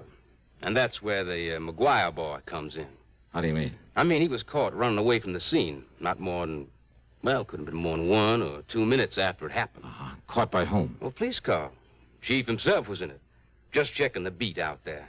He chased the kid down and brought him in for questioning. Well? Nothing. Nothing? What do you mean, nothing? All they could get out of that tough young punk was absolutely nothing. Well, then, what am I supposed to do if the police haven't been able to get anything out of him? Well, you could try, can't you? But it's a matter for the police. If it wasn't for Mr. Brierly's partners. Now, what do they got to do with it? Their insurance. Insurance on the cotton mill. Thousands of dollars in premiums every year. So? Well, I can't afford to lose it, Dollar. Well, so why and should they're the ones, his partners, who insisted that I get you out here to investigate. Oh. Yes, sir. Mr. Dollar? Johnny? Okay, Culpepper. I'll see what I can do. Item 3, $50 deposit on a rental car, and I drove over to Milltown, to the one-room police headquarters in the city hall. Yes, sir, Miss Johnny. I was right there at the scene of the murder in my prowl car, right after it happened. Oh? How come, Chief? Man at the bank had told me about Mr. Brierly's car trouble. Getting dark, light rain falling, and Mr. Brierly toting all that money. Well, I thought I'd better make sure he'd gotten to the mill all right, so I started out that way. But what happens? All right, what happens? I got there to Spring Road crossing, and there's his car in the ditch, and another car towing away up the road. Oh? And this young Pete McGuire trying to get his motorcycle started and get away from there. Kind of he seen me arriving on the scene. So when I found Mr. Brierly's dying there in his car, I grabbed the kid. Yeah, if only I'd have had sense enough to follow up that other car. Now, you're sure this Pete McGuire didn't do it? Well, of course he said he didn't. And that was before he clammed up like now when he won't say anything. And he also asked me, didn't I see that other car that left a couple of minutes before I arrived? Well, Chief, that doesn't prove... And there was another thing, Miss Johnny. You could still see by the tracks how that other car had shoved old Mr. Brierly's car off the road. Doc Hamper come along about that time. And Could you read those tire marks? No, sir. But Doc and I could still read the tracks from that Pete McGuire cycle. So he come along after the other car left. All right, I see. But he must have seen who was in that other car, so he knows who did it. Oh, well, now, wait. I'm sure of it, Miss Johnny, because of what Mr. Brierly said. What he said? When? Well, laying there in his car, dying, thinking the doc was Pete standing there. And he kept saying over and over. And Peter, you saw it. You tell him, boy. You tell him who did it. You saw it, boy, so you tell him. You tell him. Yes, sir, Miss Johnny. Over and over again, he said it, and then he died. I see. So he knew that Pete McGuire saw who killed him and robbed him. Well, maybe. Of course he did. That no-good kid. Why is he no good, Chief? Why? Well, how should I know why, Mr. Johnny, except that he wouldn't go to school, he was a town bum, his ma never knowed where he was at. The most work he ever done was pushing a pool cue. Oh, well, now, most kids... That boy has been a troublemaker all of his life. 10, 15 times I tried to get him to send him to reform school. Hey, you really don't like him, do you? Nothing but trouble out of him. And I take it he doesn't exactly go for you. Huh? Maybe Maybe a cop hater even, huh? Yes, sir. That's right. A cop hater. Just like his old man was. Like his old man taught him before I had to kill him one night in a robbery. Pete's old man? They ought to send this cheap punk up to the pen. But first I got to find out who killed Mr. Brierly. Of course you're holding him, Chief. On what? Material witness, withholding evidence. There must be some way. Oh, with him claiming he's blacked out and don't remember anything? So that Percy Van Ashworthy Tetweiler upstairs... Percy Van who? What? The public defender. Got the judge to release Pete McGuire on his own recognizing or whatever it is. Recognizance. Yes, sir. So McGuire's out and free as a bird. But if he tries to run up before I can get him up before the jury... Oh, Chief, lots of But kids. don't you worry, Mr. Johnny. Everybody on that jury are my friends. So they'll lock him up, all right. Yeah, I see. Be kind of revenge, huh? Because he won't cooperate with you. Now, look, Mr. Or Dollar. maybe just because he's a cop hater. Where'll I find this Percy Van, this public defender? Upstairs in his office. But do you think he could get anything out of that kid? Well, now, as the kid's defender, do you think he'll tell you if he did? But if he did, and you find out, you got to tell me. Yeah, we'll see about that. Mr. Johnny, I am not going out of here with a punk kid making me look like a fool. All these years working to keep order here in Middletown, having to retire a few months from now. Yeah, and going out no richer than when I was walking a beat. So maybe I'll have to live with some of my relatives somewhere out west. But you think I'm going to leave with this kid making a fool out of me? I'll see you later.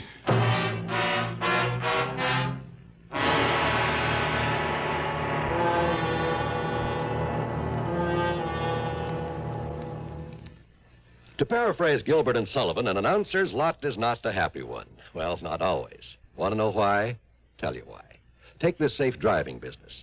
Do you have any idea how many times my confreres and I have begged on bended microphone to have begged people not to kill themselves on the highways? Now, once and for all, let's get together on this. Let's understand one another. Unless you want a pack of frustrated announcers on your conscience, slow down and curb highway carnage. If you don't care about yourself, at least have a little consideration for us. And now, Act Two of yours truly, Johnny Dollar, and the Bad One Matter.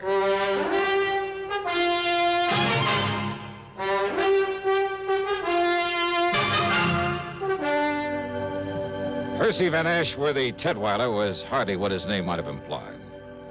And, call me Tet, will you, Johnny? I don't like the name Percy any more than I imagine you do. Yeah, sure, Tet. Now, as I was saying, in spite of the chief's feelings about him and all the trouble he had with Pete's father, well, put it this way. That poor ignorant kid has had the odds against him ever since the day he was born. His father was no good. So I understand. His mother was an alcoholic. And because he's always been a stupid little runt, the other kids always bullied him. Oh? Yes, and when they'd pull a job, none of them very serious, I'll grant you, they'd leave him behind so that he'd be the one to get caught for their mischief and petty thieveries. He didn't dare peach on them or they'd beat him up. And the chief never let up on him. So he's hated cops, hated anything that had to do with law and order. Which includes you. Yes, I'm afraid so, in spite of my attempts to get close to him. And even you haven't been able to get him to talk. I've tried everything, Johnny, from sugar-coated kindness to the worst threats I could think of. Everything short of Chief Fisher's heavy-handed methods. Oh? You mean the good old third degree, the rubber hose tactics and things like that? Well, of course, the chief denies it. Oh, sure he does. And don't forget, I'm the one who got the judge to let him out on his own recognizance. Why? In the hope he'd open up to me. But to Pete, I'm still the law, just as much as Chief Fisher and Judge Thurber. Weren't you taking a big chance on his running away? But he hasn't. Yeah, I wonder why. Won't do any good to ask him. Believe me, won't do any good to ask him anything. Oh. Look out there, out the window. Here he comes now. Pete McGuire? Yes. Okay, give me a try. What? Yeah, look, don't tell him who I am, what I'm here for. Johnny, if I thought you could do any good... Believe me, I can... But don't you see, unless he talks, the jury, all of them friends of Chief Fisher, and if he tries to run... Now, listen, I'm no friend of yours. See, maybe I'm a troublemaker, a con artist. What? Yeah, you want me out of town. You've threatened to have me locked up if I... Hey, wait, here he comes. But, Johnny, I'm afraid I don't... Yeah, okay. You just try and do it, see? I got a right to make a living, and unless you got some formal charge against me... All right now, Mr. Tetweiler. Pete, come in. Now, listen, Tetweiler. You, sit down, Dollar. Sit down. Yeah, make me. If I have to, I... No, Pete. Pete, do you want to talk now? Yes, sir. Good. Yes, sir, I sure do. Well, if that's all you got to say to me... No, Dollar. Stay, I'm not through with you. That's what you think. Well, Pete? Public defender, huh? That's right. And that's why You're I've tried all trying to trick me is all. What?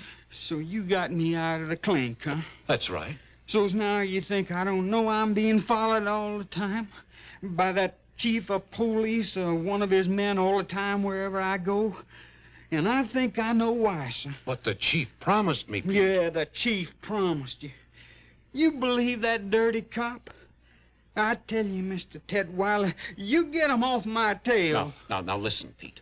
And don't you see, if you just tell me what you know about the murder of old Mr. Brierly... Pete? Pete, please, boy. Pete, listen to me. If you're trying to protect someone by holding back... Did I say I was? I say I really know anything? Well, the chief says you do. Well? Oh, Pete, for the... Look, you're in trouble, boy. I'll get out of it my own way. No one's really proved you didn't kill him. So unless you tell me what you know... You just keep that cop off my tail. Hey, wait a minute, kid. Pete, come back here. See you later, Ted. No, Dollar, come back here. Drop it. Hey, wait a minute, kid. Hey, Pete, your name? What's it to you? So you don't like the cops either, huh? Either? Got a tail on you, huh? You want to learn how to shake a tail from an expert? Expert, huh? Yeah, that's right, me. He called you Dollar, huh? Well, that's a good name. Sounds like money. Oh, yeah, baby, yeah. Maybe plenty of money. And maybe I can use some help in this burg, huh? Help in what? Well, now, just wait. Talk here in City Hall with the cops liable to show. Hey, you got a car? I got a cycle. All right, good. I got a car, a good one. So tell me where to meet you, huh? You don't care if the cops are following me, if they follow you, too? You think I couldn't shake them? Maybe. All right, you head for wherever you want me to meet you, see? Now, and listen. if I spot somebody following, Pete, I'll shake them so easy. You sure of that? Sure, I'm sure. Then I'll meet you wherever you say, huh? Because if they find out where I'm hiding out, you sure you won't tell them? Look, I promise I give you my word. Well? 7 Mile Road, out beyond Spring Road at the railroad crossing. Yeah?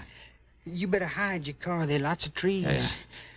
Now, you walk in the gully on this side of the tracks. Then you see a little tool shack on the side. I'll be there. Okay. I don't know how soon, Pete. If we're tailed, I mean, I may have to lead him away. But I'll see you, huh?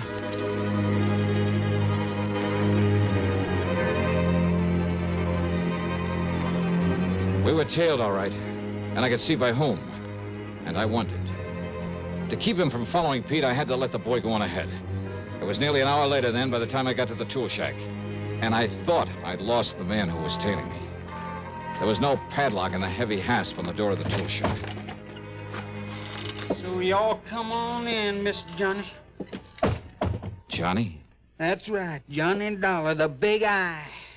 Oh, I see. So they brung you here to try to make me talk, huh? The insurance company, Pete, not the law, not the police. No? No.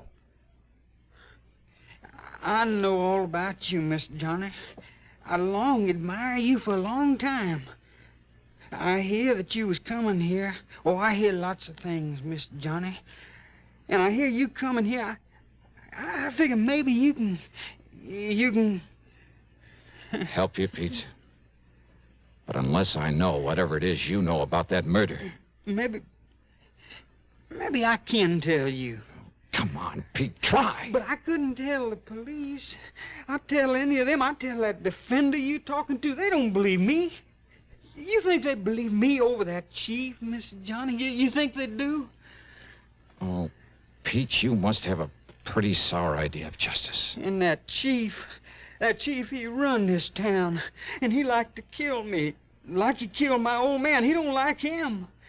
Only he killed me 'cause he'd say he'd catch me trying to run away. Now, Pete, you listen to And me. I don't really know who killed that Mr. Briley, but I think I know, and that's why I don't dare say what I think to that chief or to anybody. But when you saw the killer's car, heading away from the place... But, Miss Johnny, the only one I see is the police car when it comes from the direction of the mill. From the direction of the mill? So I really don't know.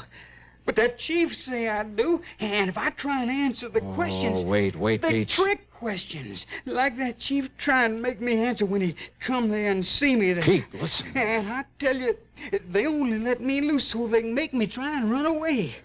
Then that chief, he can kill me, and nobody see it's wrong. Wait a minute. And he'd do it, too. And that's Chetweiler. why I gotta hide He away himself from said anybody. that. Yes, Dollar. The chief had me let him go in the hopes he'd have confidence in me. Talk to me. The chief had let him go. Sure. Maybe it was to get an excuse to kill him if he ran. And that other car, Pete saw no other car. So how would the chief know one had left the scene a couple of minutes before he got there? And there were other things. You think I'm going to retire with this kid making a fool out of me? Pride of an old man who's been running the town. Yeah, and going away no richer than when I was walking a beat. Oh, but he'd be rich enough with that 17,000 payroll. Sure. And meantime, he knew that Pete McGuire, in his ignorance of justice and his fear, didn't dare to say what he suspected, didn't dare accuse this man he thought would kill him with impunity. Yeah. And that everyone connected with the law was against him. They're all against me. And so I want to live, Miss Johnny. I can't tell nobody, not even you. Maybe you don't need to, Pete. And besides, I only think I know who killed Mr. Briley. Yeah. Well, I'm sure. As sure as I... Huh? Hey, Pete, that smell. Coal oil. Yeah, kerosene. Hey, look. Soaking in around this door. It's blocked. Somebody's jammed something into that hasp out there. Mr. Johnny, fire! Now they're smoking this fire. You're right. Williams is locked in here. We'll be burned alive. Keep talking, Pete. He forgot the hinges are inside this door. What's it? Keep talking while I pull the pins out of those things. We're dying here. We're going to be cooked alive in here, Mr. Johnny. Here's one. We're going to burn up in Here's here, the Mr. other. Johnny. We're going to be cooked alive. Now, come on, Pete. Come on. Mr. Johnny, we're going to die. All right, Chief. Dollar? Yeah, that's right. I see his shack on fire. Yeah, well, you set this fire. There's further cover-up for having killed Mr. Brierly. This boy told you that. I'll kill him, too. Oh, no, you won't, Chief. Put away that gun. I'll kill you, too. Oh, no. Chief! You miss you, Pete? I'm all right, sir. Oh. So you killed old man Brierly. Mr. Dollar. And if this boy did know. But until you were sure he did, and you kept him too scared to talk. All right, Chief, you want to write and sign a confession? But if my people found out I Or did shall I use this gun of yours on you? No, please. Be justice, though, wouldn't it? Well? No. Oh, yes, sir. I'll sign the confession. Okay, then. Up on your feet. Up on your feet.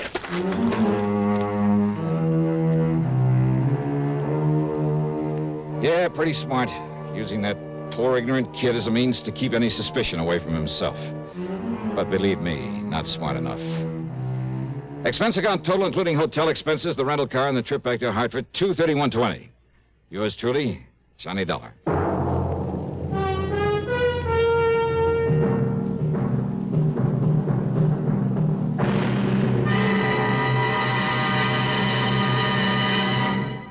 Catching a cold? Well, I guess most everyone knows that the smart thing to do when you feel a cold coming on is to get plenty of rest. But there are some days when no matter how miserable you feel, you just can't stay in bed. And if tomorrow is one of those big days and your cold is complicated by constipation, well, that's when you'll appreciate X-Lax most. You see, X-Lax has the qualities doctors consider most important in a laxative. It's gentle, effective, and close to natural acting. Taken at bedtime, X-Lax won't disturb sleep. It works effectively, overnight, to help you toward your normal regularity. And X-Lax is so close to natural acting, there's no upset or discomfort. So gentle, it's even recommended for children. So, if tomorrow's a big day for you, if you have a cold and need a laxative too, take X-Lax, a laxative with the qualities a doctor would recommend. X-Lax. Now, here is our star to tell you about next week's story. Next week, the double deal matter. And I give you one guess about who comes out at the short end of it. Join us, won't you? Yours truly, Johnny Dollar.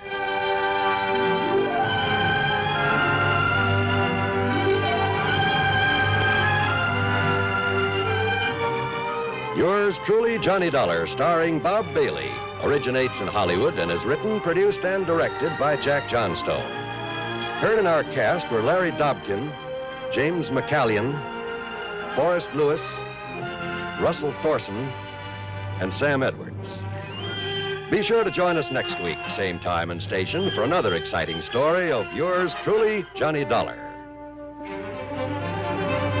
This is John Wall speaking. This is the CBS Radio Network. You're tuned to Radio 590 WROW in Albany, New York.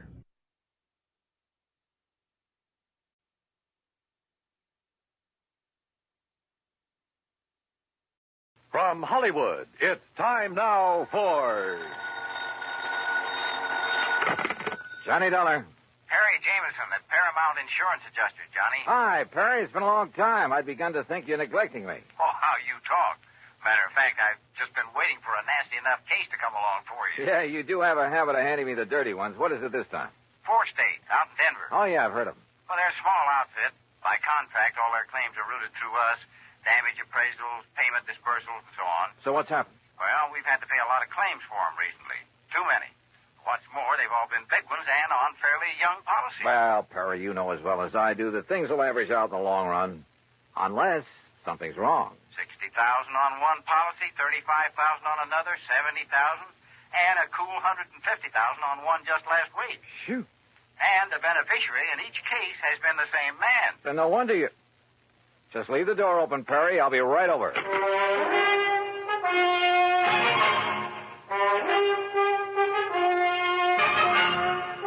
Bob Bailey in the exciting adventures of the man with the action-packed expense account. America's fabulous freelance insurance investigator. Yours truly, Johnny Dollar.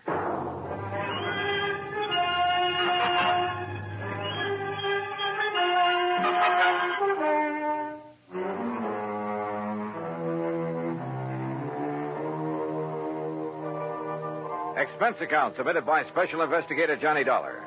The Paramount Insurance Adjuster's Home Office, Hartford, Connecticut.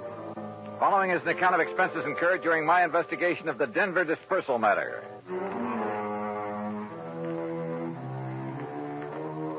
Expense account item 1, $1.10 for the cab that took me over to Perry Jameson's office at Paramount. True to form, the door was wide open for me.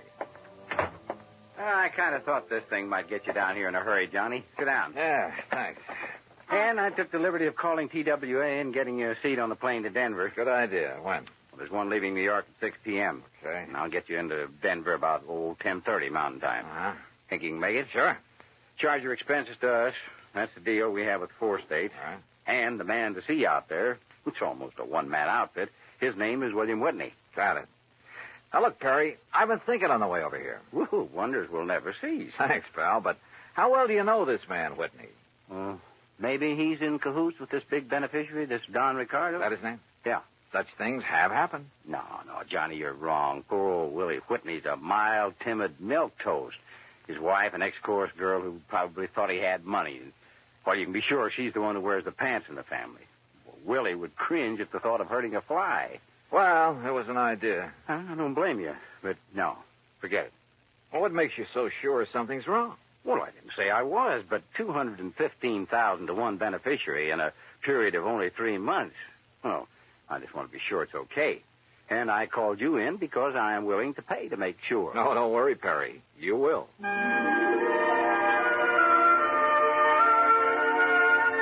Expense account item 2, $141 even, plane fare and incidentals, Hartford to New York to Denver. Originally Indian country, the mile-high city is now a maze of oil refineries, steel companies, grain mills, chemical and manufacturing plants. A huge downtown shopping area and beautiful tree-studded residential sections. No wonder it's one of the big insurance centers. Item 3, $2 even for a cab into town where I park myself at the world-famous Brown Palace Hotel. Item 4, 10 cents phone call to an old newspaper pal from back east who is now working on the Denver Post. Pete Packard. Johnny Dollar, Pete Packard. Okay, what's the story? Johnny Dollar, well, hey, how are you, Keith?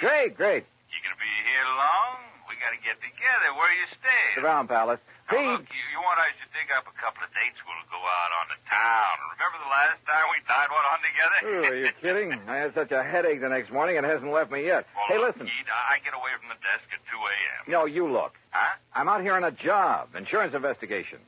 Did you ever hear of a man named Don Ricardo? You know Don Ricardo? No. What do you know about him? Well, they say, now mind you, I don't know for sure, Keith, but don't forget I did a hitch on the Chicago Sun-Times a few years back. What's that got to do with Don Ricardo? It was back in the days of the Capone mob. Oh. And Don Ricardo, well, mind you, nobody was ever able to pin anything on him. Yeah, I see what you mean. Where does he live, Pete? 20 to 30 miles east, the other side of Golden, a little place called Millville. Uh-huh. Now, mind you, Keith, I don't want to really say anything against him. I mean, if I don't seem to be really telling you anything about him... Pete, I think you've told me plenty. Well, now listen, Keith. Thanks, and I'll be talking to you. It was late, and I was tired, but I went downstairs to the cocktail bar, and with the help of a big fat tip for a nightcap, got some more lowdown on Don Ricardo. The bartender talked plenty. Yeah, it seems Ricardo was living the life of Riley in the little town of Millville. Lovely home, expensive cars, threw a lot of big, gaudy parties. And always for people from out of town, mostly Chicago or Miami Beach. Yeah, the bartender talked plenty. Until he spotted a lean, well-dressed, rather too well-dressed man sitting alone at one of the tables watching him. A man who'd somehow forgotten to take off the light gray hat that shaded his features and slightly narrowed eyes. The bartender clammed up. I paid for my drink, that's item 5, and was conscious of being watched closely as I casually sorted out and took the elevator up to my room. First thing in the morning, I looked up the address of Forestate. Instead of the striking new mile-high center as I'd expected, it was a dingy old office building on South Broadway. William Whitney looked a little old and dingy himself. Johnny Dollar, the special investigation? That's right, Mr. Whitney. Oh, well, sit down, won't you? All right, thanks. Just here on a visit? I'm here because the insurance adjusters are concerned about some recent claims they've had to pay on policies issued by you. We've been very unfortunate lately, Mr. Dollar. Yeah. $215,000, unfortunate. On only 4 policies. Yes, and all paid to the same beneficiary by some odd coincidence. You sure it was coincidence? Who were the policyholders? Why, some old miners living over near Golden. Old miners insuring for those amounts? Yes, sir. They were all able to pay the premium. Give me their names. Yes, sir. Unless I'm cockeyed, there's something wrong with this whole thing, and I intend to find out what it is. The policies were issued in good faith, and the premiums paid. But I agree with you, sir, and I'm terribly concerned. I'm glad you're here, sir. It will not only save the company a lot of money, but it will take a great load off my mind. Here's the list. Yeah. Do you know the beneficiary, this Don Ricardo? Only through seeing him when I've given him the checks. Barno, Mulligan, R. Smith, and J. Smith. Did any of these insured have families? Well, I don't know. You see, the beneficiary in each case... Yeah, I know. Better let me see those policies. Whitney left me alone while I plowed through his files. Satisfied, at least, that the policies themselves were okay, I finally left him, hailed a taxi, and told the driver to head for the town of Golden. As we pulled away from the curb, a small black foreign car in the next block swung around and appeared to follow us. And I wondered. But then it cut off at an intersection, and I decided I was imagining things. Until we pulled up at one of the addresses Whitney had given me in Golden, a ramshackle, unpainted old frame house on the edge of town. I told the driver to wait for me and walk up to the front door.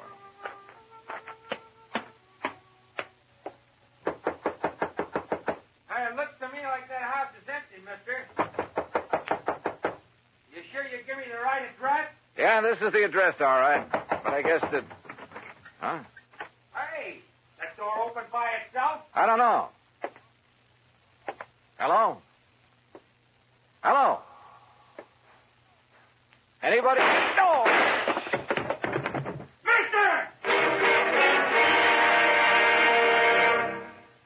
Act 2 of yours truly, Johnny Dollar, in a moment. Our flag now numbers 50 stars. And behind each star there stands yet another flag representing one of the 50 states.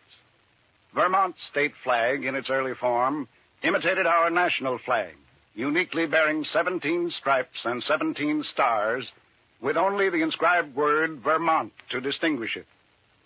The good people of Vermont assumed, as did our national government, that stripes as well as stars would be added as each new state entered the Union. Vermont entered the Union after Tennessee and Ohio, and with Kentucky to join shortly, the Vermonters naturally put 17 stripes on their flag. In 1818, the United States Congress put a stop to this, and since then the stripes have always been at 13, and only stars are added for each new state. Vermont's present flag captures the famous beauty of the Green Mountain State in its coat of arms, and inscribed is the phrase, Vermont, Freedom and Unity. Vermont's state flag, the flag of the 14th state to enter the Union, was adopted on April 26, 1923. And now, Act Two of yours truly, Johnny Dollar and the Denver dispersal matter.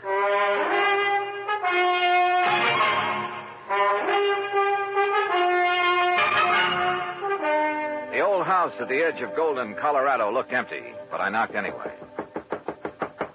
You sure you give me the right address, mister? Yeah, driver, this is the address, all right. But I guess that... Huh? Hey, that door open by itself? I don't know. Hello? Hello? Anybody? Oh! Mister! Go back. Get away from this open door. But you're hurt. Your neck, you're bleeding to death. Stay down. Barely nicked me. I'm all right. Holy cow. I thought you was a goner. Here, let me help you. You'll need help if you don't stay out of his line of fire. Well, who was it? You see anybody? Hey, listen. Yeah, that's a car pulling away from the back. Get a look at it. Well? I can't tell. That dusty side road back there. Looks like a little one, though. Foreign car? Too far away now. I can't tell. But it's black. All right, come on. We're getting back into your cab. Yeah, I'll get you to a doctor. No, I'm okay. You know where Millville is? Sure, a few miles east. It's an old mining... Come on. Do you know where Don Ricardo lives? For sure. You want to go there? Does he own a small black foreign car? Yeah, real expensive job. I've seen him in town. But, mister, Come on, because I'll lay odds he's the one who fired those shots. You mind if I drop you off a few blocks away from his place? The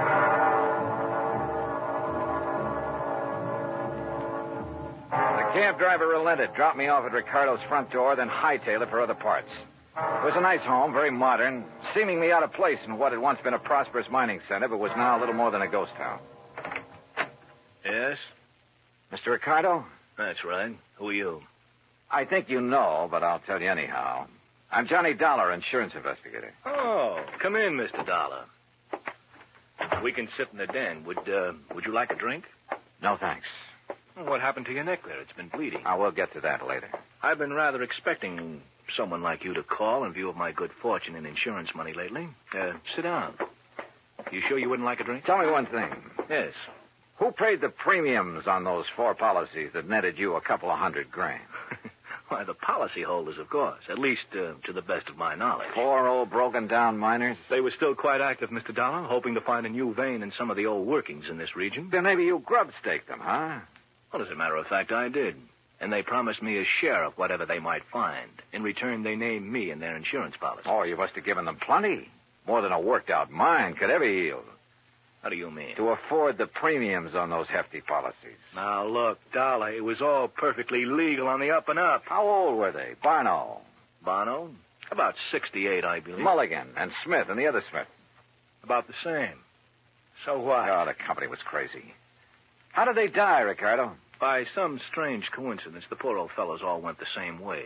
Accidents there in the mine they were working. Did the police investigate those accidents? I imagine so. Now, look, Ricardo, as you know very well, I was shot at a few minutes ago. Shot at? At a little isolated house on the edge of Golden. You were a lousy shot. Now, look here. Also, you should have known better than to park that little foreign job of yours in the driveway, at least without washing it down. What are you talking about? That kind of purplish dust it's covered with. Dust? Yeah, I'm talking about the side road back of that house where you tried to plug me. Well? Okay, Dollar. Maybe you're right about the whole thing. So what if I did try to knock you off? Oh, you admit it, huh? Yeah, why not? But since I didn't kill you then... Oh, no, you know.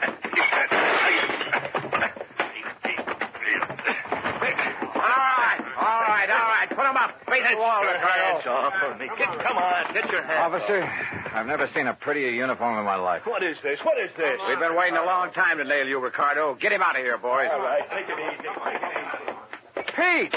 So help me, Keith, I knew if anybody would bring Ricardo out in the open, you would. You mean to say that... Yeah, I figured I'd better bring these state police out here. Oh, Pete, you're a doll. Now let you and me go out and tear the town apart, huh? Later. After I finish this job.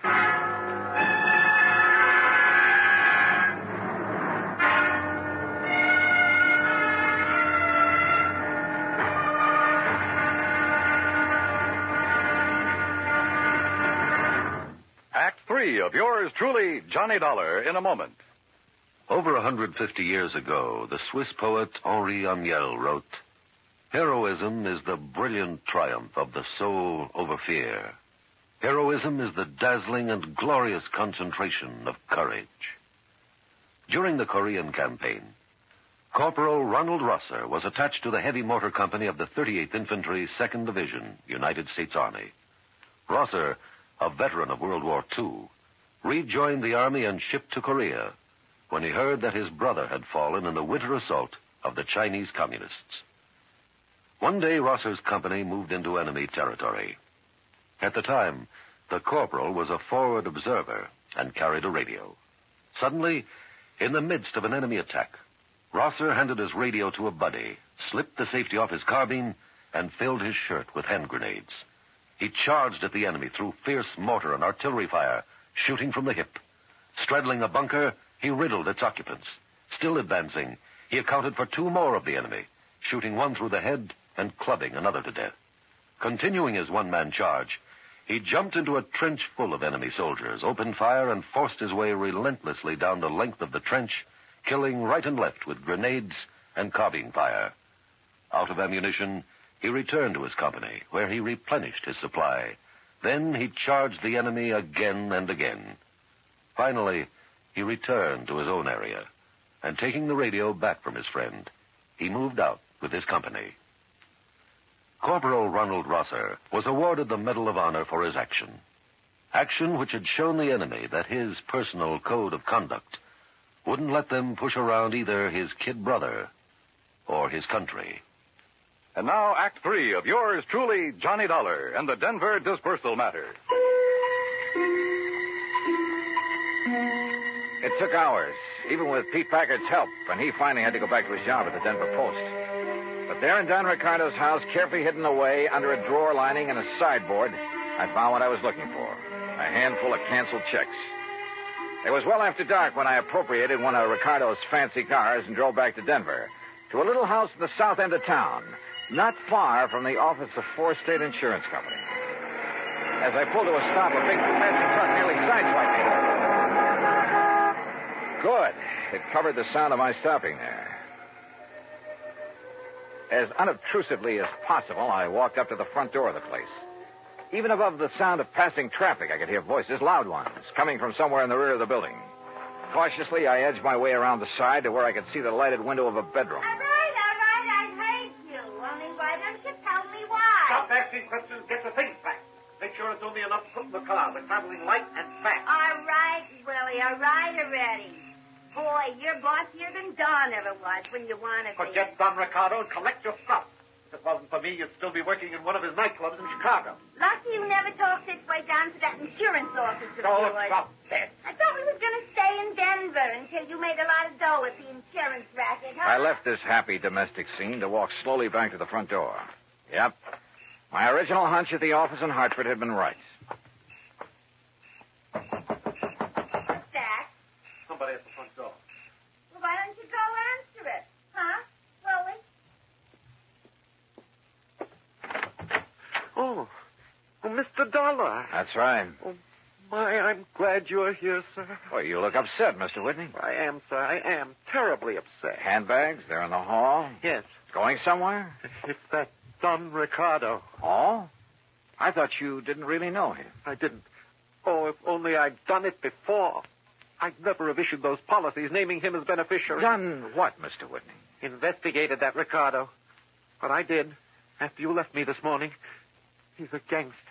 An ex-gangster, Mr. Dollar. No. Yes. I suddenly realized that in your investigation, you'd investigate him, and he'd think I'd had you investigate him. He'd think I was trying to make trouble for him. Frightened me terribly. And that's why you decided to leave town, huh? Yes, of course, until this whole thing blows over. He's a dangerous man. He'd stop at nothing. He might even try to kill me. I must leave here immediately. Oh, I wouldn't be too sure of that. Where did you plan to go? Far away, anywhere where he couldn't find me. And where maybe I couldn't find you. Of course. What? Why did you say that? Well, I was just thinking. This morning while I was going through the files at your office, you left me alone for a while. Yes, I recall that I did. Why? To make a phone call, maybe? To Don Ricardo? What? Is that why he just happened to be waiting in his little foreign car a block or so up the street about the time I left your office in a cab? Oh, Mr. Dollar. Pretty good theory, isn't it? Especially when I have these little scraps of paper to back it up. What are those? Some of Don Ricardo's canceled checks. Made out to you. 20% of the take on those big, fat insurance payments. Where did you get those? Funny, too. They're all dated one day after you paid off on each of those big claims. Give me those? Oh, you don't. We're going to need these. No, I'll kill you. Mr. Milktoast, huh? You dirty. I'll kill you. Okay, baby. All right. Okay, Willie, get up on your feet. Yes, sir. Anything you say, Mr. Dollar. But please, you must believe me. Oh, I'm cut an it. innocent That man. timid soul pose of yours may have sold insurance to a handful of suckers, Whitney. But it hasn't sold me a thing.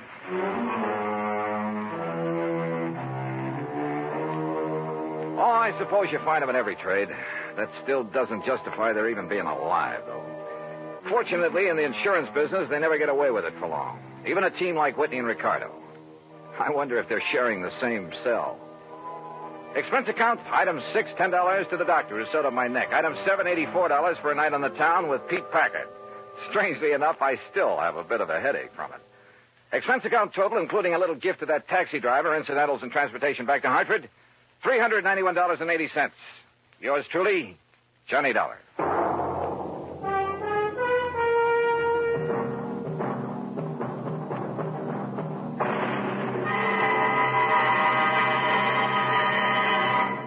Our star will return in just a moment. Our flag now numbers 50 stars, and behind each star there stands yet another flag representing one of the 50 states. Idaho's state flag depicts the prime industrial pursuit of its citizens, mining.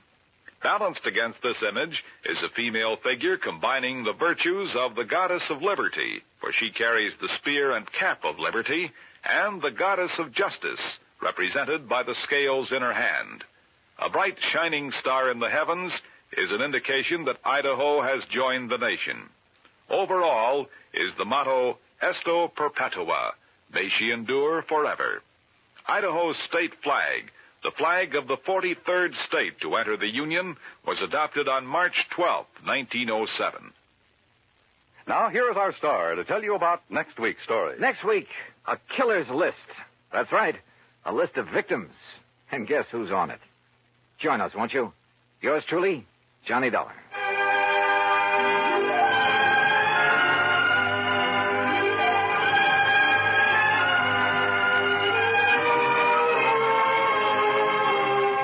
Yours truly, Johnny Dollar, starring Bob Bailey, originates in Hollywood and is produced and directed by Jack Johnstone, who also wrote today's story. Heard in our cast were Virginia Gregg, Forrest Lewis, Barney Phillips, Edgar Beria, Frank Gerstle, and Peter Leeds. Be sure to join us next week, same time and station, for another exciting story of yours truly, Johnny Dollar. This is Dan Cubberly speaking.